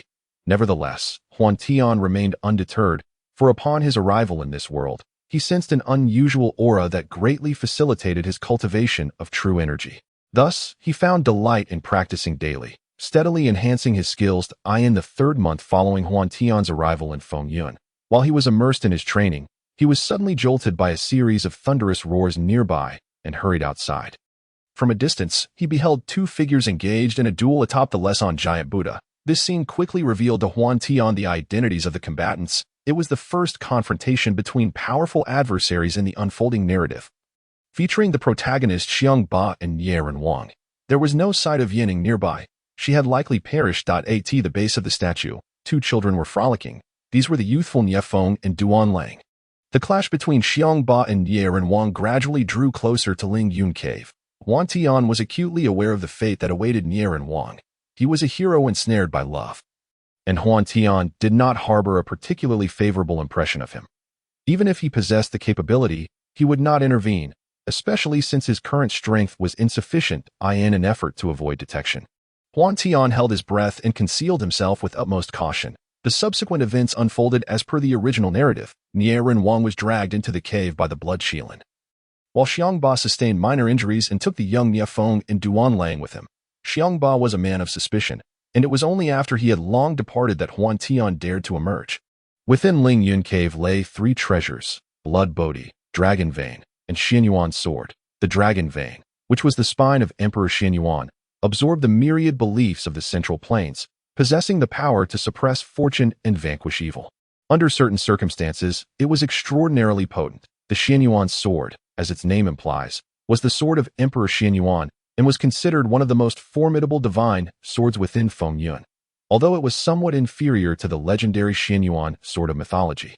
Its might in the context of Fengyun was undeniable. Regrettably, for Huantian in his current state, the treasures so near at hand could only evoke a sense of wistfulness. The formidable blood Shilin was simply beyond his capacity to confront.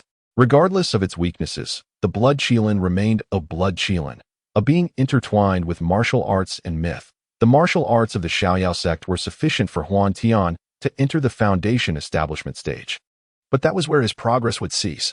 Techniques like the Tianshan Shou, though exquisite, were ultimately ill-suited for the foundation establishment stage, rendering them significantly less powerful.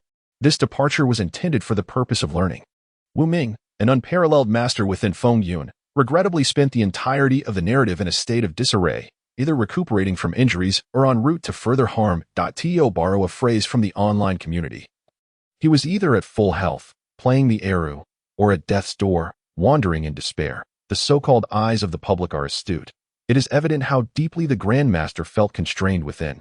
Nevertheless, it cannot be denied that Wu Ming was indeed a top-tier expert, capable of holding his own against numerous elite adversaries even in a state of chronic injury, thus showcasing his formidable strength on the surface. The Zhonghua Pavilion appeared to be merely an ordinary tavern.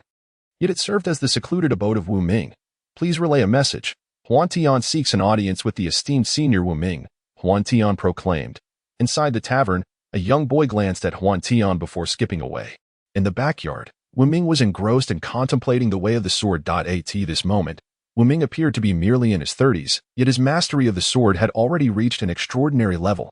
I am uncertain of your identity, esteemed one. I reside here in seclusion, with none aware of my presence, yet I seek your wisdom. I am known as Wu Ming. I am Huantian, aspiring to traverse the martial world, to punish evil and promote good, to aid the realm, yet my skills are rather modest. Today, I have come to pay my respects and seek mentorship from the esteemed Wu Ming. Huantian clasped his fists in reverence. While most would bow in submission, Huantian refrained, perhaps due to an innate sense of pride, a subconscious reluctance to kneel before anyone. Do you presume that I would believe you based solely on your few utterances? Your martial prowess is not insignificant. Depart now, for I shall not take you as my disciple, Wu Ming retorted, turning away. Observing Wu Ming's departure, a flicker of disdain crossed Huantian's eyes, and he sighed deeply. Having failed in his quest for a mentor, Huantian sought a place to reside and began to reflect. Within the realm of martial arts, There exists a myriad of exceptional techniques, Wuming's myriad swords returning to their origin, the Sword Saint's sacred spirit sword technique, and the three parts returning to essence of Xiangba, not to mention the later techniques such as Su Fu's sacred heart decision and Zhu Wuxian's indestructible golden body. Yet, blinded by trepidation, Huantian dared not approach them. These individuals ranged from ruthless warriors to reclusive old-timers, all beyond Huantian's reach. However, merely practicing the carefree sex techniques was insufficient, leaving Huantian in a state of distress. In reality, Huantian's swift journey to Haizhu Hotel had drawn considerable attention, witnessed by many. Thus the incident soon spread like wildfire, with videos substantiating the claims. Huantian had undeniably become a figure of notoriety.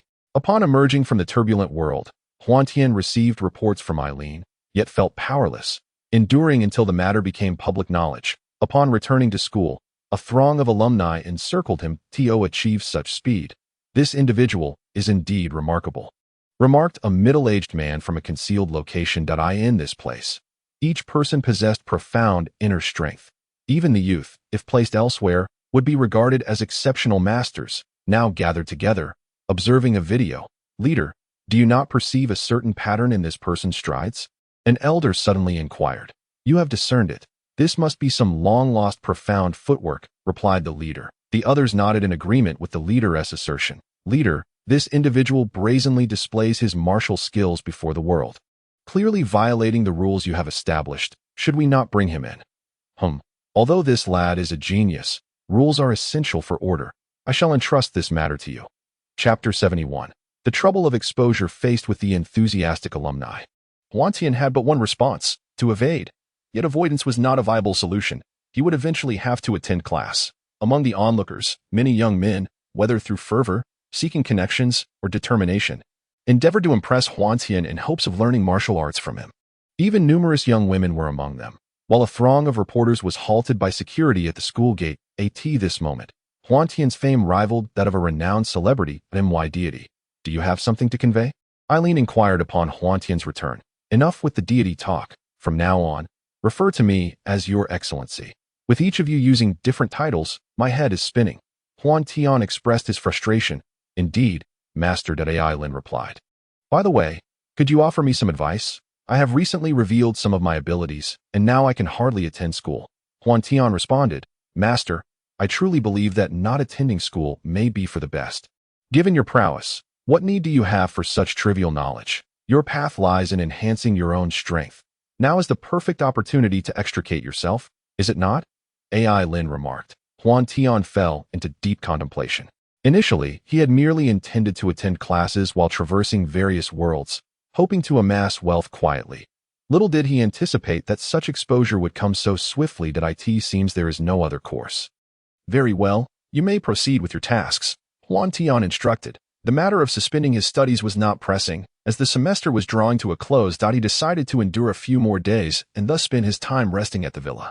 When in good spirits, he would practice in the Fengyan realm. Life, in this manner, was rather comfortable. However, despite Huantian's attempts to remain inconspicuous, someone still sought him out. Master, there are individuals outside requesting to see you. Eileen announced. Did I not specify that when they arrive, they should be told I am unavailable? Huantian sighed. Master, these individuals are different. They are skilled practitioners, Eileen explained. Skilled practitioners? Go find Ku Rong and have him handle it. Huantian replied. Entering the Fengyan realm, in the reception room, a party of 3 was ushered in. Esteemed guests, may I inquire as to the purpose of your visit to our employer? Ku Rong greeted them respectfully. Might I ask from which temple this master hails? We have never encountered him before, one of the visitors remarked, astonished by the internal energy emanating from Ku Rong. That cannot be divulged. However, I am indeed curious as to the reason for your visit. Ku Rong inquired. I am Huetianke, the third elder of the ancient martial alliance. I have come to extend an invitation to your employer, Huantian, to join our esteemed organization. Might I inquire as to his whereabouts? Huetianke asked. The ancient martial alliance? Ku Rong responded, puzzled. Our alliance is situated in the heart of Shenangjia, where the most elite practitioners of China converge. The matters we undertake command respect, even before the state. Naturally, to cultivate disciples, we also dispatch some young talents for practical experience, such as protecting dignitaries and corporations, Huetianke proclaimed with pride. So, You are indeed masters of the ancient martial alliance. My apologies. However, I must ask what our employer would be required to do upon joining. And what benefits he would receive, Kuron queried. There are indeed benefits. Upon joining our ancient martial alliance, your employer Huantian will have the opportunity to receive guidance from our elders once a month. Shuetianke stated. What a jest! In his heart, Huantian is a deity of his own faith. Guidance from an elder? Shuetianke may be an elder, but at the late stage of the second tier. Who would covet such an offer? After arriving in Fengyan, Huantian had intended to continue his cultivation but found himself unable to settle his mind. He thus descended to the base of Lingyun Cave. Gazing at the treasures so close yet so distant, Huantian felt a conflict within. Such splendid artifacts were a potential source of calamity. They could be admired but not possessed, leaving him restless. After a prolonged period of longing, suddenly, a spark ignited in Huantian's eyes. Sword 22. Did not Bu Jingyun acquire Sword 22 from an ice cave in the frigid extremes? Huantian felt an exhilarating surge of excitement. Ah, the icy depths are indeed easy to locate. Within the narrative, there exists a vivid scene depicting a towering snow-capped mountain. Yet, given the mountain's vastness, how does one find the ice cave? After all, a story is merely a tale, not a documentary, and with this thought in mind, Huantian found himself in a state of perplexity. Nevertheless, he resolved to seek out the snow mountain first. After much contemplation, he could conjure no promising leads. The plot offered limited guidance, so Huantian decided to prioritize locating the mountain. Although the specifics were not clearly delineated, he possessed a few clues. Bu Jingjun had departed from the Tiankai associations. Once he ascertained the whereabouts of the snow mountain, he could delineate a potential range for the cave. The television series did not explicitly mention the exact location of the Tiankai association, but as the foremost gang in Zhengzhou, its whereabouts were hardly a secret. After inquiring with a few individuals, Huantian gleaned the location of the Tiankai association. Having reached adulthood, Bu Jingyun was at the mid-stage of the innate realm, following Kong Si's demise, and under the condition of his body not decaying. He could reach the ice cave within a maximum of 2 days. Huantian, now at the foundational stage, boasted a speed exceeding that of the mid-stage innate realm by over 1 1/3 times. In essence, at his current velocity, he could arrive in a little over 30 hours. True to expectation, at full speed, Huantian achieved a velocity exceeding 270 kilometers per hour, akin to that of a racing sports car. Such speed, however, could not be sustained for long. As fatigue began to set in, he ultimately arrived at the foot of the snow mountain at this juncture. Both Feng and Yun appeared to be merely 14 or 15 years of age, and the plot had yet to unfold in earnest. Huantian harbored no concerns regarding Jian Ershi being seized by another. Otherwise, the narrative would lose its essence, having scoured over a dozen caves, all devoid of ice. It seemed he must ascend further. Huantian raised his gaze toward the snow-capped mountain, noting numerous caves at its base, most of which he had thoroughly examined. Clad in only a light attire, he felt little chill. Thanks to the augmentation of his true energy, finding a cave was no simple task. Huantian could only rely on a cumbersome approach, inspecting layer by layer. Perhaps it was Huantian's unwavering determination that moved the heavens. After discovering 5 or 6 more caves, a snow-laden entrance materialized before him. Upon sighting this cave, Huantian instinctively felt a surge of excitement, as if a voice whispered in his ear that Jian Ershi resided within.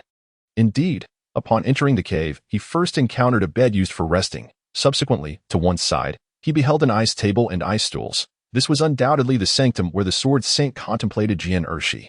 Without hesitation, Huantian turned his attention to a heap of scattered ice blocks. Channeling his true energy, the ice shattered, revealing a scroll that appeared before him, which he seized with fervor. The whereabouts of the fire Qilin have been whispered among many skilled individuals, who, although they yearn for the blood bodhi, dare not venture into such perilous territory. However, Huantian, seeing that no one else would dare to approach, has resolved to treat this place as his own sanctuary. Dedicating himself to profound cultivation, the Sword 22 is, in fact, the sacred spirit sword technique, from which the Sword Saint has derived Sword 23. Huantian discovers that Sword 22 is indeed a remarkable treasure. Not only is it a premier sword technique, but it also bears annotations from the Sword Saint himself, which saves him considerable time compared to starting his research from scratch. The practice of Sword 22 proceeds smoothly. Yet deep within Huantian's heart, he still yearns for the manual of the 10,000 swords returning to the sect. After all, this technique has been referenced in numerous films and television dramas. and both its fame and grandeur are unmatched as a young man who wouldn't desire to be formidable yet stylish. Chapter 72. Trouble approaches during the year-long cultivation of Sword 22. Only a single day has passed outside. This marks the longest duration Huantian has ever remained in one place. However, as soon as he steps out, he senses something is amiss. Huantian, come out.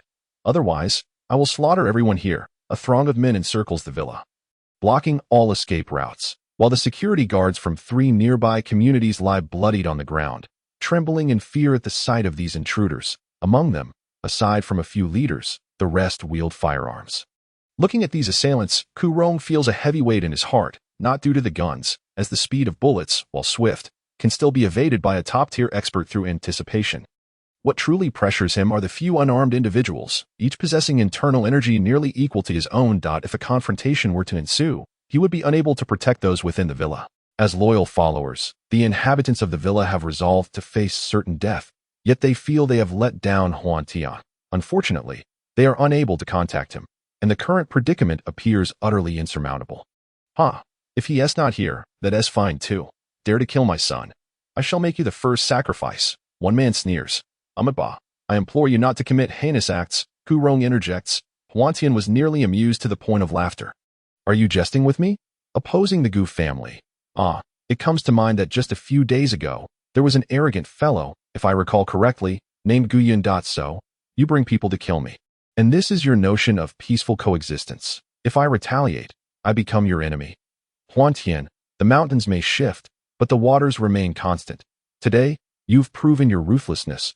We shall take our leave, the man spoke darkly. Wait a moment. You come and go as you please. Have you sought my consent? Huantian remarked. What? Do you still wish to kill me? My Gu family holds a significant position within the ancient martial alliance. And I, Gu Xuetan, am one of its 4 elders. I do not believe you would dare to raise a hand against me. Go ahead. Give it a T or Y. Gu Xuetan stepped forward, smiling. I have truly never encountered such an unreasonable demand. It would be quite embarrassing not to kill you. In that case, you may as well perish. Huantian withdrew the power of the 6 Meridian's divine sword, scarcely deigning to glance at the remaining 2. Gu Xuetan struggled to utter 2 words before his breath ceased. Flee.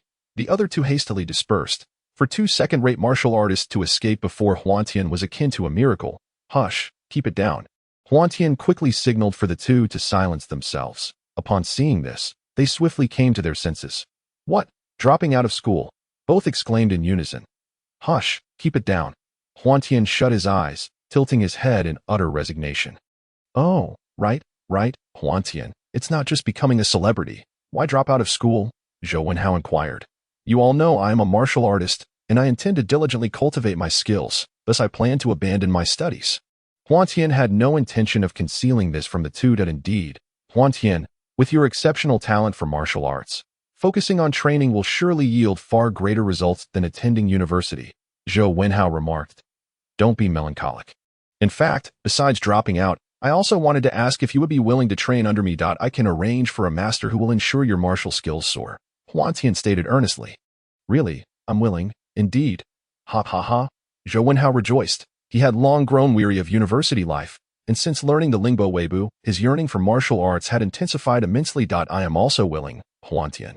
Last time, you invited me to work at your company, and I declined, for which I feel quite sorry. However, this time, I shall not refuse. From now on, we brothers shall share life and death. Han Bin declared. Binzi, is it worth it for such a trivial matter?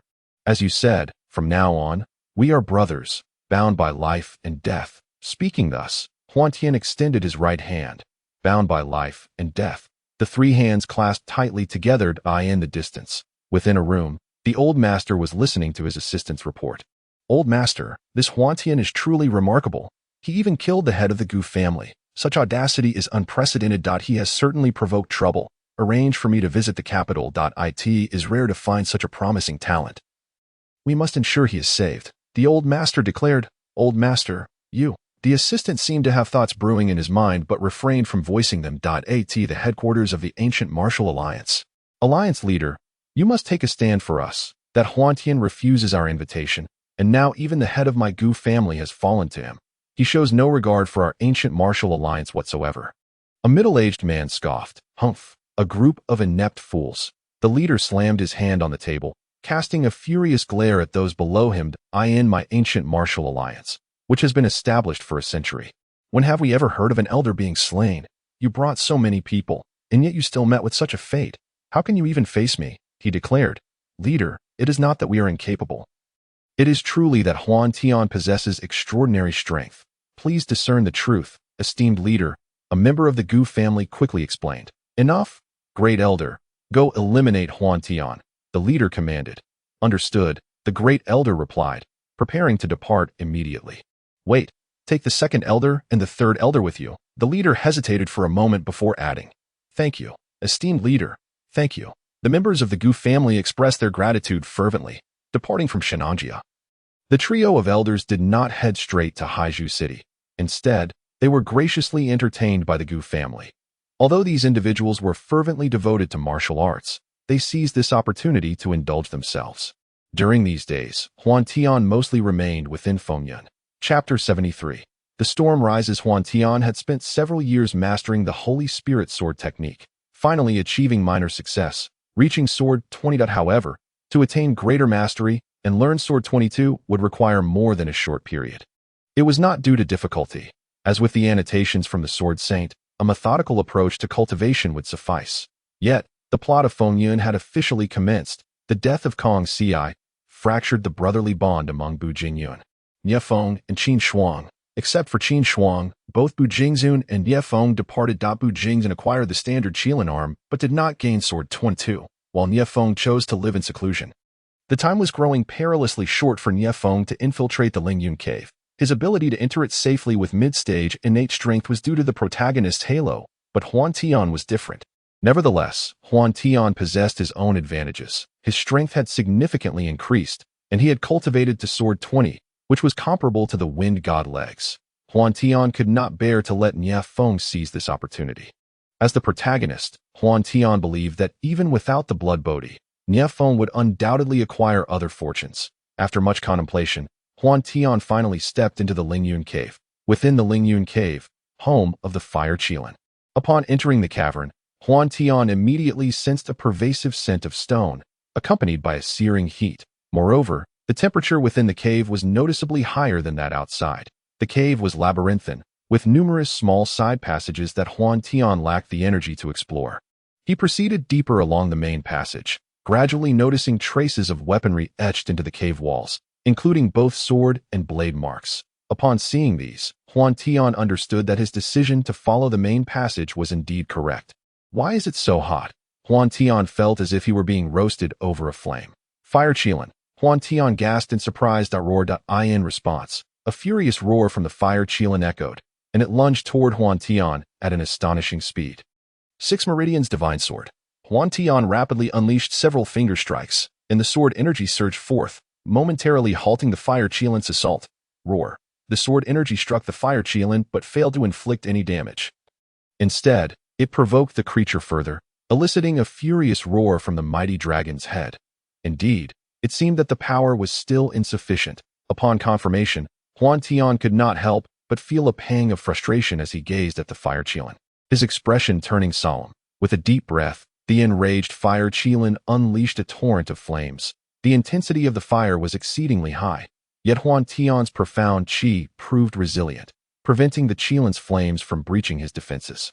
After a brief clash, the Fire Qilin realized its flames could not harm Huantian and lunged at him with its jaws bared. Jian Ershi, Huantian bellowed, conjuring a colossal sword of condensed qi that sliced through the air towards the Fire Qilin.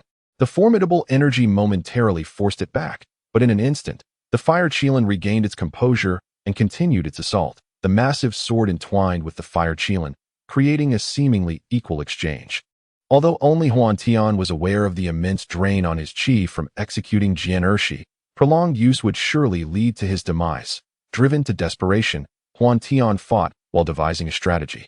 Struggling to multitask as he defended himself, which only exacerbated his fatigue, and soon he found himself at a disadvantage. As he maneuvered the giant sword to deflect the Qilin's claws, an idea struck him. There was a mention in the narrative of a scar on the Fire Qilin, which was its Achilles heel. His gaze fixed upon the Fire Qilin, he quickly discerned a small scar come into view. 6 Meridian's Divine Sword. Huantian pointed decisively, unleashing a flurry of attacks. The fire Qilin, sensing imminent danger, began to evade, its earlier aggression dissipating as a hint of trepidation crept into its demeanor. Typically, the fire Qilin would not fear an ordinary master, but Huantian, possessing numerous long-range martial arts, posed a challenge even for one of the divine beasts. The confrontation between man and beast reached a stalemate once more. The fire Qilin, preoccupied with defending against the sword energy, was unable to mount a counterattack. Huantian, unable to strike at the Qilin's weak point, found that his blows against other areas inflicted no significant damage. As the distance widened, both combatants ceased their assaults. With a roar, the fire Qilin expressed its frustration, realizing it could not contend with the human before it, and gradually retreated a few steps. Then, with a sudden burst of speed, it vanished into the depths of the cave. Exhaling deeply, Huantian collapsed onto the ground. Gasping for breath, his body drenched in sweat, the retreat of the fire Qilin left an air of relief. The oppressive heat around him noticeably diminished, transforming into a much cooler atmosphere. After resting for a moment, Huantian resumed his search. What is this? Niren Wang. In a relatively spacious area, Huantian discovered a charred, desiccated corpse, beside which lay the blood-drink blade, covered in a layer of black dust, carelessly abandoned on the ground. The presence of Niren Wang indicated that the blood bodhi must be nearby. Huantian's heart soared with joy. He did not reach for the blood-drink blade. Knowing his expertise lay in swords, although he could wield a blade, it was not his preferred weapon. Most importantly, he recognized that items from the cinematic realm could not be brought into reality, which was a critical consideration. The life of a once great master ended in such a tragic manner. This misfortune was a consequence of his own cowardice, a pity indeed. Niren Wang's life could be aptly described as a tragedy. With even his son inheriting this tragic trait, nearly everyone associated with him met a similarly grim fate. After a brief search, Huantian soon found the vine bearing the blood bodhi nearby. Vines enveloped a cavern stretching over a dozen meters, and despite such an expansive area, it yielded fewer than 100 fruits, of which only 20 had reached maturity, emanating a blood-red luster. The remainder displayed an unripe hue, clearly not yet ready for harvest. It seemed that fate had decreed thus. Huantian was not one to be devoid of fortune. Since the fruits were not ripe, he would leave them for Niefeng. With 20 blood bodhi fruits in hand, he had ample supply for his own needs. Each blood bodhi could augment one's power by 60 years, and it was notably easier to convert than the energy absorbed through the Biming divine skill. Thus, 20 would amount to a staggering 1,200 years of power. Huantian's excitement was palpable. The fire Qilin had already grown wary of him. The safest refuge for it was none other than the Lingyun cave. Settling down, Huantian consumed one blood bodhi. A surge of potent energy coursed through his body, and despite his preparedness, the scattered energies created a flurry of disarray within him. 60 years of internal strength transformed into true qi, nearly equating to a 30-year accumulation. It took Huantian 2 days to fully assimilate the power of the first blood bodhi into his own prowess. Furthermore, the tremors he had experienced during his battle with the fire Qilin were completely healed thanks to the efficacy of the blood bodhi. At this moment, Huantian felt an unprecedented sense of well-being. Such a rare opportunity demanded a decisive breakthrough. He swallowed another blood bodhi, continuing to convert the energy of this extraordinary fruit. This time, perhaps due to his newfound experience, the process was significantly swifter. Within less than a day, he had completely absorbed the energy from the second blood bodhi, achieving his desired advancement to the mid-foundation stage. However, he pondered why the effect had diminished so drastically. Upon sensing the changes in his body, Huantian realized that although he had advanced from the initial to the mid-stage, the second blood bodhi had only provided him with 15 years of true qi. After some contemplation, he understood that such miraculous items could not possibly exist without limitations. Diminishing returns were to be expected. Otherwise, if anyone could easily discover a blood bodhi, it would render them invincible. Having grasped this reality, Huantian then noticed a greasy layer coating his body, leaving him feeling quite uncomfortable. This was indeed the effect of the I Ching's marrow refinement technique, yet he found himself perplexed. Wasn't this supposed to manifest during the foundation establishment phase? Why had it appeared only after? What Huantian lacked was a competent mentor, but as the saying goes, one man's misfortune may be another's blessing. Subsequently, he consumed 5 more blood bodhi, yet the total increase in true qi was merely 12 years. Reluctantly, Huantian concluded his cultivation, stabilizing his power at the mid-foundation stage. with his true chi flourishing. With 13 blood bodhi remaining in hand, further consumption seemed unlikely to yield significant benefits. Perhaps they could prove useful in the future. After some reflection, Huantian decided to tuck the blood bodhi away in his robe. He first took a refreshing bath, then spent a month scouring the Lingyun cave as anticipated.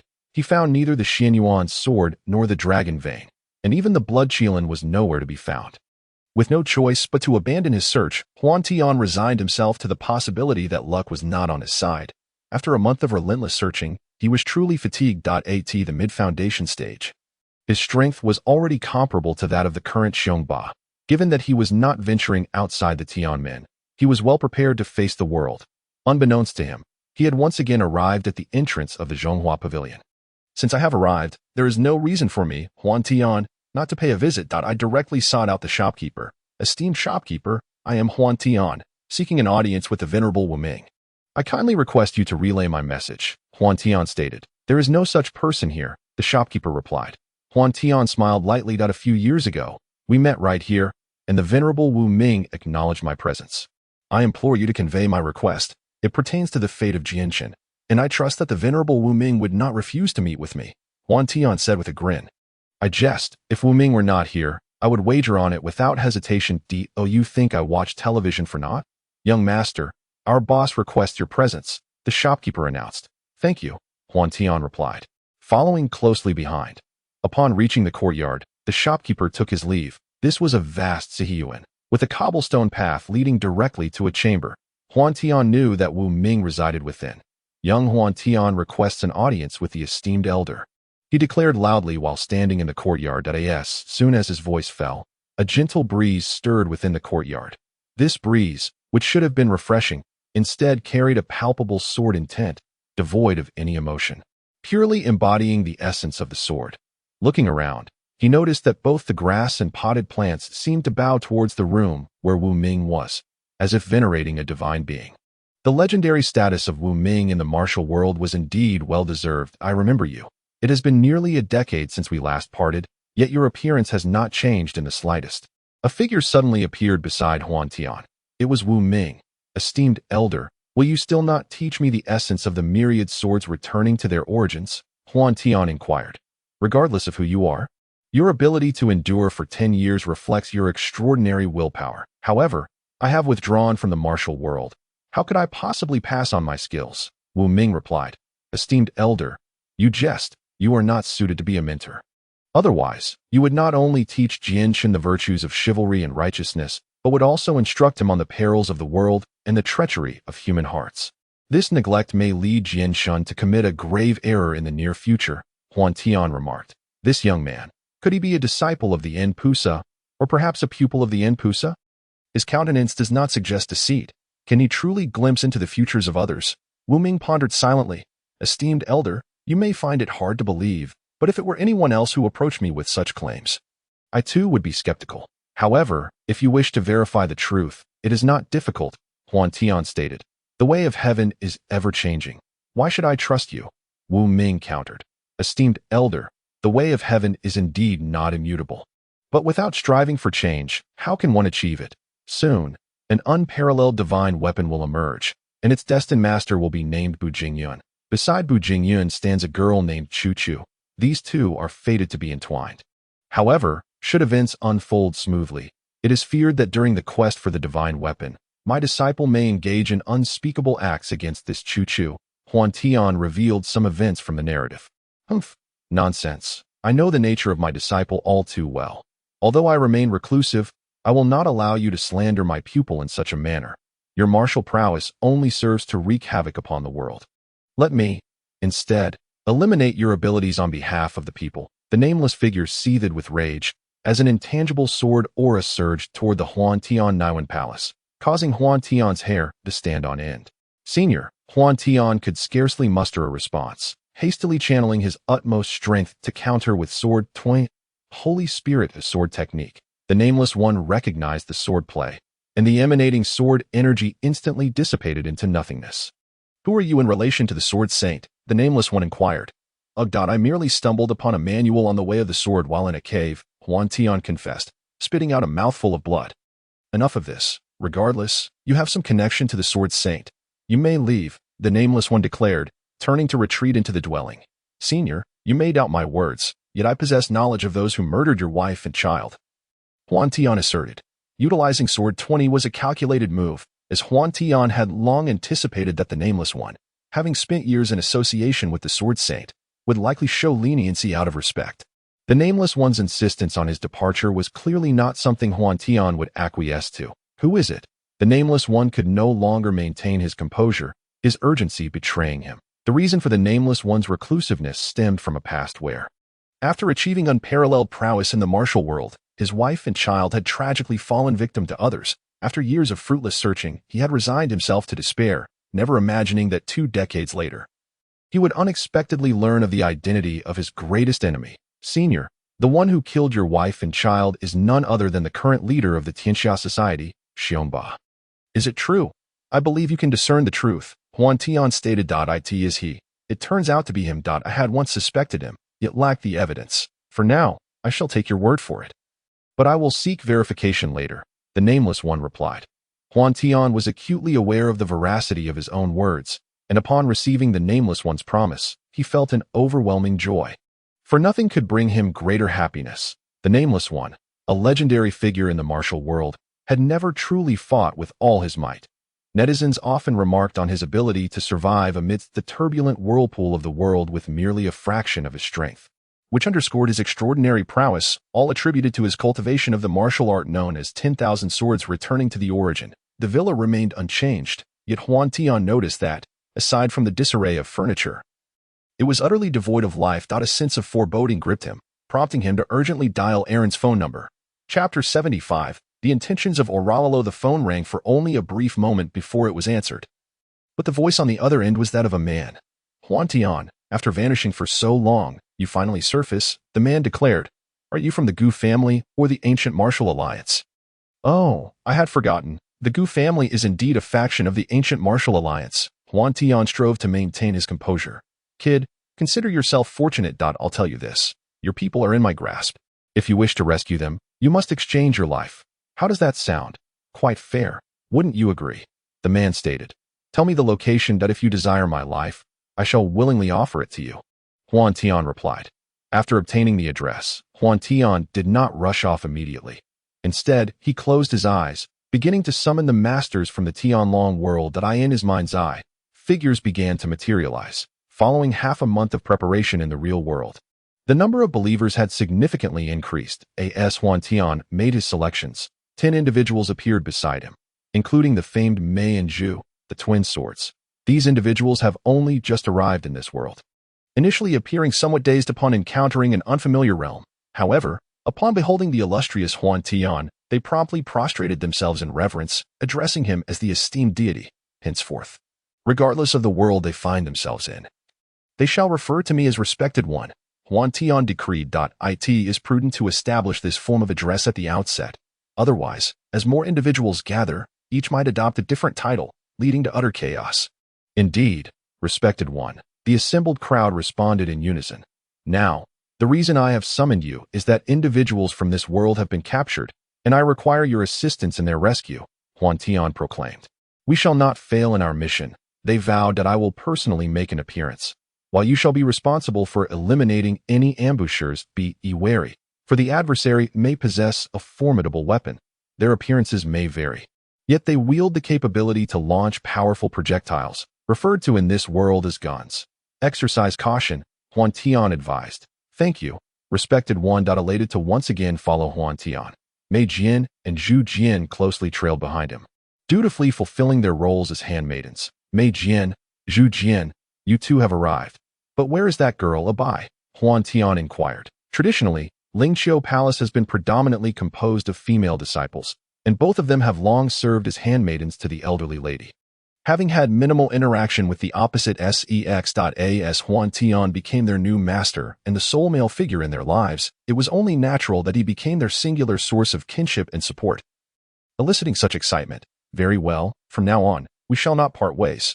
Huantian affectionately ruffled the hair of the two maidens, speaking in a tone of indulgence. He could certainly sense their attachment. However, having already formed a bond with Xiaobing, he deemed it inappropriate to engage in overly intimate gestures. opting instead to regard the two maidens as siblings. We are nearing our destination. You both conceal yourselves while I handle the situation. The task of rescuing will be entrusted to you." With that, Huantian vanished in a flash before Mage Yin and Zhu Jian. "His strength has truly grown formidable. He is indeed extraordinary," Zhu Jian remarked in astonishment. "We must address him as respected one henceforth. Otherwise, be wary of my retribution." Mage Yin feigned anger. Zhu Jian playfully stuck out her tongue, channeling her energy as she proceeded toward their objective. Huantian led the charge, only to be met not by foes, but by a contingent of soldiers. "You must be Huantian. Someone wishes to meet you," a soldier stated, intercepting him. They stood in an abandoned factory, now under military lockdown, publicly declared as a counterterrorism exercise. Given the circumstances, it was evident that only Huantian himself would be present, and thus the soldier immediately recognized his identity. "Lead the way," Huantian responded, his expression darkening. It seemed these enemies held considerable power, even commanding military forces. After this encounter, he surmised he could no longer remain in the country. "You appear quite spirited, young man. This is my granddaughter, and I trust you remember her." The elderly gentleman chuckled. Huantian felt a slight tug on his arm as Luo, her eyes sparkling with surprise and an unspoken plea, grasped him. "Captain," Huantian instinctively addressed, "I've told you not to call me that." "Quit your cheekiness," Luo pouted in discontent. Luo, how did you end up here?" Huantian inquired. Young man, you truly are," the elderly gentleman sighed helplessly. "Grandfather, please do not say that." Yet, as the words lingered on her lips, Luo could not help but retort playfully. Huantian glanced between the old man and Luo, his face a canvas of confusion. "Ha, the little girl is shy. Huantian, have you charmed away?" the old man asked treasured darling. "And still dare to ask such questions?" Originally, she was not supposed to come, but Luo insisted on it. And thus, the old man, being soft-hearted, brought her here, the assistant explained. The bluntness of his words rendered Luo's cheeks crimson and her heart racing. "Uncle Chi, I shall no longer pay you any heed," Luo declared, her face aflame. Huantian understood, feeling a wave of embarrassment as he averted his gaze upon noticing Luo's eyes upon him. The once formidable class leader had developed feelings for him. Huantian found this hard to believe, yet the thought that he had claimed her first kiss stirred an unusual sensation within him. "Allow me to introduce myself. I am Luo's grandfather, Xiong. This military force has been dispatched under my command. And this is my assistant, Chichuan. I have instructed him to assist you wholeheartedly in this matter," Xiong stated. "Haha, I knew you would ask. In fact, I would have told you even if you hadn't asked. Do you recall the incident concerning Zheng Honggang when you were apprehended? It was Luo who requested our assistance," Chichuan chuckled. This revelation had always puzzled Huantian, and now he understood. "Class leader, Luo, thank you." Huantian finally grasped the situation. "Humph," Luo pouted, attempting to mask her embarrassment with dissatisfaction. Xiong observed his granddaughter's demeanor, sighing in his heart. Indeed, his granddaughter had grown up. "We had already received intelligence that the ancient martial alliance intended to target you. Yet we were a step too late. You had already fallen into their hands. The ancient martial alliance has infiltrated military and political ranks through various means, with many significant positions now occupied by their members. Moreover, due to their immense martial prowess, the nation has been compelled to make concessions. However, your emergence and the power you have displayed have captured our attention, and likewise, your continuous demonstrations of strength have garnered recognition from the higher echelons. The state has resolved to sound a warning to the ancient martial alliance, and you, Huantian, are to be the bell ringer. Thus, we have dispatched personnel to negotiate with them. You are to resolve any issues that arise, but it must not affect the outside world, and they have agreed not to act against your people until your appearance," Chichuan elaborated. After listening to Chichuan's explanation, Huantian finally comprehended that the ancient martial alliance was, in fact, a malignancy within the nation. While it could serve to intimidate foreign powers, internally, they were overbearing and corroding the foundation of the state. The nation's tolerance for them had reached its limit. And this incident served as a warning to the ancient martial alliance. Unbeknownst to him, Huantian had unwittingly incurred a significant favor from the state, with the source of this indebtedness tracing back to Luo.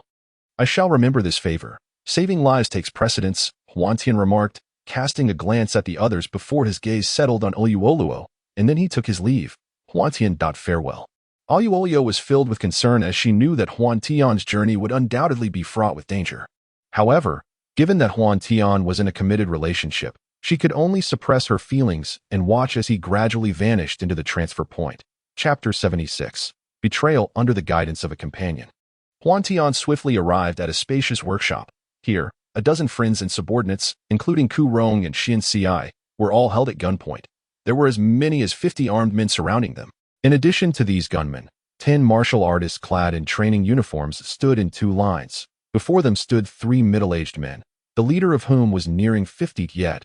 Huantian could discern at a glance that this elder, although advanced in years, possessed the highest level of strength, a rarity in an age where martial artists had largely retreated from public view. Huantian, you finally arrived. Surrender your cultivation manual, and then take your own life here. And I shall release these individuals. What say you? The Grand Elder spoke in a tone that was surprisingly gentle, leading one to believe he was a kindly old man. I shall offer you a chance as well. For those skilled in martial arts, each must forfeit their cultivation. For those unskilled, sever an arm, and I may spare you. He continued to Huantian. These individuals were no more significant than mere ants. Unbeknownst to them, he had already acquired the capability to negotiate face-to-face with such formidable figures. Boy, are you refusing a toast only to drink a punishment instead? The second elder retorted angrily. I do not partake in alcohol. I will say this one last time. Release my people, Huantian declared. Having lost all patience, sensing that Mei Zhu and the others had arrived, he was unwilling to prolong the confrontation any further. Such arrogance. I wonder if you are prepared to face the consequences of your pride. The Grand Elder replied. Whoosh, bang, bang, whoosh, bang. With a wave of his sleeve, the Grand Elder conjured a sound that was distinctly different from that of gunfire. All the gunmen stationed on the second floor of the abandoned factory fell to the ground, their fates sealed. Even if they had miraculously survived the fall from such a height, they would not have lived to tell the tale. It was evident that these individuals had perished before plummeting down. Ha ha, Huantian, continue to be arrogant. Ha ha. The 3 elders of the ancient martial alliance laughed boisterously. Yet, as their laughter echoed, the 3rd elder, Shui Tianke, finally sensed something amiss. Grand Elder, they're all dead. Our people, Shui Tianke exclaimed. How could this be? Huantian, what have you done? Upon this revelation, the Grand Elder also came to realize the gravity of the situation. With a mere wave of his hand, Mei Jian and Zhu Jian, along with 8 others, emerged from their concealed positions. Leading the charge were Mei Zhu's twin swords, followed by Shueshini, Zhua Bufan, Wuchan Feng, Feng Asen, Shi Qinglu, District Master Chu, Madame Li, and Si Kongxian. These 10 individuals had been specifically instructed by Huantian to conceal their identities. Otherwise, it would have been impossible for those present not to recognize them, as they bore an uncanny resemblance to characters from a television drama. Moreover, their strengths ranged from mid to late 2nd tier. A considerable force indeed. This was part of Huantian's strategy, to use these individuals as a warning to others that those who recklessly offend him must first contemplate the consequences. The 2nd elder and the 3rd elder are both formidable experts at the initial stage of the 1st tier, while the Grand Elder is a master at the mid-stage of the 1st tier. If one were to assess the situation, it is evident that these 3 elders from the ancient martial alliance possess a greater advantage. However, it is crucial to remember that the ancient martial alliance also has 10 experts ranging from the initial to the mid-stage of the 2nd tier. Therefore, even with the gunman slain, the 3 elders remain unperturbed. How dare you come to this appointment, believing that with these individuals, you can survive the day? The Grand Elder chuckled. How do you know they are my reliance? Huantian responded, his figure shifting as he swiftly sealed the acupoints of the 3, leaving them only the ability to speak. How is this possible? The 3 elders were caught off guard, realizing that there was a distance of over 20 meters between them, yet they had no time to react. A chilling realization dawning upon them, the experts of the ancient martial alliance, witnessing this, were thrown into disarray, rushing towards Xiao Bing and Ku Rong, seizing them by the necks as a show of intimidation. Huantian, do you believe you have triumphed? Do you think I have merely captured these individuals before me? The Grand Elder remarked with a grin. Huantian's brow furrowed, sensing a foreboding shift, before the Grand Elder could threaten further. Huantian's fingertips danced with sword energy, 10 strands of true qi accurately striking the 10 second-tier experts of the ancient martial alliance. At Huantian's level, true qi could be dispatched with precision. And as soon as the 10 strands made contact, the 10 individuals instantly lost their ability to resist. Subsequently, Huantian unleashed another 10 streams of energy, freeing Ku Rong and the others from their acupoint constraints. This maneuver astonished the three elders of the ancient martial alliance, as such a feat was indeed unprecedented. What level have you truly reached? The Grand Elder inquired. Now you choose to ask. Huantian replied with a hint of amusement. Faced with this question, Huantian pondered internally, contemplating that perhaps aside from nuclear weapons, nothing on Earth could eliminate him if he were prepared. Regardless of your realm, if you dare to kill me, I assure you, you will be abandoned by all, the Grand Elder declared. I have already saved these individuals, and you still dare to threaten me? It appears you have lingered in life for far too long.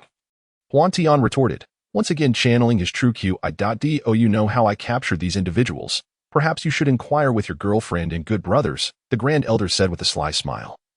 Turning his gaze towards Han Bin and the others who had just been rescued. Huantian, the three of us have crossed paths with these two old monks, and their strength is indeed formidable. Capturing others may be feasible, but capturing them was no simple task. However, we managed to seize them effortlessly. Ha! The Grand Elder laughed heartily. From the Grand Elder's expression, Huantian had already formed a suspicion. I'm sorry, Huantian. Han Bin stepped forward from the crowd and knelt on the ground. A wave of discomfort washed over Huantian, realizing that his closest brother had betrayed him. But soon after, another individual emerged, kneeling beside Han Bin. As this person knelt, Huantian's eyes instantly turned crimson. Why? Why betray me? Explain yourself, that he seethed, pulling the two towards him with his true qi, glaring fiercely. The reason for Huantian's profound sorrow was simple. Even Xiao Bing had turned against him. Huantian, it is all my fault. However, they have captured my parents, and I had no choice but to. I am truly sorry. Tears welled in Xiao Bing's eyes, and he was already unable to speak through his sobs. I am sorry, Huantian. They took my parents as well and coerced me into poisoning the food of Master Kurigane. I am unworthy to be your brother. I apologize, Han Bin uttered. You scoundrel! How can you face Huantian? Is a mere apology sufficient? Zhou Wenhao seized Han Bin by the collar, rebuking him furiously. Despite his parents being taken, Han Bin chose to submit to his enemies and betray his brother. Were it not for Huantian's strength, he would have perished by now, which is why Zhou Wenhao was so enraged. Forget it. I too bear some responsibility. You may leave. Huantian turned his back. I am sorry. Han Bin wanted to say something, but upon seeing Huantian turn away, he lowered his head and departed the abandoned factory area. Huantian, Xiao Bing attempted to explain but realized he truly had no words to justify anything. You should go as well. From this moment forth, let us become strangers, Huantian declared. Huantian could not believe that the ancient martial alliance had only captured Han Bin and Xiao Bing's families. Yet, some matters are chilling when compared. The Grand Elder of the ancient martial alliance. Is it? I care not whether they live or die. I only know this. If their families do not appear before me within half an hour, the three of you shall surely perish, Huantian proclaimed. Suddenly, Huantian recalled a technique he had never employed before. The ice-gathering technique commenced. To the onlookers, it appeared as though white mist emanated from between Huantian's fingers, swiftly coalescing into a block of ice within his palm. Then, Huantian shattered the ice and flung the shards toward the members of the ancient martial alliance. The icy fragments landed precisely upon each individual present. To create ice out of thin air, what sort of skill is this? Could it be that Huantian is a celestial being? Such martial prowess is unheard of. Many questions arose, and numerous gasps of astonishment filled the air. However, before they could fully express their disbelief, a horrifying scene unfolded. Chapter 77. The Reaper emerges. This is a remarkable skill of the Carefree sect, the Life and Death Talisman. Those from the ancient martial alliance who bore the Life and Death Talisman felt as if a myriad of ants were gnawing at their hearts. Their bodies suffused with an unbearable itch. In mere moments, they had scratched themselves into a frenzy, blood marks appearing all over, with some places even revealing raw flesh beneath the skin. Seeing that it was nearly time, Huantian utilized a unique technique to temporarily suppress the explosion of the Life and Death Talisman. Did you hear that? In half an hour, if I do not see them, you shall all continue scratching until death. Huantian bellowed. No. I will contact them immediately. I guarantee they will arrive within half an hour. The second elder pleaded for mercy. Yes. They have long been captured nearby. We need not wait half an hour, please. Do not make us suffer further, the third elder exclaimed. Huantian, this is all a misunderstanding. We intended to invite you into the ancient martial alliance. We merely employed the wrong method. Spare me, I beg you. The Grand Elder, seeing the two others' declarations, hastily chimed in. Huantian scoffed. for it was this Grand Elder's pride that had led to their downfall, now reduced to mere misunderstandings. Grand Elder. It appears this truly is a misunderstanding. I kindly request that you expedite the arrival of my friends' families. Huantian expressed gratitude as if genuinely believing the Grand Elder's words, his tone respectful as though addressing an elder. Yes, it is all a misunderstanding. The Grand Elder felt a sense of foreboding but dared not refute Huantian's claims. Indeed, revered one. Ku Rong and the others also bowed respectfully before departing together. After soothing Zhou Wenhao, Huantian finally turned his attention to the 13 remaining members of the ancient martial alliance. Outside the factory premises, shortly after Ku Rong and his companions had left, another group arrived, bringing with them 6 pairs of couples whose hands and feet were bound. As they approached the soldiers' cordon, they displayed a token and entered the factory grounds. The elder Yi Xiong and his companions received word of the sudden reinforcement of the ancient martial alliance. Could it be that something significant had transpired? Yet, had they not just released the hostages? Concerned, Yi Xiong, under the protection of the group, made his way to the workshop where Huantian and the others were located. What brings you here? Upon seeing Luo, Huantian hurriedly suppressed his murderous intent and inquired softly, feeling a sense of indebtedness towards the girl. I was worried. Why shouldn't I come? Replied Luo. Elder O.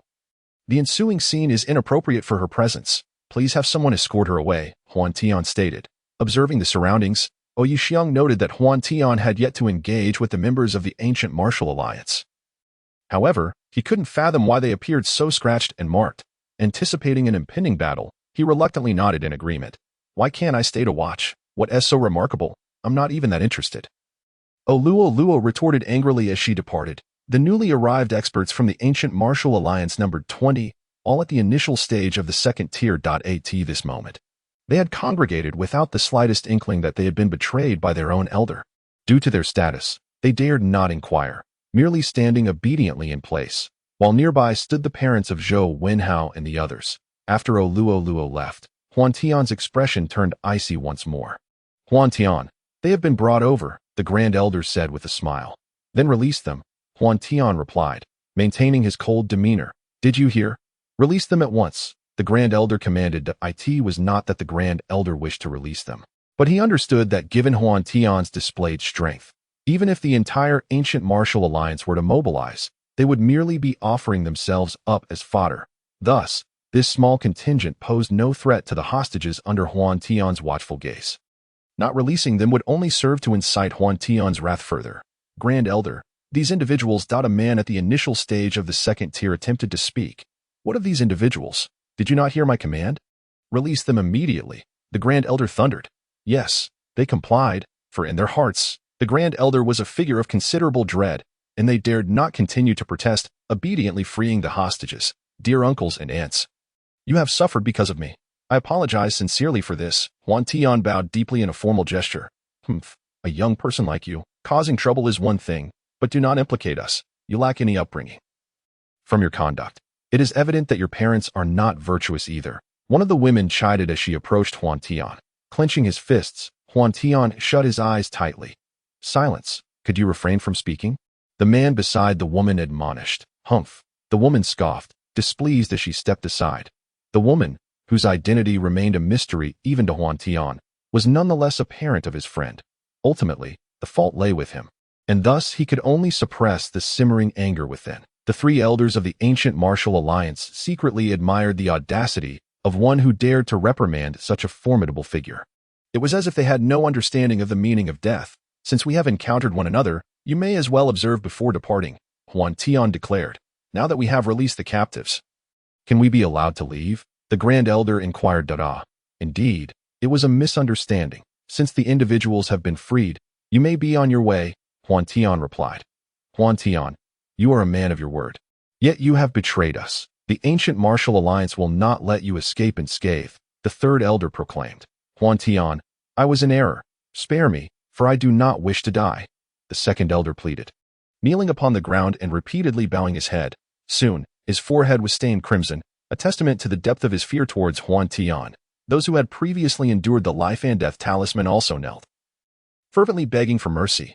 Huantian, I shall never grant you the opportunity to torment me again, the Grand Elder bellowed, furiously reversing his internal energy. Yet, he had underestimated Huantian's prowess.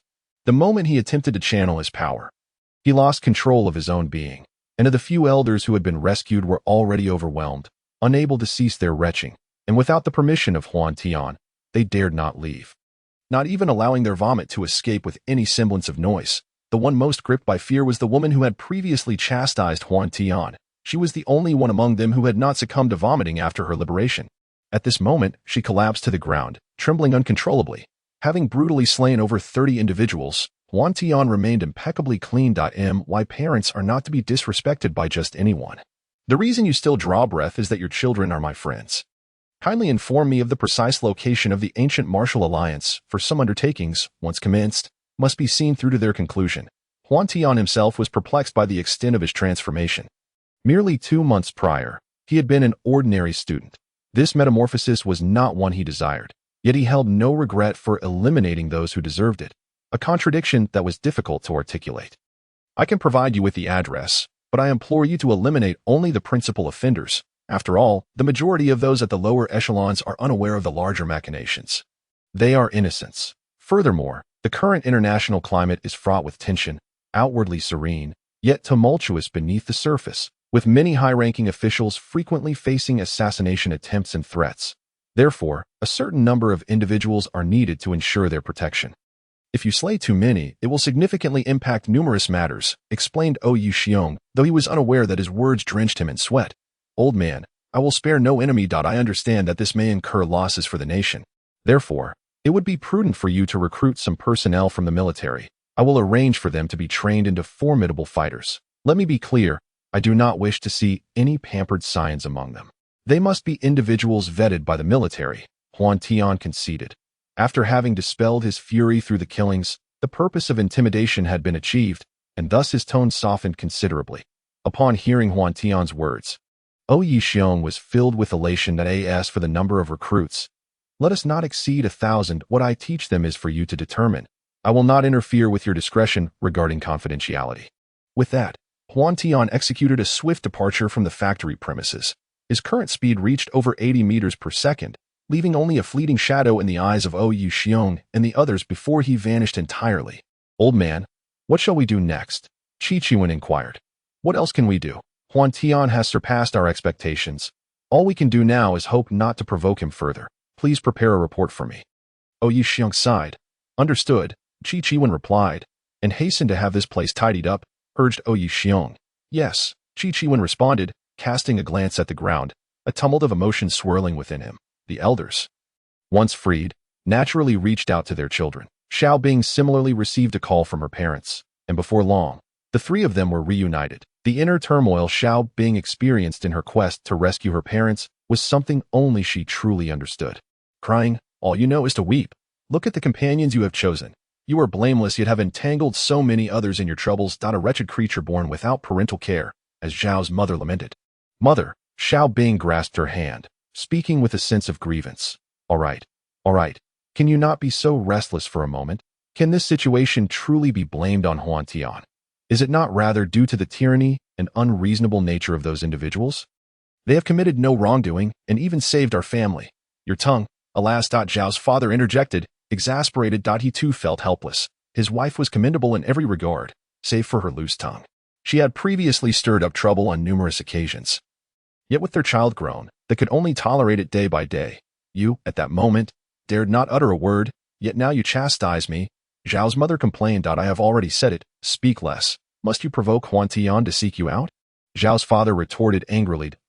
Bing. You are forbidden from contacting Huantian again. Understood? Commanded Zhao's mother. Remembering the scene of Huantian's violence, she felt a chill run through her and dared not continue her rebuttal. Instead, diverting the conversation to Xiao Bing. Xiao Bing wished to refuse, but recalling Huantian's heartless words, he felt despondent. If he no longer wished to see him, how could he possibly reach out? With this thought, tears streamed down Xiao Bing's face. After Huantian departed, he journeyed to Shenanjia, where the ancient martial alliance was concealed within the heart of the region, entirely nestled within a mountain. Invisible from the outside, however, Huantian was already familiar with the route and, following it, discovered numerous traces deliberately concealed by others. To the world, martial prowess was merely a facade, serving only to deceive or offer a meager form of physical exercise. Yet Shenanjia had long been whispered to be the haunt of immortals, likely due to the true masters reclusively dwelling in the mountains, giving rise to such misconceptions when occasionally glimpsed in the present day. As the primitive environment dwindles, Shenanjia, being a specially preserved primordial forest, teems with various legends. With Huantian's speed and the guidance of his path, he reached the concealed ancient martial alliance in less than 2 hours. Standing before the ancient martial alliance, had he not already known it to be the headquarters, he would never have imagined it to be a vast martial arts sanctuary. The entrance to the ancient martial alliance lay behind a small waterfall, rendering the cave's mouth completely hidden from view. Perhaps due to its inherent concealment, there were no guards present at the entrance or nearby. Huantian preferred to avoid unnecessary trouble, so the absence of guards was a welcome circumstance. Upon entering the cave, the interior initially resembled a damp, ordinary cavern. Navigating the stairs, he found himself ascending and descending, uncertain whether he was within the mountain or underground. After traversing approximately 200 meters, a cavern adorned like a palace unveiled itself before him. Here, however, 2 squads of guards stood vigilant, each consisting of 5 individuals at the peak of the second tier of martial prowess, positioned on either side of the cave entrance. As Huantian approached, the guards brandished their weapons towards him. "Who goes there?" they demanded. "I seek your alliance's leader. If you wish to avoid demise, step aside," Huantian declared. "You insolent brat, barely out of your youth. Dare to seek an audience with our leader," they scoffed. "Which family do you belong to as a second-generation heir? Did your family neglect to inform you that one must maintain a low profile upon arriving here? There is no need for further discussion. Simply apprehend him and hand him over to the law elder. Ultimately, it comes down to taking action." Huantian shook his head in resignation and sighed. In an instant, he subdued the 10 individuals and leaped into the palace. "Summon your leader forth." Within this confined space, Huantian refrained from using his internal energy, for he was confident that the leader of the ancient martial alliance had undoubtedly heard his words. Chapter 79. Annihilation of the ancient martial alliance. It had long been rumored that a young master had emerged in the mundane world. It seems they have all met their demise.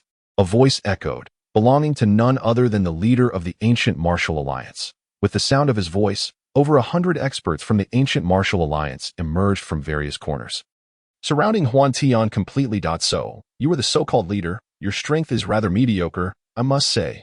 Huantian discerned the strength of the newcomer at a glance, finding it to be on par with that of the Grand Elder, both situated at the mid-tier of the first rank. Although there exists a disparity in strength even within the same realm, he regarded these individuals as mere trifles, unworthy of his attention. "You face your imminent demise, yet remain obstinate. Look around you. These individuals are all experts of my ancient martial alliance. Are you not astonished? Ha ha ha.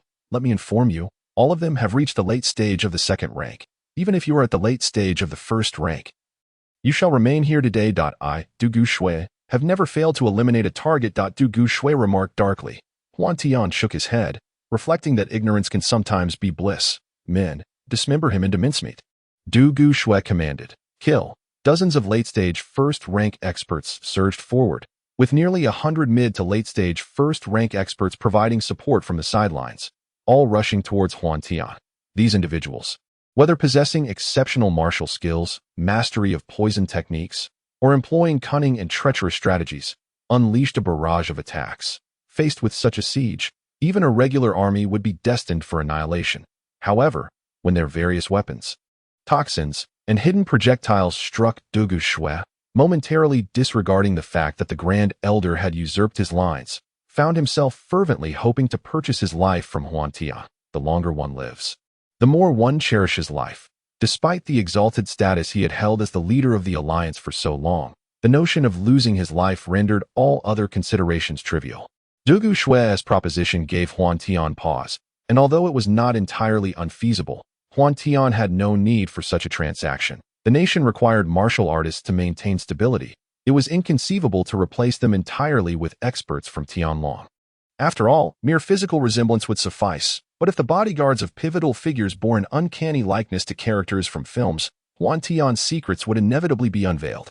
Such connections could be easily deduced by anyone with a modicum of intelligence.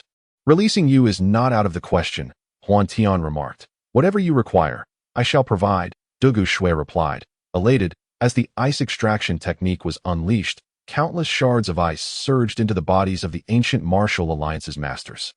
Within moments, and under Dugu Shue's bewildered gaze, he and the masters of the alliance began to exhibit peculiar symptoms. It itches. Oh, how it itches. The life and death talisman traditionally necessitated water as a fundamental component, but such requirements were only pertinent to those of lower strength. Huantian, having not only transcended the congenital stage, but also reached the mid-foundation establishment phase, could condense the moisture in the air at will. Prompted by Dugu Shue's words, Huantian resolved to wield the life and death talisman to exert control over these individuals. Killing them would indeed be a pity. Listen closely, he commanded. You have fallen victim to my unique secret technique. Have you heard of the life and death talisman? This technique bears striking resemblance to it. Henceforth, as long as you heed my commands, I shall ensure that a remedy to suppress its effects is administered to you regularly. I hope you will act judiciously. Regardless of Dugu Shue's agreement, his fate was sealed. He was far more fortunate than the elders of the ancient martial alliance. It was only after Huantian had departed for quite some time that Dugu Shué finally regained his composure. As he left, Dugu Shué inquired. He is gone, replied a member. Summon a doctor at once. Dugu Shué commanded. Having deeply felt the terror of the life and death talisman, he could not bear the thought of harboring such a significant threat within him. In the realm of the Chinese pavilion, Wu Ming, regarded as a legend in the martial world, could be deemed the foremost expert. Ironically, despite being immersed in the world of martial arts, he possessed the heart of a Buddha. Though his intentions were noble, he utterly overlooked the fact that this world was fraught with various desires. He indulged the truly wicked while imposing his rigid notions upon those well-meaning individuals who erred, entirely oblivious to the truth that punishing evil is, in itself, a means of promoting virtue. After encountering the Sword Saint, Wu Ming severely injured him in an attempt to thwart his vengeance. Yet, how could the hatred stemming from a city massacre be resolved with mere words? It could be said that the true perpetrator of the Sword Saint's demise was none other than Wu Ming. In the world of Fengyun, where Huantian's interference was minimal, events unfolded in an orderly manner according to the narrative. Following the Sword Saint's death, the trio of Fengyun and Shuang united against Xiongba, only to fall victim to a scheme devised by Duan Lang. During this time, Bu Jingyun was singularly focused on pursuing an unparalleled sword. And after imparting a technique to him, Wu Ming departed. After walking for a short while, Wu Ming remained uneasy. Channeling his energy, he made his way directly to the city god temple near Mi'in Temple. Coincidentally, a splendid performance was unfolding within the city god temple. Brother Jianchen, what has befallen you?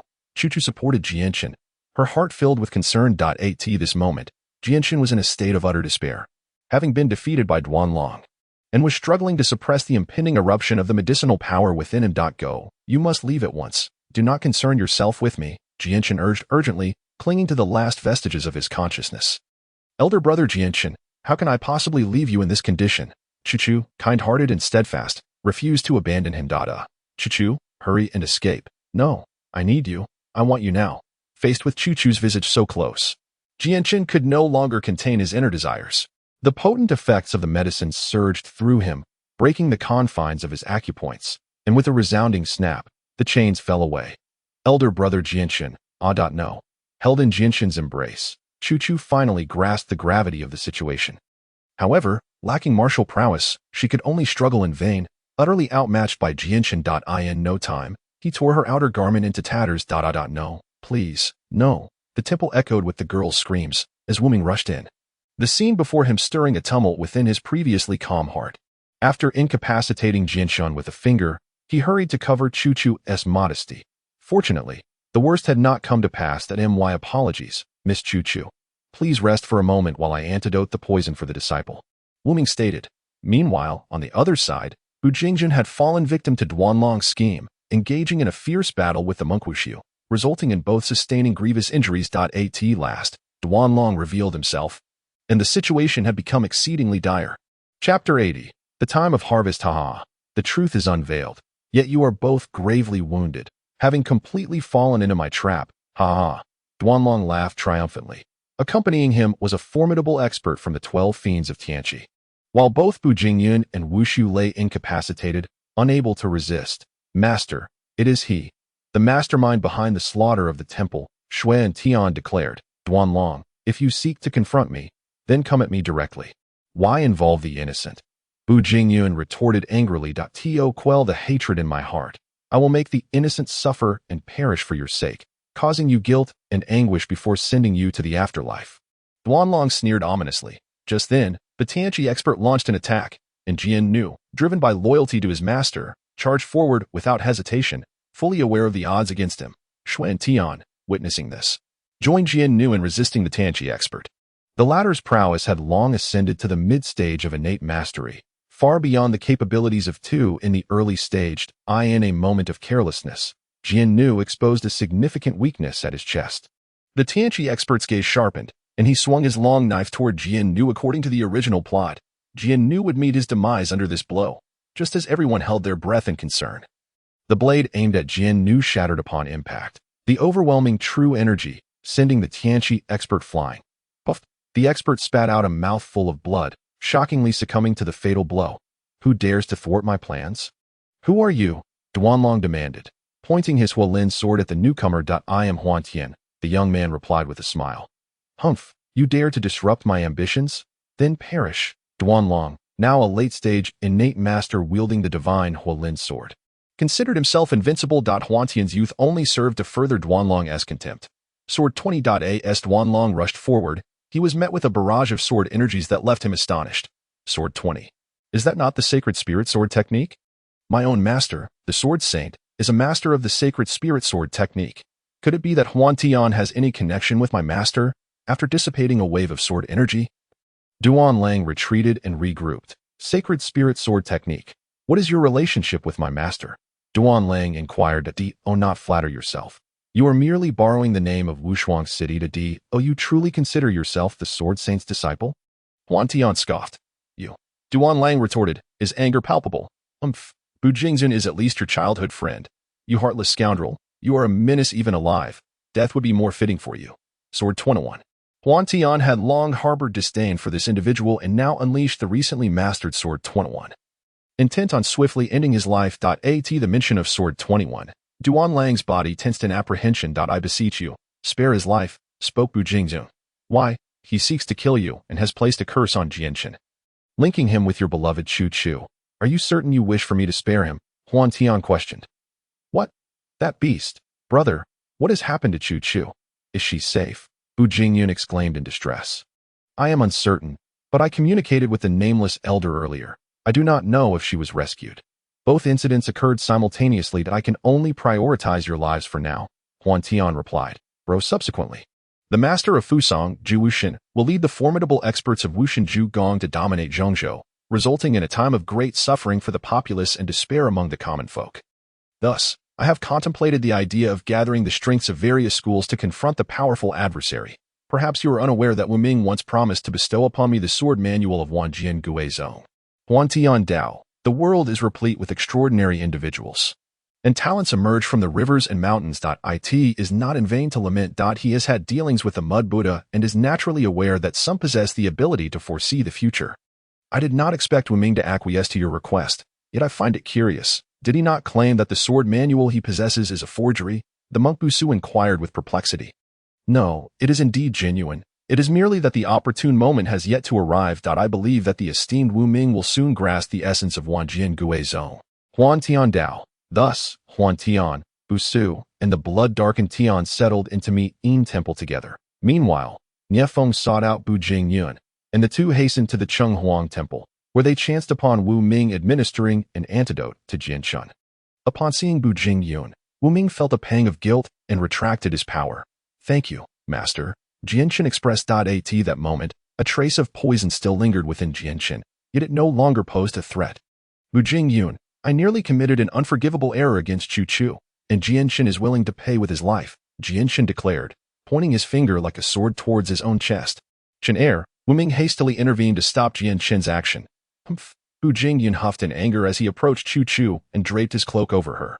"Brother Bu, Wu." Chu Chu wept in grievance, stirring a pang of compassion in Bu Jingyun's heart as his once icy demeanor began to thaw. "Chu Chu, I apologize. I was so focused on seizing the sword that I neglected you. From this day forth, you shall be my woman, Bu Jingyun, and no one shall harm you." Embracing Chu Chu, Bu Jingyun spoke with heartfelt concern. "Brother Bu," Chu Chu cried tears of joy. Witnessing Bu Jingyun finally set aside his feelings for Kong Ci, and discover true love. Nia Feng also revealed a smile. Chapter 81. Zhu Wuxin. Through these events, whether it be the monk Busu, the sword god Wu Ming, or Bu Jingyun, all owed Huantian a significant favor. For it was Huantian's unexpected intervention that brought them together. Within Mi'in Temple, both Nia Feng and Bu Jingyun took up residence, while Wu Ming and Busu would occasionally impart guidance. This was all due to Huantian revealing to them the impending calamity. Naturally, Wu Ming and Busu were not idly passing the time. After consuming 3 blood bodhi fruits, Busu's cultivation soared by 40 to 50 years, rendering the Rulai Divine Palm even more formidable. Wu Ming diligently studied the sword manual of Wanjian Guizong, which he had long believed to be a counterfeit, and he had finally grasped its principles. It seemed that before long, he would successfully cultivate it and elevate his strength to new heights. As their power grew, Bu Jingyun resolved to eliminate Xiong Ba, thereby concluding their time of joint training. Alas, as the winds rise and clouds gather, the common people are about to face tribulations once more. Wu Ming sighed, gazing at the retreating figure of Feng Yun. Elder, sometimes punishing evil is in itself an act of promoting good. Do you still wish to prevent them from slaying Xiong Ba?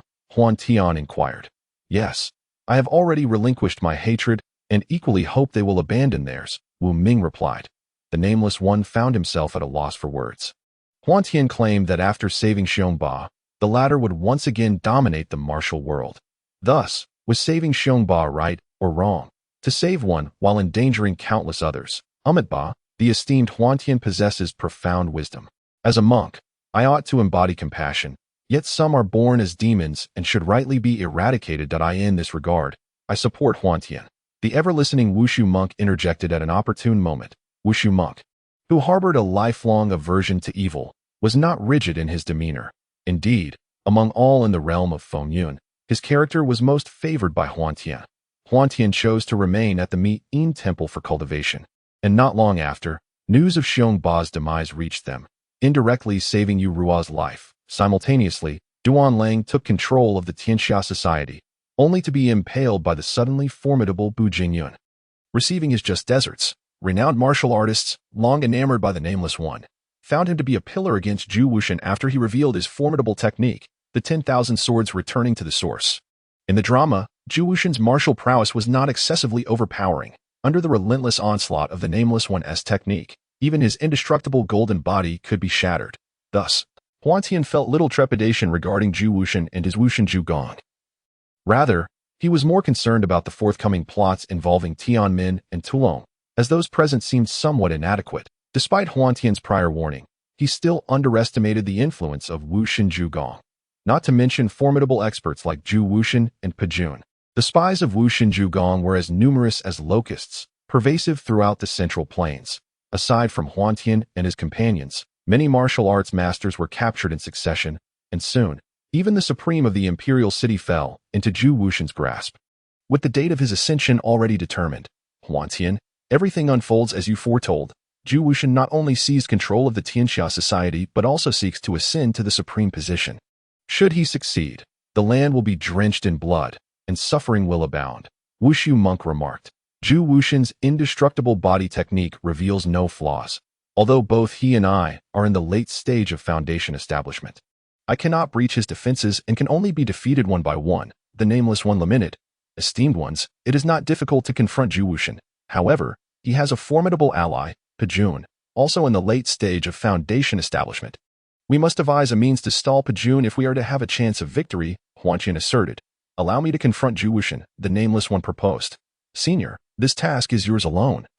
Yet, if possible, I hope you can resolve the enmity with Senior Pejun, for that would alleviate our burdens considerably, Huantian advised. Enmity, you say, very well. I understand what must be done, the Nameless One nodded. However, even if we manage to stall Zhu Wuxin, we will not be able to slay him, and ultimately, he will still overpower us, Bu Jingyun stated. The martial artists in attendance nodded in agreement. This was indeed the most challenging aspect. Without eliminating Zhu Wuxin, all efforts would be in vain. What if I told you that I know Zhu Wuxin's vital weakness? Huantian smiled. In the world of Fengyan, the 5th of September resonates with the notion of the supreme ruler. This day marks the date of Zhu Wuxin's ascension. The reason for waiting until this day to take action was to unveil the truth of the false supreme before the world. As the guests gathered, at precisely noon, the chief eunuch announced the commencement of the coronation ceremony. Zhu Wuxian appeared on the altar, exuding an awe-inspiring presence. If the people of Fusang were to ascend as the true sovereign, how could the valiant men of Zhengzhou hold their heads high? Zhu Wuxian, meet your demise. Bu Jingzun and Nie Feng arrived in unison, followed closely by the renowned heroes of the martial world, including Wu Ming. Protect the Lord. The death warriors of Wuxian Jiugong positioned themselves before Zhu Wuxian. Bold scoundrels, daring to conspire in rebellion. Seize them. The chief eunuch bellowed. At that moment, a surge of sword energy erupted from among the guests, striking the face of the Supreme, causing a human skin mask to tumble to the ground. The Supreme is an impostor, a conspiracy indeed. The Imperial Guards stood frozen, unsure of how to proceed. With the barrier of the Imperial Guards removed, the martial heroes immediately clashed with the death warriors. Upon realizing that this so-called coronation was merely Zhu Wuxian's scheme, many guests present joined in the assault against the death warriors, leading to the catastrophic downfall of Wuxian Jiugong. Humph! You have thwarted my plans. Since you have all appeared, I shall slay every last one of you. Zhu Wuxian's vitality surged as his outer robe billowed open, revealing his protective armor. Pajun, do you intend to stand against me as well? Just as Zhu Wuxian prepared to strike, he discovered that Pajun, who had accompanied him for years, had drawn his sword against him, inciting his fury. Humph! You covet my woman. I cannot quell my hatred without slaying you. Kill Palang. Pajun unleashed his attack with his sword. Seek death, and I shall grant it. Zhu Wuxian retorted angrily. Pajun wielded his sword as a substitute for his wolf claws, unleashing a formidable sword energy upon Zhu Wuxian. Yet it bore no effect whatsoever. How could this be? Pajun stood in disbelief. Ha! Pajun, have you forgotten? The technique Kill Palang was taught to you by me. How could I leave such a flaw? Zhu Wuxian proclaimed. Pajun, continue your assault. 10,000 swords returned to their origin. At that opportune moment, Wu Ming struck with a fierce sword energy aimed directly at the vital point beneath Zhu Wuxian's armpit. How do you know my vital point? Zhu Wuxian, once brimming with confidence, now found himself engulfed in terror. Faced with Wu Ming alone, he was already struggling, for in the original narrative, Wu Ming had been depleted of internal energy yet could still inflict harm with 10,000 swords returned to their origin. Now, however, Wu Ming's internal energy remained entirely intact. In mere moments, Zhu Wuxian's vital point was breached, and as he fought while attempting to flee, he found himself ensnared by Pajun, unable to escape and forced to endure blows. Chapter 82. The unyielding golden body acquired despite Zhu Wuxian's myriad defenses, he ultimately succumbed. His indomitable golden body shattered. Seizing the opportunity, Bu Jingyun struck first, cleaving off Pajun's head with a single sword stroke. Thus fell the once invincible overlord, meeting a tragic end on the spot. Upon witnessing Zhu Wuxian's demise, the death warriors who had followed him knelt in submission. In light of this, the martial experts showed no mercy, swiftly executing them, thereby atoning for the sins they had committed against innocent lives. The manner of Zhu Wuxian's death proved to be significantly more favorable than in the original storyline. It was certainly preferable to perishing at the hands of his own son. Huantian personally besieged the godless Absolute Palace, which at that moment had lost all its formidable experts. Seizing the opportunity while they remained oblivious to the demise of Zhu Wuxian, Huantian stealthily ventured into the secret chamber. Within the sanctum, an extensive collection of martial arts from across the realm lay in wait. Yet, upon surveying these treasures, Huantian remained entirely unmoved. His true objective was the cultivation method practiced by Zhu Wuxian. The indestructible golden body. The chamber was not particularly spacious, and after a thorough search, Huantian found himself empty-handed, having discovered not even a trace of the indestructible golden body. Unwilling to accept defeat, he conducted several more searches, yet still yielded no results. With a heavy heart, Huantian exited the secret chamber, evading detection until he arrived at a place of respite. This locale boasted a notably greater number of guards compared to others, piquing Huantian's curiosity. Despite the considerable disparity in strength, these guards failed to perceive Huantian's presence. As he approached and observed, his bewilderment only deepened. Why was a group of guards stationed by a bathing area? A sudden realization struck him as he smacked his forehead. Zhu Wuxian had a peculiar habit of indulging in long baths, and entry to this area was strictly forbidden to others. Thus, it was highly probable that the manual for the indestructible golden body resided within. Determined not to overlook this potential discovery, Huantian proceeded. The guards at the entrance felt a flash before their eyes and were rendered motionless, having been incapacitated by Huantian's deft touch. Gaining entry into the room, he beheld the scene before him. a vast pool, a modest platform, and a meditation cushion, the latter slightly raised at one side. With a swift motion, Huantian lifted the cushion, revealing a tome that lay beneath, boldly inscribed with the 4 characters. Indestructible golden-bodied it truly echoed the adage. When the mountains are exhausted and the waters run dry, a glimmer of hope appears in another village. Master, your subordinate pays respects to you, Mei Jian exclaimed with delight. Enough, you two are my handmaidens. Just call me young master, as anything else feels rather awkward, Huantian retorted with a hint of exasperation. Yes, thank you. Young master, Zhu Jian replied with glee that I will not be present in this world for long. By the way, how are matters with Eileen and the others progressing? Huantian inquired. Young master, our intelligent software has surpassed 50 million downloads online. Recently, due to its growing fame, the download rate has been increasing, Mei Jian reported. Also, young master, in response to the company's expansion, Cooper has established a branch office, recruiting staff externally to manage matters concerning the intelligent software. She added, how could I have nearly forgotten that? Please wait a moment while I summon some personnel, Huantian said, closing his eyes. Is the young master about to summon believers? How fascinating, Zhu Jian remarked with curiosity. Hush, keep your voice down. Do not disturb the young master, Mei Jian admonished, lightly tapping Zhu Jian on the head. Now, many had come to revere Huantian, and as he closed his eyes, numerous figures materialized. After careful selection, Huantian chose several research-oriented believers. Similar to his previous appearances, 10 wisps of mist coalesced beside him, swiftly taking form into individuals within the villa. We pay homage to our deity. The 10 intoned in unison. From now on, please refer to me as Your Excellency. In this world, I find myself in need of some capable assistance, which is why I have sought you out. For information regarding this realm, you may consult alien.as for us.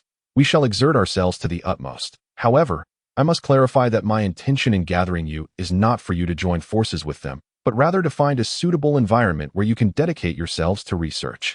You may leave now. After the 10 departed, Mei and Zhu's gazes towards Huantian were filled with unwavering admiration. My lord, you are truly remarkable. However, my lord, our villa is rather small and cannot accommodate many more people. What shall we do? Zhu Jian remarked while scratching the back of his head. Allow me to ponder a solution. Come, accompany me as we seek a new location. Prompted by Zhu Jian's observation, Huantian recognized a pressing issue. Establishing a company is merely a trivial endeavor. In the future, I will undoubtedly require additional personnel. However, it would be impractical to confine them all within this villa. A discreet yet conducive environment for development is essential, and it must be spacious enough. Such a place would certainly not be found in the city. As he contemplated, Huantian gazed towards the my lord. Where are we headed? Mei Jian inquired. The Jinlong Club, the club, upon receiving the news. Guodafu hurriedly made his way over. He had heard whispers regarding Huantian's affairs and felt a mix of awe and trepidation towards him.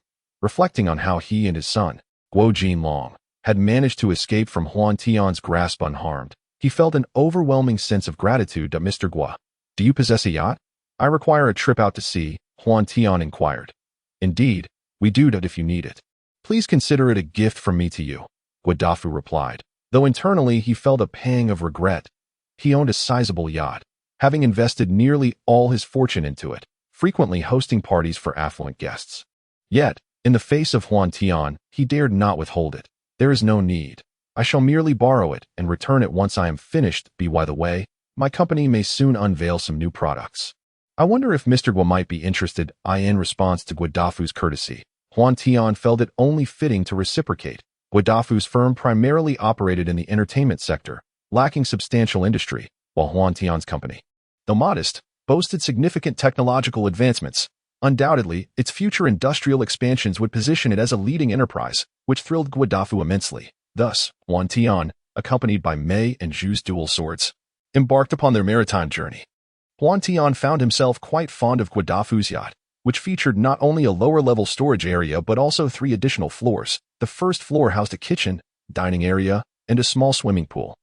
Alongside an entertainment room, the second floor was dedicated to bedrooms, while the top floor, also a bedroom, was the master suite, reserved for the owner. Above that lay the control room, and beneath the deck was a recreational observation area. Such a yacht would not be obtainable for less than 200 million. Although Guodafu offered it as a gift, Huantian felt a touch of discomfort, prompting him to provide Guadafu with a taste of favor in return. Chapter 83. The deserted island on the high seas after sailing for several consecutive days. Had it not been for prior preparations, it is likely that our fuel would have long been exhausted. It is important to note that this journey has not ceased, and there has been no opportunity to replenish our fuel along the way. However, the lower storage holds ample supplies of fuel. With the majority of the provisions dedicated to the three of us being fuel.my lord, the sea is indeed vast, yet it is rather monotonous. Bamboo sword limited.it wants tea just bamboo sword. After days of sailing, Illusion Sky was equally bored to tears. Nevertheless, as the yacht continued its movement, he felt uneasy about entering a state of cultivation amidst the turbulent winds. Bamboo sword, how dare you speak to my lord in such a manner? You deserve a reprimand, May Sword admonished. All right, May Sword, there is no need for such severity. We are not among strangers, Illusion Sky chuckled. Yes, my lord, May Sword replied. Enough of this nonsense. There is a ship ahead, Illusion Sky announced. On the horizon, a fishing vessel had appeared, seemingly out of nowhere.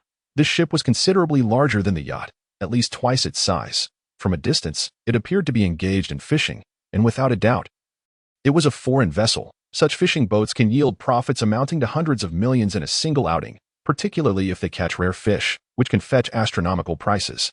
Seizing the rare opportunity to encounter another vessel on the high seas, Illusion Sky maneuvered the yacht closer. However, before they could approach, Illusion Sky halted, for numerous armed men had emerged on the foreign fishing boat, and they had spotted Illusion Sky and his companions, aiming their weapons at them.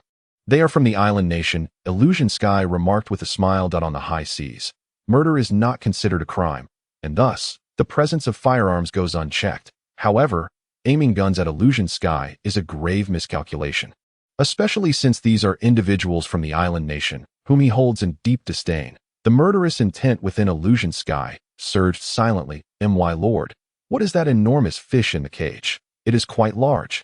Bamboo Sword inquired. That is a rare species known as a whale. 2 years ago, laws were enacted prohibiting the hunting of such creatures, and they are engaging in poaching, Illusion Sky clarified. No wonder they are pointing guns at us. They intend to eliminate witnesses, Bamboo Sword realized. Since they have no intention of letting us go and are not firing their weapons, it is evident they wish for us to approach. Be cautious. Illusion Sky cautioned. Thank you, my lord. May Sword and Bamboo Sword expressed their gratitude, warmed by Illusion Sky's concern for their safety. The yacht displayed the national flag, and the islanders, upon their approach, quickly deduced the identities of Illusion Sky and his companions. As the two vessels drew alongside each other, a throng of armed islanders swiftly encircled them. One must concede that the islanders are exceedingly arrogant, believing they have ensnared Illusion Sky and his companions. Without hesitation, they began to bind the three. Illusion Sky exchanged glances with his companions, and they acted in unison. Intruders, one of the islanders shouted, with a vessel of such considerable size. There were over 100 crew members combined. Yet they were unfortunate to encounter Illusion Sky. While Illusion Sky had no qualms with others pursuing their livelihoods through poaching, the audacity of provoking him was an entirely different matter. Over time, Illusion Sky had matured. He would show no mercy to those who deserved punishment, for he would not leave room for future troubles. As crew members fell one by one, a middle-aged man was shielded by a group, indicating that his status was anything but ordinary. Pray tell, who might you be? Inquired the man, his brow furrowed in confusion. Is it true that you hail from our island nation? With a hint of impatience, Huantian replied. I am Lieutenant Kawasaki Chiamon, tasked with the protection of this fishing vessel. Sensing Huantian's growing annoyance, Kawasaki Chiamon succumbed to the pressure and began to divulge information. Kawasaki Chiamon, you have committed a grave error, Huantian stated. What do you mean? Kawasaki Chiamon asked, bewilderment etched across his face. But soon his confusion would dissipate. As Huantian's words fell, he sprang into action, dispatching the remaining individuals with an ease that resembled the snapping of dry twigs. From a distance of 100 meters, Huantian unleashed the long-dormant 6 Meridian's divine sword, shattering the cage containing the whale, and subsequently directing a pointed finger toward the vessel's hull. This was Huantian's full-force strike. The sword energy not only penetrating the ship's wall, but also triggering an explosion. The force of his chi scattered, creating a gaping hole of 0.5 meter in diameter through the several centimeters thick hull. Allowing the sea to surge in, sealing the ship's fate as a sunken relic was merely a matter of time. Towards the islanders, I harbor not an ounce of pity, having slain so many. Do you think me cold-blooded? Huantian queried. Since you have taken their lives, my lord, they must have warranted such a fate. Mei Jian responded.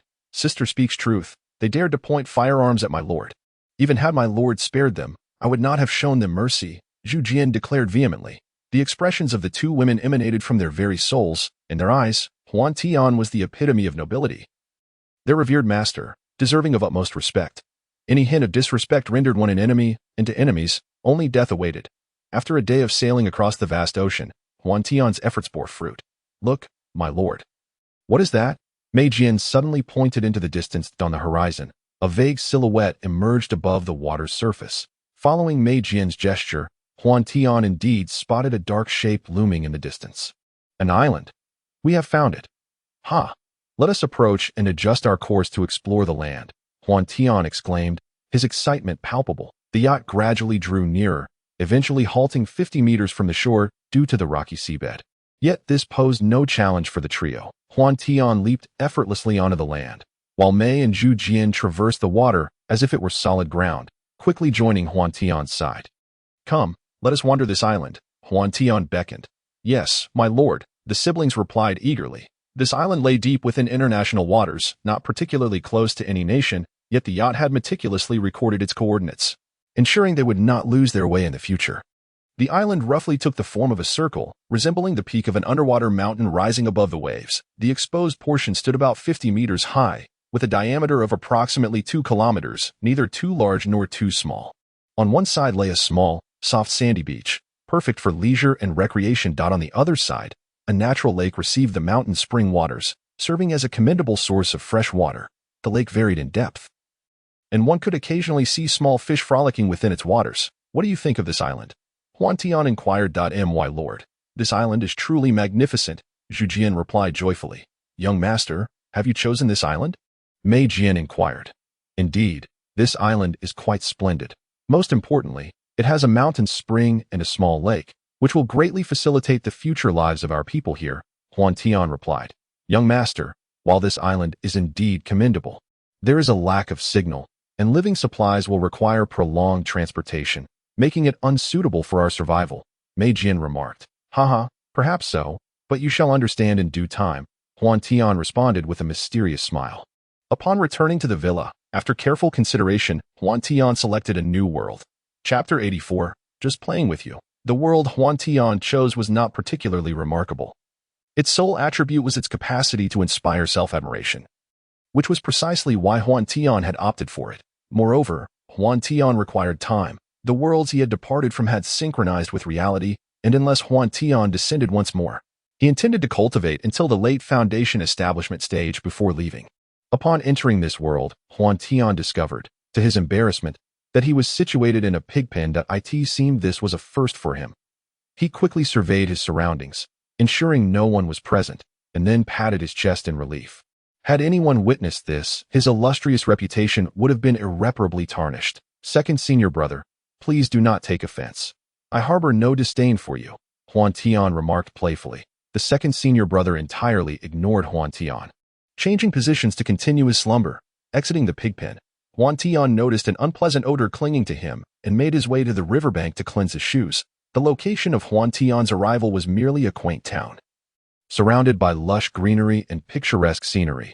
Faced with such beauty, Huantian nearly lost himself in reverie, when suddenly he detected something amiss. In the distance, plumes of smoke began to rise. Beacons of war, Huantian exclaimed. It appeared that the plot had already commenced. The lighting of the beacons signified that conflict was afoot, without a moment's hesitation regarding the residual odor of pig excrement. Huantian circulated his vital energy and swiftly leaped towards the location of the beacons. In this world devoid of martial prowess, Huantian's figure darted like a whirlwind, rushing past. The Great Wall, though Huantian had never visited it in reality, had ascended a few meters high in the realms of Tianlong and others. Yet none could compare to the sensation he experienced now. Before him rose the Great Wall, towering dozens of meters high and stretching for miles, a sight of unparalleled grandeur. The soldiers on the wall anxiously surveyed the valley ahead.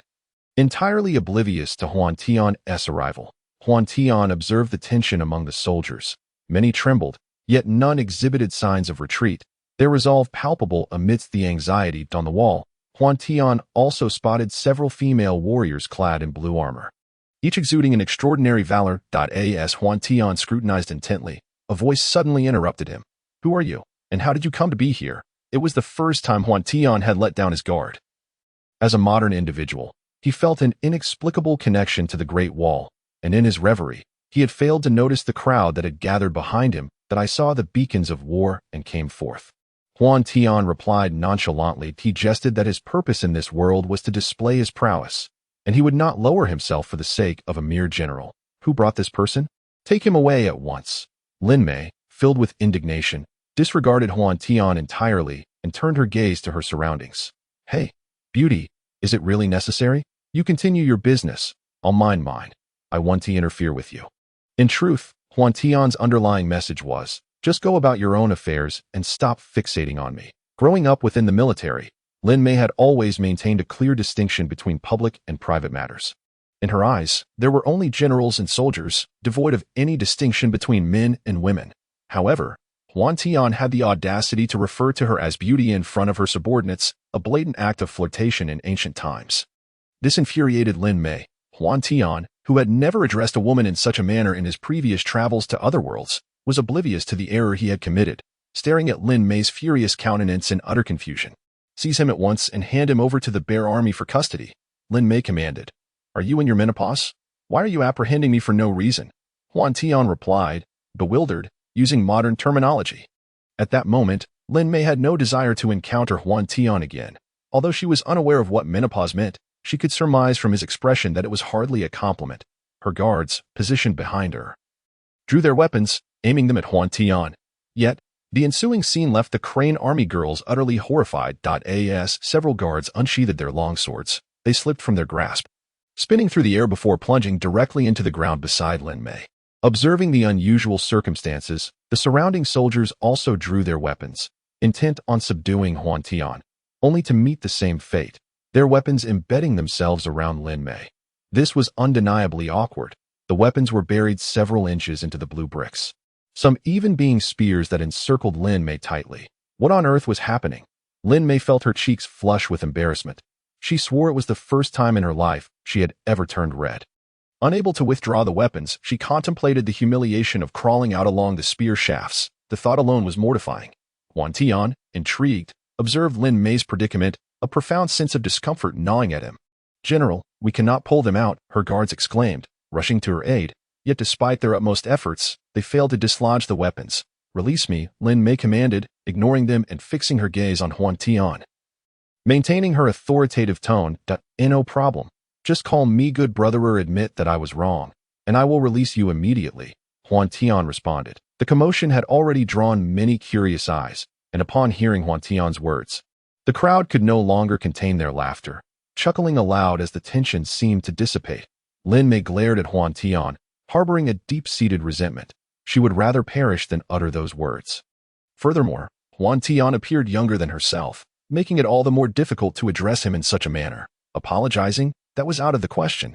She had done nothing wrong and had no reason to apologize. If she yielded to Huantian, how could she command her troops in the future? Faced with this dilemma, Lin Mei felt an urge to cry, but recalling her status as a general, she suppressed it, her eyes merely glistening with unshed tears. Huantian was not one to lack compassion, particularly towards women in distress. Witnessing her plight filled him with guilt. Indeed, as a general, Lin Mei's reaction was somewhat excessive. However, to regress in such a manner would be utterly disgraceful. Others might mistakenly believe that one is intimidated by her. Just as the two found themselves in a dilemma, a muffled sound of war drums echoed through the air. Huantian glanced outside the city, and at the mouth of the canyon, the ominous silhouette of the fearsome beast, Tao Tai, came into view. "Never mind, I shall not hold this against you," Huantian remarked as soon as his words fell. The various weapons scattered around Lin Mei's feet detached themselves from the ground and gathered into a corner. In truth, Huantian wished to return the weapons to the soldiers, yet the sacred spirit sword technique lacked the finesse for such control, and the myriad swords returning to their origins was still a skill in its infancy, rendering him unable to accomplish this task at present. All he could do was pile them together. Huantian felt dissatisfied with his own prowess. Nonetheless, even so, he still managed to instill considerable fear in the onlookers. Such a capability was nothing short of extraordinary. After devising a combat strategy, Lin Mei positioned herself on a platform, intending to take personal action. However, Huantian had already engaged her, approaching the edge of her platform with a hint of mischief. "Excuse me, beautiful, I can't see clearly from here. Would you mind relinquishing your position to me?" Huantian would not admit that his concern was for her safety. Although in the film she had never been harmed, he could not guarantee that she would not falter under his provocation. "Do not hinder me." Lin Mei shot him a glare, displaying no intention of conceding her spot. The surrounding soldiers, for reasons unknown, felt their tension dissipate, suddenly inclined to laughter. "Are you going to let me through? Or shall I take it by force?" Huantian threatened. Lin Mei heard only the latter part of his statement, and though her anger flared, she recognized that she could not contend with this slightly younger man. Infuriated, her face flushed, she retracted her spear and stormed off the platform in a huff. Chapter 85, The Might of the Divine. Ha ha ha. Hee hee. Both male and female warriors erupted into a chorus of laughter. "Whoever dares to laugh again shall face 3 days of confinement." Lin Mei bellowed. In the brief interval, the horde of Taotai had already reached the foot of the Great Wall, a vast swarm more numerous than locusts. This beast, which relied on sheer numbers to prevail, though bearing the name Taotai, was not the true Taotai. Even in overwhelming numbers, it posed no threat to Huantian. In full view of the crowd, Huantian leaped from the over 50-meter-high platform without even securing a safety line. Lin Mei, who had been staring at Huantian, could only watch in disbelief as he jumped down, momentarily forgetting her anger as she hurried to the city wall to observe. The number of Taotai was staggering. Despite Huantian's display of extraordinary strength, Lin Mei could not shake off her anxieties, her fists clenched tightly, unbeknownst to her own self, contrary to their expectations. Huantian did not succumb to the horde of Taotai. He traversed through the seemingly endless swarm as if on a leisurely stroll, surrounded by a dense aura of sword energy. Any Taotai that ventured within 10 meters of him was instantaneously slain. This spectacle below naturally drew the attention of others in different positions. The Supreme Commander, the Palace Lord, upon witnessing Huantian, nearly forgot his command. Who was that person below? How can they be so formidable? The Palace Lord exclaimed, momentarily at a loss for words. Beneath the Great Wall, Huantian had slain no fewer than 100 Taotai, and finally, the Taotai, upon seeing Huantian, chose to retreat, clearly aware of his formidable nature. Huantian, however, did not pursue. He ambled along, pausing intermittently, when suddenly he felt it a shame to eradicate them all. One Taotai attempted to bypass Huantian, only to suddenly sense the weight of a rider upon its back. It sought to dislodge the intruder but found itself unable to control its own body. Not particularly fearsome, it nonetheless made for a splendid mount, its speed commendable, and it was rather agreeable for a leisurely stroll. With that thought, Huantian leapt to the ground, grasped one of the Taoi's legs, and effortlessly ascended the city wall. "Do not contest with me. This is mine," he declared with a serious countenance. Lin Mei felt a pang of pity for Huantian.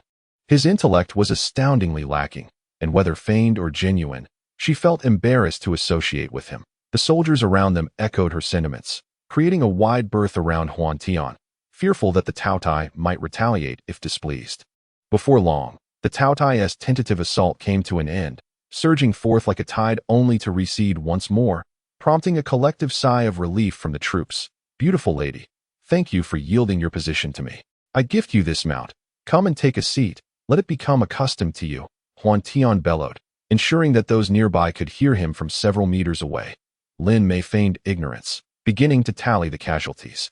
Huantian, grinning with delight, thought, "If you ignore me, I shall approach you." He seized the Taotai and made his way to Lin Mei's side.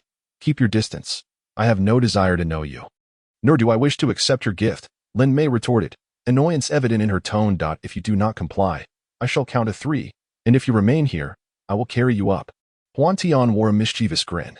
Lin Mei turned to leave, hoping to escape while Huantian counted, but as she spun around, her body became immobilized, and she found herself enveloped in a warm embrace. Yet, what was that faint odor of pig dung? This sensation was entirely foreign to her. If only it were not for that unpleasant scent, she mused, her expression somewhat dazed, though she quickly regained her composure. "Didn't you say you would count to 3? Lin Mei inquired. I suddenly changed my mind," Huantian replied nonchalantly. "You?" Lin Mei seethed with frustration. Once securely placed upon the Taoi's back, Huantian promptly joined her. He then relinquished his control over the creature. The The surrounding soldiers stood in stunned silence. Their general was being brazenly familiar with the beast. Before they could process this, the newly liberated Taotai let out a furious roar, causing them to hastily retreat. Be obedient. She shall be your master from now on. Huantian's words seemed to possess an enchanting quality. As soon as he uttered them, the Taotai settled down. Let us proceed, Huantian exclaimed, patting the Taota's back as if riding a horse, and the pair ambled forward together. In truth, Huantian could have easily dominated the Beast King, compelling all Taotai to serve him. Yet he refrained from doing so. The young emperor of this era had yet to become a competent sovereign. He required the Taotai to pose a certain threat, lest he fail to demonstrate his own significance. As they journeyed on, Lin Mei kept her head bowed. The sight of two individuals riding a Taotai is undoubtedly captivating, yet it elicits a profound sense of awe. The conflict between humanity and the Taotai has endured for millennia, and it is rare to hear of anyone daring to mount such a creature. Within the council hall, the commander and numerous generals had already assembled. Where could General Lin be at that moment? A commotion erupted outside the hall. A messenger rushed in, trembling slightly, and reported to the commander, General Lin has arrived. Before the commander could inquire further, a living Taotai appeared at the entrance, prompting the assembled warriors to instinctively draw their weapons. Eyeing the creature with trepidation. At this juncture, Huantian and Lin Mei had dismounted from the Taotai and were approaching the commander. Upon seeing the commander, Lin Mei promptly distanced herself from Huantian. I pay my respects to the commander, she acknowledged. Is this the extraordinary individual? The commander queried. Having witnessed Huantian's power from afar atop the city walls, he was taken aback to find that such strength belonged to a young man. Why do you not kneel before the commander? Barked one of the guards beside him. Are you addressing me? Huantian retorted. Huantian sighed internally, finding the guard's ignorance rather striking. I am speaking of you. The esteemed commander, revered as the supreme general, is subject to your insolence. Do you not comprehend the gravity of your transgressions? The guard fumed. Do you understand the consequences of offending a deity? Huantian declared. Summoning the celestial manifestation of the Buddha, a colossal golden figure resembling himself, which filled the entire hall with an air of solemnity, akin to the very presence of a divine being. Moreover, Huantian wielded the overwhelming might characteristic of the foundational stage, causing the assembled soldiers to crumble under the pressure. Kneeling before him, the Rulai palm, traditionally the domain of Buddhist monks, manifested in this instance as a grand display of divine power. Yet Huantian was not a monk. The projection of his immense golden form in front of the crowd undeniably marked him as a deity among mortals. Chapter 86. I am the God. The impact of this revelation was far more terrifying than that of the Taotai itself. The commander knelt, compelled by his position as the highest authority present to confront Huantian with trepidation. I was unaware of the true deity's descent and have offended you. I beseech your forgiveness, the commander implored, addressing Huantian as a true god. His fear was not unwarranted. Ancient reverence for the divine was deeply ingrained, with the belief in the divine right of kings persisting throughout history. As such, every dynasty marked their emperor's seal with the phrase, mandated by heaven, may he reign long and prosper. Furthermore, Huantian's deliberate display of such mystique in a realm devoid of martial prowess was bound to lead others to perceive him as a god. There exists a tale of Liu Bang, who, during his days as a prisoner, chanced upon a python and unexpectedly slew it, thus forging a legend of dragon-slaying and celestial defiance. This very narrative inspired many common folk to rally behind Liu Bang's rebellion. You need not blame yourselves. In a few days, the emperor's envoy shall arrive. For now, arrange a chamber for me. I am weary. And this beautiful lady shall henceforth be my attendant, Huantian commanded with an air of entitlement. The commander cast a glance at Lin Mei before turning away. As you wish. Thus, Lin Mei was effectively surrendered to Huantian by the commander, who held her in high esteem, akin to a paternal figure. Your Highness, I do not wish to serve as a handmaiden, Lin Mei lamented. Laughter erupted among the soldiers, and upon catching Lin Mei's furious glare, they hastily averted their eyes, but their chuckles diminished only slightly. Lin Mei, do not be impudent. Serving the true deity is a supreme honor. Fear not. I believe the divine will not linger in the mortal realm for long, and you shall soon reclaim your position as general. The commander advised. What sort of deity is he? Merely a scoundrel, Lin Mei retorted angrily. Lin Mei, the commander admonished sternly. Humph. Lin Mei stormed out of the council chamber. In the room, the commander ordered an array of sumptuous delicacies to be prepared for Huantian. Such a lavish feast was quite extravagant within the military, yet Huantian paid no mind. relishing the food alone. Lin Mei, you haven't eaten yet. Come, sit and join us. Do not be shy, Huantian invited. I will not eat. Lin Mei declined. Suit yourself, but this chef's skills are commendable. It has been ages since I enjoyed such delicious fare da. The braised pork is rich yet not greasy. Exquisite, Huantian remarked as he savored his meal. Entirely disregarding Lin Mei, having come from the council chamber without a chance to eat, and after a recent battle, Lin Mei's stomach growled with hunger, and she involuntarily swallowed hard at Huantian's incessant feasting. If you plead with me again, perhaps I would be inclined to eat, Lin Mei thought to herself. Standing there must be tiring. If you refuse to join me, then go fetch those two foreigners for me. Huantian said, his mouth full that humph. Faced with Huantian's lack of decorum, Lin Mei left with gritted teeth.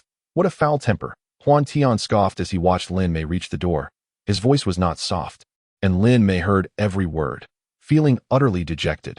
She had no desire to linger with Huantian any longer and quickened her pace. The two foreigners had been rendered nearly invisible since Huantian's arrival. They had been nearby and witnessed his miraculous feats, and thanks to him, the monstrous beast had not scaled the city walls. Consequently, they had been detained by soldiers and taken to a cell after the conflict. Upon being brought to Huantian's chamber by Lin Mei, the two immediately prostrated themselves. We pay our respects to the esteemed Eastern deity, they proclaimed. William, Pero, Huantian acknowledged. William and Pero paused, astonished that the Eastern deity could speak their language and knew their names. Deepening their faith, O omnipotent deity, how honored I am to hear you call my name. William said with profound reverence, O omnipotent deity, how glorious it is to have the true God call my name. This is the ultimate honor of my life. Pero added, I am not an Eastern deity. The entirety of heaven and earth is of my own creation. Huantian began to weave his grandiose narrative. We, in our ignorance, have offended the esteemed true God. Please, Divine One, bestow your punishment upon us, they implored, bowing low in submission. William and Pero were drenched in cold sweat, while Huantian, though explaining in a calm and mild manner, was not perceived the same way in their hearts. The deity they revered was, after all, formless and omnipotent. Transforming into an Eastern visage was an effortless task. Yet, the moment they spoke, they relegated Huantian to the status of an Eastern divinity. Was this not a diminishment of the divine? It was nothing short of a grievous sacrilege, a sin severe enough to warrant being burned alive by the sacred flames. The last time I descended upon your western lands, you were still naive and unaware. Rest assured, I bear you no ill will, Huantian stated, maintaining his tranquil demeanor. I am a deity. William and Pero couldn't help but let their imaginations run wild. The last descent, the West. Did this imply that the god they worshipped was the young man before them? I have come to invite you to become my emissaries in this world, to spread my teachings of love for humanity. Do you accept? Huantian inquired. That we accept. We are willing, they exclaimed, exhilarated at the prospect of becoming divine messengers. Though I manifest in countless forms, remember my true name. Huantian. At that moment, a golden ethereal figure of himself appeared behind Huantian. The deity Huantian, along with William and Pero, shall dedicate our lives to my divine will. The two, witnessing Huantian's divine majesty, were overwhelmed with excitement.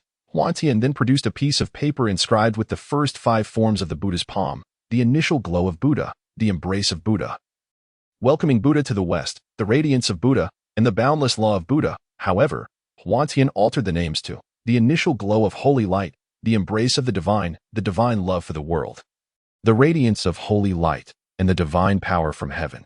This is the divine technique I have prepared for you. You may practice all of it, and for the new followers, teach them as you see fit. Huantian instructed, I am a benevolent deity. We shall not fail in our mission, they replied with fervor. Previously, they had perceived the path ahead as daunting, but now, equipped with divine technique, the road to spreading their faith seemed promising. Lin Mei, witnessing Huantian's various wonders, had mentally regarded him as a deity, albeit feeling vexed at Huantian's seemingly roguish demeanor, which often left her feeling embarrassed. This was why she maintained a stern expression, unwilling to relent. However, upon hearing Huantian express a desire to teach her divine techniques, she gazed at him in astonishment. The first 5 forms of the Buddha's palm were sufficient for William and Pero to cultivate to the latter stages of innate mastery. Of course, this required their diligence. As for Lin Mei, Huantian intended to impart the Holy Spirit sword technique instead, as she was already a practitioner of the sword, making it the most suitable choice. So, what say you? I shall teach you divine techniques. Are you pleased? Within a mere 3 minutes, Huantian began to jest with Lin Mei in the presence of the two men. William and Pero, witnessing Huantian's playful side, quickly bowed their heads, feigning ignorance. Nevertheless, this only solidified their conviction that Huantian was not a malevolent deity, but rather a genial spirit, one whose deeds could be shared with followers in the future. Chapter 87. Teaching Martial Arts. As for the arrival of the Emperor's envoy, Huantian was uncertain and indifferent. After all, as long as he could relay his message to the Emperor through this envoy, that was all that mattered. The night was anything but tranquil. William and Pero, hearts heavy with trepidation, found themselves unable to slumber. Their sole desire had been to explore the East, yet they found themselves inexplicably captured, only to later encounter the terrifying visage of the voracious beast, and ultimately, to be transformed into divine emissaries. They vowed never to experience such an extraordinary turn of events again. Legends of deities abound in every corner of the world. Yet who has truly beheld one? While many fervently believe in their existence, they also understand that encountering a deity is an impossibility, yet they had indeed witnessed one. In their hearts, the ethereal presence of the divine held profound significance, instilling a deep sense of reverence. Lin Mei, too, struggled to find rest, her mind filled with visions of the divine. She realized that, in truth, the deity had not wronged her. As a god, appearing wherever it pleased was undoubtedly within its rights. She had acted thoughtlessly towards him. How could she blame him? Subsequently, the deity had even urged her to relinquish her place on the platform, which, in retrospect, seemed to stem from his concern for her safety, masquerading as an appreciation for the scenic view. Was he truly worried about her? The thought caused Lin Mei's cheeks to flush, and she instinctively pulled the blanket over her head, cocooned within the covers. Her mind conjured an image of the deity embracing her as they rode the voracious beast together, a moment filled with warmth, reliance, and an inexplicable sensation. However, it wasn't long before her expression fell. After all, the deity was a god. Who knew when he might vanish into thin air? If he disappears, so be it. What concern is that of mine? Lin Mei muttered to herself. The following day, the trio arrived early at the deity's door. As Lin Mei was his attendant, it was her duty to attend to his every need, while William and Pero dared not be tardy, eagerly awaiting his arrival. Upon opening the door, the deity was greeted by 3 individuals sporting dark circles under their eyes.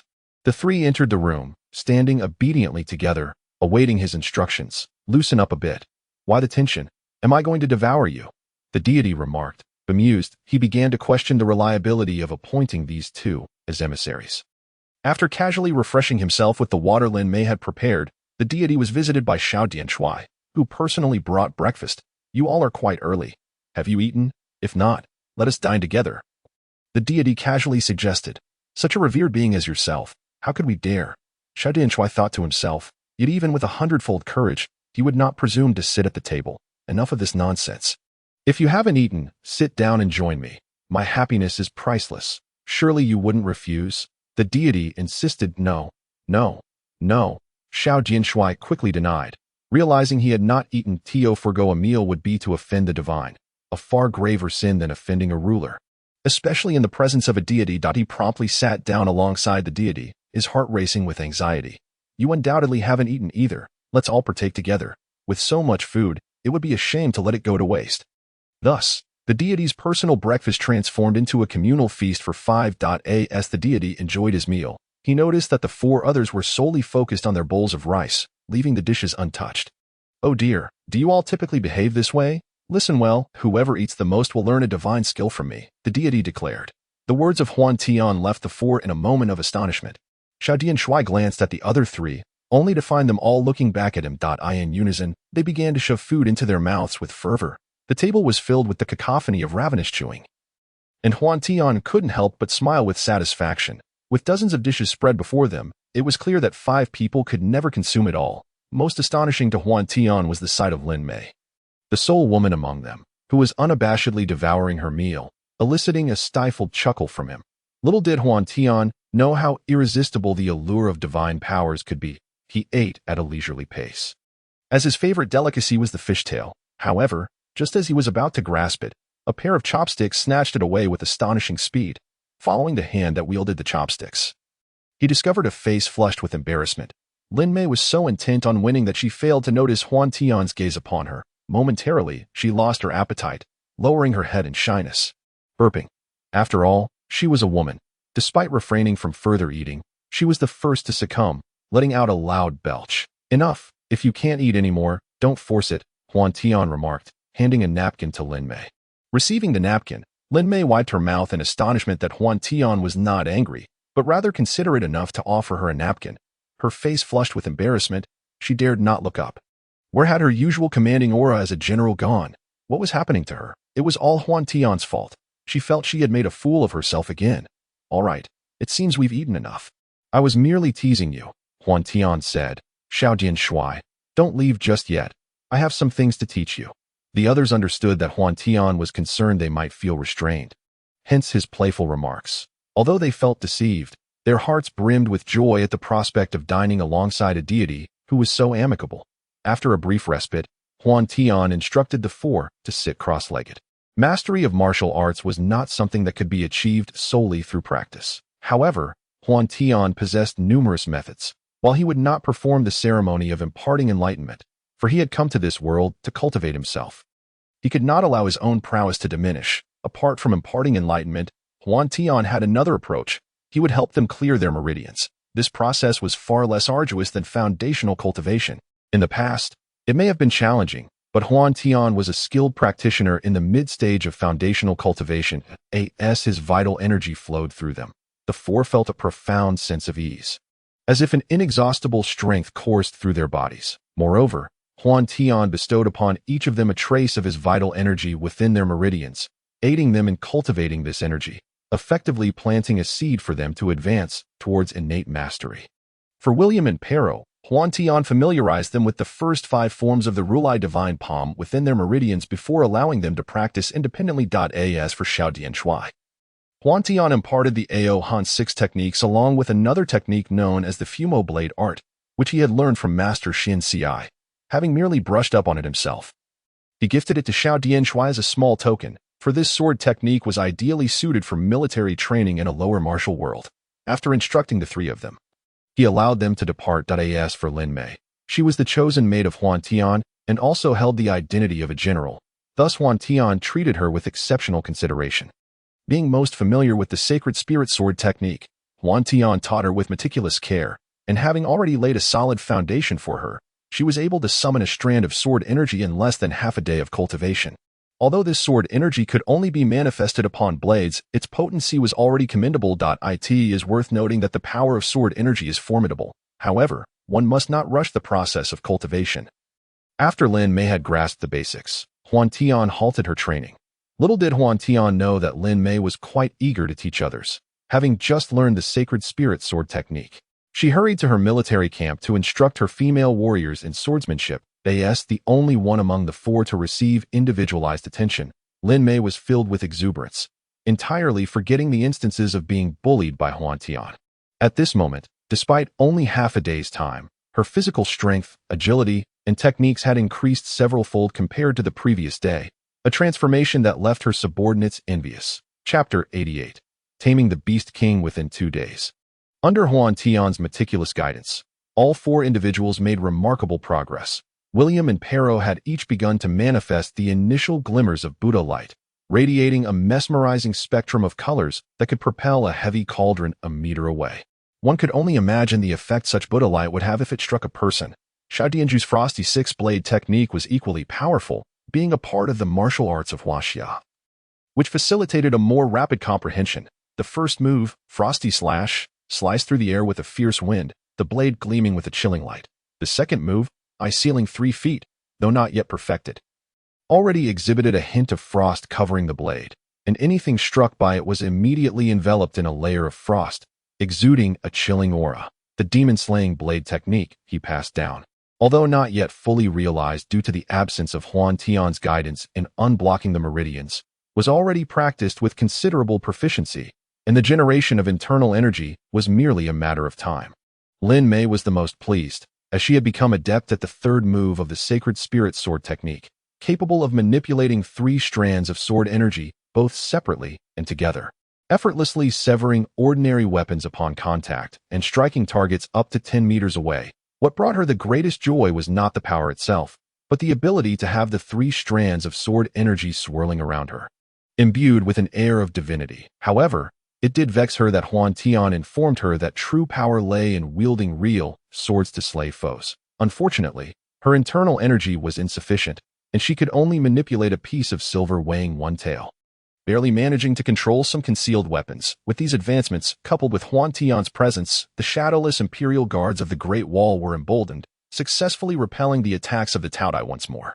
Shortly after the conclusion of the Second Great Battle, a special envoy arrived in the capital. Upon entering the iron cage containing the Taodai, Envoy Shin was filled with delight.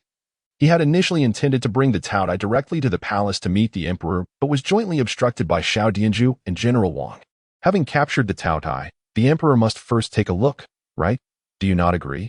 Envoy Shin declared with great authority. Witnessing Envoy Wang's insistence, Xiao Dianju and the others knelt before him.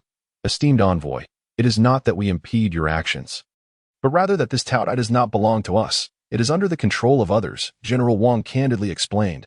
Boldly, across the vast expanse, there exists no land that is not the sovereign's. And along the shores of the realm, there are no subjects but those loyal to the crown. Inform him that this voracious beast has been requisitioned, declared Special Envoy Shin decisively. Your Excellency, I must implore you to consider that the master of this creature is of unspeakable worth. Please tread carefully with your words. The envoy's statement effectively compelled the true deity to submit to his majesty, a venture that could bring discomfort to the empire, causing General Xiao to gasp in astonishment. Such unspeakable worth indeed. Lead the way. I am eager to discover who this individual might be. Special Envoy Shun, feeling a loss of face, retorted with ire. The identity of Huantian was so closely guarded that even the shadowless Forbidden Army dared not reveal it. Thus, they complied with Special Envoy Shun's instructions and escorted him to the training grounds where Huantian and his companions were situated at this moment. The three were diligently honing their skills, and the air was intermittently filled with tremendous sounds and explosive booms. For an official from the capital, such cacophony was rarely heard. As he approached the training grounds, the envoy was irresistibly drawn to these sounds. Quickening his pace, who are these individuals, exhibiting such extraordinary prowess? Upon seeing the trio engaged in their training, including two foreign individuals, the envoy was struck with awe, completely overlooking Huantian standing aside. General Xiao, have you not come here today in response to the arrival of the capital's envoy? Huantian's voice echoed from a distance of over 20 meters. Greetings, true deity. Your foresight is indeed impeccable. It is the envoy who has arrived, General Xiao remarked, tugging at Special Envoy Shin's sleeve. The envoy bristled with anger, exclaiming, how could a true deity appear in such a youthful guise? General Xiao, is this truly the person you refer to as unspeakably valuable? Utter nonsense. Special Envoy Shin approached Huantian directly, looking down upon him with disdain. Huantian smiled knowingly. Seize the charlatan, Special Envoy Shin commanded, and you, General Xiao, prepare to receive the Emperor's judgment. Enraged, Special Envoy Shin shouted. The Imperial Guard accompanying him surged forward, encircling Huantian. Sensing the threat, William and Pero rushed to intervene, eager to teach these oblivious individuals a lesson, only to be halted by Huantian's raised hand. Lazily, Huantian rose to his feet. At that moment, all weapons held by the Imperial Guards soared into the air, swirling around him like birds. Huantian extended his hand, and a long sword obediently landed in his grasp. This sword is decent enough, though somewhat crudely made. I shall return it to you. As his words fell, all weapons gracefully returned to their rightful sheaths and hands. The sight left the Imperial Guards in stunned silence. Realizing that they were no match for the young man before them, Special Envoy Shin too was engulfed in confusion. Could this youth truly be a divine being? Just as he hesitated, a formidable pressure descended upon him, causing his knees to buckle as he knelt before Huantian. I beg for mercy. I have offended the true deity. He implored hastily. I have no intention of taking your life. I am merely bored and wish to accompany me for some diversion. Huantian remarked, lifting General Xiao effortlessly. With Huantian leading the way, the gates of the Great Wall swung wide open. The entourage proceeded grandly towards the valley where the voracious beast resided. At that moment, the Taodai King was directing its beastly horde in the excavation of a tunnel when a sudden commotion erupted among the creatures. Upon receiving the signal, the king beast immediately became vigilant, and all Taodais turned their watchful gaze towards the valley entrance. The unusual movements of the beast herd did not go unnoticed by Xiao Dianchuai and his companions, who immediately assumed a defensive posture. You all wait here. I shall take a moment to indulge. The term indulge, as used by Huantian, was not merely a reference to play. Rather, this time, Huantian intended to subjugate the beast king before the envoy. For slaying, it would be a waste. It would be better to force it into servitude as a mount. With a fearsome roar, the Beast King regarded the sudden intruder before it, instinctively sensing a threat that left it perplexed. Previously, such creatures had merely been its sustenance. Why now did they evoke a sense of danger? The Taodai, a perilous and ferocious beast, was still just an animal. Huantian had previously engaged with the fire Qilin, and these beasts named after the Taodai could scarcely touch the hem of Huantian's garment. The Beast King emitted a series of low growls, producing peculiar sounds. Had Huantian understood the language of beasts, he would have discerned the creature's words. You bully the beast. For the figure that had been a mere dozen meters away mere moments ago now found itself perched upon the Beast King's back, rendering the creature utterly immobile. Was this not a form of bullying? In films, the Beast King may appear diminutive, but upon Huantian's approach, he realized the Beast King was, in fact, the size of a truck. And the colossal Taotai tasked with guarding it loomed like houses, a breathtaking sight, with several gathered together. Had Huantian encountered such gargantuan beasts in a different realm, he would have undoubtedly retreated in haste. Fortunately, this was not that realm. Huantian repeatedly relaxed his control over the Beast King, and each time the creature attempted to retaliate, it was met with a severe reprimand from Huantian. Ultimately, through his persistent efforts, the Beast King ceased its resistance and yielded to Huantian. Meanwhile, Xiao Jinshui and Envoy Shen awaited at the valley's entrance, their hearts pounding with trepidation. Suddenly, the herd parted, revealing Huantian astride the Beast King, presenting himself with an air of flamboyance before the gathered crowd, followed by 10 enormous Taodai. This.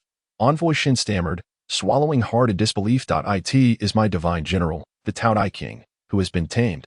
William exclaimed in admiration. He and Pero had never harbored any concern for Huantian. After all, who was Huantian but their deity? How could he possibly be thwarted by mere beasts? Truly, he was a divine being.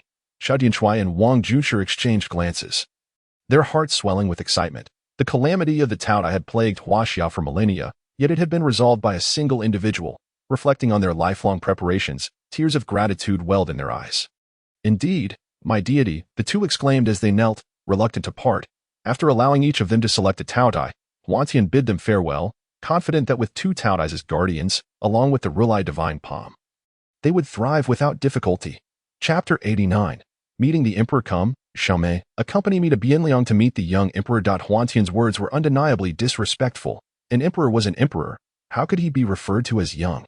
At that moment, Lin Mei entirely overlooked Huantian's address towards her and cast a nervous glance at Envoy Shen.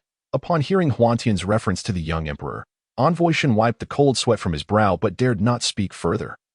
Pretending not to have heard, Lin Mei hesitantly climbed onto the back of the Beast King. In the presence of so many acquaintances, sharing such intimate proximity with a man left her face flushed with embarrassment. As they journeyed forth, mounted upon the majestic beast known as Taodai, their pace was swift. In less than 2 days, the company led by Huantian arrived at the gates of Bianliang City. Throughout this passage, Lin Mei transformed from her initial shyness to a state where she would even eagerly ride atop the Beast King, nestling in Huantian's embrace, relishing an indescribable bliss. Lin Mei found herself contemplating the notion of never reaching Bianliang. For in such a scenario, she could remain forever cradled in Huantian's arms. Huantian, deeply aware of Lin Mei's metamorphosis, initially felt a mere dissatisfaction with her demeanor, intending only to tease her. Yet, as time passed, he discovered a burgeoning fondness for this sensation. The girl in his arms had grown up in a military camp, an astonishing circumstance in ancient times. Regardless of the hardships she endured, she was compelled to present a facade of strength before outsiders, which subconsciously fueled Huantian's desire to protect her. Lin Mei's affection inadvertently reminded Huantian of Xiao Bing. Consumed by his cultivation, he had allowed Xiao Bing's parents to be captured, attributing the blame to her. In hindsight, he recognized his own excesses in this regard. Who goes there? Boomed the guards at the city gate, confronting a throng of riders astride Taodai. The identity of Huantian's steed seemed so formidable that a mere human dared to impede their passage, inciting a flurry of agitation among the Taodai riders, which in turn startled the guards atop the battlements, who feared an invasion. The envoy, Shun, brandished the imperial token bestowed upon him by the emperor. No riding within the city. I implore you all to dismount, declared the guards. As dutiful subjects, Xiao Dianzhu and the others promptly leapt from their mounts. Lin Mei hesitated, reluctant to part with the beast, yet was prevented from dismounting by Huantian's grip. Let me go, Lin Mei protested, a mixture of shyness and indignation evident in her tone. Huantian, fully aware of her reluctance, responded playfully, "Though you may be bashful, I shall not release you." He held her hand firmly, allowing her to sulk while he relished the moment. In an affectionate gesture, he pulled her into his embrace, holding her tightly. Seeing that their admonitions were in vain, the guards drew their swords, positioning themselves to block Huantian and his entourage. This was intolerable. Tensions had nearly escalated moments prior, and now the beast could no longer be restrained, unshackled from the weight of its riders. The colossal Taotai roared, sending the city guards retreating in fear. An enraged creature of such size was not to be trifled with. "Oh, not misunderstand. I beseech you, grant me a favor. The esteemed individual above is one whom even the emperor dares not provoke. Let us turn a blind eye to this matter. Rest assured, none shall hold it against you. Just look at the Taotai. Do you comprehend?" Shin discreetly pulled the guard aside, lowering his voice. Shin's rare act of goodwill stemmed from a vivid recollection of the valley's chaos. The mere thought of the Taotai horde under Huantian's command sent shivers down his spine. To provoke this formidable being was a folly best avoided. "Very well, we shall heed Lord Shin's request and withdraw." The guard conceded after a cautious glance at the Taotai, swallowing hard before making his exit. Upon their arrival at the imperial palace, the eunuchs had already conveyed the news of Huantian's presence to the emperor. Out of curiosity, the young emperor personally led his ministers of civil and military affairs to await them outside the grand hall. Upon encountering the emperor, Xiao Dianshui and his companions naturally performed a series of respectful kneelings. However, Huantian, hand in hand with the sweet-faced Lin Mei, sauntered leisurely toward the young emperor. "We have come to pay our respects, Your Majesty," Lin Mei stated. Initially, she intended to kneel, yet Huantian steadfastly held her hand, preventing her from lowering herself, leaving her with no choice. "The young emperor is indeed impressive," Huantian remarked, and before the emperor could react, he audaciously patted the crown of his head. The emperor was taken aback. "How dare this individual act so boldly? You insolent scoundrel, this is utterly disrespectful. Summon assistance," exclaimed the officials, both civil and military. In indignation as the minister's ire escalated, a contingent of imperial guards rushed forth, encircling Huantian. "Such rudeness," Huantian retorted. Instantly, the weapons wielded by the guards soared into the heavens. "They are flying away, everyone exclaimed in astonishment. Indeed, the guards' weapons had ascended over 100 meters into the air, cascading to the ground. The sensation of possessing such formidable power was exhilarating. Stripped of their arms, the guards could only attempt to impede Huantian with their bodies, yet he appeared unfazed, continuing to lead Lin Mei forward, while the encroaching guards could scarcely approach them. "Your Majesty, this individual is a celestial being descended to earth. He must not be offended."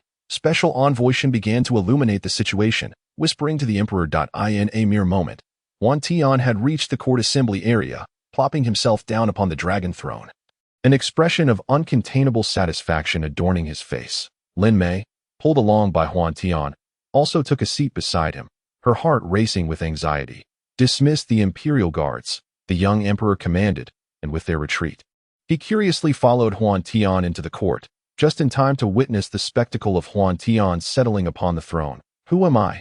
Where do I sit?" the young emperor mused, bewildered. "Come now. Bring a stool and sit here," Huantian generously offered. The officials behind the young emperor were rendered speechless. His nonchalance was truly remarkable. "Are you truly a deity?" Although the young emperor felt a tinge of dissatisfaction, curiosity prevailed. "What else would you expect? Allow me to perform a little magic," Huantian replied with a grin, seizing the imperial seal that lay nearby. The historical backdrop of the Great Wall coincided with the Northern Song dynasty, which was also the era during which Huantian found himself in Tianlong. One could only wonder what figures he might summon. As Huantian grasped the imperial seal, the civil and military officials below were left in suspense, unsure of Huantian's intentions, with some even beginning to chastise him. Huantian, however, paid them no mind, confident that actions would speak louder than words. In the name of Huantian, I summon the spirits of the illustrious to return. With that succinct proclamation, he began to draw upon the power of belief. Visions of numerous figures emerging in his mind. To resurrect the deceased was a defiance of nature itself. The heavens and earth shifted dramatically as a colossal beam of light pierced through the roof, cascading into the grand hall. In quick succession, countless loyal ministers and valiant generals materialized before the assembly, some even being the relatives of certain officials. This display left everyone utterly stunned. "Lin Mei, am I impressive, or what?" Huantian boasted, reveling in his triumph. Though initially taken aback, Lin Mei could not contain her laughter upon witnessing Huantian's childish demeanor. However, her expression quickly shifted as she realized the gravity of the situation. This is most inappropriate. Those who are resurrected through the imperial seal are invariably individuals of royal lineage, having dedicated their entire lives to the Song dynasty. Their revival at this moment proves to be a considerable boon for the young emperor. The young emperor is filled with joy, yet his curiosity about Huantian grows even more profound. The ability to bring people back to life raises numerous questions he longs to ask Huantian. But Huantian remains indifferent to his inquiries. Chapter 90. The establishment of the Divine Temple. After amusing Lin Mei for a while, Huantian finally cast his gaze downward, heeding the divine decree. Funds were to be allocated from the treasury of the Song dynasty to establish a temple dedicated to the divine. With the political palace and the temple operating independently and without interference, all heinous and malevolent individuals shall serve as sustenance for the voracious, while those who believe in me should uphold the principles of aiding others and promoting virtue while punishing vice. Those with unwavering faith may follow in my footsteps, standing atop the pinnacle of the myriad realms. This decree is to be disseminated from the nobility down to the common folk, all of whom may adhere to it. By the command of the divine, the ministers promptly declared. With the divine miracle before them, these ministers dared not to voice dissent. Simultaneously, this revelation instilled hope within them, as long as they remained steadfastly loyal. Might they not also be resurrected like the revered ancestors? In this manner, it would equate to a form of immortality. The news of a true deity descending upon the palace swiftly spread among the populace. Initially, skepticism reigned, but soon, some newly appointed officials were recognized by the citizens as distinguished figures from history, leading to a burgeoning belief. Concurrently, a new force, the Huantian Temple, began to gain widespread recognition. Of course, the establishment of the temple would not occur overnight. Its reputation merely began to circulate. The common people could serve in governance while concurrently believing in Huantian, as these two pursuits were not mutually exclusive. Throughout the vast Song dynasty, perhaps only one person dared to engage in verbal sparring with Huantian. On this day, after concluding his training, Huantian, having cultivated within the palace for over 3 months, resolved to venture out and inspect the progress of the temple's construction. True to form, as soon as Huantian emerged from his seclusion, Lin Mei arrived shortly thereafter. Huantian, Lin Mei inquired, "How has your training progressed? The 10th sword technique has been mastered, yet I find myself at a loss with the 11th. Huantian replied, "You, in just a few months, have already reached the 11th sword technique. Look here, this is the method for cultivating the 11th sword technique. Feel it out," Lin Mei said. As Huantian demonstrated while elucidating the nuances to be mindful of. He soon completed a full practice session. Despite Huantian's earnest instruction, Lin Mei's thoughts wandered elsewhere, captivated by Huantian's striking figure, nearly losing herself in reverie. Is that all? Lin Mei mused, observing Huantian conclude his practice. Feeling somewhat unsatisfied. "I wish to see the temple. While your memories remain fresh, you should familiarize yourself with the techniques here," Huantian suggested as he turned to depart. "No, I want to accompany you. Staying in the palace is utterly dull," Lin Mei insisted, yet she remained rooted in place, still unmoving. Lin Mei gazed at Huantian, her lips pursed in discontent. "Why are you not moving? You said you wanted to go together. Do you wish for me to carry you?" Huantian jested. Huantian intended to continue his playful banter, only to find Lin Mei suddenly cupping his face and kissing him passionately. "I have been ambushed," Huantian thought, as his heart lingered on Xiaobing, preventing him from engaging in anything too fervent with Lin Mei. Limiting their interactions to playful teasing and subtle flirtations. One cannot help but blame Huantian. Despite his physical presence in ancient times, his heart remains firmly rooted in the modern era. Little does he comprehend that the young women of yore could scarcely endure such ambiguous advances. Not to mention holding hands. Even the most subtle of expressions could be construed as declarations of love. Yet, Huantian not only spoke of such affections, but acted upon them as well, holding hands, embracing, and even tenderly ruffling hair. Actions that are commonplace for contemporary individuals, but seemed almost excessive in this bygone era. Only Lin Mei possessed the emotional fortitude to withstand this onslaught. Months passed, without any clear affirmation from Huantian. Lin Mei grew impatient, bearing the brunt of others' scrutinizing gazes. Who would dare to reproach Huantian? After all, in a moment of resolve, Lin Mei determined to take the initiative.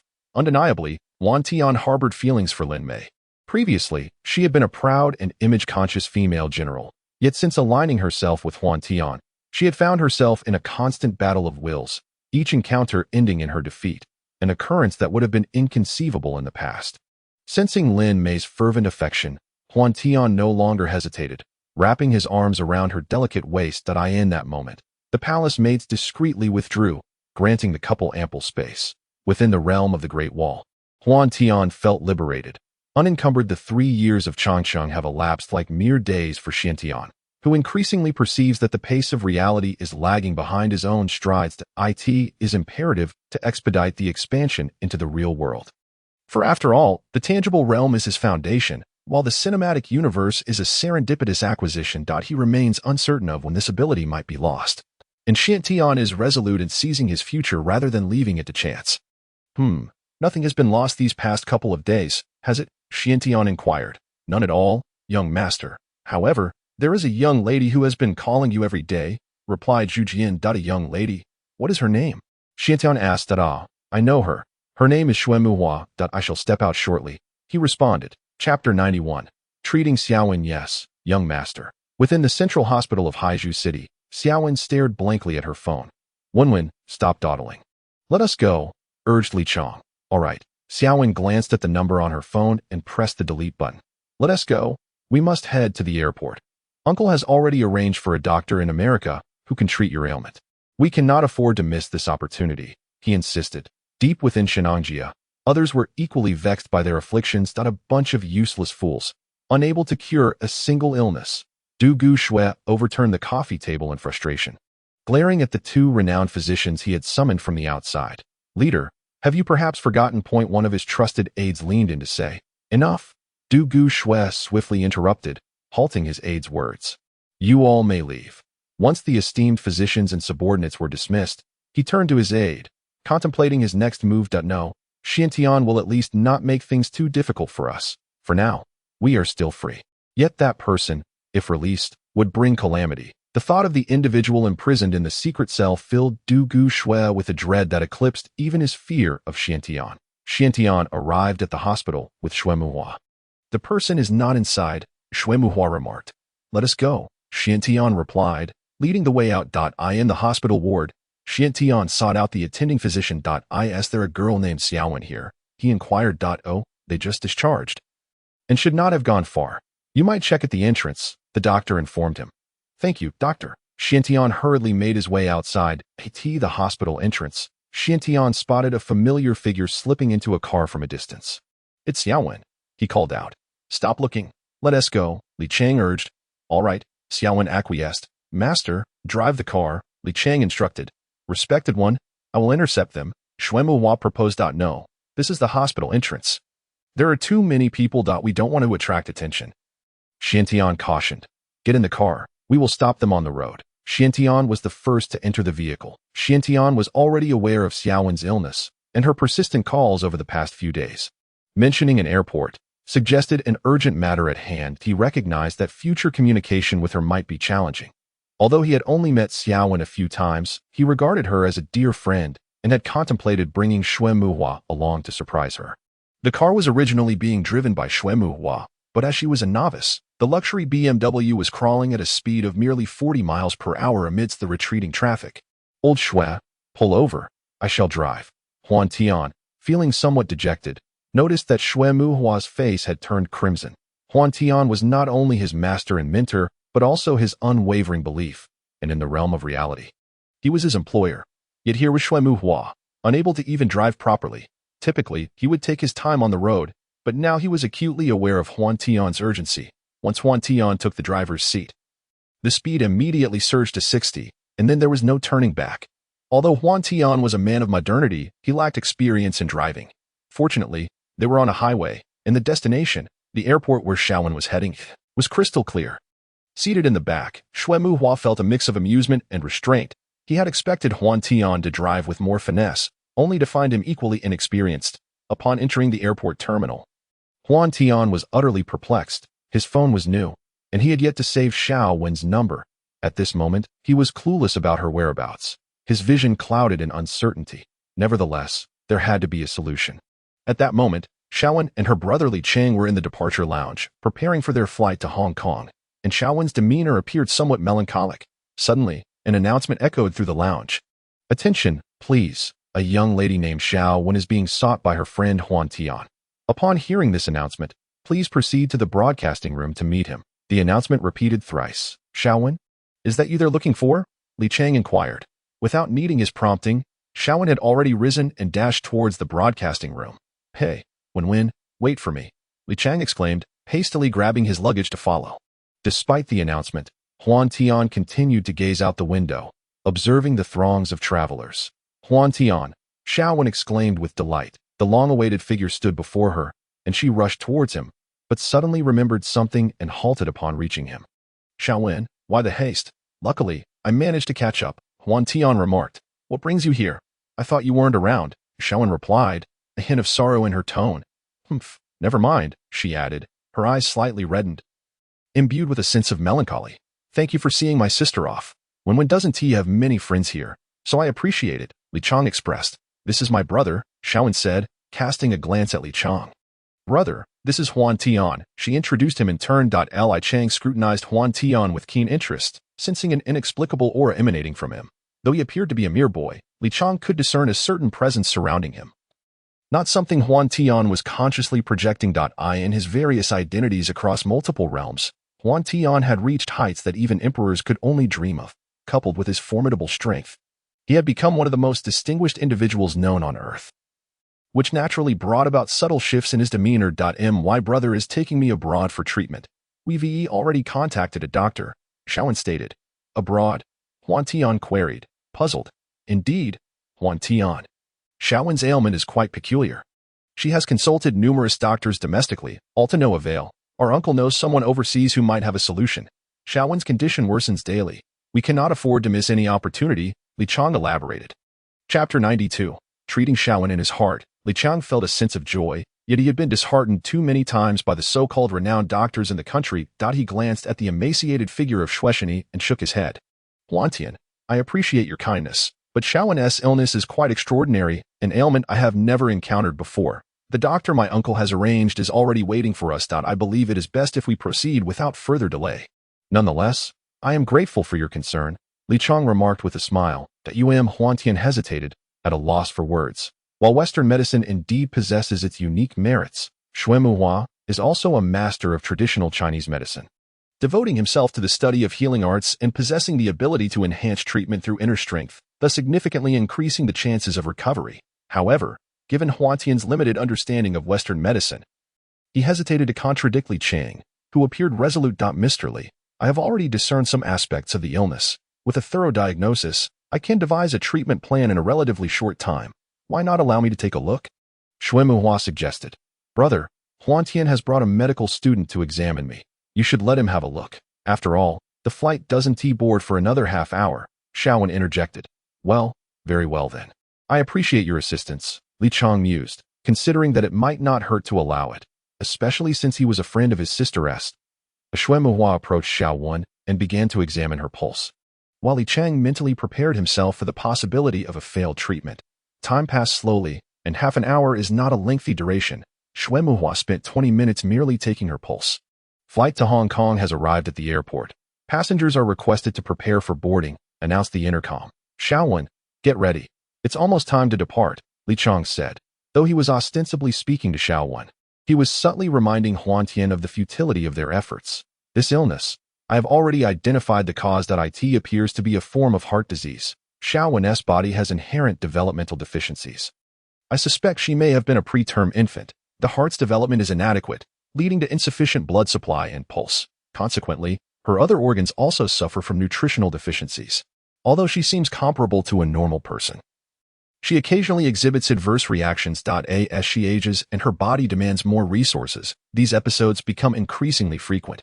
Shuemuhua explained. Dr. Shue's observations are astute. It is remarkable that merely by taking her pulse, he could elucidate Xiao Wen's condition so thoroughly. However, such information is also obtainable in hospitals. Regrettably, a solution has always eluded us. They merely suggest rest and adjustments. Yet Xiao Wen's condition has lingered for years, witnessing her increasing suffering. Fortunately, my uncle in America has found a highly skilled doctor, and there may yet be hope, Li Chang remarked. Li Chang was astonished by Shuemuhua's medical prowess, though he remained more inclined towards Western medicine. Mr. Li, this illness is treatable, Shui Muhua asserted. All right, it's time to board. What did you say? You can cure my sister's illness. Li Chang, who had been prepared to bid farewell, suddenly realized the gravity of Shui Muhua's words. Indeed, this condition is congenital, and with contemporary medical understanding, a complete cure seems unattainable. However, I am confident in my ability to improve her situation, Shui Muhua replied. Huantian. Is what the doctor said true? You haven't brought someone to deceive me. Have you? Xiaowen expressed her skepticism. She had consulted numerous physicians regarding her ailment. It seemed implausible that Huantian could simply bring someone who could cure her. Rest assured, Huantian offered a reassuring glance. This illness, I too could not treat before, but recently there has been a breakthrough in medical science, and a complete cure is certainly feasible, Shui Muhua assured, since being summoned to the real world. Shui Muhua has amalgamated ancient medical practices, internal healing techniques, and modern medicine, achieving a pinnacle of medical expertise. That's wonderful. Thank you. Dr. Shui. Li Chang expressed his delight. Don't thank me. I can only diagnose the illness. It is my boss who will administer the cure, and I cannot claim to heal, Shui Muhua quickly clarified. Your boss? Li Chang inquired, puzzled. Both Xiaowen and Huantian gazed at Shui Muhua with curiosity. Shui Muhua's employer was, of course, Huantian. Yet Huantian himself was bewildered. Although he possessed some rudimentary knowledge of the Xian Yao school's medical skills, he was far from proficient and could not compare to Shui Muhua. How could he possibly heal? My boss is none other than Mr. Huantian standing before you, Shui Muhua proclaimed astonishingly. Old Shui, are you certain you're not mistaken? I only have a superficial understanding of medicine. I've never encountered such a complex illness, Huantian responded, bewildered. Fear not, boss. In this world, you are likely the only one capable of treating this condition, Shui Muhua chuckled, leaning closer to Huantian. Shui Muhua whispered the treatment plan. In truth, Xiaowen's ailment was indeed considered terminal in reality. Each day was a gift, and while one could live a life of peace, the next moment could bring demise. However, Huantian had reached the latter stage of foundation establishment, possessing a gentle vital energy that effectively regulated meridians. Moreover, Huantian was capable of directly unblocking some of Xiaowen's principal meridians. Even if he refrained from martial practice in the future, her constitution would gradually surpass that of an ordinary person, alleviating worries about minor ailments. Upon learning the treatment method, Huantian couldn't help but lament his own oversight. Such a straightforward principle could have been effortlessly applied by most, yet he had not considered it. Exhibiting remarkable carelessness. I know how to treat it now. Xiao Weng. Oh, not worry. Within 2 days, you will be healthier than the average person, Huantian said with a smile. Being able to personally treat a dear friend brought Huantian immense joy and a sense of pride. Within the villa, in Huantian's room, he was currently regulating Xiaowen's constitution and meridians. While Li Chang waited outside. Li Chang, are you playing games with me? The doctor has been waiting for you for days, and yet you have not arrived. Where do you expect me to place my uncle's face? A man lamented over the phone. Uncle, my dear uncle, I was wrong, wasn't I? I was about to board the plane with 1-1, but a friend of hers brought a highly skilled doctor who is currently treating her, claiming that she will be cured in a couple of days. How could I refuse? Li Chang appealed emotionally. What? She can be cured in 2 days? Wonderful. Ha ha. Wait, that's not right, you rascal, regardless of whether Wenwen's illness can be cured or not. How am I supposed to explain this to Dr. Tika? Oh dear, you've put me in a terrible predicament. Li Chang's uncle initially felt elated, but as he contemplated the impending issue, he was beset with a headache. Uncle, I have great faith in you. Goodbye. Li Chang hastily ended the call. Hello, you little rascal. Li Chang's uncle shouted, reluctantly hanging up the phone. Treating Xiaowen took Huantian a full 5 hours, although the true qi consumed was minimal. It was immensely taxing on the mind. Xiaowen was merely an ordinary girl with a rather frail constitution. Huantian's true qi was of monumental strength, and he had to be exceedingly cautious not to harm her. This was quite different from treating Lin Mei and the others, who, as normal individuals, could withstand the impact of true qi despite their fragile meridians. However, for Xiaowen, even a slight increase in the strength of the true qi could lead to disastrous consequences. Compelling Huantian to exercise utmost care. Efforts do not betray the diligent. Xiaowen's ailment was cured. As the door swung open, Huantian stretched languidly. Really? Li Chang asked, uncertainty lacing his voice. It wasn't that Li Chang did not wish for his sister's recovery, but rather that the speed of the treatment had utterly surpassed his expectations. Huantian remained silent. After such a long endeavor, The consumption of true qi was not significant, but it was mentally exhausting. He sought a sofa to take a brief rest. Li Chong, on the other hand, was eager to rush into the room. Chapter 93. The imprisoned man entreating Xiao Wan. Huantian had indeed exerted considerable effort, not only nourishing her entire body with true qi, but also helping her open several major meridians. At this moment, upon seeing Xiao Wan, Li Chong wore a peculiar expression, for she was covered in dirt, greasy and unkempt. Although it was not a formal foundation establishment, it was not far from it. Xuemu Hua, who had entered with him, felt an indescribable envy upon witnessing this scene. In the past, there had been rumors within the Xiaoyao sect of cleansing marrow and ascending to foundation establishment. Never did he imagine that his master not only reached that legendary realm, but could also assist others in attaining such heights. His astonishment had reached an unparalleled level. Under the guidance of Huantian's true qi, Xiaowen succumbed to sleep within minutes. When Li Chong and the others entered, she was soundly slumbering. Wen, wake up. Li Chang nudged Xiaowen's shoulder. Drowsily, Xiaowen opened her eyes, only to find her brother gazing at her with a strange expression, as if he wanted to laugh but was suppressing it. Clearly uncomfortable. Brother, what are you doing? Your expression is odd. It surely cannot be anything good. Xiaowen squinted her eyes, exuding an air of threat. Ha, I can't hold it in any longer. Look at yourself. Li Chong glanced around and eventually pulled out his phone, handing it to Xiaowen. Oh no, this is a disaster, Xiaowen exclaimed in indignation. The phone had been switched to selfie mode, and upon taking a look, she immediately lost her composure. What do girls cherish the most? Of course, beauty. Yet, her unscrupulous brother had the time to capture her in such a state. After shooting him a fierce glare, she hurried off to the bathroom. Shenangjia. Leader, the stones at this entrance are excessively solid. A group of subordinates surrounding Dugu Shui complained as the stones were moved aside.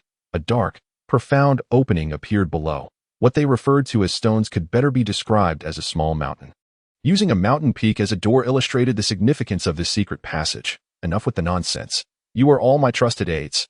Guard the entrance carefully and do not let any mistakes happen.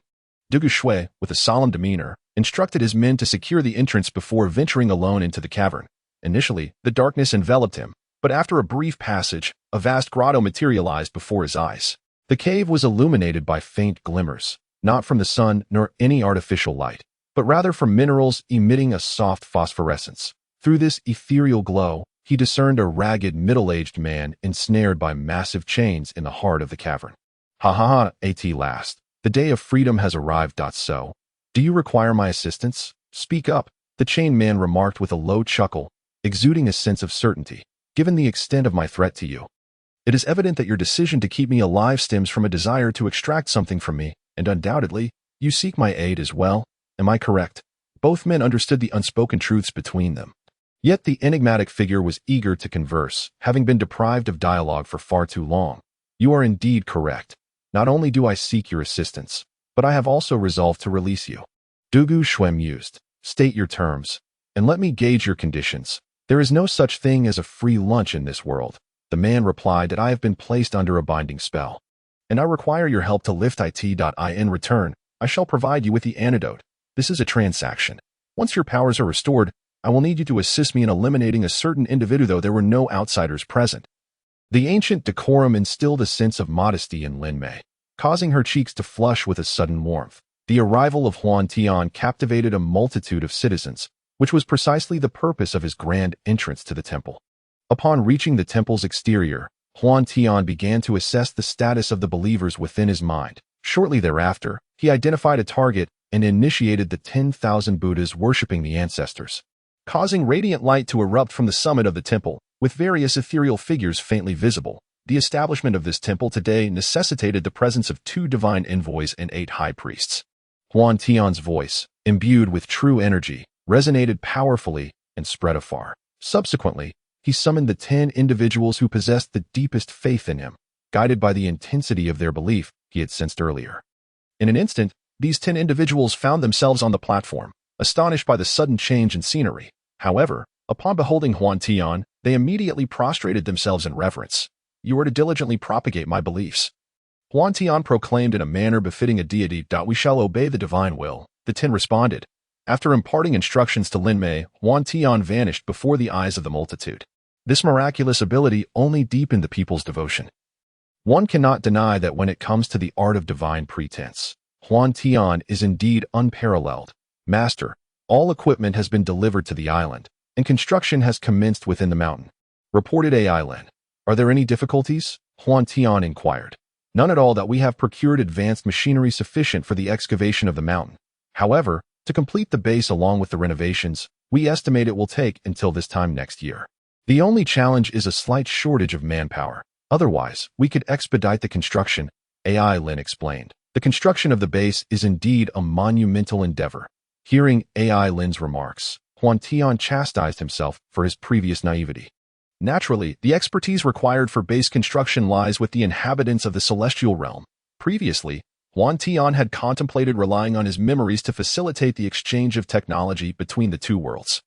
However, such concerns were now unnecessary. He simply needed to summon some talented individuals in the field of technology. Nonetheless, since this was a construction project, technological specialists could be prioritized later. On this occasion, Huantian summoned 50 individuals skilled in operating various machinery, followed by another 50 believers proficient in martial arts from Tianlong to assist. With this, Huantian felt reassured about the base's construction. Chapter 94. Aspirations of the Ascendant Clouds beneath the humble village of Chao Miao. A figure suddenly materialized. Huantian surveyed his surroundings, finding them reminiscent of a scene from a television drama. It was merely a small mountain village housing a mere 10 families. The verdant mountains and clear waters painted a picturesque landscape. And though remote, it was self-sustaining. In this locale, while currency such as silver was present, it was not the norm due to the vast distance from the city, with most transactions conducted through barter. In the distance, Huantian spotted a group of children at play, with Zhang Xiaofan and Lin Jingyu leading the charge. Uncertain of how far the plot had progressed, Huantian resolved to explore the temple. Nightfall could lead to misunderstandings, so seizing the opportunity while it was still early, he strolled leisurely toward the grass temple like a curious visitor. Could it be that the story has yet to unfold? Huantian mused to himself, in the grass temple. Though it appeared somewhat disordered due to the scant number of worshippers, there were no overt signs indicating the presence of anyone. Evidently, Master Puji had yet to arrive. Unbeknownst to him, Huantian found himself once again on the bustling streets outside the temple. Observing the unpretentious villagers, he felt a pang of confusion. Should he save these individuals or not? To refrain from aiding them seemed excessively callous. Yet to intervene posed its own dilemmas. Setting aside the question of whether he could contend with Puji, the fates of Zhang Xiaofan and his brother would undoubtedly undergo profound transformations. Huantian hesitated to take refuge in Xiaomiao village. Yet he dared not venture too far, for this world harbored both demonic entities and perilous beasts. It was conceivable that he could become another victim of Puji's wrath. Suddenly, an idea struck him. The cave, where Zhang Xiaofan had first encountered Biao. The arrival of Biao and her mother coincided closely with that of Master Puji, suggesting they were merely the precursors to a larger event. This cave indeed seemed a splendid refuge, but locating it would require Zhang Xiaofan's guidance. The anticipated wait was not long. After observing Zhang Xiaofan for 2 days from the shadows, Huantian noted that on this day, Zhang Xiaofan ascended the mountain to gather firewood. Once more arriving at the cave, due to the night's shroud, he did not enter, but merely paused by the roadside to glance within. Yet, in that fleeting moment, the answer became strikingly clear. This cave was an exceptionally suitable sanctuary, close to Xiaomiao village and nestled at the foot of Qingyan Mountain, where the demonic beasts had been largely eradicated. Besides hunting beasts for sustenance, Huantian dedicated his time to cultivation, aspiring to break through to the Jiedan stage. On this particular day, as Huantian practiced his usual routines, an unexpected exclamation from a woman pierced the stillness. Almost instantaneously, 2 figures plummeted into the cave's depths before Huantian could react. He looked up to find none other than Xiao Biao and her mother. At that moment, Biao was still but a child. While her mother exuded an undeniable beauty, the tales of the fox spirit lineage proved true. Men were handsome, and women, breathtakingly exquisite. As the heroine of the entire Qingyan Chronicle, her beauty was hardly surprising. "Who are you?" Biao's mother, Xiaoqi, exclaimed in shock, her gaze fixed warily upon Huantian. Do not be alarmed. I am no villain. This is merely my place of cultivation, Huantian reassured her. In terms of power, he was no match for the demons, and Xiaoqi was a formidable fox spirit with centuries of prowess to her name, while Huantian himself boasted a few hundred years of cultivation. His expertise lay in martial arts, which paled in comparison to the profound techniques of true cultivation. How can I trust you? Shaoqi assumed an offensive stance. At that moment, she was indeed more bluster than substance. A fact Huantian was acutely aware of.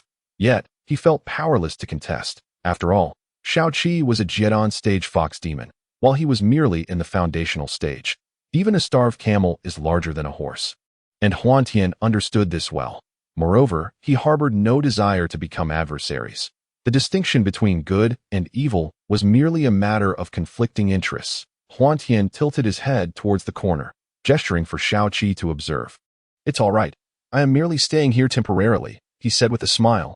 Huantian did not blame himself, a notion that was difficult for Shaoqi to comprehend. Cultivators were not typically so accommodating. This had almost become common knowledge. Yet, Huantian's demeanor did not appear feigned. Pursued by enemies, Shaoqi felt immensely weakened at that moment, but still feigned composure, kneeling with the severely injured and unconscious Bai Yao in her arms. Huantian understood that Shaoqi could indeed kill him if she wished, but she likely feared the approach of her adversaries and sought to conserve her strength. What are you doing? Please rise, Huantian urged, lifting Shaoqi. After all, she was the protagonist's mother, and he had no desire for Bai Yao to seek him out for trouble in the future. Young master, I implore you to allow my daughter and me to take refuge here for a few days. Bai Yao is gravely injured and cannot endure further jostling. I beg of you, Shaoqi said, her eyes brimming with tears. Do not worry. Do not cry. I have learned a bit of medicine. Might I take a look? Huantian replied. Having treated Xiao Wen and perused a few medical texts, he could barely be considered a traditional healer. Really, thank you, benefactor. I am fine. Please tend to my daughter first. Bai Yao is severely hurt, Shaoqi expressed with concern. Overjoyed by Huantian's willingness, Shaoqi was pleasantly surprised to discover his medical skills. As Huantian's vital energy entered Bai Yao's body, he found that while some injuries were not particularly severe, the internal damage was critical. If she were in a safe place and allowed to recuperate properly, her life would not be in jeopardy. Unfortunately, Shaoqi herself lacked sufficient demonic power and was severely depleted, rendering her incapable of healing her daughter in her own injured state. The healing arts belonged to the carefree sect of Tianlong, and Huantian initially considered the North Sea true qi. But the results were less than satisfactory. Suddenly, he slapped his thigh, recalling a particular technique. I shall try another method. Perhaps it will prove effective, Huantian declared.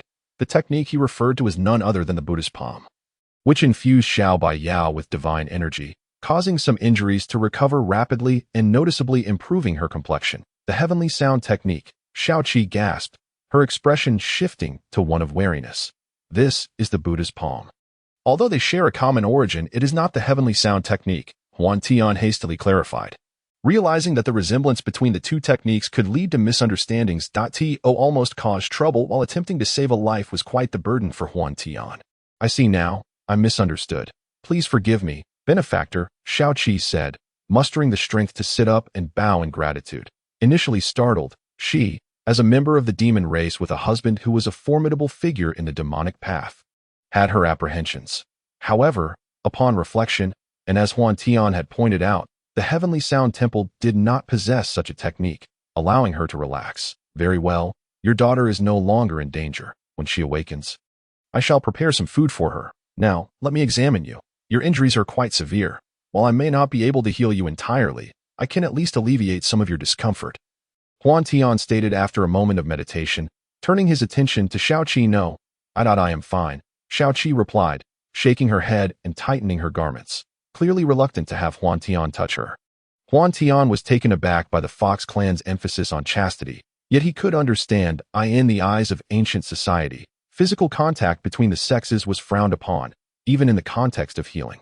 Nevertheless, there were those in the martial world who held a more open perspective, largely depending on personal beliefs. Though there are indeed several like Shaoqi, they are not excessively numerous, bored and idle. Huantian cast his gaze upon the still unconscious Bai Yao, her attire soiled and marred with bloodstains, presenting a rather disheveled appearance. In the narrative, Bai Yao is said to have perished from starvation while awaiting rescue.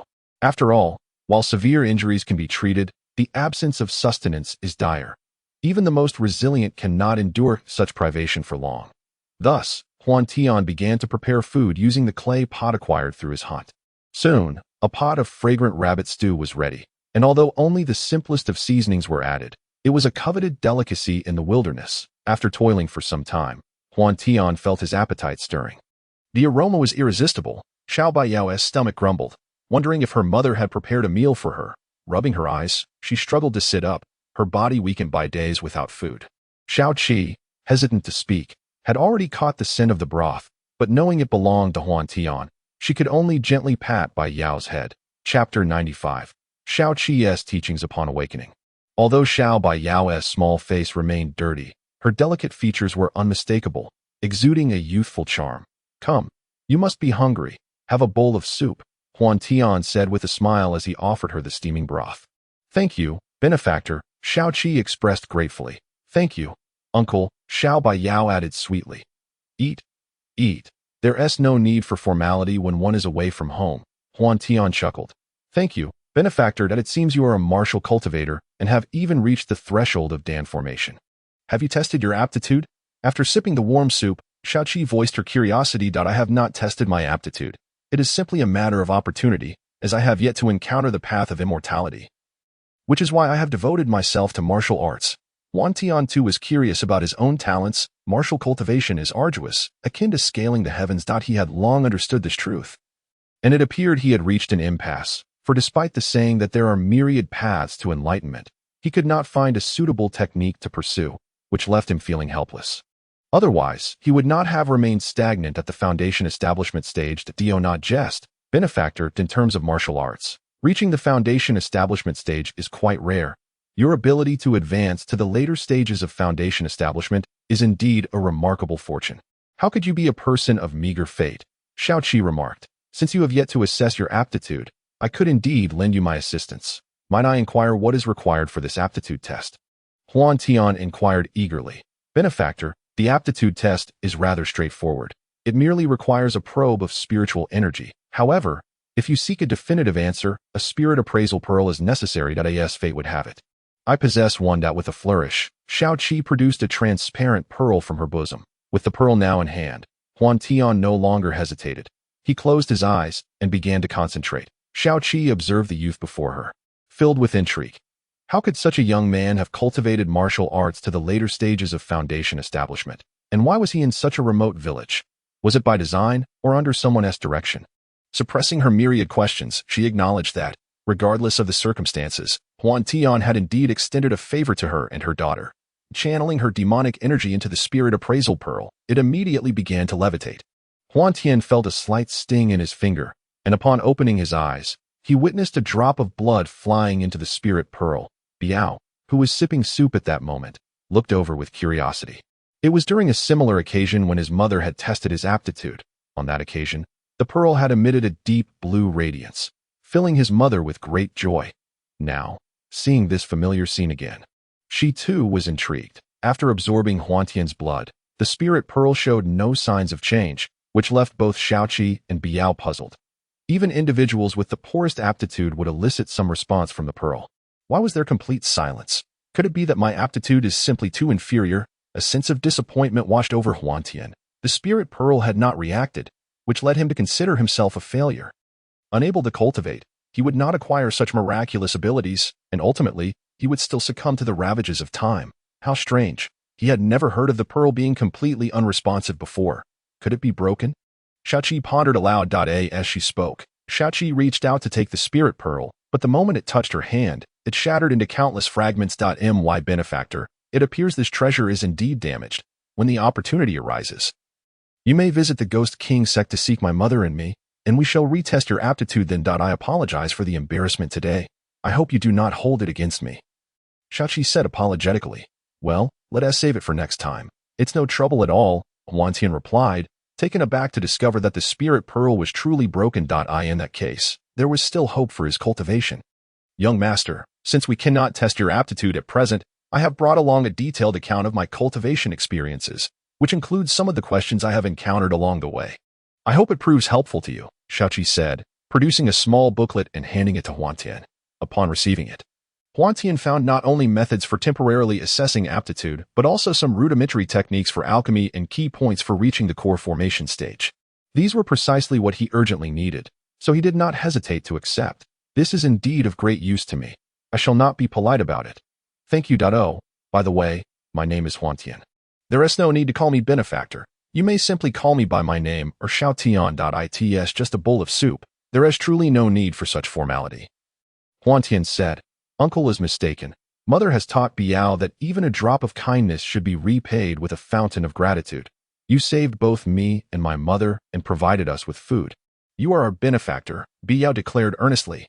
Indeed, my benefactor, Biao speaks the truth. Perhaps saving us may seem trivial in your eyes, but for us, it is a life-saving grace, an immense kindness that deserves recompense, Shaoqi added, affectionately stroking Biao's hair with a gentle demeanor. If you continue like this, I shall take my leave. Huantian feigned anger and stood, walking towards the cave entrance. My benefactor, young master, please do not go, Shaoqi called out.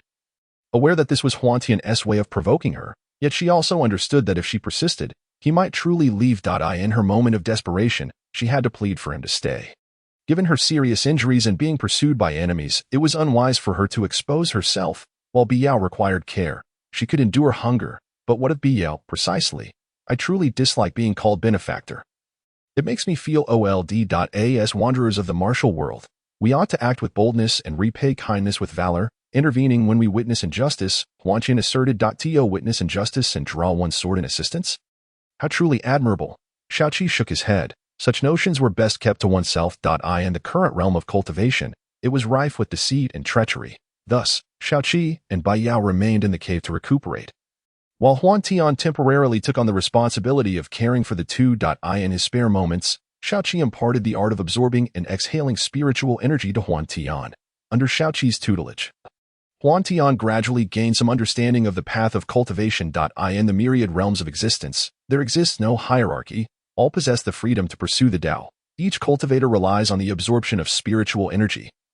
Yet due to differing races and cultures, the power attained by humans is termed spiritual power, while that of the demon race is known as demonic power. In essence, there is little distinction. The differences are merely in the techniques employed and methods of utilization. Of course, there are also those who stray from the righteous path, drawing strength from blood, darkness, and poison, known as the demonic path. This too is a form of spiritual energy, albeit more visceral. Such practices cannot be outright condemned. Slaying ferocious beasts and utilizing their blood or brutal essence for cultivation is not inherently wrong. Rather, it is the heart that is tainted, a heart that tramples upon righteousness. Hence, some individuals are demon races. In their quest in a tone tinged with melancholy, Shaoqi lamented, Madam, you have misjudged the sect master. At present, our main hall is in disarray, and the sect master is being detained by those from the blood refining hall. It was the sect master who sent me to escort you and Biao. Yuji explained. Shaoqi and Yuji shared a bond akin to that of sisters, each possessing an intimate understanding of the other. In truth, they both recognized that it was not that Wan Ren Wang was indifferent to their plight, but rather that, at this moment, power held greater significance in their hearts. Between the two, Wan Ren Wang chose power. You need not elaborate, my poor Biao, Shaoqi said, embracing Biao with a tender heart. Yuji, did father send you to fetch my mother and me? Biao inquired with wide, joyful eyes. Nestled in Shaoqi's arms. Yes, be a good girl, Biao, Yuji replied, her heart aching at the sight of Biao's injuries. Madam, who might this be? This is the benefactor of both mother and daughter. Huantian, Shaoqi introduced, glancing at Huantian. Greetings, Huantian greeted with a respectful bow. Thank you for your righteous assistance, young master. The Ghost King sect shall reward you handsomely. Yuji returned the gesture with reverence.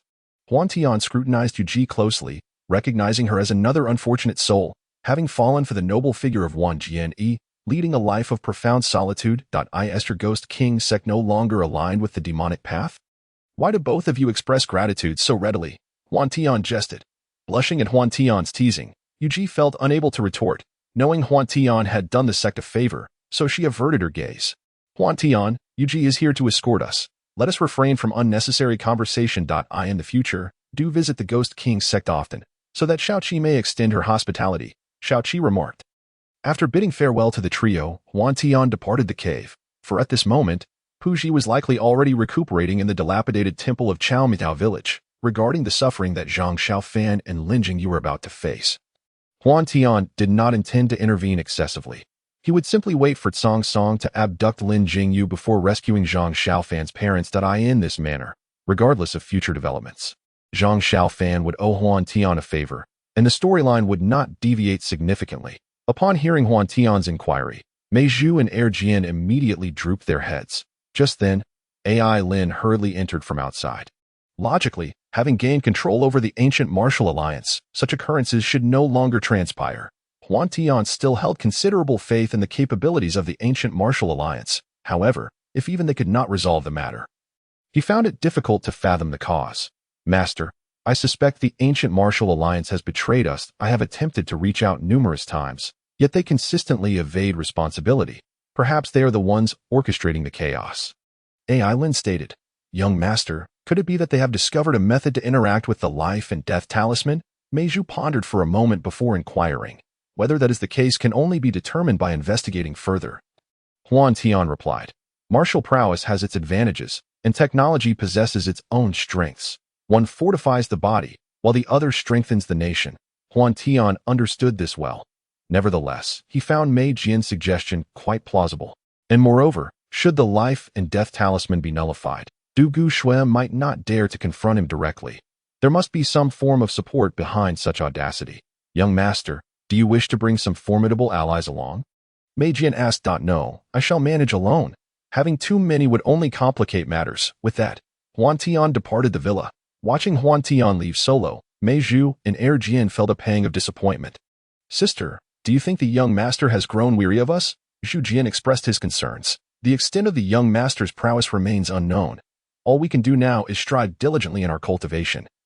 Lest the gap between us widens further, Mei Jian remarked. Indeed, Zhu Jian nodded in agreement. The ancient martial alliance remains unchanged. Ever since its establishment, Huantian has not returned. The time has been brief, and Huantian is preoccupied. His sudden appearance instilled panic among the disciples. Observing their reactions, Huantian realized that Mei Jian's predictions were indeed accurate. Senior, as you have foreseen, Huantian has come knocking, Du Guxue declared solemnly. Once you two are locked in a battle to mutual destruction, this world will still belong to me. Although I have only regained a third of my strength, it suffices to deal with the inhabitants of Earth. Lead the way. The man strode confidently towards the exit. Outside, Huantian sensed a formidable aura, and true to expectation, it was not long before a man appeared before him, guided by Du Guxue. The man bore a melancholic visage and an imposing stature, undeniably a striking figure. You are a formidable opponent, Huantian stated with caution. You are not to be underestimated either. Your late-stage foundation establishment is quite surprising. The man replied. So, you were the one who unraveled the life and death talisman, Huantian inquired. Merely a trivial trick. I hope it has amused you. The man chuckled nonchalantly, with the support of this enigmatic figure. Du Guxue felt a surge of pride, eagerly anticipating their imminent clash, hoping for a mutually destructive outcome, allowing him to reap the benefits. Since you stand alongside Du Guxue, then you may as well make your move. Huantian declared. Do not be hasty. While Du Guxue may be exploiting me, I too have my designs on him. However, if we can settle this with words rather than blows, it would be preferable. The man seemed reluctant to engage. If you prefer to avoid conflict, then hand over Du Guxue to me and promise not to oppose me in the future, and I shall naturally spare you. Huantian proposed. Indeed, that holds some merit. I accept your terms, the man replied with a smile. You scoundrel, how dare you agree to such terms? Do you intend to go back on your word? Du Guxue exclaimed. His panic palpable. Do not misconstrue my intentions. How could I renege? You asked me to help you lift the life and death talisman. Regarding traitors, Huantian harbored an intense hatred. Xiao Bing and Han Bin had not been in contact with Huantian since then. And upon encountering such a situation once more, Huantian was consumed by rage. The man, Chu Lin Tian, gestured for a moment of respite, indicating he had no intention of intervening. Let it die. With the activation of Sword 21, the sword energy surged dramatically, and in an instant, Du Guxue was reduced to a mere pulp. After eliminating Du Guxue, Huantian turned his gaze back to the man, Chu Lin Tian. What? Not satisfied? Do you wish to spar with me? Chu Lin Tian's eyes narrowed slightly. The reason he had Du Guxue killed was not solely out of disdain. It was also because his own injuries had yet to heal. Not out of fear of Huantian. Throughout my journey, I have seldom encountered worthy opponents. Now that I have, how could I let this opportunity slip by? Huantian declared. If that is the case, then please proceed. With no means of evasion, Chu Lin Tian resolved to stand his ground. The techniques of the Xiaoyao sect were summoned, and the Tianshan Jime hand met the challenge head-on. Ha! So you are a master of martial arts. Truly a rarity. I am quite curious how you advanced to the late stage of Dao Foundation. As he channeled his spiritual energy, Chu Lin Tian effortlessly neutralized Huantian's assault. Allow me to fulfill you. Water flow sword. As Chu Lin Tian's words fell, a sword, entirely composed of mist, materialized in his hand. He swung the sword, dispersing the sword energy of the 6 meridians divine sword.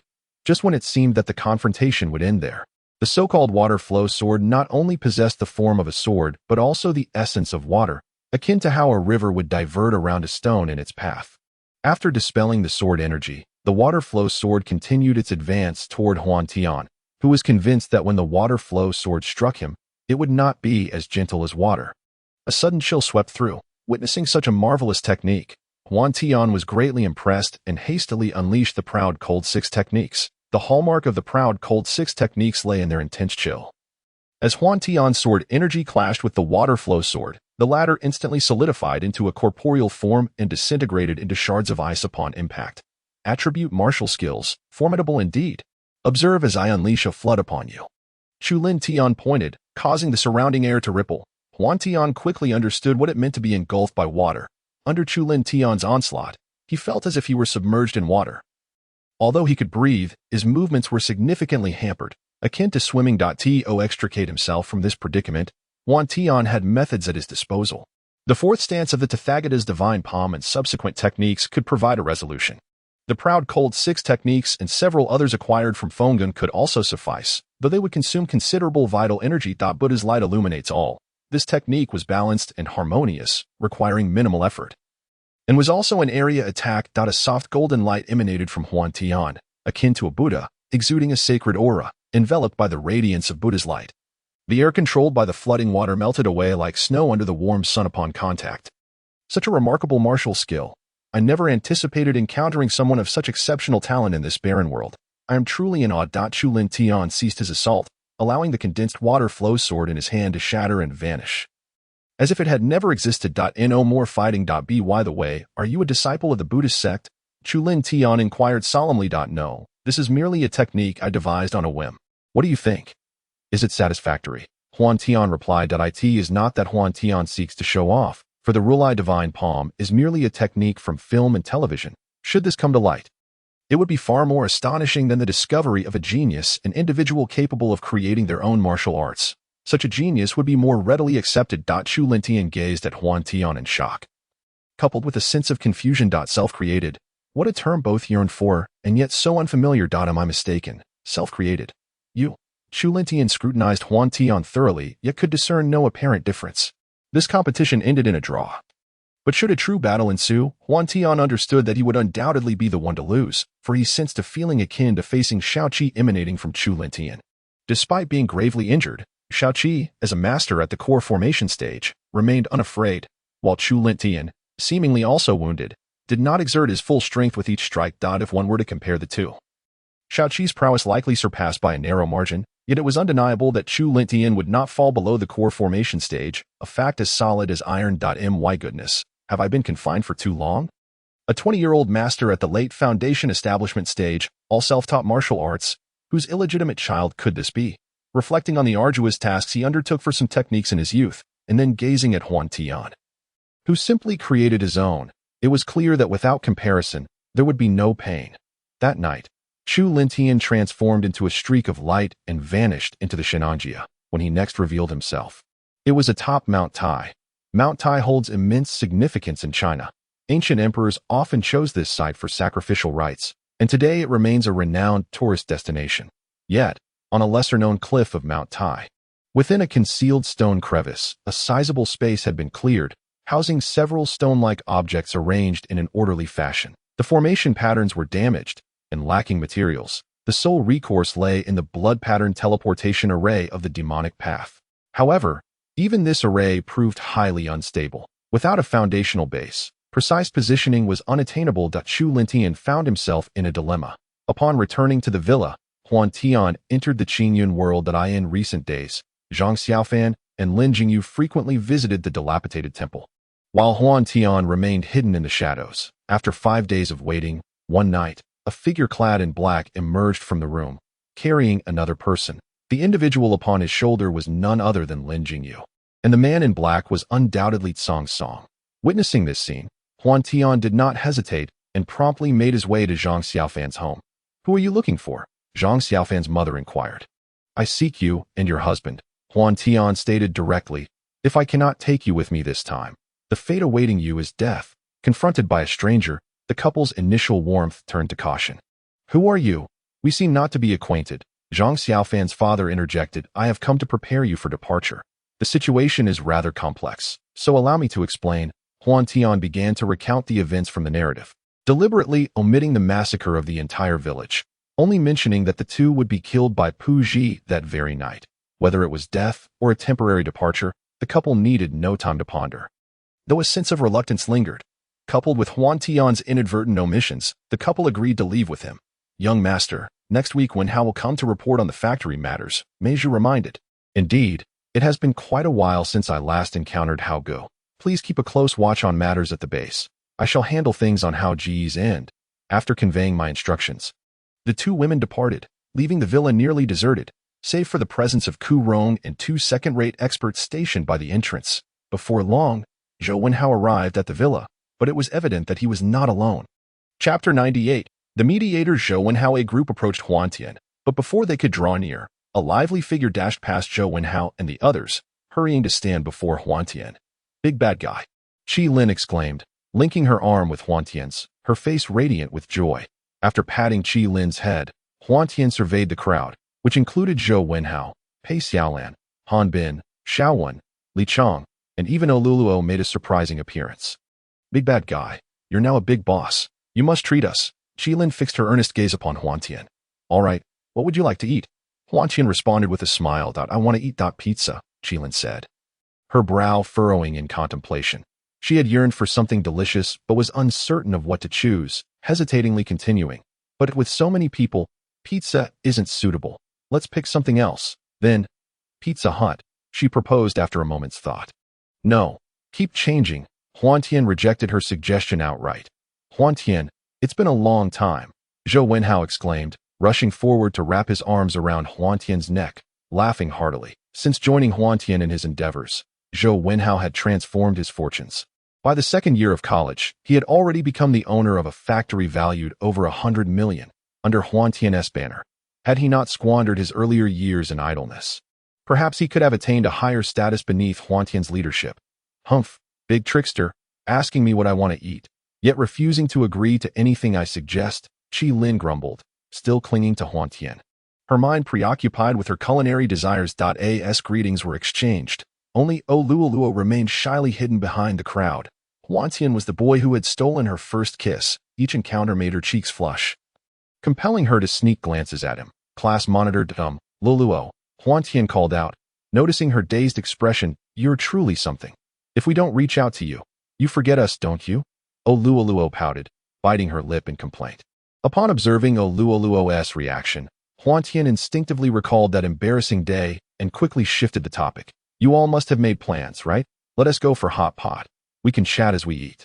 "All right, hot pot it is," Zhou Wenhao chimed in, nudging Han Bin as they headed outside together. Just then, Huantian felt a peculiar sensation at his waist. Without needing to think, he recognized it as Qi Lin's mischievous grip.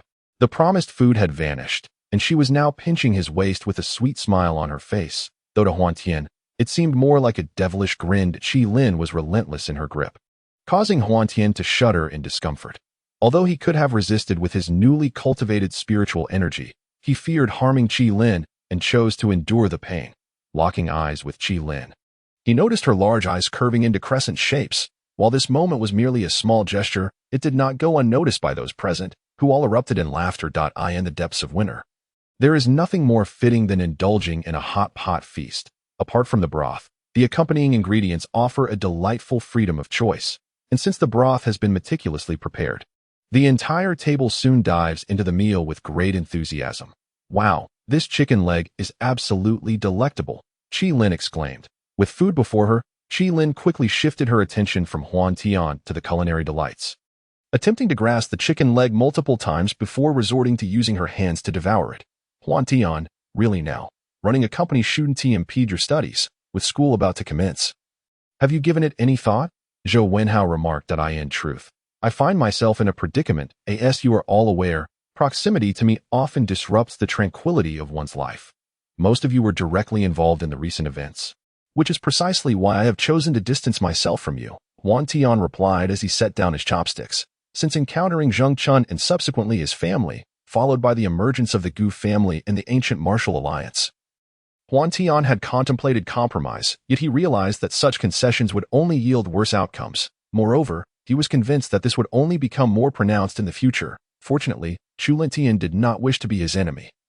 Otherwise, he would not be able to enjoy this hot pot in peace. However, with one adversary like Chu Lentian, others were bound to arise. Presently, in an effort to bolster his foundation, he was establishing bases overseas. And the enemies he would face in the future would include significant powers, such as nations, which further complicated his ability to form friendships. Under the table, Zhou Wenhao nudged Han Bin. Since their initial encounter, neither Han Bin nor Huantian had exchanged a word. Zhou Wenhao's gesture was unmistakable to Han Bin. Huantian, I know I have no face to meet you, but since I am here, I still wish to say I'm sorry. Han Bin rose and downed his drink in one gulp. Zhou Wenhao silently gave him a thumbs up. Binzi, in fact, it is I who should be apologizing. It is due to my actions that this series of events unfolded. I hope you still consider me your good brother, Huantian declared, finishing his drink in a single motion. Huantian. Han Bin's eyes glistened with unshed tears as Zhou Wenhao pulled him back into his seat. All right, since we've cleared the air, let bygones be bygones. Now, let us celebrate our reunion. Cheers, Zhou Wenhao proclaimed. You rascal, you should also forgive Bing Jie. She has lost so much weight recently, Qilin said, her words somewhat muffled as she chewed. Of course, it's ultimately my fault. Now eat up. Be careful not to choke, Huantian retorted, placing a piece of lamb into Qilin's bowl. Huantian's offhand remark caused both Xiaowen and Luoluo to feel a twinge of sadness, their thoughts drifting elsewhere as they continued to eat. Qilin, how is Bing doing? Huantian inquired. Not well. Next month, she is set to marry. She has no affection for that man, but Auntie is forcing her into the marriage. Qilin responded. Let us not dwell on that. Let us drink. Zhou Wenhao laughed. The thought of Xiaobing marrying someone else filled Huantian with an overwhelming reluctance, yet he inexplicably felt that this might be for the best. Xiaobing was kind-hearted, and while her martial skills could offer her some protection, the threats surrounding her were far too numerous. The secrets he harbored were burdens too heavy for her to bear. Perhaps marrying is for the best after all, he concluded, setting this matter aside for the moment. Huantian ventured into the realm of Qingyun. This time, Huantian sought to evade the affairs concerning Xiaobing, while simultaneously preparing to cultivate until reaching the golden core stage before emerging once more. Ever since acquiring the teachings from Shaoqi, Huantian had attained knowledge of the methods to form the golden core. However, the initial requisite was to refine the spiritual energy within his body. Yet, this posed no challenge for Huantian, as this world was replete with spiritual aura, and he had already transformed a portion of it. Thus the complete conversion would not require an extensive duration. In less than 2 months, his entire true qi had transmuted into spiritual energy. Nonetheless, to solidify the inner core, a vast supply of spiritual energy was essential. Lacking the means to procure medicinal pills, Huantian had no choice but to seek a location abundant in spiritual energy, ultimately selecting the bamboo groves near Zhufeng, not far from his current position. Chapter 99. The discovery of Tianlinger. Speaking of the bamboo groves, this expanse was far larger than Huantian had anticipated. Zhufeng belonged to Tianbuyi's sect, not merely a singular mountain, but rather a cluster of several peaks, with Zhufeng as its foremost, sprawling over several kilometers. One could only imagine the vastness of Qingyun's sect. The bamboo forest nearly enveloped the entirety of Zhufeng. Huantian chose a secluded valley as his cultivation site, utilizing local materials to construct an elegant bamboo dwelling. The choice of this locale was due to its rich spiritual energy. Although it did not compare to the main peak of Zhufeng, it was exponentially stronger than the surroundings. Breaking through to the golden core was an exceedingly perilous endeavor. Establishing a foundation could be likened to unlocking the gateway to a practitioner's journey, while forming the golden core marked the official status of a cultivator. Without a master, All progress relied solely on personal comprehension, compelling Huantian to exert greater effort to ensure the success of his golden core formation. He diligently refined the spiritual energy within him time and again. In seclusion, Huantian's daily life became exceptionally regimented. Aside from occasional ventures for hunting, the remainder of his time was dedicated to cultivation. After another session of practice, Huantian encountered an unexpected delight. Through prolonged refinement of spiritual energy, he initially aimed to deepen his control over it, but to his surprise, he found that his meridians had significantly increased in resilience over time. An unforeseen benefit. While the overall quantity of spiritual energy remained unchanged, its potency had risen by 20%. In other words, among peers of equal realm, where others wielded a strength of 1,000 pounds with a single sword strike, he could unleash 1,200 pounds. Consequently, his opponents would be placed in a state of suppression, making victory merely a matter of time. Thus, Huantian no longer felt urgency to solidify the golden core and instead devoted himself entirely to the refinement of his spiritual energy. Time in cultivation is devoid of day and night. In the simplicity of his training life, 3 years swiftly elapsed. Through Huantian's relentless efforts, he had already mastered the ability to manipulate spiritual energy to manifest various objects externally. Crafting tables, chairs, flowers, birds, fish, and insects with remarkable realism. Junior brother, let us go play over there. Indeed. In the distance, a pair of young men and women approached the vicinity of the valley. Senior sister. This place is so beautiful. The young man closed his eyes, savoring the wonders of nature. Yes, in the past, when I was scolded by my father, my senior brothers would bring me here to play.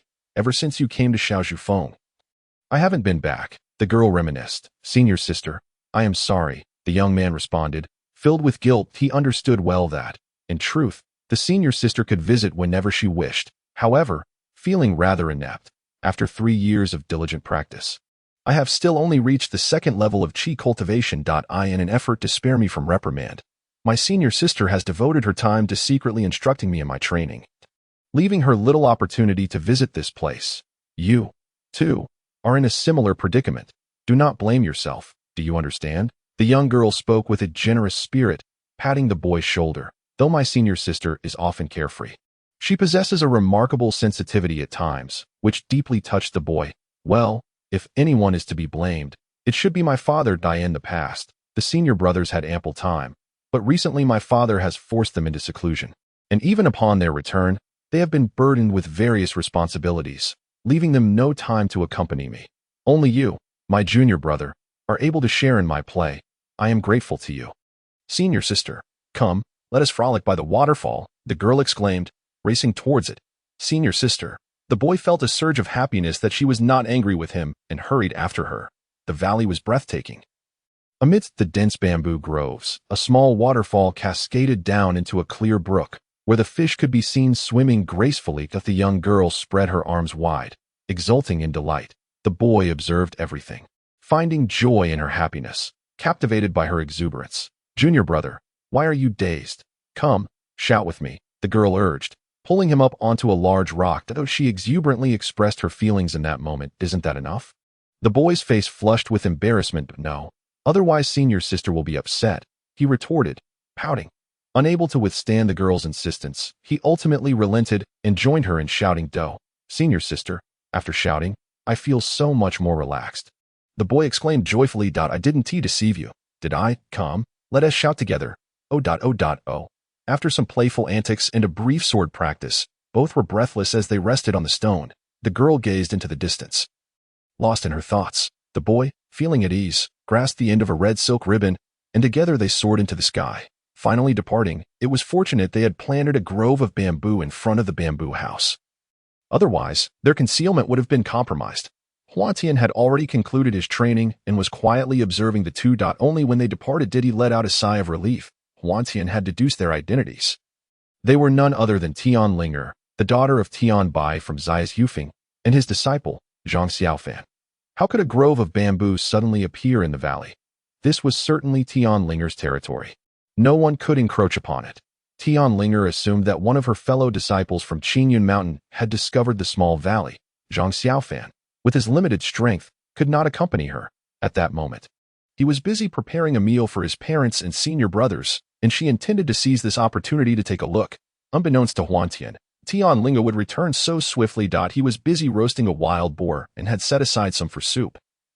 After a long absence from indulging in a hearty meal, he decided to forego training and instead relish a good feast. As Tian Lingo soared on the red silk, she spotted a wisp of smoke even before reaching the bamboo house. It was afternoon, and although the flames were not visible, the smoke was unmistakable. As a cultivator, she sensed something amiss immediately. Indeed, there was trouble. Tian Linger stormed over in a fit of anger. Huantian, wholly engrossed in preparing a meal, remained blissfully unaware of her impending arrival. Utilizing whatever ingredients were at hand, he managed to create a delightful dish without ginger, scallions, or garlic. A modern individual, Huantian possessed an abundance of resourcefulness. The mountain boar roasted to perfection grew increasingly fragrant. "Hey, who are you? And how did you come to be in my valley?" Tian Lingo demanded as soon as she landed. However, she was soon captivated by an enticing aroma that made her mouth water. Even Huantian, no matter how oblivious, could sense the presence of another and looked up to find it was the returning Tian Lingo. In Huantian's eyes, her cultivation level appeared to be akin to that of an early-stage qi practitioner, merely at the late stage of innate development, having yet to reach the foundation establishment stage. Her strength was therefore all too transparent to him. "Although I lack land deeds, this place belongs to my Qingyun sect. You have no right to linger here without the permission of the sect leader," Tian Linger exclaimed, her teeth clenched in frustration. "True, but this area does not seem to belong to your Qingyun sect, does it? The territory of your sect is not so easily entered by outsiders," Huantian retorted, unfazed by her indignation. Tian Linger was momentarily taken aback. Huantian's statement held merit. The Qingyun sect's territory was indeed expansive, with borders fiercely guarded by its disciples, making it nearly impossible for outsiders to intrude. Although this small valley lay at the foot of the Qingyun sect's mountain, it was still at the periphery, not within the main gate. Thus, she had no valid reason to expel the man before her. "But I discovered this place first," Tian Lingo insisted, desperation creeping into her voice. "Now, that is quite unreasonable," Huantian chuckled, finding her innocence amusing. "How can I be unreasonable? It's all about who came first, don't you know?" Tian Linger clung to this argument, as it was the only one she could muster. "Then let me ask you, who is older among us?" Huantian began to dig a pit for her. "Who is older? What does that have to do with the ownership of the valley?" Tian Linger was perplexed. "And what if I am older? Is that a grand achievement?" She scoffed. "Precisely. Think about it. You discovered this valley first, so it belongs to you, right?" Huantian countered. "Exactly. I shall not blame you for occupying my valley any longer. You must return it to me," Tian Linger declared assertively. "Since that is the case, let us see that I am older than you. I discovered this world the moment I was born. Thus, this world is mine. And by extension, this valley is also mine." Huantian laughed, unable to contain his amusement. You shameless rogue," Tian Linger stammered, left speechless by his clever retort, her cheeks flushed with indignation. "Enough of this banter. The mountain boar is ready. Would you care for a taste?" Huantian invited, his smile fading as he shifted the topic. "I shan't eat it." "Humph.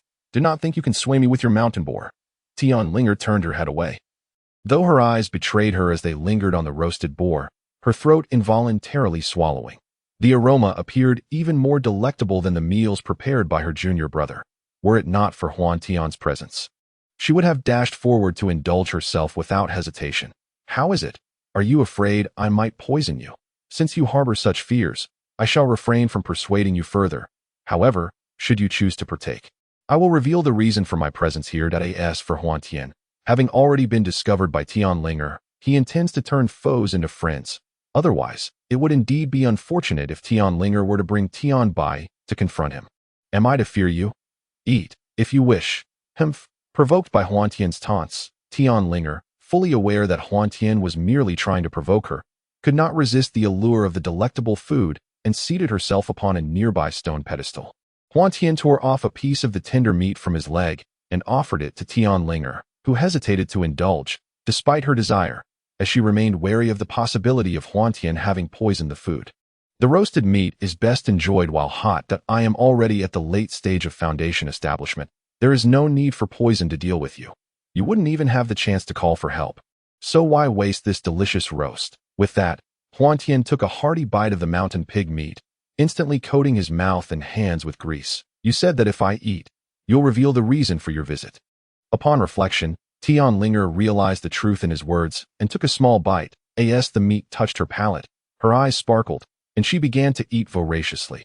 You are truly remarkable. Not only can you roast meat, but you have even created your own martial arts technique. So, you indeed believe the words of that senior, which led you here. Ling found herself captivated by Huantian's culinary skills. Huantian's background evoked a sense of sympathy within her. How fortunate she was to be born in the esteemed Qingyan sect, where she lacked for nothing in terms of mentors and teachings, while Huantian had to travel far and wide to broaden his horizons and painstakingly create his own techniques. All the while worrying about the places to cultivate.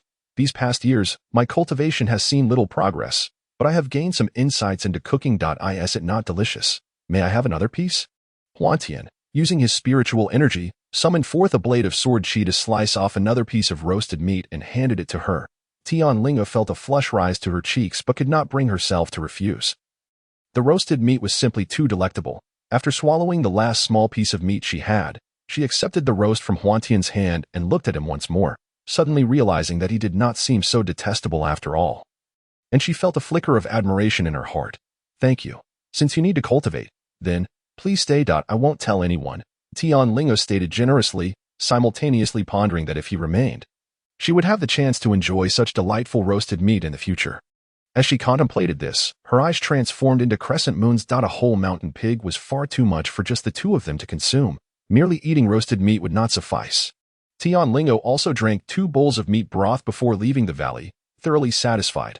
With Lingo's assurance, Huantian felt a weight lift from his heart. Not long after Lingo departed, Huantian resumed his cultivation. Continuing as usual to refine his spiritual energy, suddenly, an unfamiliar sensation arose within him. He felt on the verge of a breakthrough. This was not a deliberate act on Huantian's part, nor was his cultivation any different than before. Yet as he circulated his energy, an instinctual feeling emerged in his mind, akin to the way one instinctively knows when to eat when hungry. Everything fell into place naturally. This was unlike what he previously understood, where one would rely on medicinal pills and the influx of spiritual energy to break through to the golden core stage. Instead, the spiritual energy within him began to gather autonomously toward his abdomen, ultimately flowing through the position of his dantian, and then coursing through his limbs and meridians in a continuous cycle, requiring no further effort from Huantian to operate his technique. The sensation began to manifest slowly in the lower dantian, a feeling of swelling that outsiders might find uncomfortable. However, to Huantian, it was quite the opposite. Rather than feeling distressed, he experienced a profound sense of comfort. Contrary to what was described in books, Huantian was unable to introspect at this moment, leaving him unaware of what transpired within his body. Instead, within the void of his mind, several portals to different worlds hung suspended, and he felt no other sensations. At that moment, and formless and intangible energy entered his abdominal dantian. Curious, Huantian attempted to engage with this energy using his cultivation techniques but discovered nothing, as if nothing had transpired at all. After pondering for a considerable time, he still could not discern the reason. The condensation of the inner elixir was not something that could be accomplished in a short span. After nearly a week, the swelling in Huantian's abdomen subsided. To his astonishment, he found himself having directly reached the golden elixir stage, creating a vast expanse of space within him. Had he truly broken through? Huantian felt a sense of bewilderment. He had anticipated consuming elixirs and absorbing spiritual energy, so why had he formed the elixir instead? It's you, he mused. After several days of cultivation, his body was once again filled with spiritual power, and the early stage of the golden elixir realm stabilized. Huantian concluded his training. You seem different, Linga remarked, observing Huantian with curiosity. Different? In what way? I am still the same, Huantian replied. Of course you're different. You've broken through to the golden elixir stage and expelled a significant amount of impurities from your body, naturally enhancing your aura.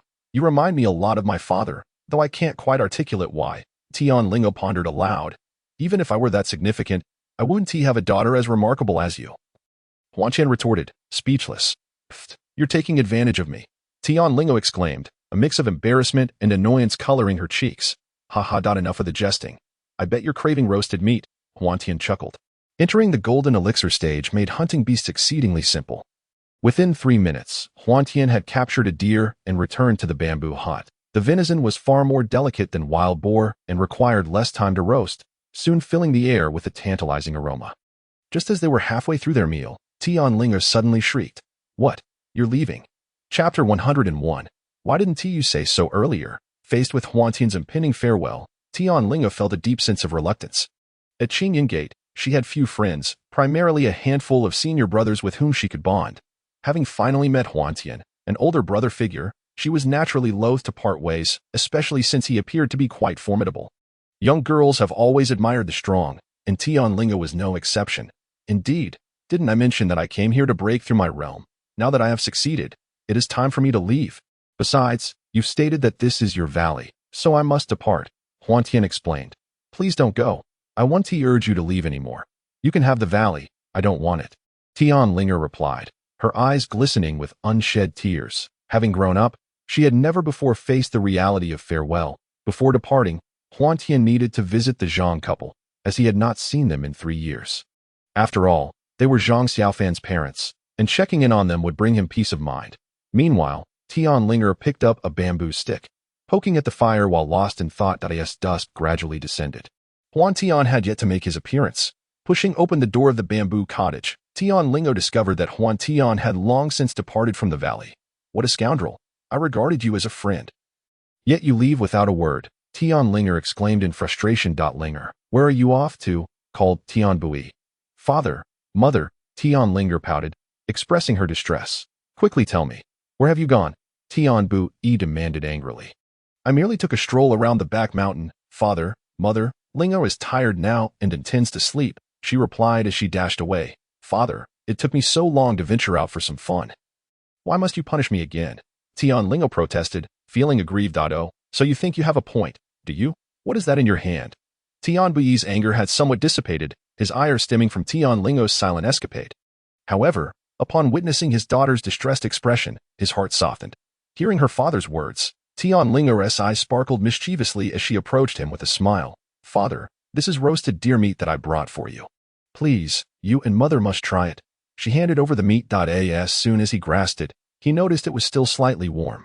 Upon unveiling the leaves, the succulent fragrance of the deer meat wafted forth, causing Tian Bui to swallow hard.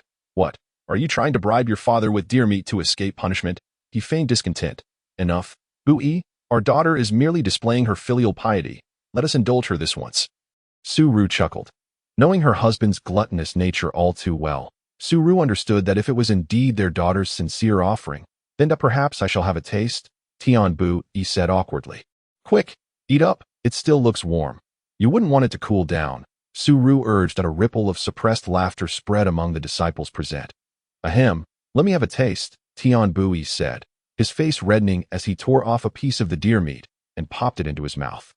The tender, flavorful meat instantly dazzled him, causing his eyes to gleam. The disciples, having inherited their master's voracious appetite, eagerly swallowed in unison at the sight of his delight. It was roasted by a friend, along with some broth. However, the soup was too cumbersome to carry, so I didn't bring it along. As she mentioned her friend, a hint of melancholy crossed Tian Linga's features. Linga, have you learned to make friends? Su Ru teased. Not a friend at all. He just left without a word. How could he possibly be my friend? Tian Linga recalled, feeling a wave of irritation. Just a bunch of good-for-nothings, wasting their days away. Tian Bui remarked dismissively, that's not true. My friend is extraordinary. He's only around 20 years old and has already reached the upper clarity realm, and all his martial arts techniques are self-created. Tian Linga asserted discontentedly. Upper clarity realm. Tian Bui nearly choked on his food, staring at Tian Linga in astonishment. The fellow disciples in the hall were equally flabbergasted. The upper clarity realm was akin to the status of the esteemed leaders, and to achieve it at such a tender age was remarkable. What was even more astonishing was that the techniques were self-developed. Linga, do not jest with me. At20, to have self-created techniques and reach the upper clarity realm. Where in this world could such a person exist? Unless he were the son of heaven. Tian Bui, well aware of the challenges of cultivation, found it hard to believe Tian Linga's words. The mere mention of one of those feats was enough to stir the entire realm. How could such an extraordinary individual possibly exist? If his talent were truly that exceptional, what need would others have for cultivation? I knew you wouldn't believe it. My friend said that since I enjoy practicing swordplay with my junior disciple, he gifted me a martial arts manual. Tian Linga pulled out a piece of paper from her bosom, densely filled with characters. Qingyan is set in a world based on the 9 provinces, utilizing seal script. Huantian, having traversed several ancient worlds, found it manageable, and though there were some discrepancies, he could still grasp the meaning. The Holy Spirit Sword Technique, such an intricate martial arts manual, regrettably lacks the section on condensing the inner elixir. Tian Bu-yi received the manual. Expressing a tinge of regret, Bu-yi.su Ru voiced her concern, troubled that her daughter might be exploited. This indeed was a profound martial arts technique that had never appeared before. Though incomplete, it held great potential and was likely a newly established method. Tian Bu-yi sighed, already believing it somewhat in his heart. Although he could not comprehend all the martial arts of the world, he was well aware of the various sects and their paths. The Holy Spirit Sword Technique, however, served as a martial arts secret scripture, opening a new avenue for martial cultivation. With this technique, martial arts would no longer be deemed a minor pursuit. Linger, this is of great importance. You may retain a copy of the manual, but the original must be submitted to the main peak for discussion with the sect leader, declared Tian Bu-yi decisively. This is my possession. Why should I hand it over? Tian Linger retorted, displeased. Fortunately, her father agreed to let her keep a copy, averting a major uproar. My dear daughter, do you know where your friend is gone? Tian Bu-yi, aware of his fault, inquired with a smile. I don't know. Tian Linger replied curtly. Then what is his name? Tian Bu-yi asked, as the foremost power in the realm. It shouldn't be difficult to locate someone if they knew their name.